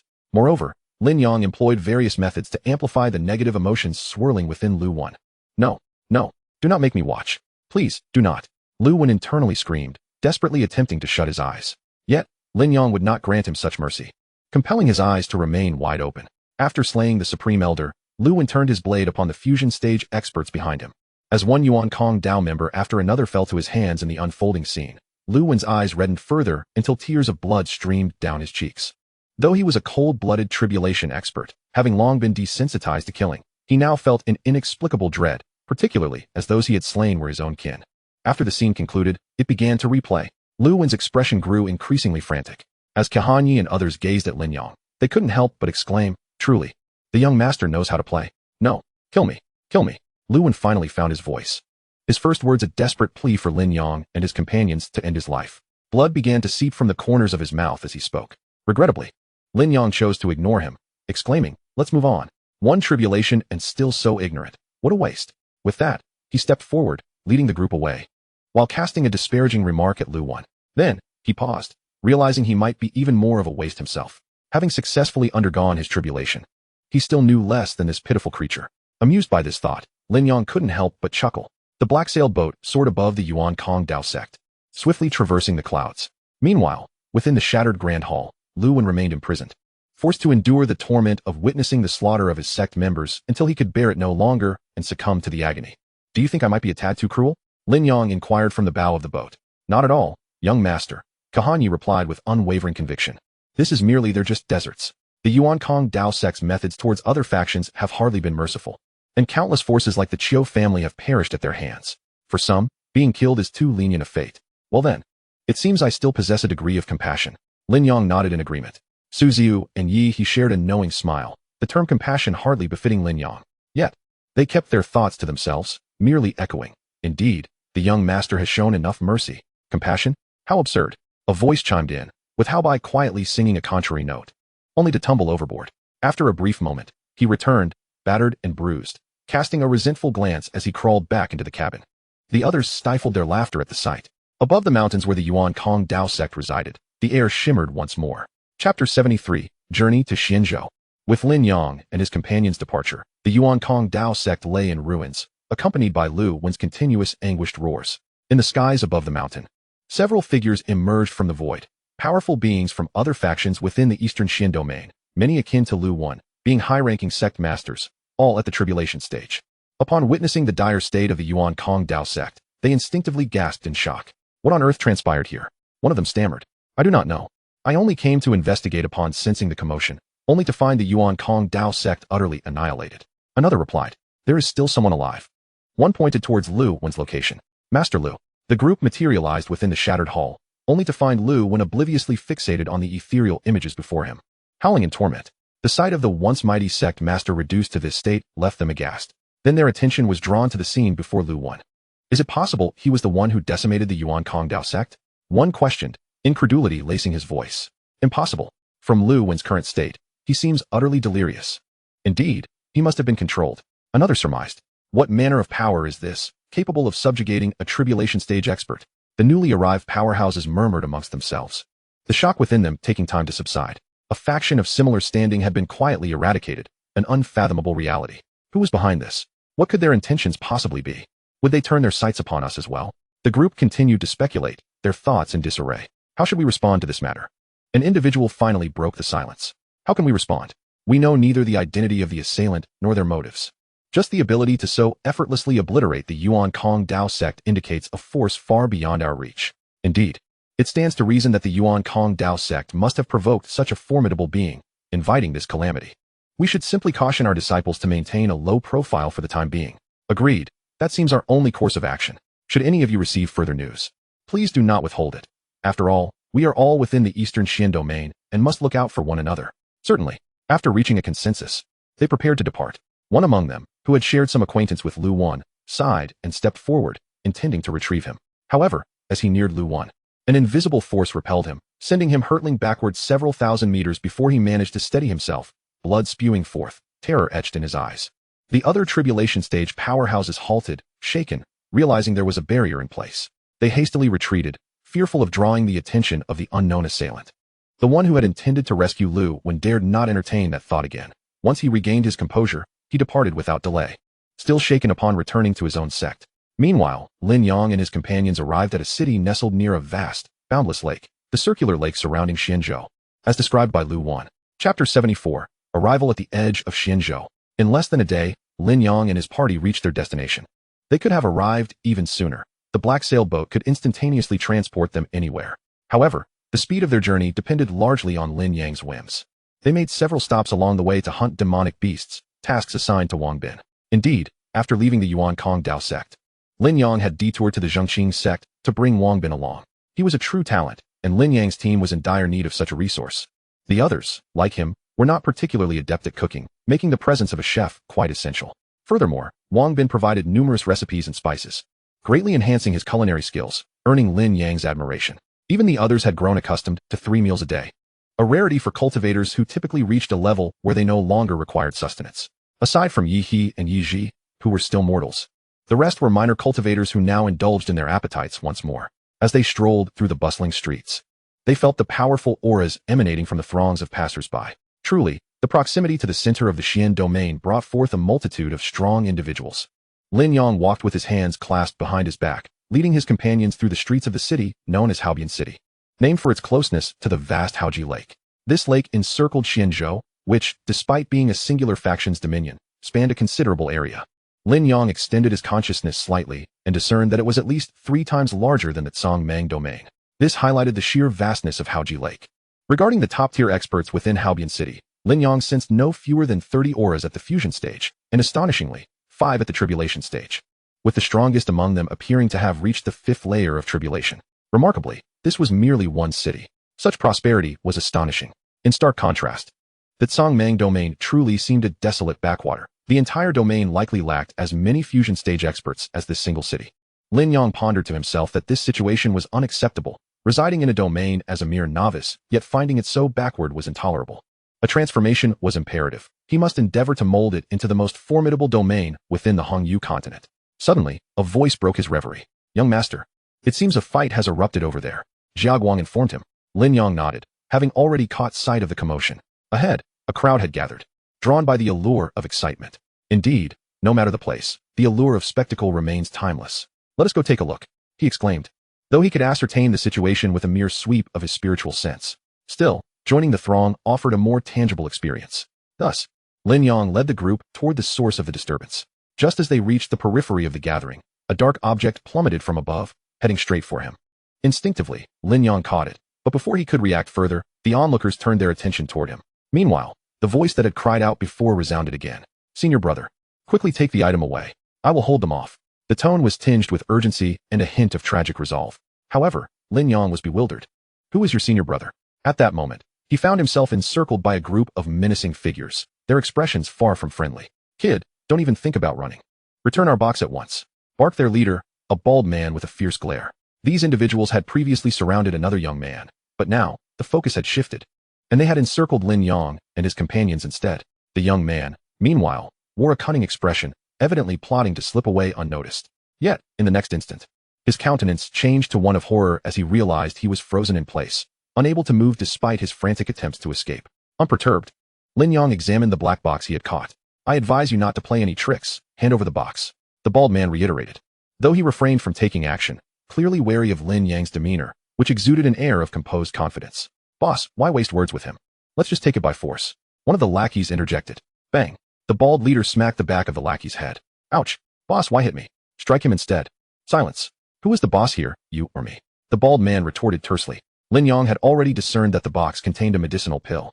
He assessed the cultivation levels of those before him with ease. The bald man was at the 6th stage of the transformation realm, while the others were at least at the 1st stage.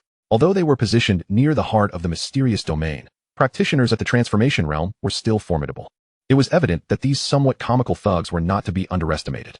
However, such details held little significance for Lin Yang. He raised the black box and inquired. You claim this is yours? Are you certain it is not a case of street robbery? With that, he gestured toward the young man he had immobilized. The bald man cast a glance at the young man, momentarily perplexed, believing he had fled. But that confusion was fleeting, replaced by scrutiny directed at Lin Yang. The young man's tone had irked him, yet he dared not act rashly, sensing a familiarity in Lin Yang's composed aura, reminiscent of many esteemed figures he had encountered. After a brief contemplation, the bald man decided to recalibrate his approach. Though his appearance was rough, he was cautious.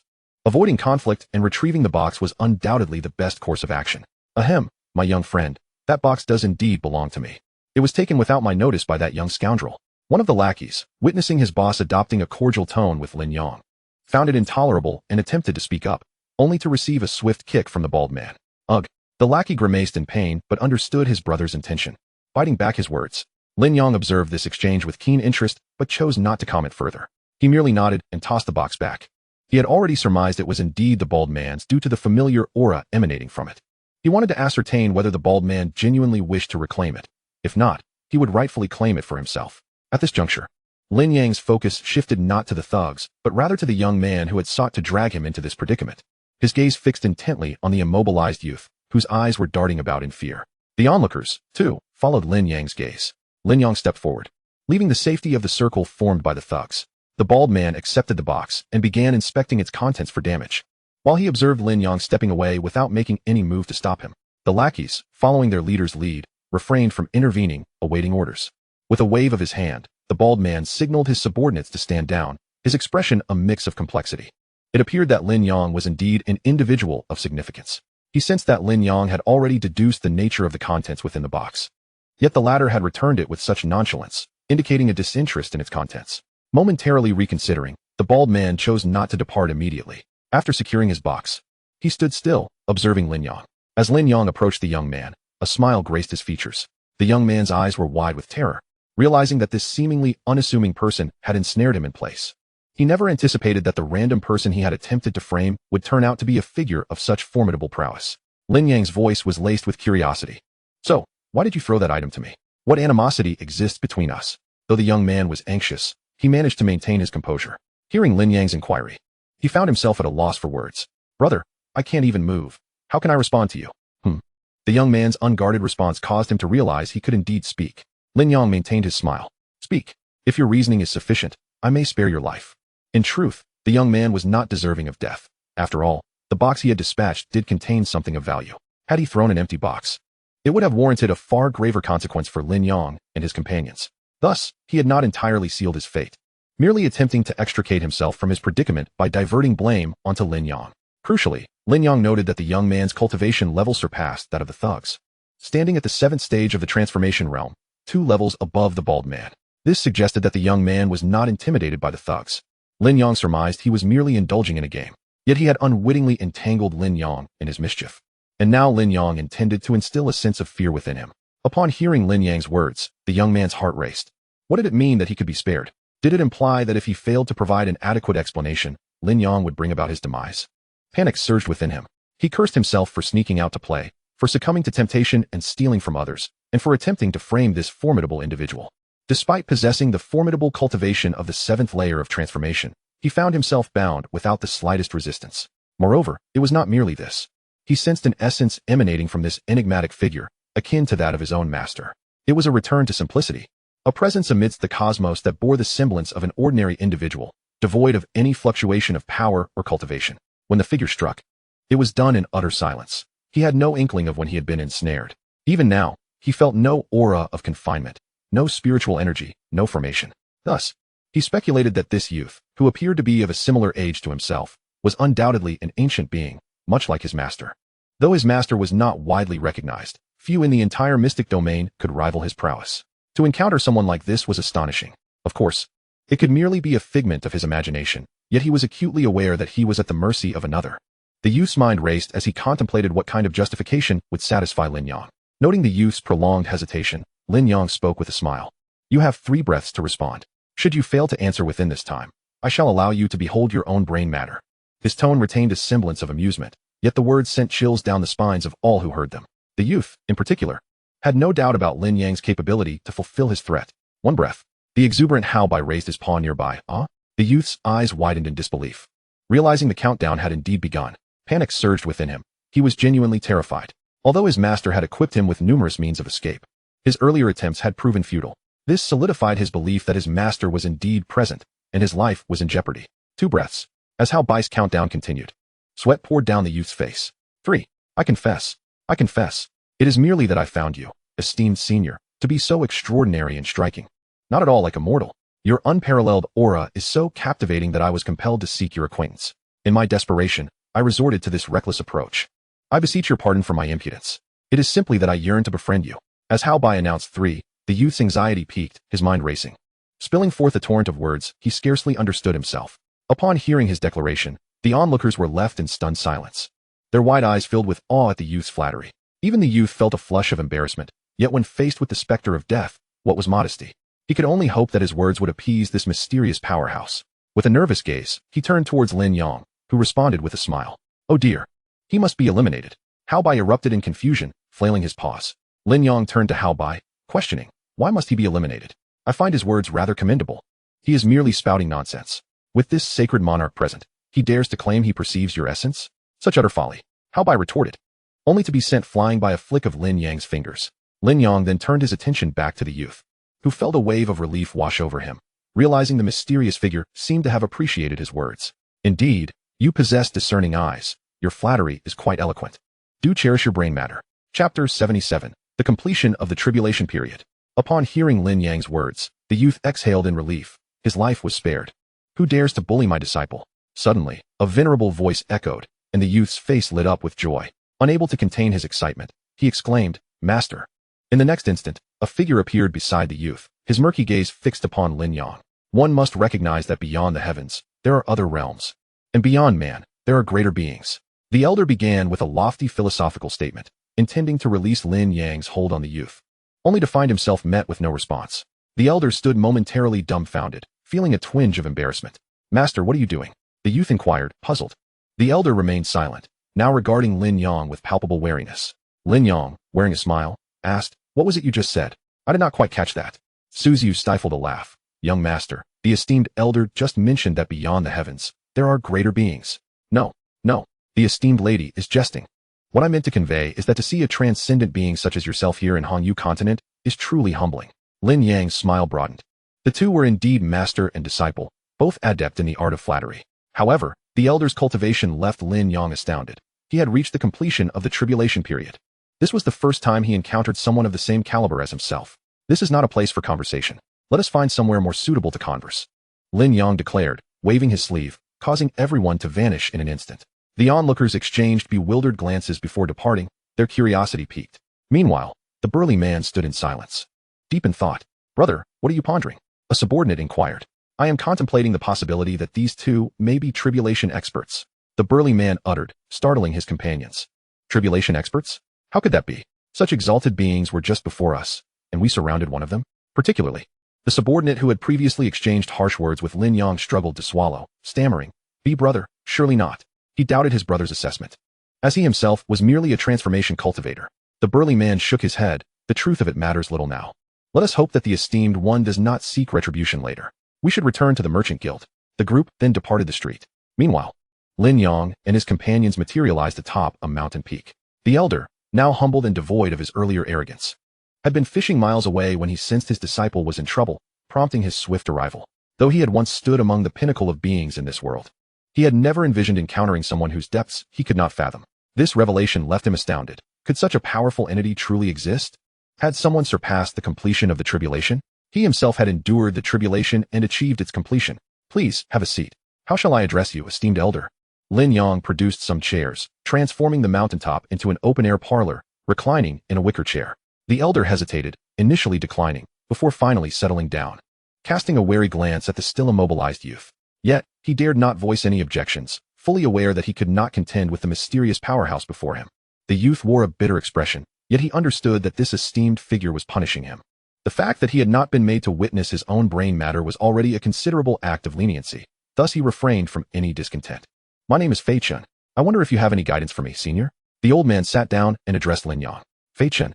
Then I shall refer to you as Fei Lao." Lin Yang replied, raising his hand dismissively. "Not at all, not at all," Fei Chen responded. "However, Fei Lao, if I am not mistaken, you have achieved the consummation of the tribulation transcendence, correct?" Lin Yang asserted.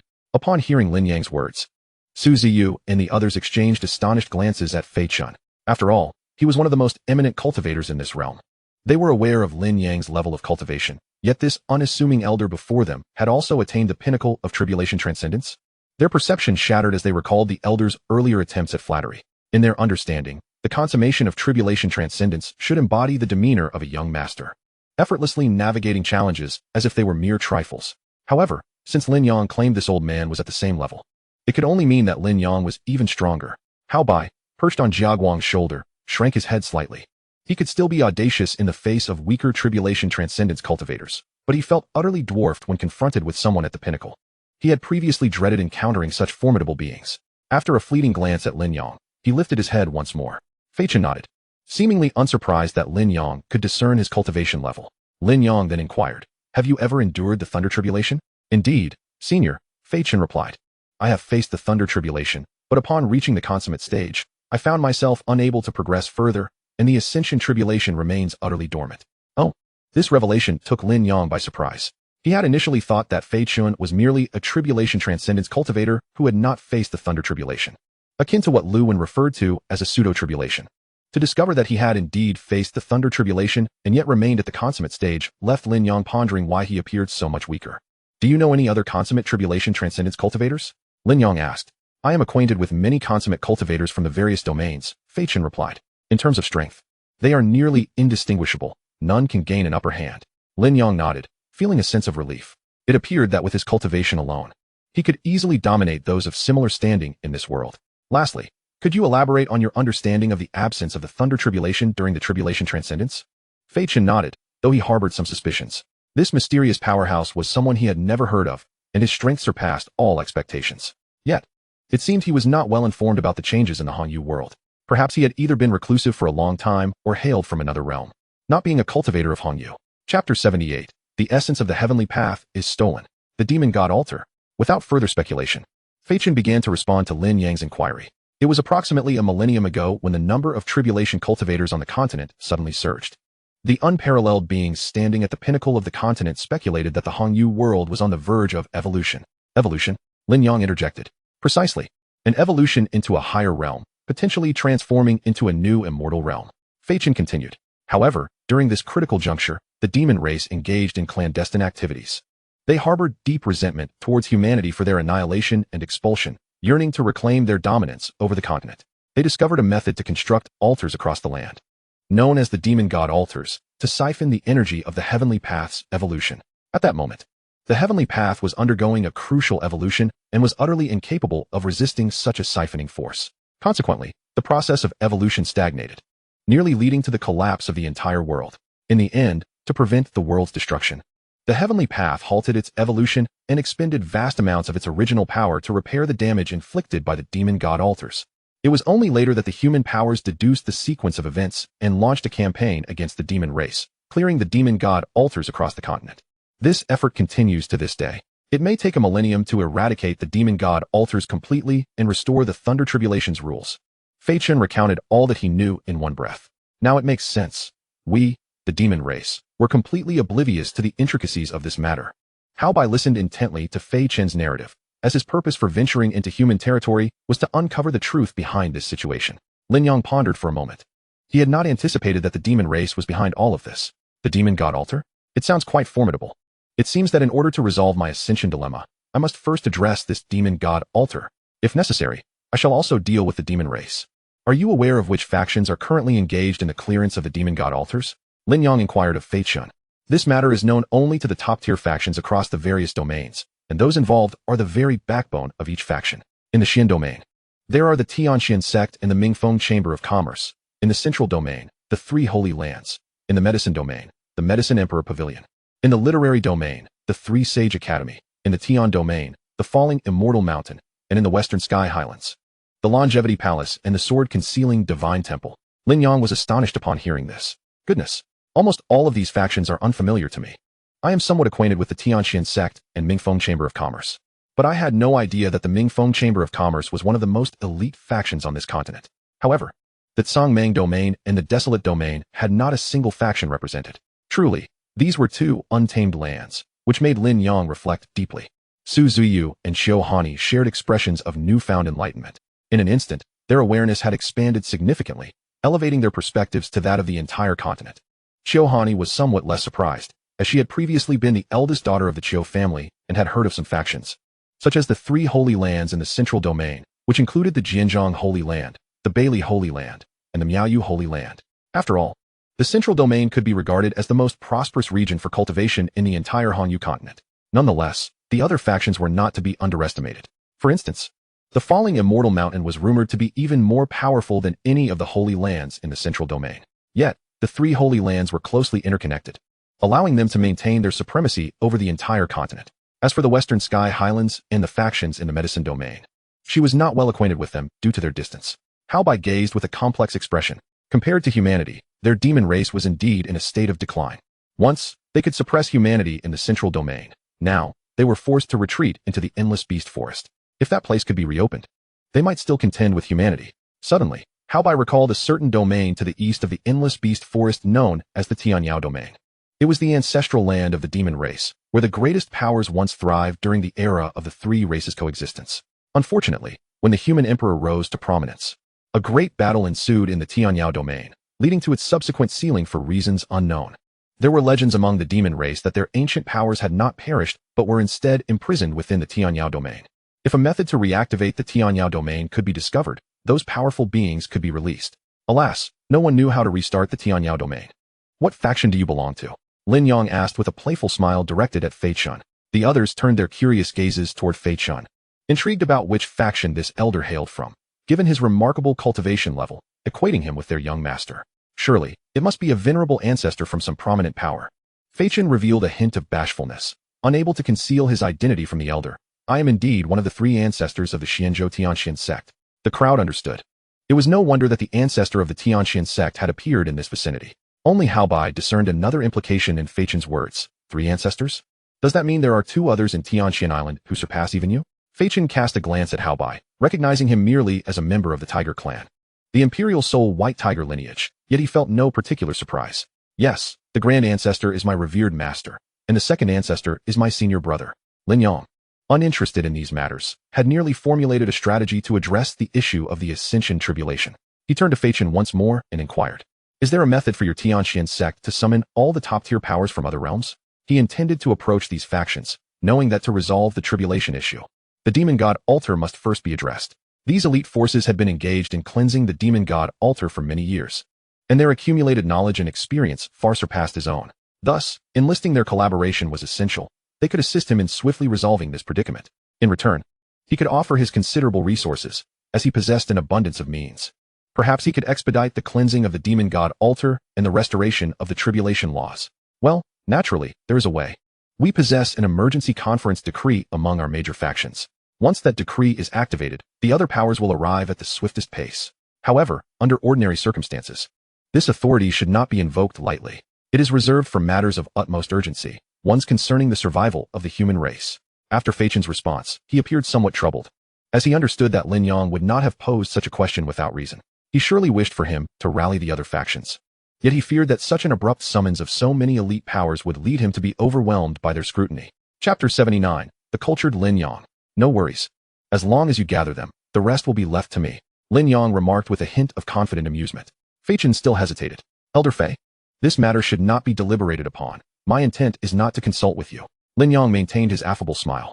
However, Feichen's expression shifted dramatically, and he hastily rose.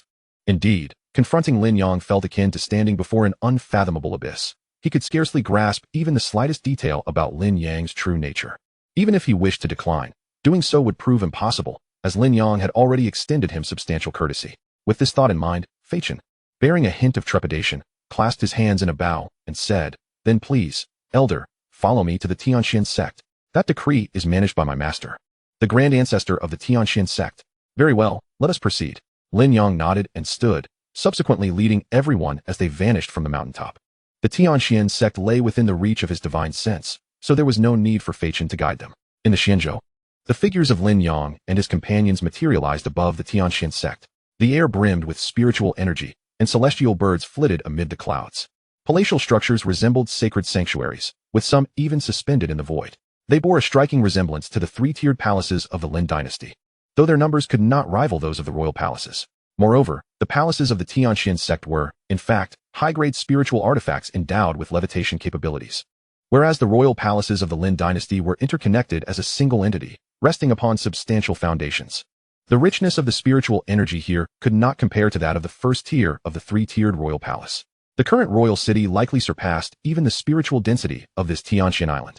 It must be noted that this was already the stronghold of the most formidable power in the world. One could only wonder what level of cultivation the clan elders, as well as Lin Cheng and the others, had achieved in such an environment. Although he could observe the situation in the Kangmang domain, he had not been consistently vigilant. He hoped they would surprise him upon his return. "Elder, let us directly enter the secret realm to seek the Grand Ancestor." Feichen addressed Lin Yang. "Indeed, let us go." Lin Yang nodded. Feichen then produced a spiritual orb, which floated before him, radiating a cerulean glow. The next moment, it resonated with a particular spot in the fabric of space. An attractive force enveloped the group, causing Su Zhuamayu and the others to feel a momentary panic. Lin Yang spoke, "Do not resist." Upon hearing this, they relaxed. Subsequently, their figures vanished once more. When their vision returned, they found themselves in a fragrant valley, adorned with a myriad of colorful blossoms, exuding tranquility and beauty. It was evidently a secluded haven ideal for reclusion. Not far from them stood a small courtyard, where two elderly men were engaged in a game of chess.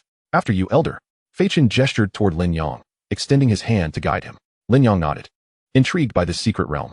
It seemed he could also create one, a place where he could cultivate flowers, fish, raise spirit beasts, hunt, and barbecue in peace, undisturbed. The thought was delightful. He sensed that within this entire secret realm, apart from their newly arrived group, there were only 9 others. Among them, 2 were the elderly men in the courtyard, presumably Feichen's master and senior brother. The remaining 7 appeared to be relatively young cultivators, cultivating in caves they had established in the distant forest. Their cultivation levels ranged from the out-of-body stage to the transformation stage, with none exceeding the age of 30. They were likely the prodigies of the Tianxian sect. "Master, senior brother, this elder wishes to borrow the emergency summoning decree from all sects." After leading Lin Yang and the others into the small courtyard, Feichen bowed respectfully to the 2 elderly men. His demeanor was somewhat unnatural, as he feared that his master and senior brother would refuse to lend the decree, or worse, clash with Lin Yang. While his master and senior brother were slightly stronger, it was not by much, and should they provoke Lin Yang's ire, the outcome could be dire. Moreover, he could not discreetly transmit a message, fearing detection by Lin Yang. Such powerful individuals often had peculiar tempers, and inciting their displeasure could lead to trouble. He could only hope that his master and senior brother would recognize Lin Yang's extraordinary nature. As Feichen spoke, Lin Yang observed the 2 elderly men with keen interest. Their cultivation seemed to be that of ordinary perfected tribulation passers. Beyond that, there was nothing particularly remarkable about them. However, after Feichen spoke, the 2 men did not respond at all. They remained engrossed in their game, brows slightly furrowed, seemingly wholly absorbed in the intricacies of the chess match. Observing this, Feichen felt a pang of anxiety. He knew they were undoubtedly aware of his arrival and had heard his words. But what did their silence signify? "Master, senior." Fei Chen called out again. Yet, Lin Yang interjected with a smile. How intriguing. Choosing silence to feign superiority. After a light chuckle, Lin Yang stepped forward. Elder, Fei Chen, thinking Lin Yang was about to take action, spoke in a flustered tone. Fear not. I am a cultured individual and will not be so uncouth. Lin Yang, aware of Fei Chen's concerns, spoke with a reassuring smile. Only then did Fei Chen feel a sense of relief. Hao Bai, however, rolled his eyes, thinking, you, a cultured individual? Hardly uncouth? The renowned Lu, one of the Yuankong Dao sect, would likely be the first to disagree. Lin Yang approached the chessboard, his gaze fixed upon the game as if observing the unfolding strategies. The two elderly men continued to play, the elder of the two lifting a white piece and placing it down. His brow relaxed, a faint smile gracing his lips. Yet he still seemed oblivious to Lin Yang's presence. The brow of the elder across from them furrowed even deeper.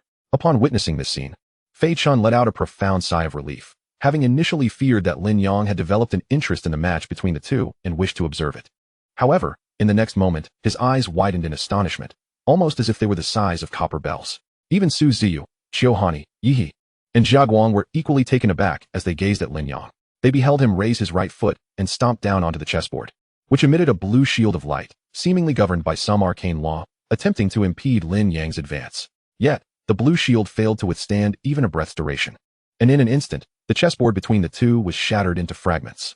Lin Yang's sudden action not only astonished Su Ziyu and the others, but also prompted a change in the demeanor of the previously aloof elders, who now stared at the broken chessboard, their expressions filled with disbelief. Still playing chess? Please, continue. Lin Yang remarked with a smile, addressing the two astonished elders. Chapter 80. The Altered Attitude of the Two Ancestors. Lin Yang's words jolted the two elders back to reality, as if awakening from a dream. They finally lifted their gazes to Lin Yang, but their pupils were now filled with a growing sense of wariness and reverence.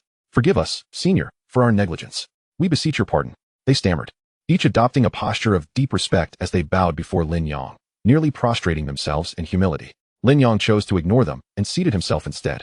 He was well aware of the reason behind their rapid shift in attitude. They were not angered by the destruction of their chessboard because it was no ordinary object. It was likely a relic from the celestial realm, protected by laws that did not belong to the world of Hanyu continent. By shattering the chessboard, Lin Yang not only sought to intimidate them, but also intended to impart a lesson regarding their initial disregard for him. It was evident that these two were acutely aware of the chessboard's significance, which caused their palpable anxiety. Nevertheless, one could also discern the profound heartache they felt. For such celestial artifacts were exceedingly rare, perhaps even singular within the entirety of Hanyu continent. After taking his seat, Lin Yang spoke slowly. You should have gleaned my purpose for being here earlier. Let us commence without further delay. Yes, esteemed senior. The grand ancestor of the Tianxian sect, Fei Chen's master, did not hesitate upon hearing Lin Yang's words. He had never encountered a being of such terrifying prowess, having existed in this world for over 10 millennia.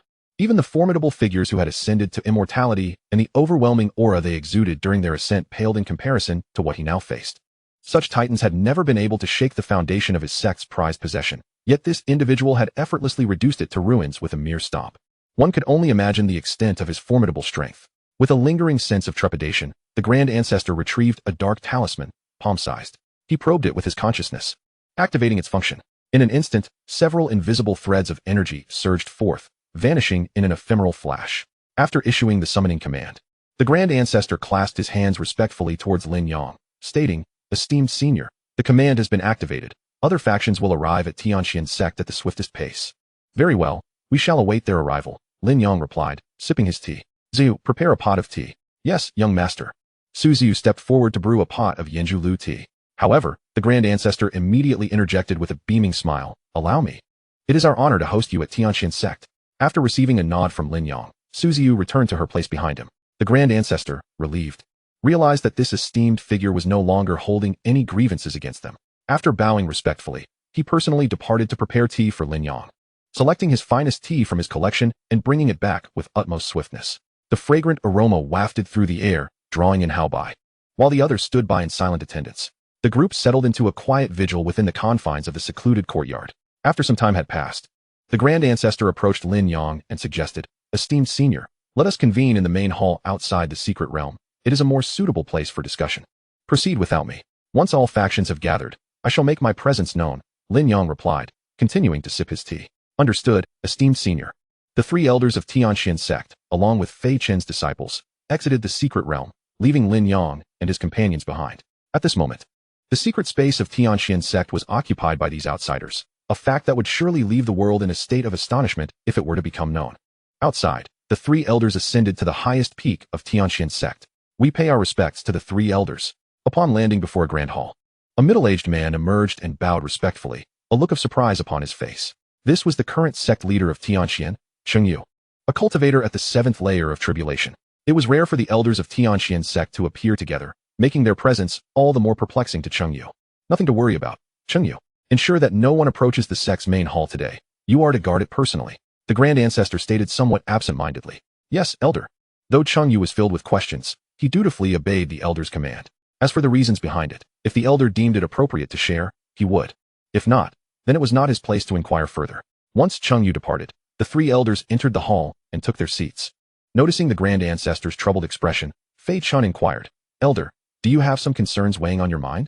Hearing Fei Chen's voice brought the Grand Ancestor back to the present, having momentarily lost himself in thoughts of the extraordinary figure's might.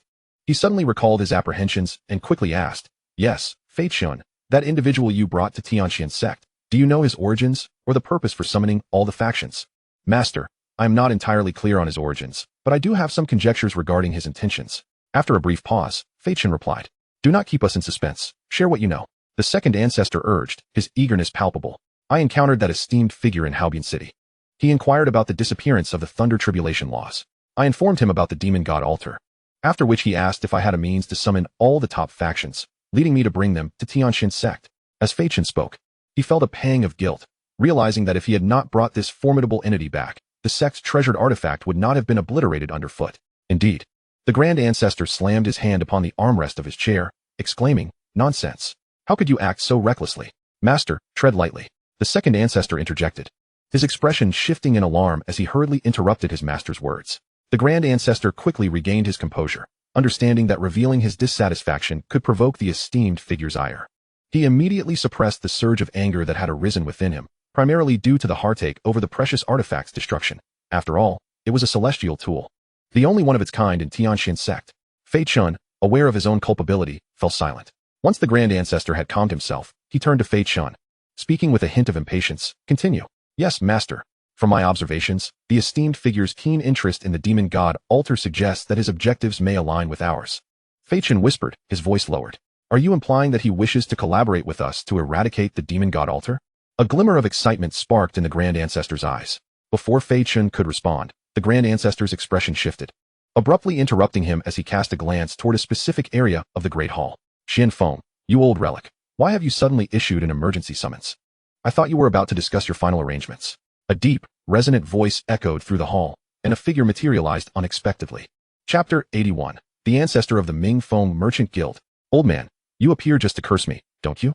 The Grand Ancestor smiled at the figure that had just manifested in the hall. The newcomer was an elderly man with a head full of white hair, hailing from the Ming Feng Merchant Guild, and he was its most formidable member, having reached the peak of the tribulation stage. Ha! If curses had any effect, you would have perished 1,000 times by now. The white-haired elder laughed heartily. Greetings, Senior Han Mo. The second ancestor and Fei Chun rose to their feet, bowing respectfully to the approaching elder. Han Mo was a paragon of strength from the same era as their master, and due to their shared ties within the Xian domain, they enjoyed a close friendship. The Tianqian sect and the Ming Feng Merchant Guild also maintained substantial camaraderie, akin to the interconnectedness among the three sacred lands of the central domain. Enough with the formalities. We are not strangers. Han Mo waved his hand dismissively, taking a seat in a position of honor. Now, old-timer, what is the reason behind your sudden emergency summons? Actually, this summons was not issued by me. The Grand Ancestor replied with a hint of resignation. Oh, not you? What does that imply? Han Mo inquired, clearly puzzled. Today, a powerful elder of unfathomable strength has arrived at our Tianqian sect. It is he who wishes to convene the forces of the various domains, stating that there are matters to discuss. The Grand Ancestor revealed the truth without hesitation. Han Mo's surprise deepened, and he stood up again. Powerful? To what extent? His reaction was understandable. After all, they were already among the most formidable beings in this world. How much stronger could anyone possibly be? The implication of the Grand Ancestor's words suggested that this mysterious being possessed the capability to compel the Tianqian sect, which boasted 3 perfected tribulation stage experts, and even to surpass all the top forces on the Hongyu continent. To attain such a level of might, what kind of being could exist in this world? The Grand Ancestor sighed. Do not doubt my words. Even I, having witnessed it firsthand, still feel as though I am ensnared in a dream. You are aware of our sect's treasured artifact, right? That elder shattered it effortlessly with a mere step. without even allowing it to hold for a breath. What? You mean that artifact, the celestial weapon? Han Imo gasped in astonishment, hastily seeking confirmation. The Grand Ancestor nodded, his gaze laden with complexity. Upon receiving confirmation, Han Imo inhaled sharply, then sank back into his seat. Heavens, could such a powerful existence truly be real? Unknown, unaskable, unutterable. The Grand Ancestor replied cryptically. What could be the purpose of this elder summoning us all? After a brief pause, Han Imo lifted his head and queried, what do you think? The Grand Ancestor glanced at Fei Chen, signaling him to reiterate his earlier conjecture. Fei Chen clasped his hands and addressed Han Imo. Senior Han Imo, based on my speculation, this elder may also wish to address the matter of the demon god altar. As of now, there seems to be no ill intent toward our respective forces. The demon god altar? Han Imo murmured to himself, then fell into a contemplative silence. Suddenly, a glimmer of joy crossed his features as he turned to the Grand Ancestor. If that is the case, then this is indeed fortuitous. The Grand Ancestor nodded in agreement. Indeed, the issue of the demon god altar has long been a thorn in our side. It has not only obstructed our ascension, but also leaves us uncertain about its future implications on the heavenly path of the Hongyu continent. Now that this elder has emerged, if he were to lend us his assistance, perhaps we could resolve the matter of the demon god altar more swiftly. Moreover, with such a formidable ally among humanity, we need not fear a counterattack from the demon race, nor the complications arising from the beast domain. As the Grand Ancestor elaborated, the eyes of those present sparkled with increasing hope, although they were entirely unaware of this elder's origins, if he held no malice. Then his arrival could indeed be a blessing. Yet, there lingered the concern that when other forces from different domains arrived, they might harbor dissatisfaction. Han Imo, contemplating this other side, voiced his worries. After all, these forces have occupied their dominant positions for an extended period. No one has ever been able to rise above the others and summon everyone without cause. Discontent? That will depend on whether they possess the strength to back it up. The Grand Ancestor replied, his confidence evident, as if Lin Yang were one of their own. Ahem. Old man, while I understand your confidence in that elder's terrifying power, he did annihilate your sect's only celestial artifact. What do you mean by wearing such a proud expression? Han Imo remarked with a peculiar expression. The second ancestor and Fei Chen exchanged puzzled glances at their master. Seeing the bewilderment etched on their faces, the Grand Ancestor bore no embarrassment. Instead, a mysterious smile graced his lips. You fools. Although we do not know where this elder hails from, the fact that he sought us out indicates he must be from the Xian domain. Even if he is not, he came here through the summons I issued. Once he has subdued the other forces, won't the status of our Tianxian sect rise correspondingly? Upon hearing the Grand Ancestor's words, the other's eyes widened in realization. As if suddenly enlightened, it wasn't that they hadn't considered this angle, they simply had not confirmed the true purpose of this powerful being, which had prevented them from delving deeper. Little did they know, the Grand Ancestor had already contemplated these implications. Master is indeed astute. I also believe this to be the case. If we perform well in front of this elder, we may even become his representatives across the continent. Fei Chen said with a smile directed at the Grand Ancestor. The Grand Ancestor stroked his beard, pleased. This child is indeed teachable. Han Imo, in contrast, shook his head helplessly, realizing that this master-disciple duo had started to fantasize even before the situation had fully crystallized. Nevertheless, he mused that if the opportunity arose, he too could vie for the position of representative. After all, they were all forces of the Xian domain, and he believed that this old relic would not mind who occupied that position. Pondering this, Han Imo unconsciously displayed a subtle smile. What are you up to, old relic? Are you concocting some nefarious scheme? The Grand Ancestor noticed Han Mo's unusual demeanor and inquired directly. No. What scheme could I possibly be hatching? You old coot just love to think the worst of people. Speaking of which, the 3 sacred lands of the central domain should have arrived by now. Why have we yet to see them? Under the Grand Ancestor's scrutiny, Han Imo felt as though his thoughts had been laid bare and swiftly redirected the conversation. Chapter 82. A young girl arrives at the fallen immortal mountain. The Grand Ancestor did not press further, but shifted his attention to the matter Han Imo had mentioned. Indeed, the central domain is the closest major domain to our Xian domain. Logically, they should have arrived by now. After a while, while waiting for the people from the central domain, it was instead the 2 bald elders from the Changsheng Palace of the Western Sky Plateau who made their entrance. Xianfeng, Master Han Imo. The 2 masters greeted, their appearances resembling that of enlightened monks, each holding a string of prayer beads. Upon their arrival, the Grand Ancestor and Han Imo, along with the others, rose to pay their respects. Following their arrival, inquiries regarding the emergency summons were unavoidable, but Xianfeng deftly deflected their questions, stating that the reasons would become clear once everyone had gathered. Although the 2 bald elders were puzzled, they could only take their seats and await further developments. Subsequently arrived the Sword Temple of the Western Plateau, accompanied by 2 individuals, one appearing youthful, the other bearing the marks of age. Both exuded a latent yet formidable aura. as if they were not mere mortals, but rather unparalleled divine swords poised to unsheathe at any moment.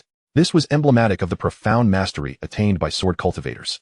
The Sword Temple is the aspirational haven for sword practitioners across the Hongyu continent, its disciples regarded as prodigies of the sword path. Although this faction typically maintains a low profile, no other force would dare to underestimate its prowess. Even the mightiest of factions, the falling Immortal Mountain, treats the Sword Temple with considerably more deference than it does with others. The Sword Temple stands alongside the Sword Master's Sacred Ground, another sect devoted to the art of the sword, and while they appear relatively equal on the surface, there exists an unspoken consensus that the Sword Temple possesses a slight edge in strength. Tensions occasionally arise between the two factions, leading to an atmosphere of unease whenever they cross paths. Shortly after the arrival of the Sword Temple's representatives, the three major factions of the Central Domain collectively made their entrance. However, only 3 individuals graced the gathering: 2 men from the Sword Master's Sacred Ground and the Thunder Dominant's Sacred Ground, and a woman representing the Eloquence Sacred Ground, which exclusively admits female cultivators. It is indeed a congregation of formidable women. Upon the arrival of the 3 major factions, although they maintained a facade of civility, their demeanor subtly radiated an air of superiority. The Central Domain is the most expansive and prosperous territory under human dominion, and with the alliance of the 3 major factions, no other force could hope to rival them. Hence, Xianfeng and his companions were somewhat accustomed to this dynamic.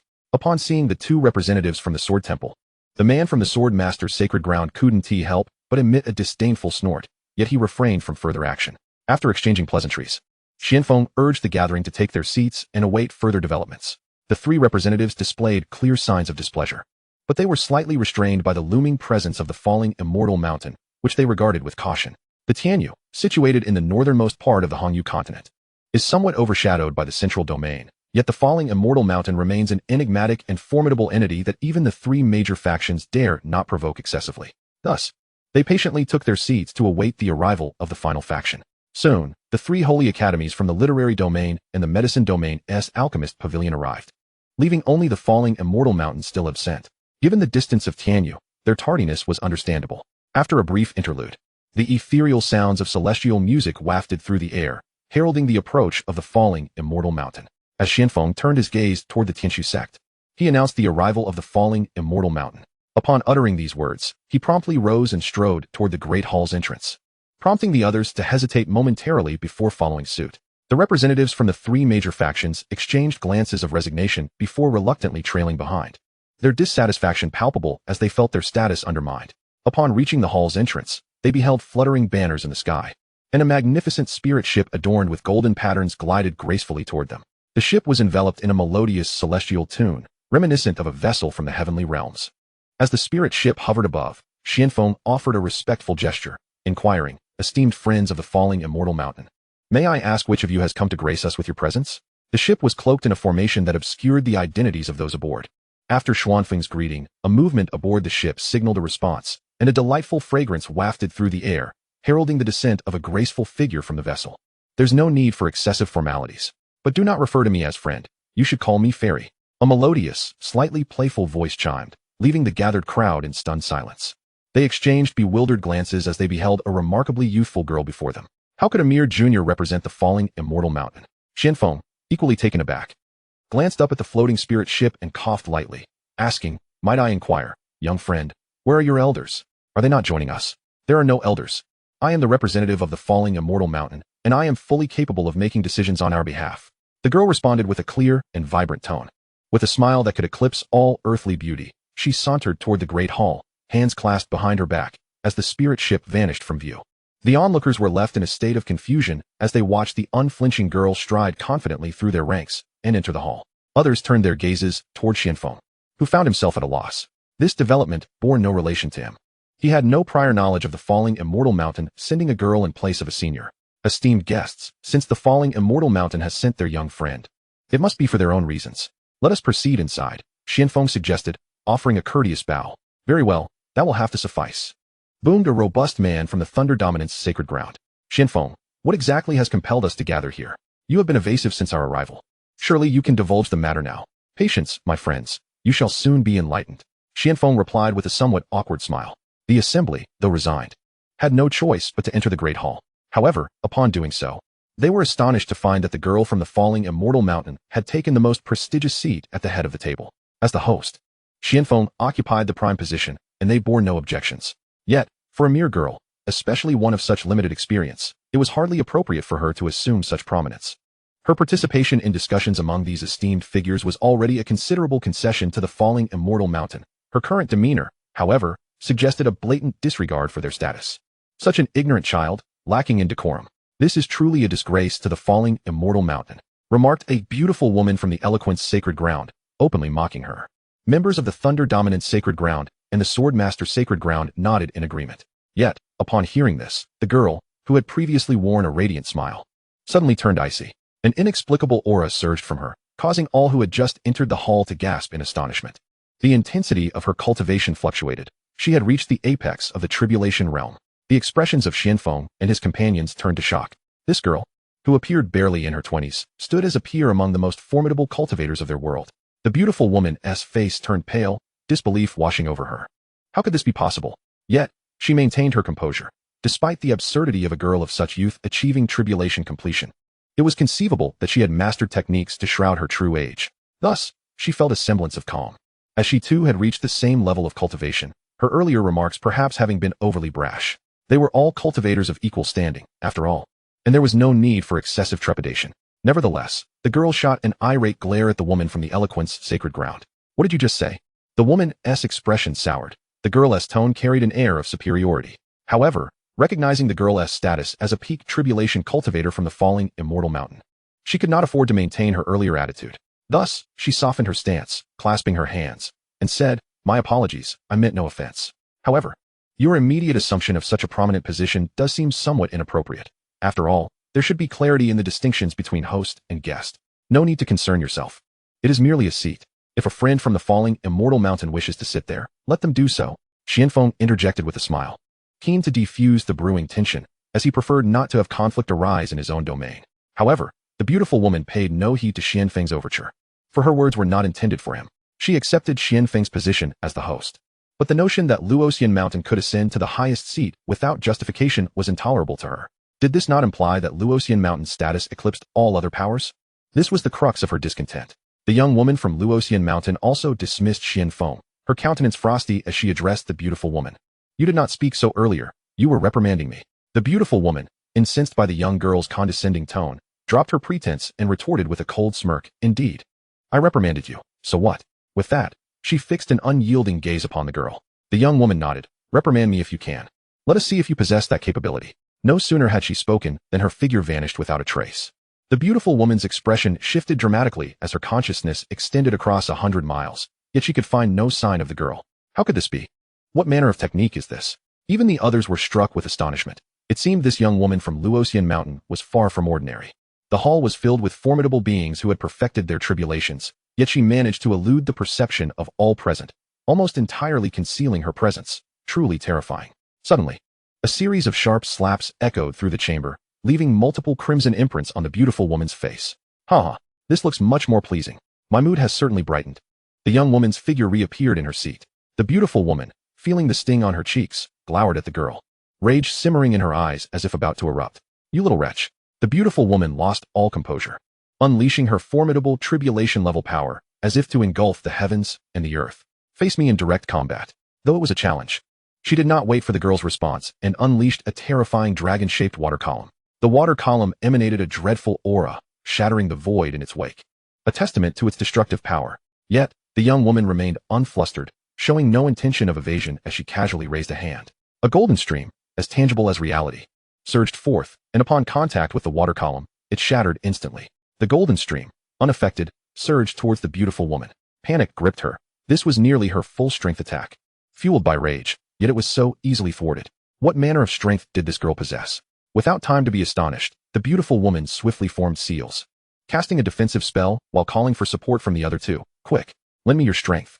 The other two from the great sanctuaries did not hesitate, unleashing a torrent of imposing energy, sharp sword intent, and raging thunder. In an instant, the hall was filled with cataclysmic waves of energy, but fortunately, the other perfected tribulation experts also took action to suppress the turmoil within the hall. Otherwise, it could easily lead to the ruin of the Tianxian sect, with even Xianzhou and Xuanyu being affected. As everyone worked to contain the aftermath of the battle, they also focused on the confrontation among the four. To their astonishment, The young woman was not only holding her own against 4 adversaries, but was subtly gaining the upper hand. The exchanges of attacks ensued. Yet it was the trio from the central domain who first faltered under the onslaught of the golden stream. They were sent hurtling backward, crashing to the ground of the hall. Poof! Upon landing, all 3 spat out blood, their expressions filled with shock as they gazed at the girl seated comfortably above, a smirk adorning her face. Throughout the encounter, she had remained seated and had only made a single strike. The others looked on with complex expressions. This girl's strength was truly terrifying, utterly incomprehensible. The 4 from the Xuanyu domain pondered who was stronger, this girl or that elder. It was unimaginable to witness 2 beings far superior to ordinary perfected tribulation cultivators in a single day. Had they wasted so much time before? Meanwhile, the astonishment of the others eclipsed that of the Xuanyu quartet, for they were witnessing, for the first time, someone capable of overpowering others within the same tribulation realm. This was utterly inconceivable. Moreover, these were 3 perfected tribulation cultivators from the 3 great sanctuaries of the central domain, who were themselves among the strongest within that realm. As the girl perceived the awe in the gazes directed towards her, a satisfied smile graced her lips. She addressed everyone. Now, I shall take charge here. Speak. Old man of the Tianxian sect, what was the reason for today's summons? Xianfeng felt somewhat helpless. He had once stood at the pinnacle of this world, conversing freely with anyone. Yet today, he found himself struggling to hold his head high, having thought that the might of the elder would surely subdue these factions.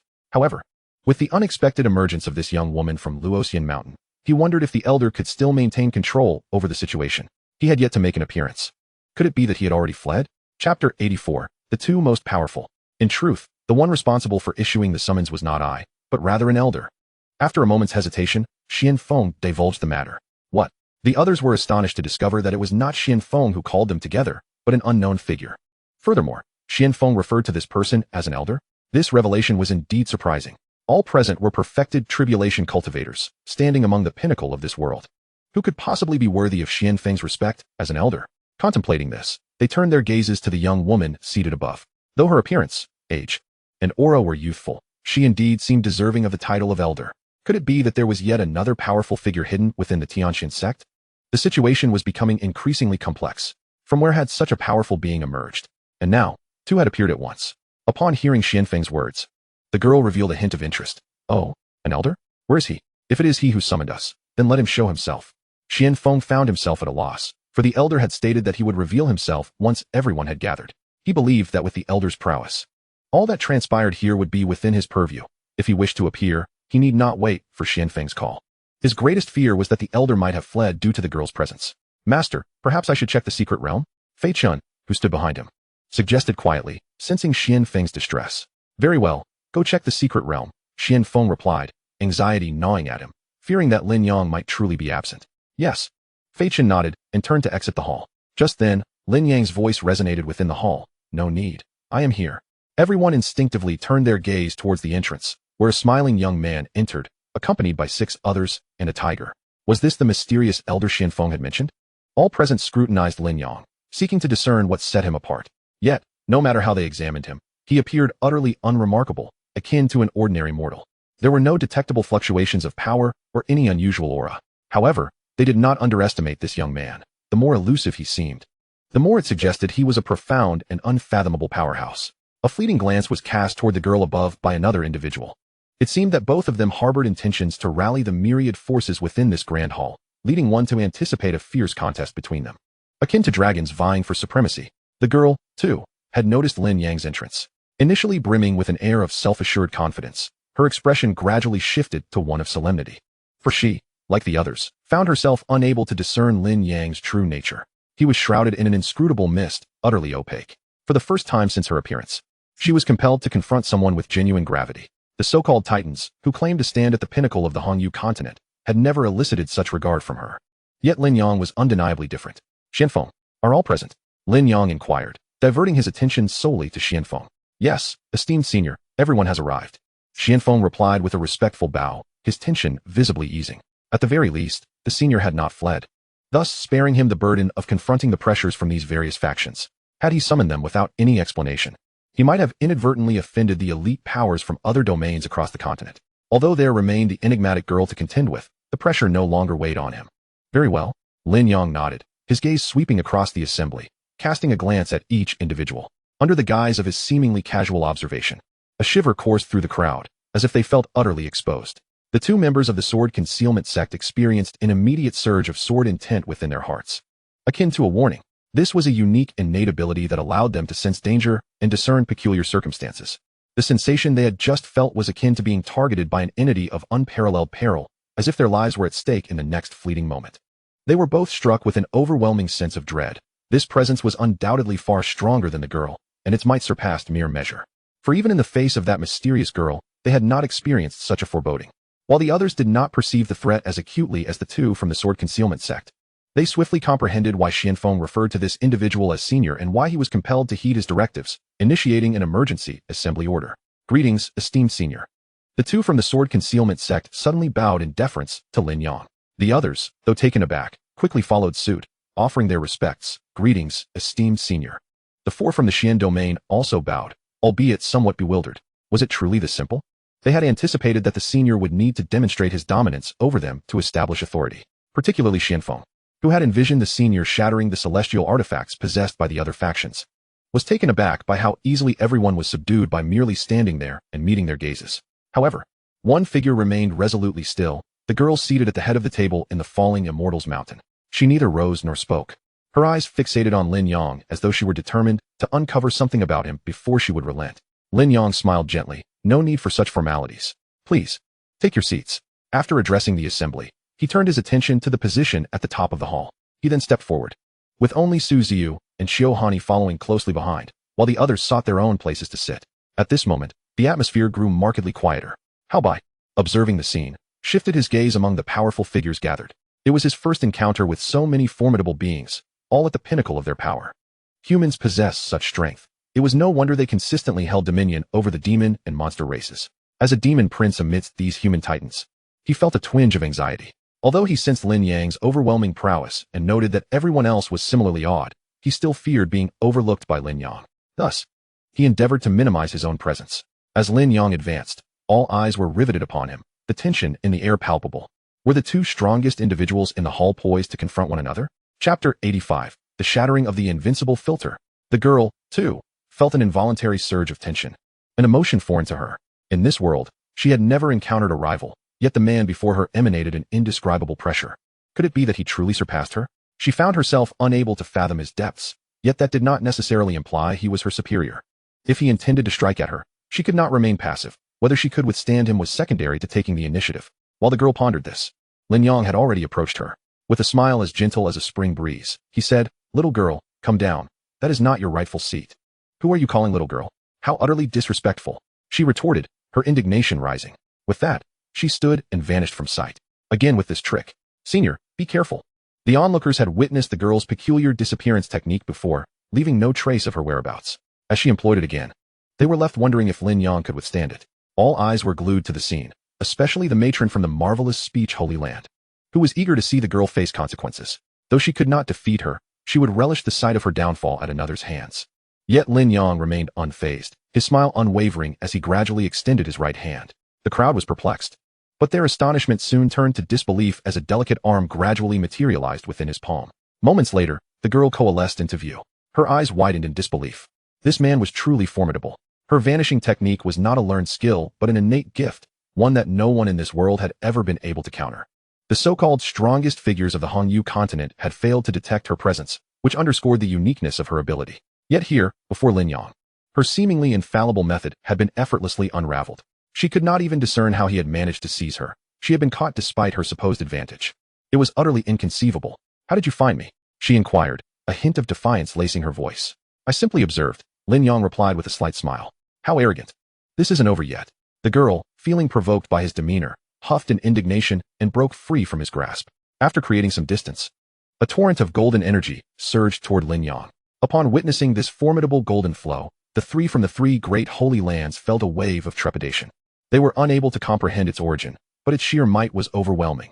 Even their combined strength could not withstand it. Should such a force strike the Hongyu continent, it would likely leave a region in utter ruin. They believed this might to be the most terrifying force in existence, and they feared that their esteemed senior might falter against it. However, they noted that Lin Yang's expression remained unchanged, as if he regarded the golden energy with utter indifference. Chapter 86. A lollipop resolves everything.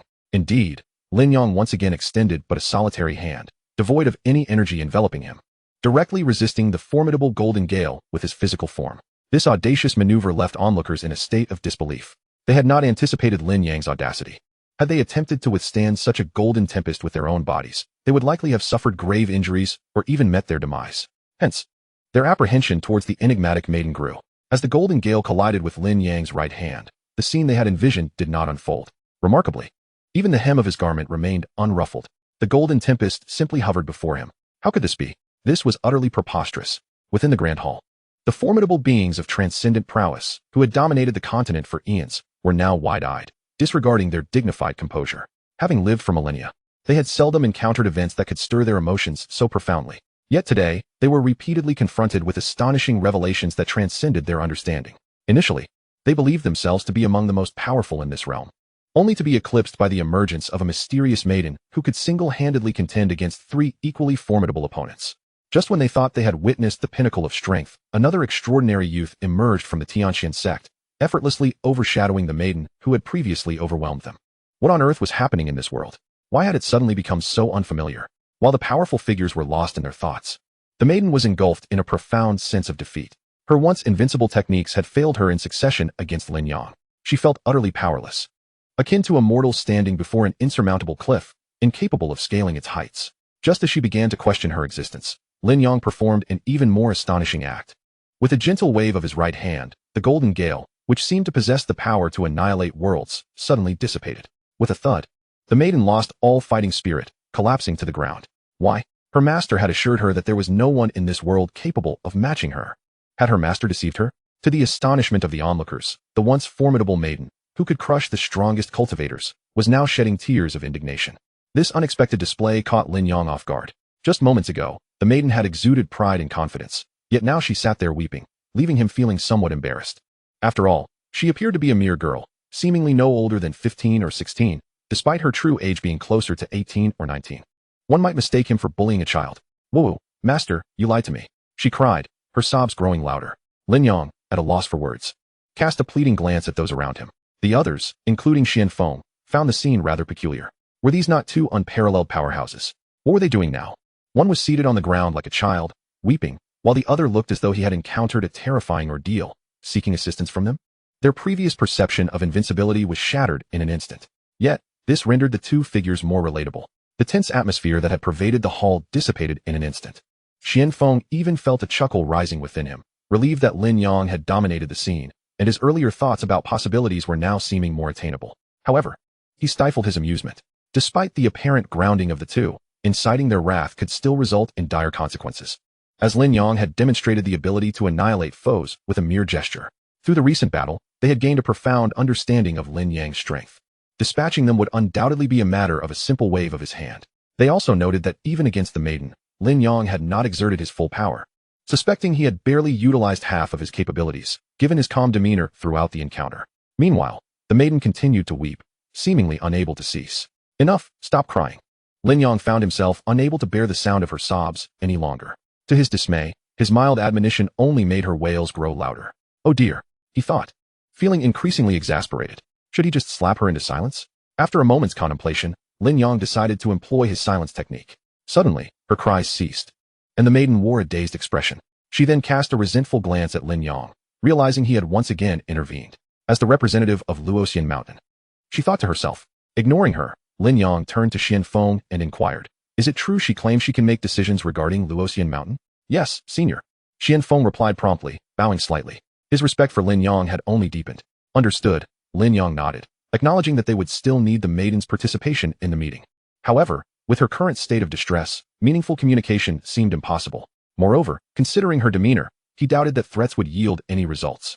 Suddenly, an idea struck Lin Yang. In the next moment, a lollipop appeared in his hand.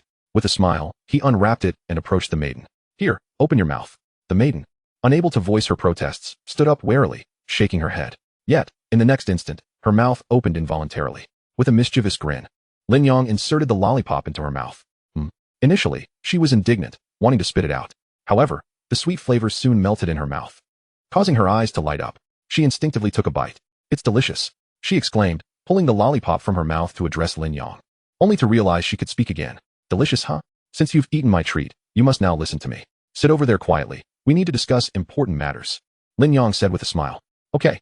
Surprisingly, the maiden readily agreed. The others were filled with curiosity, wondering what Lin Yang had given her that proved so effective. Lin Yang merely smiled in silence, having gauged the maiden's personality and concluding that a lollipop would surely win her over. Such a novel treat was non-existent in the realm of cultivation. The maiden, now content, found a spot to sit down, placing the lollipop back in her mouth.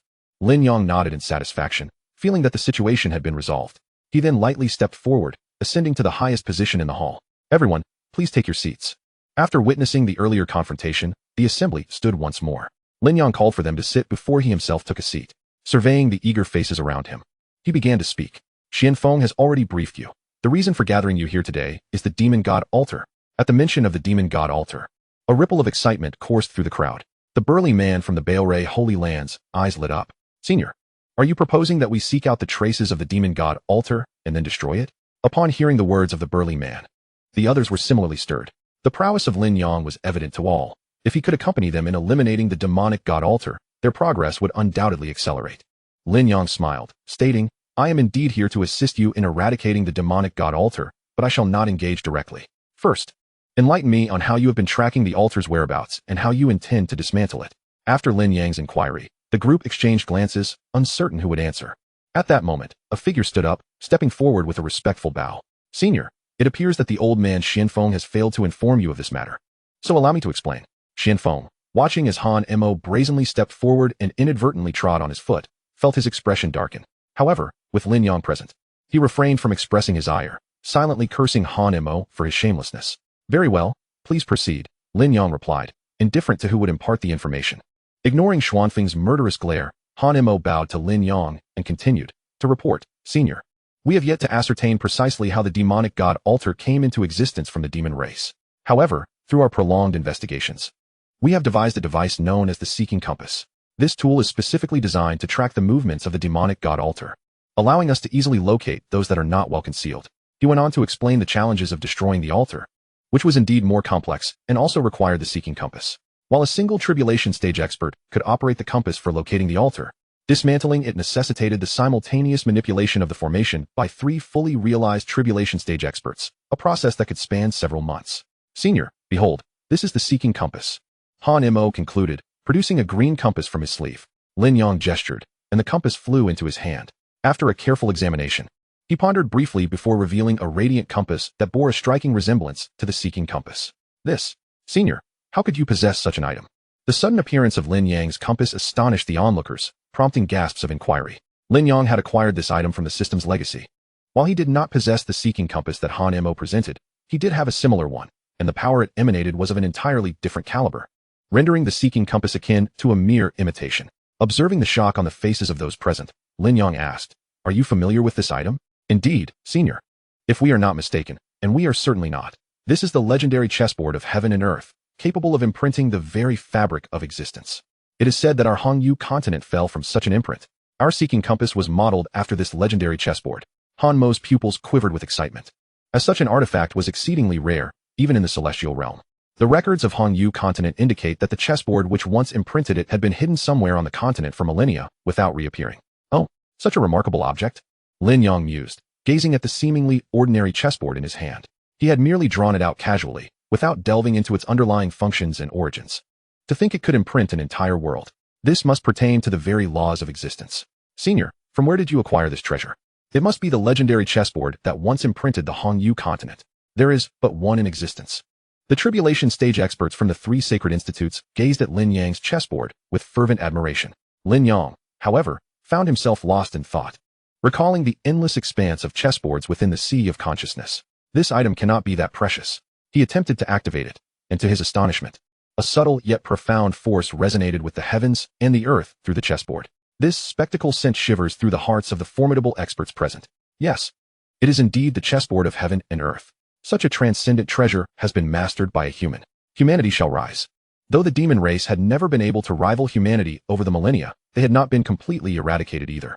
They would intermittently emerge to disrupt human settlements, especially in less fortified regions, where they could wreak havoc. Most critically, the demonic god altar held significant sway over the entire Hongyu continent, obstructing the ascension of not just humanity, but the world itself. Should Lin Yang assist them with this chessboard, the demonic god altar would no longer pose a threat. They might eradicate it entirely in mere years, utilizing the chessboard's power to expedite the restoration of the Hongyu continent. As these thoughts coursed through their minds, the group exchanged glances. Xianfeng, quick to act, noticed Han Mo attempting to reclaim the spotlight and swiftly teleported in front of him, shielding the elder behind himself. Bowing respectfully to Lin Yang, he declared, "Senior, employing this chessboard in the eradication of the demonic god altar would yield unparalleled efficiency." His heart raced at the thought that Lin Yang might consider allowing them to utilize the chessboard, as it was evident the senior had no intention of personally confronting the altar. Thus, with eager anticipation, he gazed longingly at Lin Yang. Lin Yang, bewildered by the intense scrutiny, found himself intrigued. The prospect of the chessboard significantly aiding in the elimination of the demonic god altar sparked a glimmer of hope within him. Knowing this chessboard could indeed facilitate the task of dismantling the altar, Lin Yang felt a surge of elation. He had always believed there would be something among his possessions capable of resolving this issue, and here it was. All he needed to do was present the item, while entrusting the rest to these top-tier experts. With this in mind, Lin Yang nodded slightly at Xianfeng, stating, "Very well. Since this chessboard proves useful in the eradication of the demonic god altar, I shall entrust it to you. Ensure that the altar is cleared away post-haste." As Lin Yang's words resonated through the grand hall, a wave of excitement erupted. Previously, only Han Mo and Xianfeng had stepped forward, but now, all the fully realized experts present sprang to their feet, clamoring to speak with Lin Yang. The austere elder from the three sacred institutes shot Han Mo a scathing glance, exclaiming, Senior, look at me. Hand the chessboard to me. I am older and possess greater wisdom than the rest." "Nonsense. Age does not equate to wisdom. I may not have extensive knowledge, but my strength is undeniable. I command countless thunderous techniques. Who can rival me?" boomed the burly man from one of the three sacred lands, jostling the elder aside as he shouted excitedly. "Are you certain you can contend?" A girl from Luoxian Mountain, casually chewing on a lollipop, appeared mysteriously beside the burly man, fixing him with an enigmatic gaze. The fervent crowd fell silent upon her arrival. Indeed, here lies one capable of surpassing them all. If the elder were to present the celestial chessboard, it would undoubtedly be entrusted to this young maiden. With this thought, the crowd ceased their quarrels, and even Han Mo and Xianfeng fell silent. Initially, Xianfeng believed that their Tianxian sect held the greatest hope of being bestowed the celestial chessboard by the elder. At that moment, the girl from Luoxian Mountain sauntered forward, lollipop in mouth, and gazed at Lin Yang with a tone tinged with defiance, stating that since they were no longer competing, the celestial chessboard should rightfully be entrusted to her. Despite the remnants of her arrogance, her gaze revealed a newfound respect for Lin Yang. Lin Yang, unfazed by the peculiar atmosphere, pushed the celestial chessboard forward amidst the envious, jealous, and regretful eyes of the gathered assembly. The celestial chessboard landed in the hands of the maiden, causing her eyes to sparkle. Upon grasping the board, she felt as though she held an entire world within her palms, sensing a terrifying power capable of collapsing realms, yet effortlessly manageable. It was truly remarkable. "Thank you." After a moment's hesitation, the girl lifted her gaze and whispered her gratitude to Lin Yang. He smiled slightly and replied, "No need for thanks." His eyes then scanned the other attendees, noting their expressions of disappointment, with even Xianfeng appearing on the verge of tears, which struck him as odd. Why the excitement? Does it truly matter who receives the chessboard first? Lin Yang's sudden remark left the crowd bewildered. What did he mean by first? Could it be that they too would receive one? The crowd gazed at Lin Yang with a mix of hope and incredulity as he waved his hand, summoning a multitude of celestial chessboards that materialized and floated in the air before them. Chapter 91, led by Tianxian sect. "What is this? Am I dreaming?" Han Mo gasped, his voice trembling in astonishment. The most powerful figure of the Mingfeng Chamber of Commerce, a transcendent being within the realm, was utterly lost for composure. The other transcendent beings from various domains exhibited similar reactions, nearly rendered speechless, striving to convey their inner shock through mere expressions and gestures. Had they not witnessed it firsthand, they would never have believed that a single individual could produce over a dozen celestial chessboards simultaneously. The sheer magnitude of such a concept was suffocating, akin to the wealthiest individual in Hongyu continent possessing 10,000 spirit stones, only for another to unveil hundreds of billions. The impact was ineffably profound. Even the girl from Luoxian Mountain could not help but gape, her lollipop momentarily forgotten. After a prolonged silence, the crowd struggled to regain their voices. Xianfeng gently pried Han Mo's hand from his shoulder, took a deep breath, and inquired of Lin Yang, "Elder, are these celestial chessboards to be distributed for each of us to take one?" Lin Yang, observing the astonished expressions of the elders, chose to remain patient, allowing them to digest the revelation. After all, he understood their astonishment. His own was muted by his lack of worldly experience. More importantly, he possessed the ability to conjure most things that theoretically existed. When Xianfeng spoke again, Lin Yang nodded, affirming, "Indeed, to expedite your resolution of the demon god altar, each person shall take a celestial chessboard. I shall reside within Tianxian sect, and I hope you will not disappoint me." As he finished speaking, the chessboards transformed into streams of light, landing in each person's hands. The attendees trembled as they held the celestial chessboards, some even shedding tears. Having reached their current realm after countless years, they had long since become immune to the allure of any technique or treasure. Yet, the transcendent nature of the celestial chessboard stirred their emotions. Moreover, the prospect of possessing it, even for a brief time, rendered them spellbound, reluctant to lift their gazes. Lin Yang sighed, shaking his head with a wry smile. "If any sect performs exceptionally well, I shall not reclaim the chessboard." After delivering this statement, he, along with Su Xiu and the others, vanished from the grand hall, retreating to the secret realm of Tianxian sect, where he casually arranged a small courtyard for himself. As for the matter of eliminating the demon god altar, he had no need to concern himself. Those seasoned elders, each wielding a celestial chessboard, were more than capable of handling it. As Lin Yang departed, leaving behind his parting words, the remaining crowd bowed in reverence, filled with excitement. "Thank you, Elder. We shall endeavor to fulfill our duties." The opportunity to possess the celestial chessboard permanently was an immense boon. Not only would it assist them in swiftly resolving matters concerning the laws of heaven, but it would also serve as a significant advantage when they ascended to the celestial realm. Esteemed colleagues, the Elder's intentions are now abundantly clear. We must hasten to eliminate the demon god altar and restore the laws of heaven. However, we require a leader among us. I propose that Xianfeng take on this role. The venerable master of the Three Saints Academy stepped forward, addressing the assembly with conviction. Chapter 92. Thus and thus. That and that. Upon hearing the venerable master's proposal, the crowd fell into stunned silence, save for the trio from Tianxian sect, who felt a surge of excitement. They were truly on the verge of becoming the Elder's representatives. The venerable master's suggestion stemmed from the Elder's earlier remark, implying that he intended to remain within Tianxian sect. This conveyed the message that any developments regarding the demon god altar would necessitate reports being made to Tianxian sect, meaning Xianfeng and his companions would be the ones to relay information to the Elder. This scenario signified a boundless future for Tianxian sect. Thus, the venerable master's proposal to have Tianxian sect lead the efforts against the demon god altar was a gesture of goodwill towards them. Xianfeng exchanged a friendly glance with the venerable master, feeling confident that others, having witnessed Lin Yang's might and resources, would undoubtedly support the venerable master's suggestion. As anticipated, after a moment's hesitation, the crowd turned to Xianfeng and said, "Then let us invite Xianfeng to take his seat." Hanemo, still indignant, opened his mouth as if to protest, yet he was the most convinced, for both Tianxian sect and Mingfeng Chamber of Commerce held equal standing within the realm, and their relationship was amicable. Thus, either faction could rightfully claim this position, though having Xianfeng, the elder statesman, in charge would irk him slightly. In response to the crowd's gestures of respect, Xianfeng could only smile sheepishly, his grin stretching from ear to ear. "Well then, I shall graciously accept." After returning their salutation, Xianfeng ascended to the esteemed position, turning to take his seat. This position was rightfully his, but previously he had yielded to the host's customs. Now, however, his status was recognized, elevating Tianxian sect above all other factions. Even the once proud girl from Wanxian Mountain bore no dissent, for it was all due to the Elder's words. Absolute power. Ahem, my dear Taoist Xianfeng, might you share the forthcoming arrangements? Hanemo coughed lightly, expressing a hint of sourness in his tone. Although he felt somewhat displeased, he begrudgingly had to give due respect to this old fellow Xianfeng, which was rather vexing. Xianfeng, naturally, perceived Hanmo's expression and could not help but stifle a chuckle within.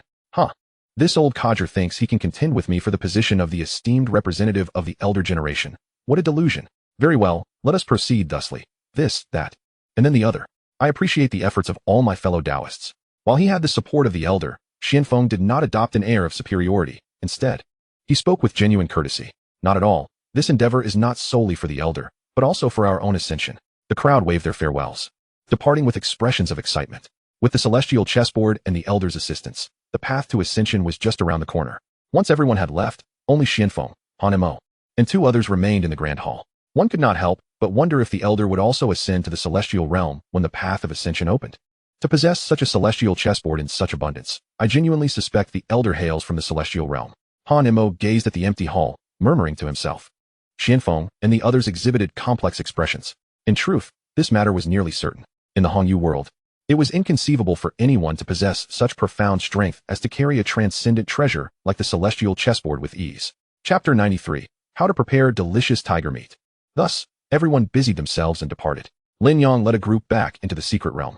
This place, once a resting spot for the ancestors of the Tianxian sect and a training ground for talented disciples, had now been usurped by Lin Yang and his companions. Seated in the small courtyard he had fashioned, Lin Yang savored the bamboo leaf tea brewed by Suziu.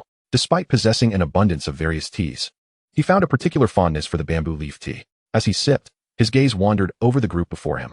Initially, only he and Suziu had embarked from the Kangming domain to the Xian realm, yet now they were accompanied by so many others.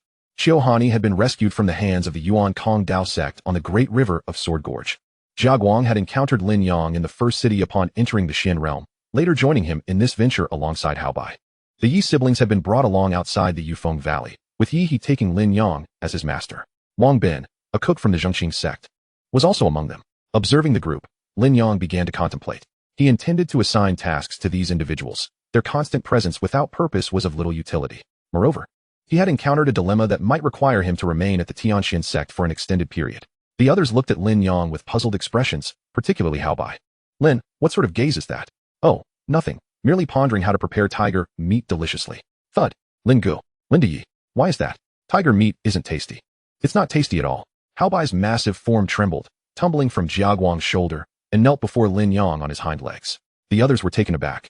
For while Hao Bai usually behaved with a degree of submission around Lin Yang, he would occasionally banter back. Now, however, he knelt, and even referred to him as the Yi. Unfazed by the stares of the others, Hao Bai continued to lament the unpalatability of tiger meat. It was no jest. Though he frequently regarded himself as a sovereign, he was indeed quite fearful of death. His occasional jumps around Lin Yang stemmed from the belief that Lin Yang harbored no ill intent. Now, with Lin Yang broaching the subject of eating tiger meat, he was thoroughly alarmed. At this moment, the oblivious Wang Bin interjected, "Young master, I possess some knowledge regarding tiger meat." "No, you do not," Hao Bai exclaimed, glaring at Wang Bin, his fur bristling. The onlookers could hardly contain their amusement, recognizing that Lin Yang was merely teasing him. "Very well. We shall postpone the consumption of tiger meat, but you must undertake a task." Lin Yang managed to suppress his laughter. Upon hearing that tiger meat would not be consumed, Hao Bai's forelegs weakened, and he exhaled in relief, collapsing to the ground. However, he still inquired suspiciously, "What task?" "The Endless Beast Forest. You shall take a celestial chessboard and check if there is a demon god altar within the Endless Beast Forest. If there is, you are responsible for its eradication." Lin Yang presented a celestial chessboard to Hao Bai. He understood that even if Xianfeng and the others sought the demon god altar, it would likely be within the human domain.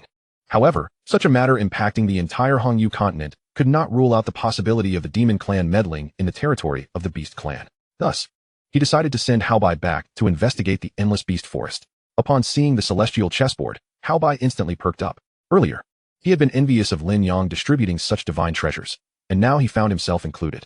Chapter 94, Departing Separately. The celestial chessboard soared from Lin Yang's hand toward Hao Bai.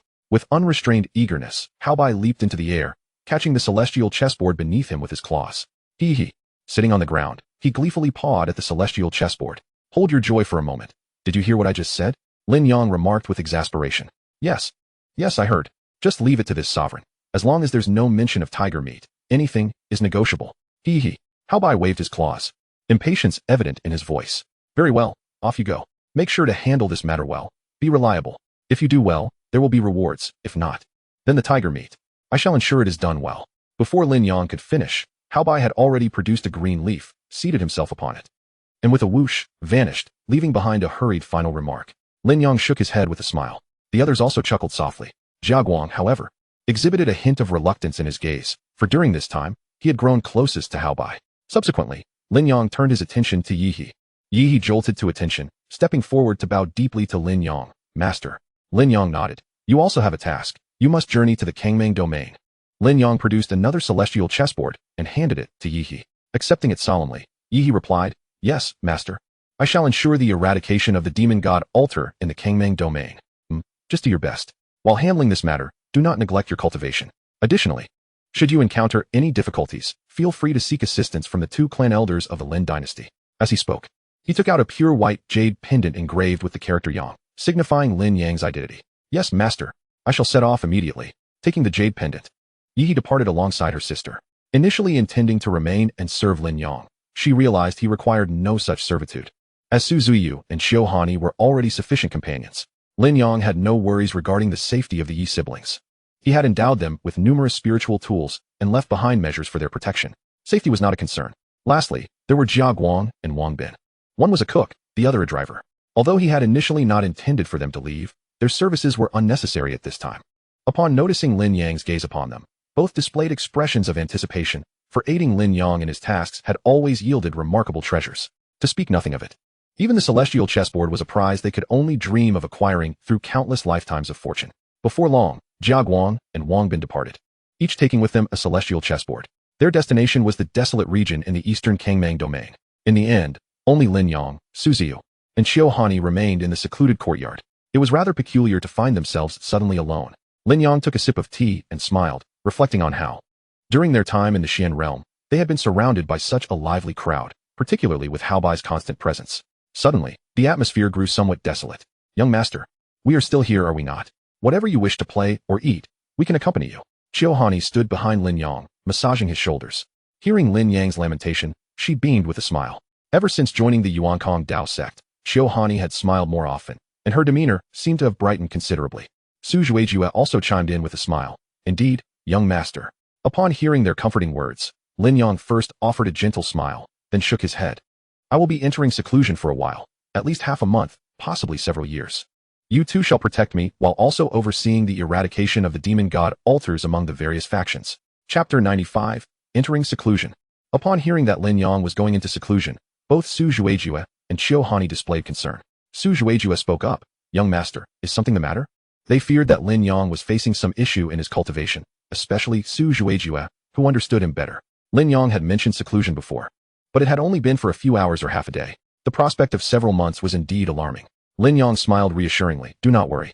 It is merely a minor issue, nothing troublesome. Should any urgent matters arise, feel free to awaken me.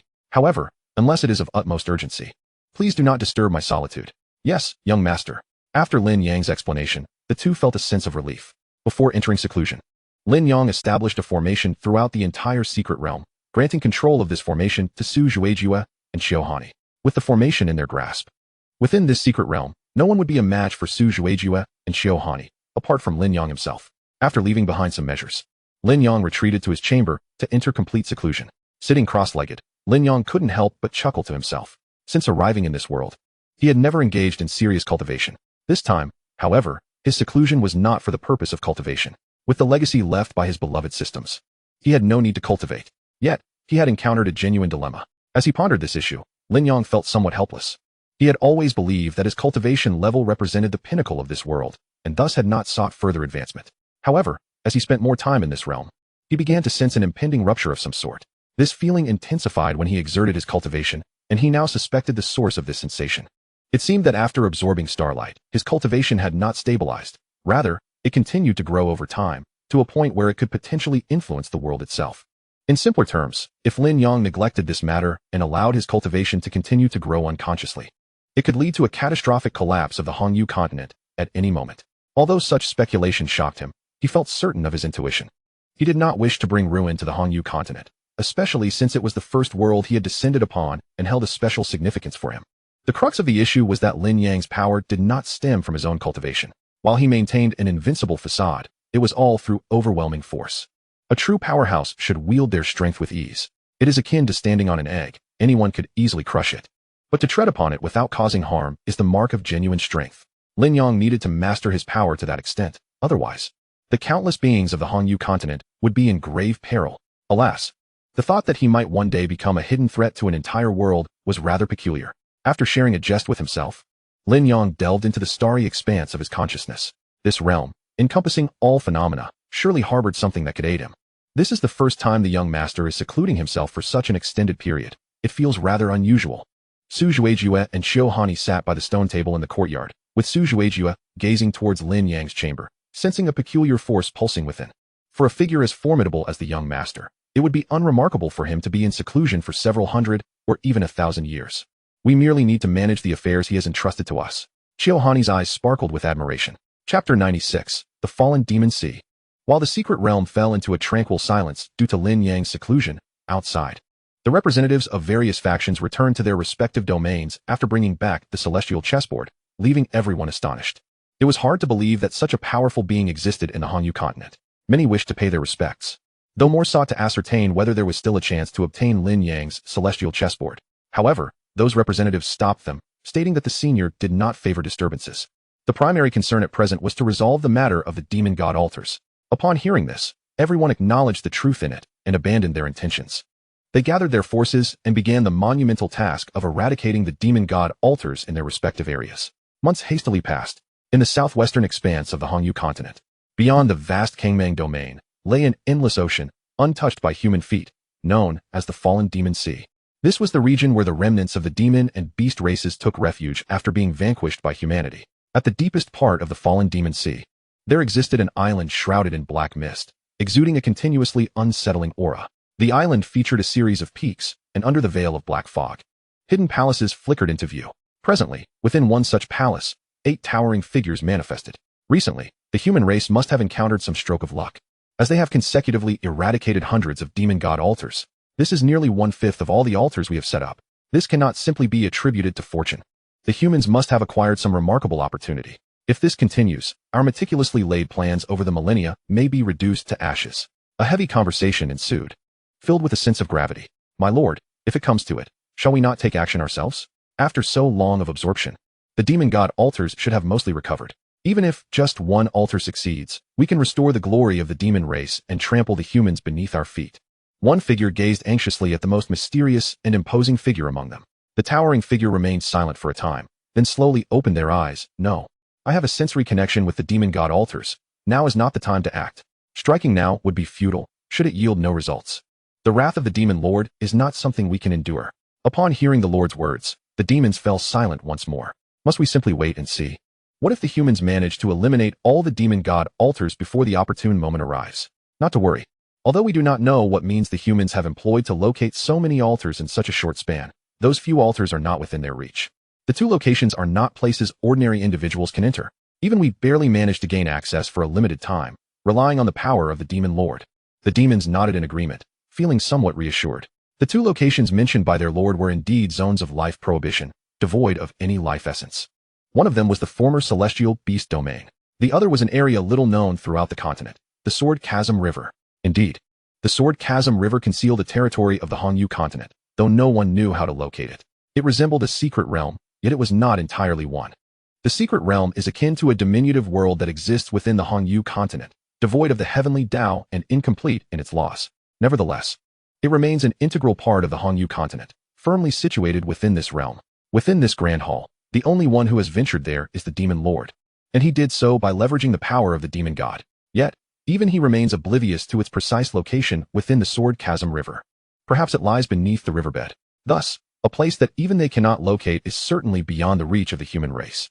It is merely regrettable that the altars they have eradicated are now lost. The greater the number of altars preserved, the more heavenly Tao power can be siphoned at the opportune moment, potentially even replacing the heavenly Tao and seizing dominion over the world. They would then ascend from mere beings to deities of the Hongyu continent. Chapter 97. News from the Sword Concealment Divine Palace. While the demon race in the Demon Sea fantasizes about achieving divinity, Lin Yang has discovered a method encapsulated within an unassuming green leaf.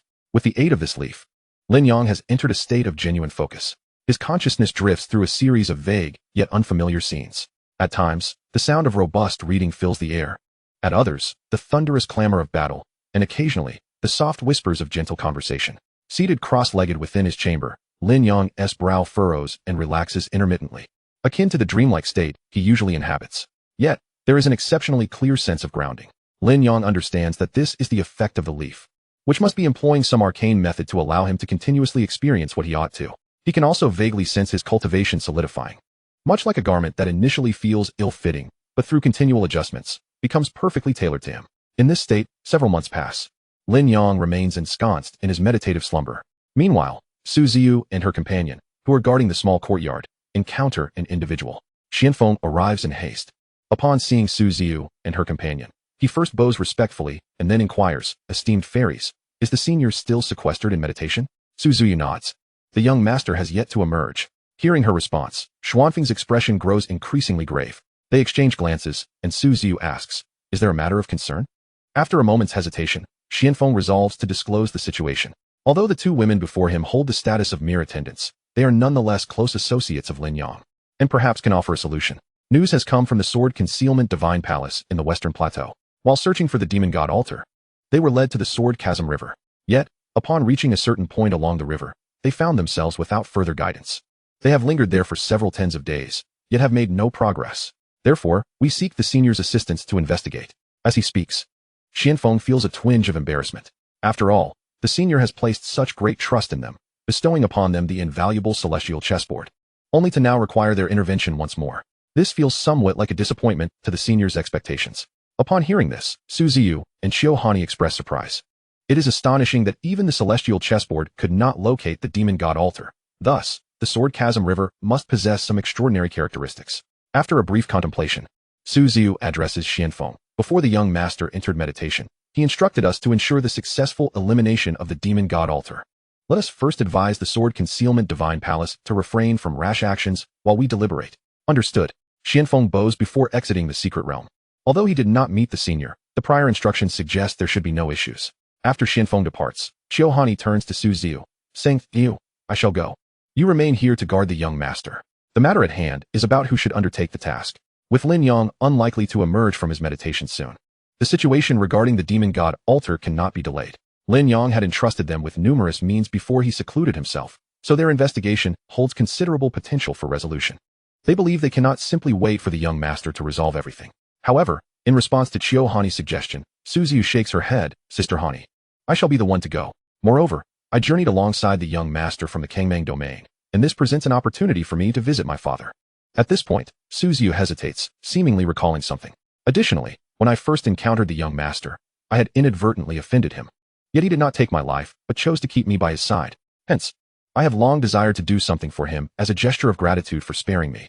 Chapter 98. Xianfeng blinks in surprise. Qiu Hani's expression shifts to one of astonishment. She was previously unaware of such circumstances.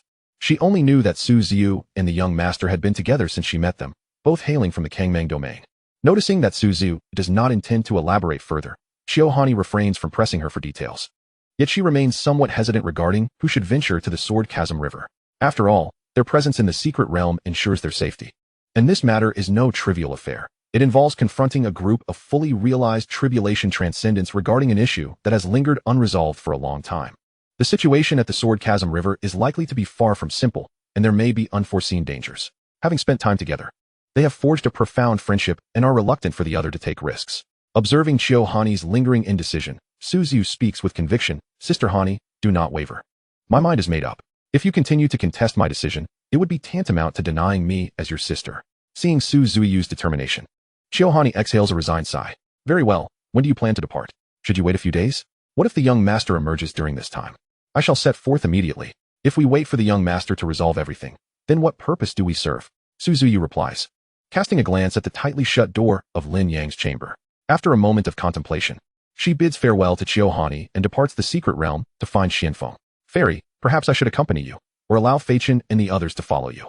Xianfeng expresses surprise at Su Ziyu's decision to personally journey to the Sword Chasm River. He had assumed the senior had left some contingency for them. Yet it is the attendant Su Ziyu who intends to address the matter. His concerns are not born of underestimating her, but rather from the understanding that the situation there is undoubtedly complex. The celestial chessboard is not merely a common spiritual artifact, it transcends the realm itself.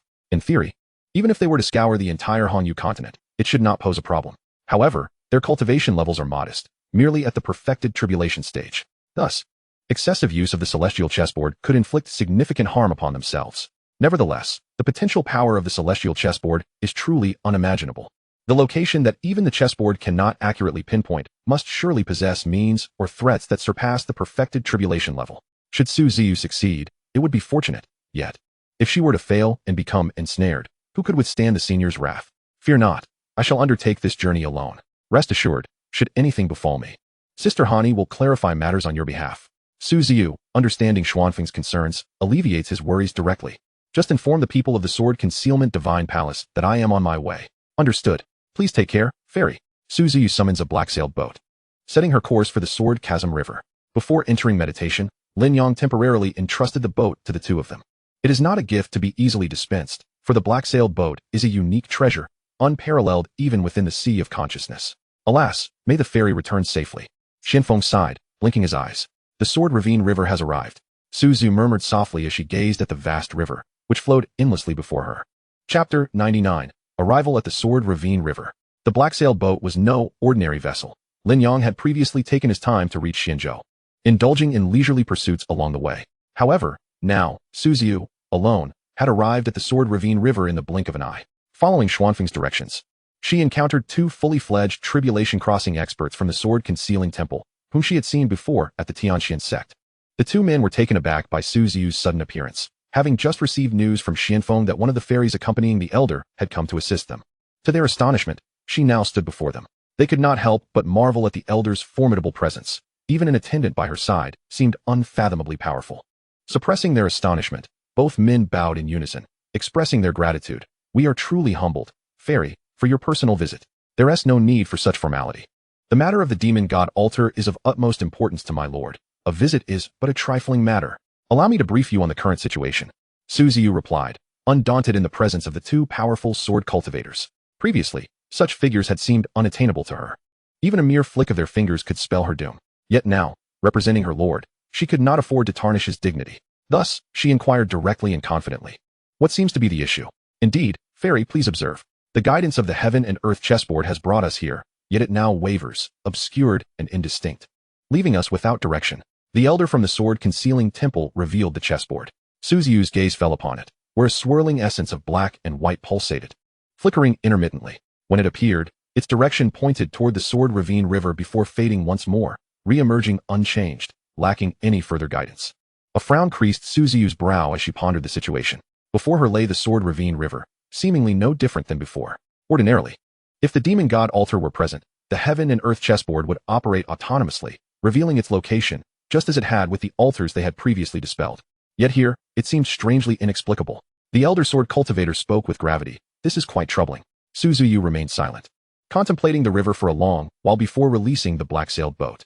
Ascending the vessel first, she called out to the two men, "Come aboard."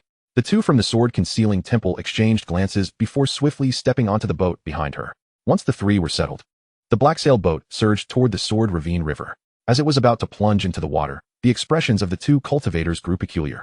They were utterly perplexed by Su Ziyu's actions. Although they felt no fear of the sword intent within the waters, the sudden plunge into the river was bewildering. Just as they were lost in thought, the bow of the boat met the river's surface, and in the next moment, it accelerated dramatically. Even the two tribulation-crossing sword cultivators felt their bodies lurch, nearly toppling from the vessel. Strangely, they felt no collision with the water. It was as if they were still soaring through the skies at great speed.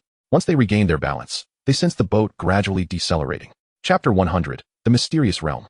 The speed of the black-sailed boat began to wane. The two experts from the sword-concealing temple stabilized themselves and looked around, only to find that their surroundings had transformed entirely. The Sword Ravine River had vanished from sight. The three stood upon the boat, which now floated quietly in a realm of profound silence. Everything they beheld was shrouded in shades of gray. The once clear sky was now engulfed in darkness, save for a single galaxy hanging above, casting a silvery glow. Its presence exuded a disquieting sword intent. Illuminated by the starlight of the galaxy, the earth beneath revealed itself as a desolate expanse, littered with stones, devoid of any other hue. "What place is this?" inquired the elder from the sword-concealing temple, who had lived for tens of thousands of years and possessed vast knowledge. At this moment, he too was at a loss. With his cultivation level, he had traversed the entirety of the Hongyu continent, yet this realm was entirely unfamiliar to him. As he extended his consciousness, he faintly sensed an inexplicable force of obstruction, capable of covering a radius of nearly 100,000 miles. Not a single trace of life could be felt. Even the essence of plants or ordinary creatures was absent. This place evoked a profound sense of unease. The other expert from the sword-concealing temple was equally unable to provide an answer. Their gazes subconsciously turned towards Su Ziyu, who stood before them, for it seemed she had knowledge of the hidden realm within the Sword Ravine River. She had led them directly into its depths, only to emerge here. Su Ziyu, frowning, stood in contemplation, uncertain about the nature of their current location. Her connection with the black-sailed boat had guided her here, yet she could not discern the significance of this realm. Let us not dwell on where this is. Let us see if the heaven and earth chessboard reveals any activity, she suggested. At her prompting, the elder hastily retrieved the chessboard. Their gazes were fixed upon it as the black and white essences began to flicker violently, seemingly striving to indicate a direction, yet with great difficulty. Just as the chaotic energies pulsed, the very fabric of this realm trembled momentarily, a sensation that all three distinctly felt. Their expressions turned wary, eyes scanning their surroundings with heightened alertness. In the next instant, the two experts from the sword-concealing temple were struck with alarm. What could this mean? The elder stammered, his voice trembling slightly. Su Ziyu, whose cultivation was still relatively low, did not perceive the anomaly. However, witnessing the two men's reactions, she felt an unsettling premonition. "What is the matter?" she inquired. The elder swallowed hard before replying. "When we entered, there were no signs of life here, but now, They have appeared, and they span 1,000,000 miles. The tremor of fear was unmistakable in his tone. Suzuyu's pupils constricted. 1,000,000 miles. A chill surged from their feet. The black and white essences of the heaven and earth chessboard flickered more intensely, the board itself beginning to quiver slightly, yet it remained unable to provide guidance. Unconsciously, the three turned their gazes to the surroundings. Can you sense the source of these energies, esteemed seniors? Suzuyu asked, though she already knew the answer. If they could discern it, their expressions would not be so grim. The elder shook his head. We cannot locate it. The essence permeating this expanse belongs to a singular entity, or perhaps to a singular object. What? Suzuyu gasped in astonishment. Just then, a wind began to swirl in the realm, a haunting wail echoing in the ears of the three. Chapter 101. What on earth is this? All three, extraordinary individuals in their own right, found themselves unable to contain the turmoil within their hearts, their expressions shifting rapidly. Especially Suzuyu, who not only possessed the weakest cultivation but also lacked the breadth of experience and knowledge due to her tender age. Yet, her thoughts were consumed by Lin Yang and the techniques he had imparted to her, which provided her with a semblance of stability amidst the turmoil. Otherwise, her heart would have been besieged by trepidation. A fierce wind swept across the skies, swirling sand and gravel in a chaotic dance. Gradually, it seemed as though the very depths of the earth resonated with a sound akin to a knock upon a door. Bang, bang. As the knocking grew increasingly distinct, the anomalies in the heavens and earth began to fade away. The sound intensified, echoing until it reverberated in every corner, as if it struck at the very hearts of the three, causing them to tremble involuntarily. Be cautious, Suzuyu exclaimed suddenly. She sensed that something was lurking behind the commotion, poised to reveal itself. The two formidable beings from the sword-concealing temple immediately heightened their vigilance, activating the celestial chessboard to hover above, ready to respond to any sudden developments. Suzuyu also discreetly communicated with the black-sailed boat. In the next moment, the incessant knocking ceased abruptly. Who are you? A voice, slightly stammering yet imbued with authority, resonated through the air. The three were taken aback. There was indeed someone present. Yet, they could not discern the source of the voice. No need to search, you will not find me. This place has remained untouched for millennia. The unseen voice, aware that Suzuyu and her companions were trying to locate it, spoke again. However, mid-sentence, it abruptly exclaimed as if startled by something unexpected. What is this? Which rascal tossed trash into my domain while I was asleep? The voice erupted in irritation. Suzuyu and her companions exchanged glances, initially fearing that an ancient demon lord was about to awaken. Yet, the tone of the voice felt rather absurd. As they pondered, a peculiar object suddenly soared towards them from the distance. The trio, alarmed, quickly assumed defensive stances. However, the object was not moving swiftly. It plummeted like a thrown lead ball, landing not far from them with a dull thud. Bang! Did you bring this in?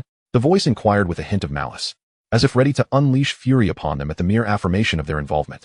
Suzuyu discerned the nature of the object. It was an altar, adorned with eerie gray and red patterns. Yet, upon landing, it lay shattered, evidently destroyed. Recognizing it as a sacrificial altar, Suzuyu began to form a hypothesis.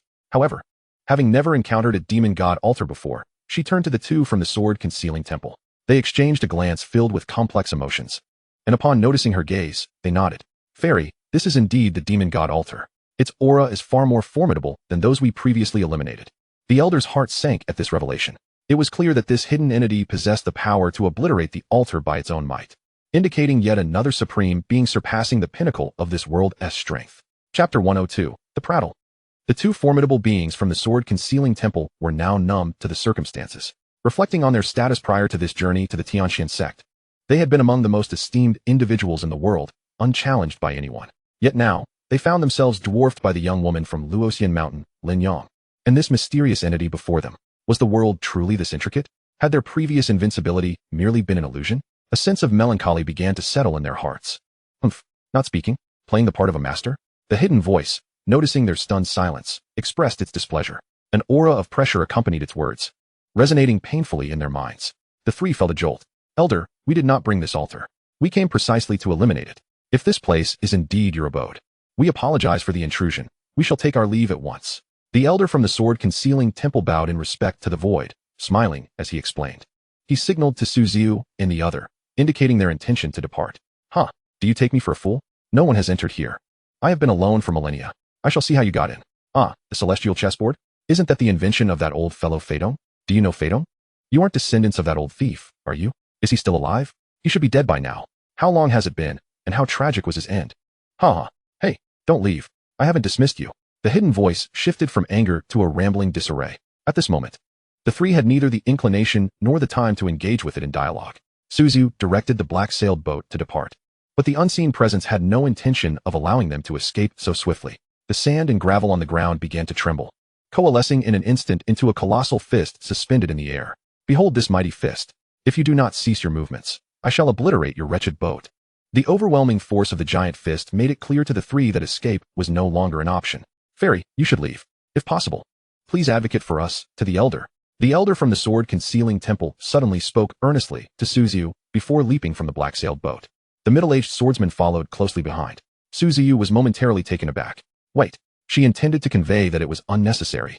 The speed of the black-sailed boat would surely allow her to return to the outside world before the giant fist could reach them. Once outside, they would be safe. For she surmised that the entity within could not leave this place. Otherwise, the Hongyu continent would not lack any records of it.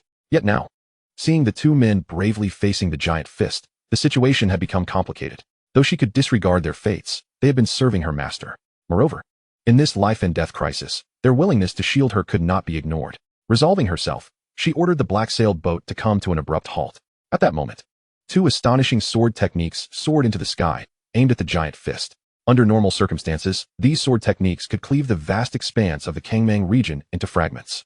However, before this immense fist, their power was significantly diminished. Ouch! How amusing! The voice from the shadows revealed a hint of interest. It showed no regard for the two men. The two magnificent beams of sword light, imbued with terrifying sword intent, surged towards the giant fist. In the next instant, they collided. The sword light struck the colossal fist, yet the seemingly soft mass, formed from sand, remained utterly unyielding. Before the two could launch a counterattack, the giant fist trembled slightly, unleashing an aura that surged towards them. Their expressions changed, and their hearts quaked. Celestial chessboard. The elder swordsman from the sword-concealing temple, realizing they could not withstand the force, summoned the celestial chessboard. An invisible aura collided against the defensive barrier formed by the chessboard, and indeed, it was repelled. Breathing a sigh of relief, the two from the sword-concealing temple manipulated the celestial chessboard to execute their offensive maneuvers. As Suzu prepared to assist the two, the celestial chessboard seemed to come to life, halting her movements. She dared not relax, for the ominous voice she had heard earlier resonated within her ears, as if it were intimately acquainted with the celestial chessboard and regarded it with disdain. The celestial chessboard, TSK, even that old Kut Fadong is no match for me.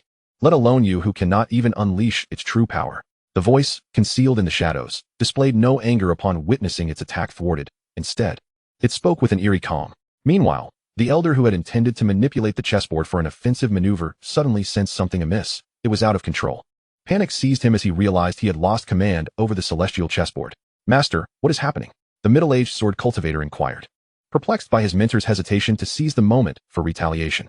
The next instant, explanation was rendered unnecessary. To his astonishment, the celestial chessboard abruptly distanced itself from them, hovering before the colossal fist. Observe closely. This is how the celestial chessboard is used. With a resonating hum, an overwhelming aura of supremacy enveloped the surroundings, casting a shadow over the hearts of both men. Not good. Flee. The elder sensed the chilling breath of death and shouted urgently. It's too late. Stay and accompany me. Ha ha. The sinister voice erupted in laughter as two pieces, one black and one white, soared from the chessboard's surface. With a swift rustle, they vanished from sight, leaving behind only echoes. Both men comprehended that the pieces were now hurtling towards them at a speed beyond their reflexes, and the grim realization of their impending demise struck them. On the other side, Suzu had already been preparing to act since the chessboard was seized.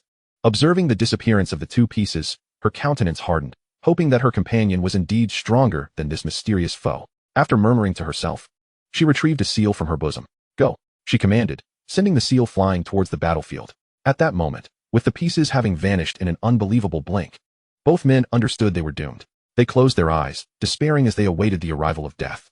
Suddenly, a resounding clang echoed, and they felt the warmth of life still coursing through them, leading to mutual confusion. Upon opening their eyes, they beheld a mysterious seal hovering above them, encased within a transparent spherical shield of light. Chapter 104. The True Presence Emerges. What is this? The voice from the shadows expressed surprise and agitation. To him, these three were akin to mere ants, yet they continually produced unexpected marvels. The celestial chessboard was familiar territory for him, a creation of an old acquaintance. Yet this suddenly appearing seal was an enigma, one he had never encountered before. It had effortlessly withstood his assault, clearly another extraordinary treasure. The two from the hidden sword temple, having narrowly escaped doom, were filled with astonishment as they turned their gazes towards Suzu. Indeed, she was seen slowly approaching on a black-sailed boat. Thank you, fairy, for your life-saving grace.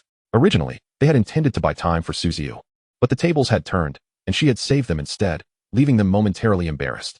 Yet, their gratitude outweighed any shame. For Suziu had chosen to remain and rescue them when she could have fled. This deepened their respect for Lin Yang's formidable strength, as they realized that such a powerful artifact could not have been conjured by Suziu alone. This seal was undoubtedly a gift from Lin Yang. The thought that Lin Yang need not even be present, and that a mere object of his could counter such a formidable entity, raised questions about the extent of his power. Little girl, from whence did you obtain this seal? The voice inquired, now lacking its previous composure. This was bestowed upon me by my master. Senior, we mean no offense. Please allow us to depart, Suziu responded, bowing respectfully. After her words, the shadowy voice fell silent for a moment. Suziu, now less flustered, recognized that her master was indeed mightier than the seemingly omnipotent being before her. Even if she could not vanquish this shadowy presence, she could face its attacks with composure. Humph, I do not believe it. Those I wish to keep shall never escape. A disdainful snort echoed, and the colossal fist above them shattered, revealing a diminutive figure, a short old man clad in a gray robe, his long white beard braided. Though of small stature, his appearance bore an oddly endearing quality, yet his age surpassed even that of the elder from the hidden sword temple. The trio understood that this was the true form of the voice they had encountered. They were momentarily stunned by the discrepancy between their expectations and reality. But they quickly regained their composure, refusing to underestimate him due to his appearance. While I cannot unleash my full power, with my current strength, even in the celestial realm, I would find few worthy opponents, let alone in this trivial Hongyu world. I shall see how many of my attacks this little seal can withstand. Upon hearing the old man's proclamation, the tension among the group escalated, and they braced themselves for confrontation. With a wave of his hand, the elder conjured a blade of wind, its silent ferocity splitting the air, causing the void to tremble and fracture. Numerous spatial rifts appeared as this terrifying wind blade struck the shield formed by the seal. Crack! It shattered. Upon impact, the wind blade disintegrated without leaving a trace upon the shield. The short old man furrowed his brow, bewildered.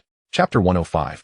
I have emerged. The old man, astonished that his attack had no effect on the luminous shield formed by the seal, felt an increased sense of surprise. His gaze sharpened, and the wind blades coalesced once more. Countless blades surged towards the shield, yet without exception, they shattered upon contact, leaving the shield unyielding. The more he attacked, the more alarmed the old man became, until he finally felt fatigue creeping in. Breathing heavily, he ceased his onslaught. Meanwhile, Suziu and her companions were now confident, no longer regarding the mysterious figure with trepidation. Senior, why not let us leave? We cannot harm one another. Why waste more time? Suziu implored once more. Humph, indeed. I cannot harm you, but for you to think you can depart is nothing but folly. The old man snorted in frustration, clearly vexed at his inability to subdue a few insignificant ants. He began to doubt whether his own strength had waned during his prolonged stay in this realm. Perhaps not. Suziu interjected again. She still had the black-sailed boat, believing it could facilitate their escape. Then let us see you try. The elderly man squinted his eyes as he regarded Suziu, though internally, he found himself lacking in confidence. While the three individuals before him were not particularly formidable, they possessed certain treasures that surpassed his understanding. Take that seal, for instance. Its origins were completely beyond his discernment. Moreover, the black canopy boat beneath the girl's feet emanated an aura that felt even more unfathomable than the seal itself. Upon hearing the old man's words, Suziu hesitated no longer.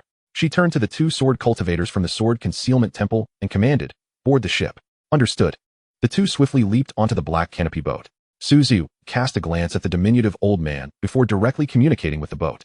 It quivered gently, and an enigmatic aura enveloped the vessel. The old man, who had been observing the boat intently, felt a subtle shift in his demeanor. In the next moment, the black canopy boat appeared to lose its solidity, as if it were about to vanish from existence. Suziu remained vigilant against the old man. However, he made no attempt to thwart their escape, which allowed her to breathe a sigh of relief. Once the boat was activated, it could not be interrupted, and they would be directly transported back to the heavenly Xian sect. Before long, the boat became nearly transparent.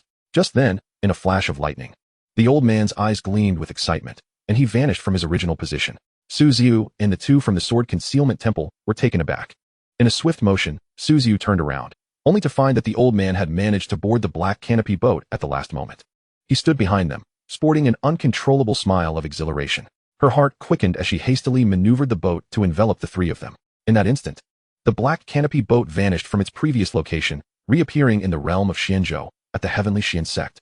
At this moment, Xianfeng stood before a grand hall, his expression laden with worry. Since Suziu's departure, an uneasy drumbeat had echoed in his heart, a premonition of misfortune.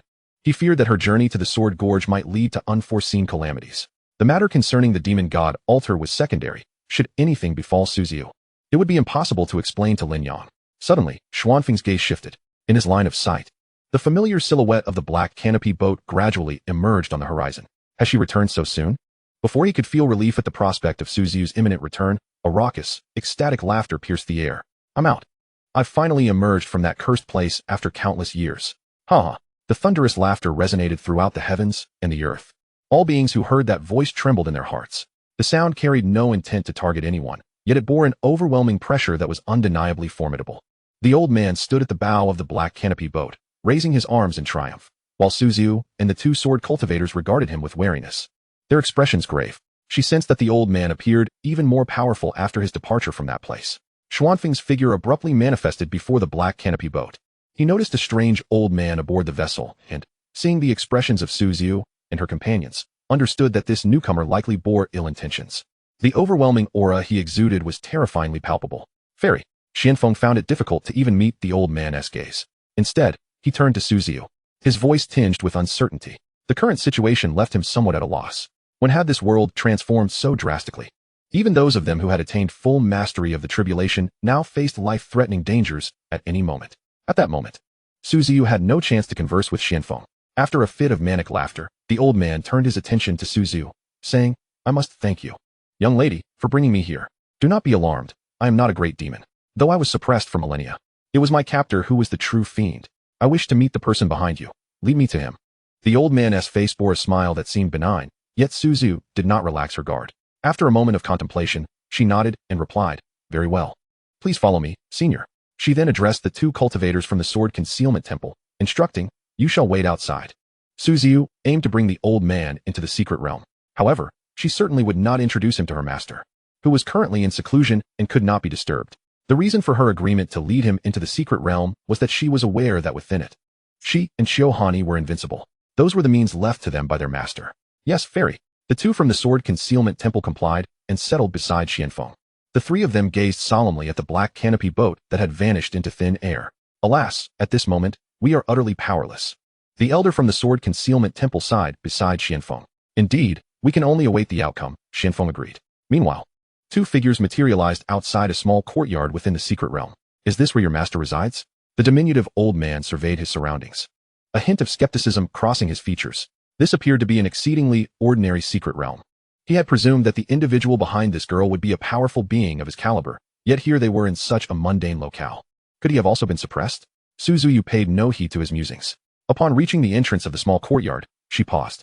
The old man, trailing behind her, halted in confusion, questioning why they had stopped. As he spoke, his gaze fell upon one of the rooms within the courtyard, where Lin Yang resided. He sensed a mysterious and unfathomable aura emanating from within. My master is in seclusion. If the senior wishes to pay a visit, please wait here. Suziu turned, smiling. The earlier tension dissipated as she re-entered the secret realm, feeling a sense of control envelop her. Oh, the old man, upon hearing her words, wore a smirk that hinted at sarcasm, as if to say, I must wait for as long as he is in seclusion. Suziu detected the old man's displeasure but chose to ignore it, nodding affirmatively. Indeed, do you really think I am so patient? The old man was on the verge of losing his temper. His laughter turned into ire, a latent force building within him, ready to teach Suziu a lesson. Although he remained unaware of the true identity of the individual behind her, he was confident that they could not be more powerful than himself. Thus, he felt no hesitation in reprimanding Suziu. However, just then, his confidence faltered. The old man was struck with terror as he realized that his formidable cultivation could not be summoned. His aura flared momentarily before being forcefully suppressed by an irresistible power. What is this? The old man was engulfed in shock. How can such strength exist? Seeing the change in the old man's expression, Suziu could not help but smile. A clear, melodic voice reached their ears. My master is in seclusion. No one is permitted to disturb him. Both turned towards the source of the voice and beheld a figure who had materialized within the courtyard, Xiaohani. Suziu and the old man had barely entered the secret realm when she had already sensed their presence. Observing the old man's intent to force his way to meet her master, she acted swiftly, harnessing the power of the secret realm to suppress his strength. Suziu, are you unharmed? Xiaohani looked at Suziu with concern, inquiring about her well-being. At this moment, although the diminutive old man posed little threat, she could discern that his true strength was indeed terrifying.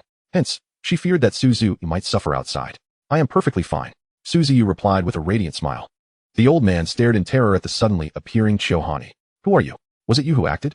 Once the question left his lips, he realized its folly. It was evident that this seemingly inconspicuous girl was the one responsible.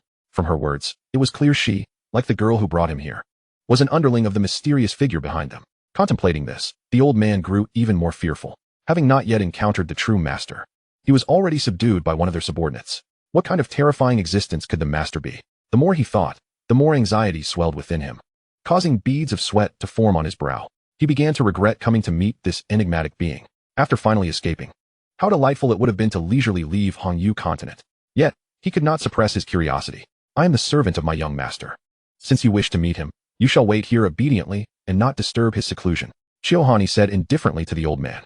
Ladies, I actually do not wish to meet your young master. Since he is in seclusion, I shall come again another time. Farewell. The old man's face transformed into a benign smile as he prepared to flee. However, as soon as this thought crossed his mind, he felt an overwhelming force suppressing him, rendering him immobile. This time, it was Su Zuyu's doing. Since you are here, you shall wait here until my young master emerges from his seclusion, Su Zuyu declared before stepping into the small courtyard. The old man remained frozen in place, unable to move. His gaze bitter as he watched the two individuals within the courtyard sipping tea. Just as he had escaped from one place, he found himself subdued here once again. How unfortunate he was. Who knew how long that person would remain in seclusion? For him, even a brief retreat could last a century, a millennium. And sometimes even 10,000 years was not uncommon. If he were to enter a major seclusion, would he not be trapped for tens of thousands? Or even hundreds of thousands of years? The diminutive old man, having lived countless years with unparalleled cultivation and a noble status, now felt an urge to weep. Thus, an additional figure stood outside the secret courtyard, as if transformed into a stone yearning for her husband. Time passed in tranquil serenity. Lin Yang's seclusion showed no signs of ending. The great sects of the various domains tirelessly sought the demonic god altars to destroy them one by one. In this endeavor, the sects exerted their utmost efforts, for it was not merely in aid of a supreme powerhouse. It was also in service to themselves, to reclaim the path ahead. The dream of ascension had troubled them for far too long. Now that Lin Yang had descended to assist them, they were determined to seize this opportunity. Meanwhile, the demonic faction found itself in a state of agitation. What could possibly be happening? The altars in that place had been destroyed. They had learned from the demon lord that one of the altars, which they had believed to be undetectable by the human race, suddenly lost its connection. This indicated that the altar had indeed been destroyed. How had the humans managed to locate it? That place was somewhere they could not re-enter. Never underestimate the human race. Their foundation exceeds our imagination. The demon lord's voice was grave, filled with a weighty concern. This is not the time for reflection. The important matter is, what shall we do now? The altars are dwindling. Demon lord. Someone urgently addressed him. Indeed, demon lord. Have our efforts in setting up the altars across Hongyu continent ultimately been in vain? The higher-ups of the demonic faction were now in a state of panic. What is there to panic about? Worrying is futile. We can only place our hopes on the two altars in the Tianyao domain. You all disperse to gather your forces and await my orders. After pondering for a moment, the demon lord spoke to the assembly of demons. Upon hearing the demon lord's intent, the demons understood that if the humans continued their relentless pace in eliminating the altars, it was likely that the two altars in the Tianyao domain would not be spared. At this juncture, they would have to personally guard them, and if necessary, activate the altars directly. After receiving their orders, the demons dispersed. The demon lord sighed softly before retreating deep into a mountain, where he connected with the legendary demon god. On a certain day at Tianxian sect, Xianfeng arrived once more at the secret courtyard. Upon seeing the immovable diminutive old man standing outside the courtyard, he felt no surprise. The first time he witnessed this formidable and mysterious being subdued by the two maidens was striking. His astonishment was beyond measure. However, after several encounters, he had grown accustomed to it. Now, he regarded the elder as a symbol of invincibility, and even the two maidens beside him exuded an aura of unmatched prowess. I pay my respects to the two fairies. Xianfeng circled around the old man and entered the courtyard, bowing to Su Ziyu and Xiaohani. No need for excessive formalities. Su Ziyu nodded. Fairy. The various sects have nearly cleared the demonic god altars in this domain, but there have been some issues in the endless beast forest. Upon hearing Xianfeng's words, Su Ziyu and Xiaohani exchanged glances. Endless beast forest? Isn't that under Haobai's jurisdiction? They had been sent directly by their young master, and since their departure, they had not been in contact with either of them. How could Xianfeng have news from that area? What exactly is going on? Su Ziyu inquired of Xianfeng. Recently, the demonic god altars across the various domains have been nearly cleared. Particularly, the three holy courtyards in the literary domain have made significant progress. While they were clearing the demonic god altars in the literary domain, they used the heavenly and earthly chessboard to explore the endless beast forest, discovering that there are still over 100 altars remaining, and there are no signs of any having been cleared. Xianfeng responded to Su Ziyu and Xiaohani. The literary domain was the closest human domain to the endless beast forest. East of the literary domain lay the endless beast forest. No signs of being cleared. Su Ziyu was puzzled upon hearing this. What was going on with Hao Bai? Logically, as a member of the Imperial Soul White Tiger clan, he held a high status in the endless beast forest. Moreover, with the heavenly and earthly chessboard in hand, such incidents should not occur. Fairy. Xian Feng seemed to recall something and hesitated. Su Ziyu gestured for him to speak freely. In fact, there is another domain beyond the endless beast forest. What? There is another domain? Su Ziyu and Xiao Hani exclaimed in surprise simultaneously, as they were still part of the younger generation. They had only learned about the various great domains of Hongyu continent after following Lin Yang. Hence, they were unaware that there was another domain beyond the endless beast forest. Yes, even among the older generation, many have forgotten that such a domain exists. It is called the Tianyao domain, which was once the most prosperous domain in all of Hongyu continent and the ancestral land of the demon race. Back then, the human race struggled to survive between the demonic and the beast races. Later, the human emperor led the powerful beings of the human race into the Tianyao domain. Yet the details of that event are now lost to time. All that is known is that the human emperor returned in triumph. But the Tianyao domain was sealed as a result. It is said that the formidable beings of the demon clan have not perished. They may have been sealed away in that very place. Xian Feng revealed all that he knew. Su Ziyu and Xiao Hani listened with rapt attention, astonished by such ancient secrets. Therefore, do you suspect that there might be an issue with the heavenly demon domain? Perhaps the powerful demons within have broken free from their seals? Su Ziyu speculated. Xian Feng pondered for a moment. It was not without merit to consider such a possibility. If that were indeed the case, the troubles for humanity would be considerable. However, should the elder emerge from seclusion, the heavenly demon domain would naturally pose no threat.